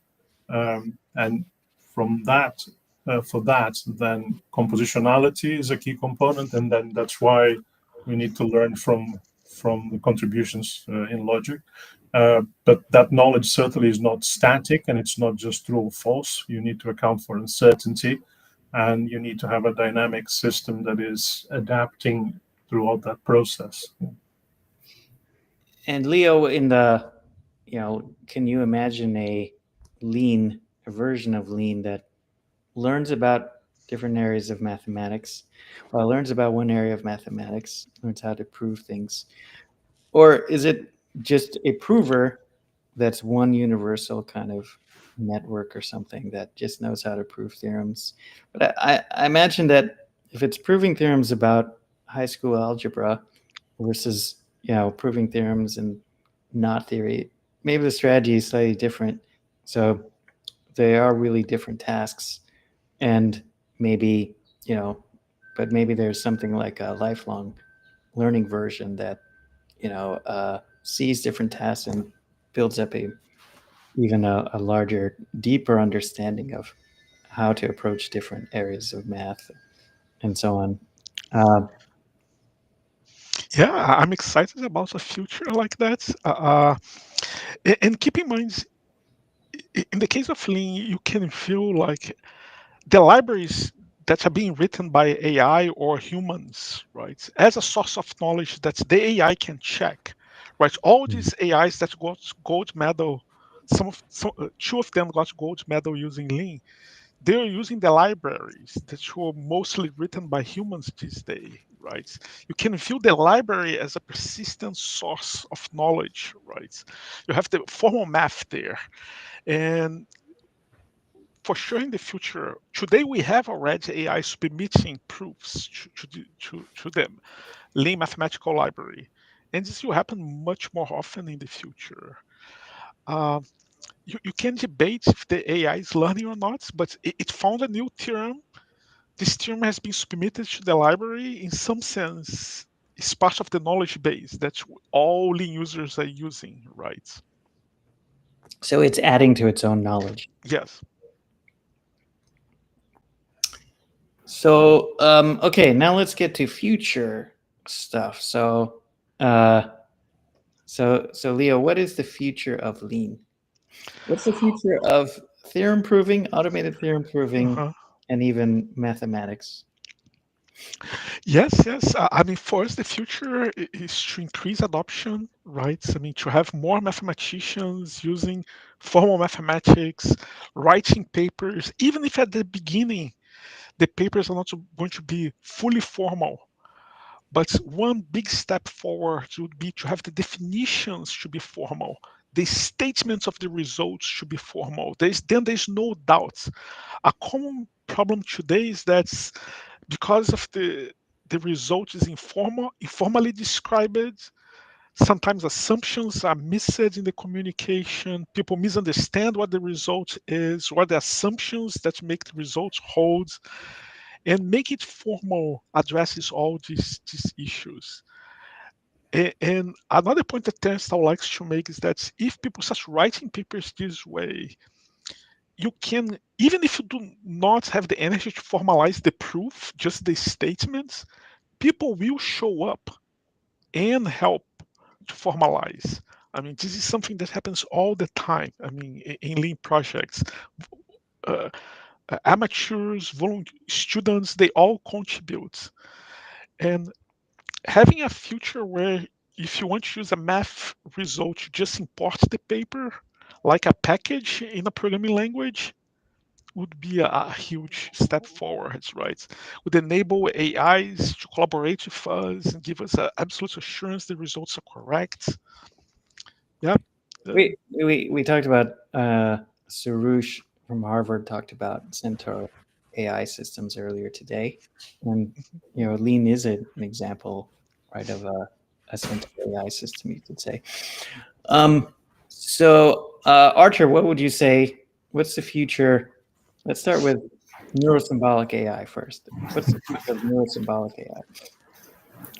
So with Neuro-Symbolic AI, what we're seeing is, just to throw a little bit of controversy, maybe not for this small group, but for the wider community. So not chain of thought. So So when we talk about interacting, and this human-machine interaction is very relevant, we talk about extracting logic programs or programs, computer programs, or logic statements, knowledge more generally, from these networks, and instilling that knowledge into the networks also, so they don't have to start at a random state. They can start from some prior knowledge if that's available. And all of that can be done either by adjusting the architecture of the network, or by regularizing or changing the loss function, and not by chain of thought, which is a kind of way of adapting the input and hope for a better output. So I see the future of Neuro-Symbolic AI as offering these algorithms where we look at architecture and loss function and not COT, as a way of providing those guarantees that we desperately need for these systems. Okay, Rich, let's start with the future of reinforcement learning. Oh, the future of reinforcement learning is bright, and all that stuff, and it'll become more and more important over time, whatever. I think maybe the most interesting prediction or bet that I could make is to be sort of like Archer, skeptical of the chain of thought, the linguistic chain of thought as a means of reasoning. I don't think language is going to be a good representation or a good language for reasoning. I think this is the hope of the large language models, is that, if we can talk like people, then we can reason like people. And we can just tell it, show me your chain of thought, how you reason from what you know to this conclusion. And, you can get results that kind of look like it. That's why they call it reasoning. But I think ultimately that is going to fail, because it's just a messy and a not well thought of, and not an undesigned understanding of what thought and reason is. Say what you will about the limitations of symbolic logic. It's a clear understanding of what reasoning is, and how you deduce some facts from other facts. And maybe there's something similar for empiricism, how you can go from some empirical facts to other empirical facts.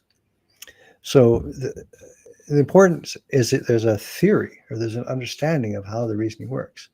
And that we see in large language models and language systems is almost the almost explicit denial of an understanding, and denial of the idea that understanding how the systems should work, or could work, or do work is important. They say, well, no one really understands them, but they seem to talk like people, and maybe they're going to be reasoning. And I think this is just sort of hope, and it's that hope will it'll only be approximately true, and you kind of thing you muddle through, and eventually, when you get something with a better foundation, it will replace the reasoning in just natural language. And natural language will not be a sustainable, high quality reasoning technique.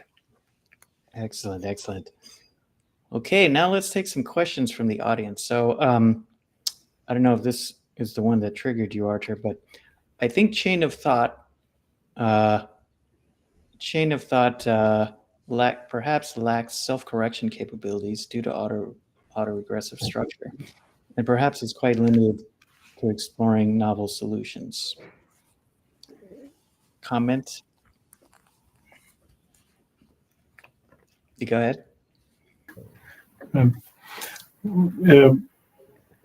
When we look at logic and neural networks, we try to engineer a stable state in the neural network that corresponds to the semantics of that logic. And in a way, with chain of thought, you have a very large system for which small changes in the input can actually make the system diverge. And so to hope to achieve that semantics that we would like to have by feeding the inputs and then adjusting the inputs is undesigned, and it can be designed.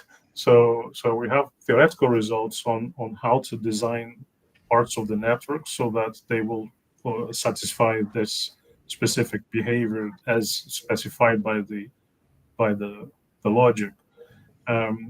So the whole point is that there is a specification that is partial. It may be wrong. It may need to change when more data becomes available, but over time you can improve on that specification and as you close this cycle.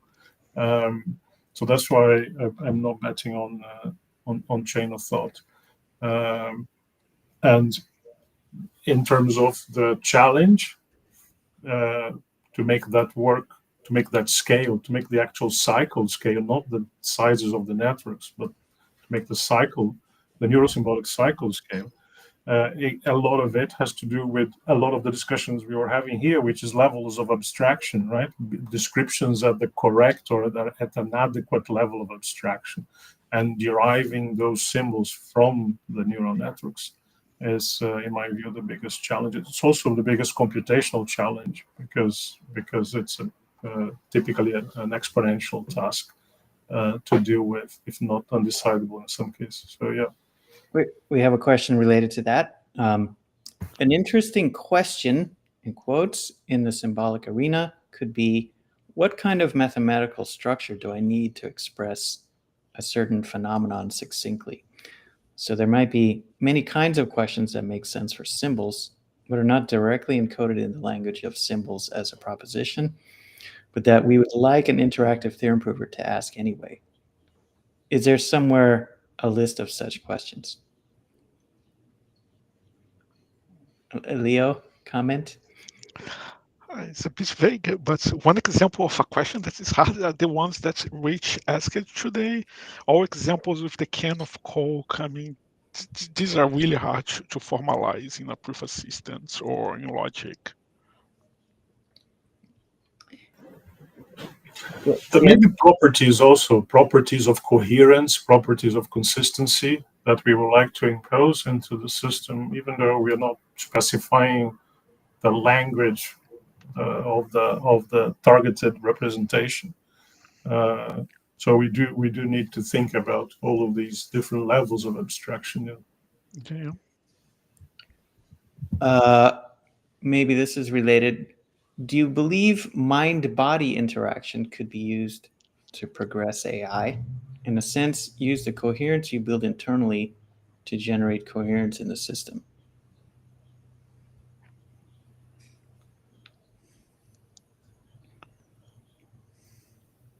Okay, maybe not.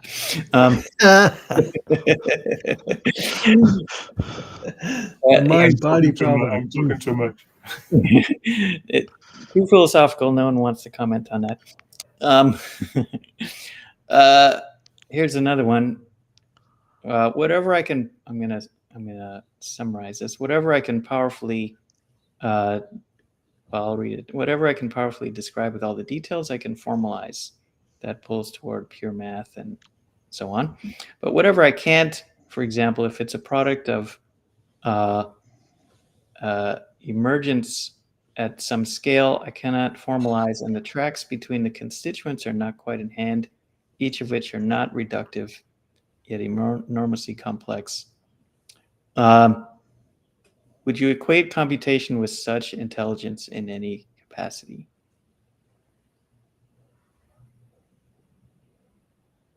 I think what this is asking is the ability to actually handle things that are not well formalizable.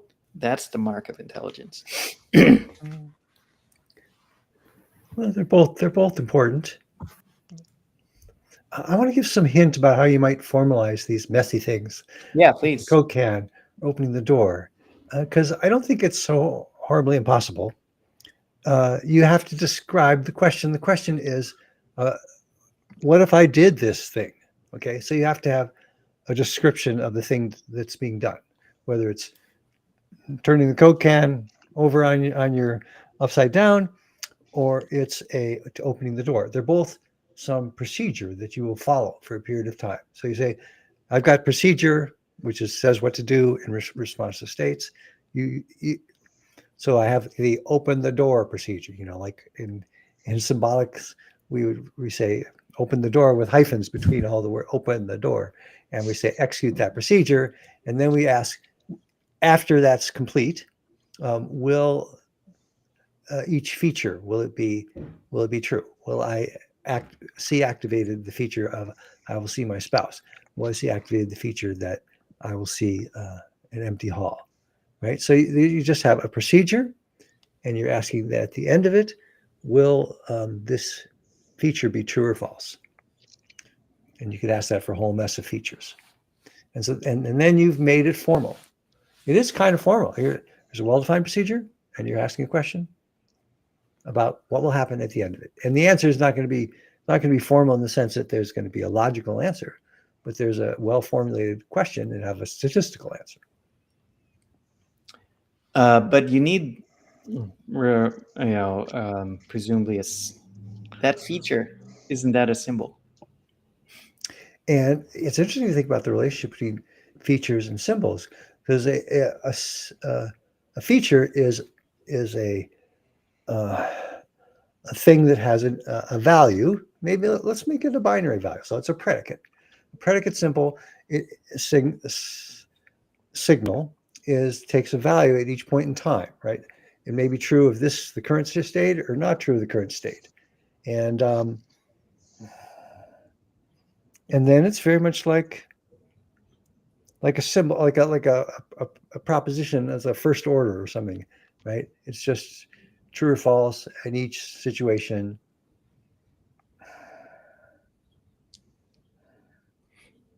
Okay, I'm trying to think of features in that way, like predicates. This is good that we at least have hope from Rich that there is a formalization possibility. Go ahead, Arthur. So very briefly on that, in terms of what are the most common representations in Neuro-Symbolic AI, there's a group of people looking more at many-valued logics, where you have fuzzy logics and the rest of it. So you have a statement with the number attached to it, which can be a probability or some kind of confidence value. So there, we are not talking about true or false. You have the ability to represent that uncertainty in a probabilistic way, although the probabilities are being learned inside the neural net because of the questions of efficiency. And then there are other perspectives where the probabilities are also on the symbolic side. And there you may have your Bayesian networks or the probabilistic approaches. So this is very much part of the one of the main questions in terms of the research directions, and that will require validation and empirical evaluations in different application domains to try and sort out. Yeah. All right. Now I'll just maybe one question for each person targeted to them. And then I'll go to one mega question, and then we'll wrap with that. So, question for Leo from the audience: is lean used in some way in the new Olympiad gold-winning prover by DeepMind? They say it's purely based on the model, but does the model now include a lean expert? Maybe. I wonder if you know more about that, and if so, can you share? I will share what I know. I mean, last year, DeepMind built Alpha Proof using Lean. They got a silver medal. This year, we had 4 different AIs that got gold medal. 2 of them from Google DeepMind and OpenAI. They use informal reasoning, as far as we can tell. And the one from ByteDance, the makers of TikTok, and from Harmonic, a startup in the US, got gold medal using Lean. Cool. Okay. Question for Rich. In the future, what do you see happening in regard to the sample complexity challenge in reinforcement learning? Sample complexity challenges of reinforcement learning. I guess they're saying maybe it takes a while to learn in interaction with the world without help from other sources. And I I think our current methods maybe are not as efficient as they should be. You know, one answer is, well, we should make better methods that are not inefficient, and that's a good thing to work on. If the question is like, oh, what if it's just too efficient, too inefficient, and the sample complexity is just bad, and so then it's no good. I think that's just misguided. It's as hard as it is.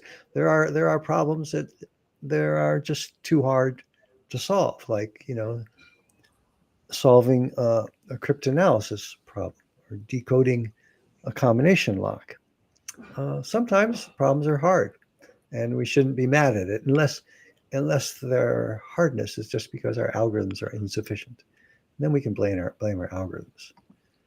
But we don't blame the question. It's sort of like reinforcement learning is the question, like how do I manage to get a lot of reward from this situation? And we almost certainly will not get the most reward that we can. The world is super complex. The world is much more complex than any reinforcement learning agent. And so the understanding in the agent will always be will be imperfect. Have to be approximate. So in that sense, it'll always be wrong. And so all you can ask of an algorithm is that it's as efficient as it could be given the data it's received.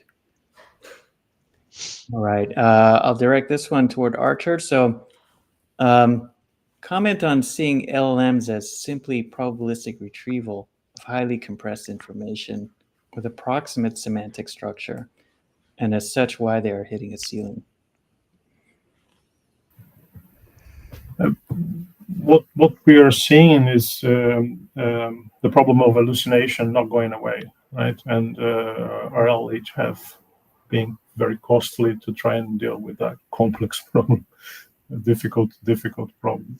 And again, going back to the metrics, which I think we also need to work on, we do need better metrics, because in some cases, one very bad hallucination is sufficient for you to lose trust forever. So improvements on reducing the number of hallucinations may be a bit misguided. So I think that maybe we are realizing 2 years after the release of GPT-4 and now with GPT-5 that hallucinations are staying, and we need if we want guarantees in certain domains, then we will need something else. Okay, my last question for everyone is, I'll go to each person. What are your favorite, is inspired by part of a question from Benjamin Grossoff. What research directions are you excited about? And keeping in mind, we have a lot of students looking to neurosymbolic AI as a kind of greenfield-ish area, good place to maybe do their PhD. Many people are looking to neurosymbolic AI as seeing it as a possible path to AGI, and as well as maybe safety and other things. So, but what would you say? I'll throw out some other things that's on everybody's mind. Job, impacts on jobs, and another thing that's appearing is massive money investment and coaching people for $150 million and so on. With all that swirling around, what would you say are a few interesting directions you would kind of encourage students to, look at, and that maybe you're personally excited about, or you think people should get excited about? Leo, let's start with you. Yeah, first I have to apologize. I will have to leave in a few minutes. I have another call. You're a little bit over time. I'm sorry. I gave a 30 minutes buffer, but I thought it would be enough. Yeah, I'm excited about formal math, the intersection of formal mathematics with AI. I think there's a lot of, we can change how math is done. I'm super excited about that. And for students, my advice when people ask me career advice, my advice is always do what you love. Life is really short. I mean, focus on what you love. I mean, do not, this, oh, you can get $50 million from Meta in a few years if you do that. This is a bad thing. I mean, money is not going to make you happy. Work on what you love. Okay, we'll finish in 2 minutes. Go ahead, Arthur. Just this learn a little and reason a little and repeat. So there are many interesting, relevant questions which are more technical in terms of how to do that. They're also to do with explainability, and hopefully that's the future. And if you work on that, you're going to have exciting interactions with interesting people from different domains, different areas, and that's cool. Yeah. Okay, Rich, tell us how to be like you. What's your advice? No, it's probably not to be like me. I agree with Leo that you shouldn't chase what's super popular right now, and what you certainly shouldn't chase the big bucks. I would say there's 2 areas that I think are really promising. One is how you discover new predicates or features, and which enable you to learn nonlinear functions efficiently. And secondly, the problem of a planning or reasoning. Let's say planning with a model that wasn't given to you, but you had to learn by interacting with the world. These are 2 big problems that we need to address. Awesome. Well, hey, I really appreciate it, everyone, and you're all 3 are great, and all of us. Thanks again. We'll talk soon. Bye. All right. So there you have it. Now I will just give 1 slide on to wrap things up. 1 sec. Here we go.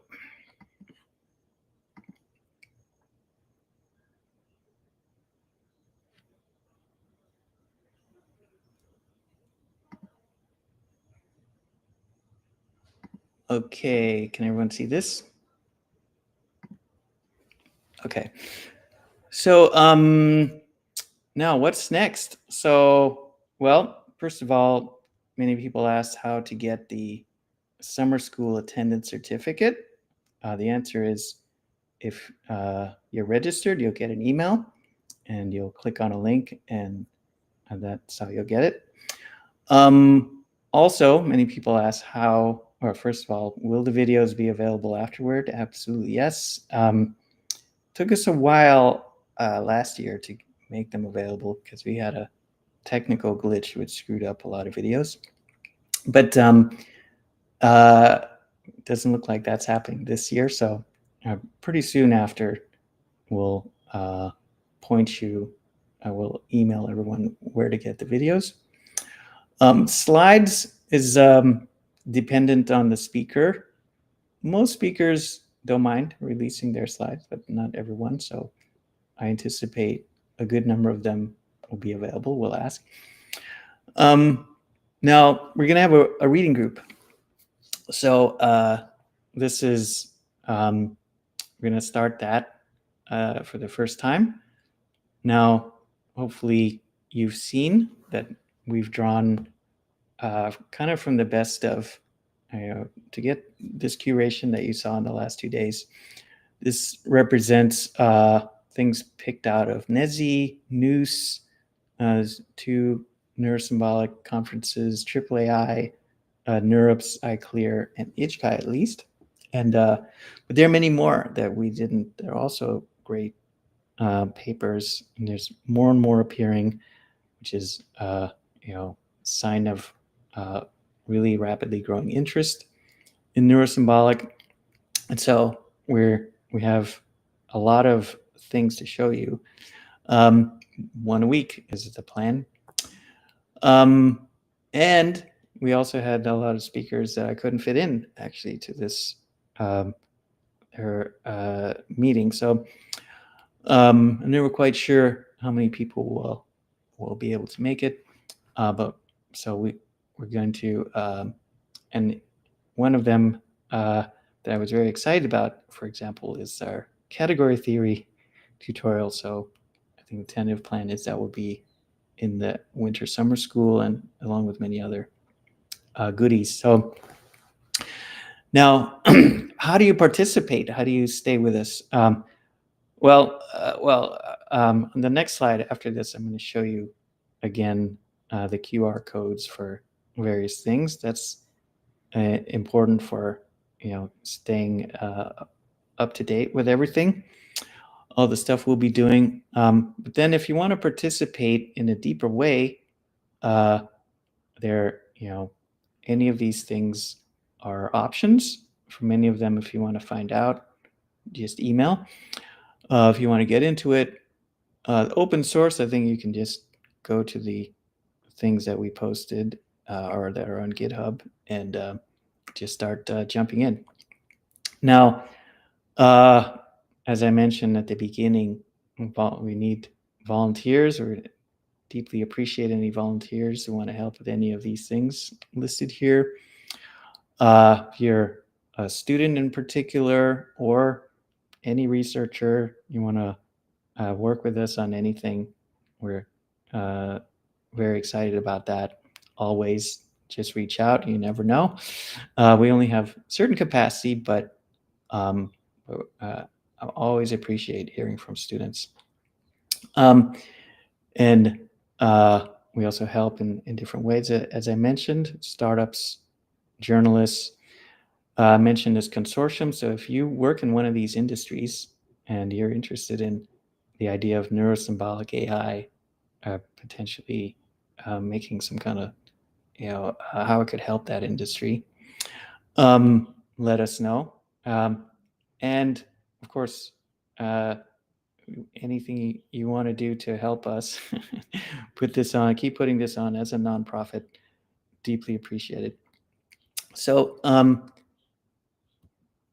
now I'll just leave this up. So, and I really want to thank everyone for their time. We went slightly over time, but I thought it's not every day you have some of these luminaries. So, and we started a bit late. So appreciate everyone who has been with us for the last 2 days. And here's how you find out more. So please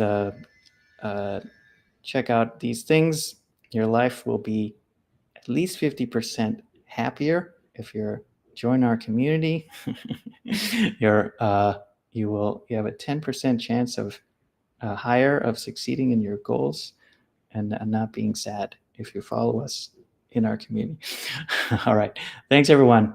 Take care. We'll see you next time.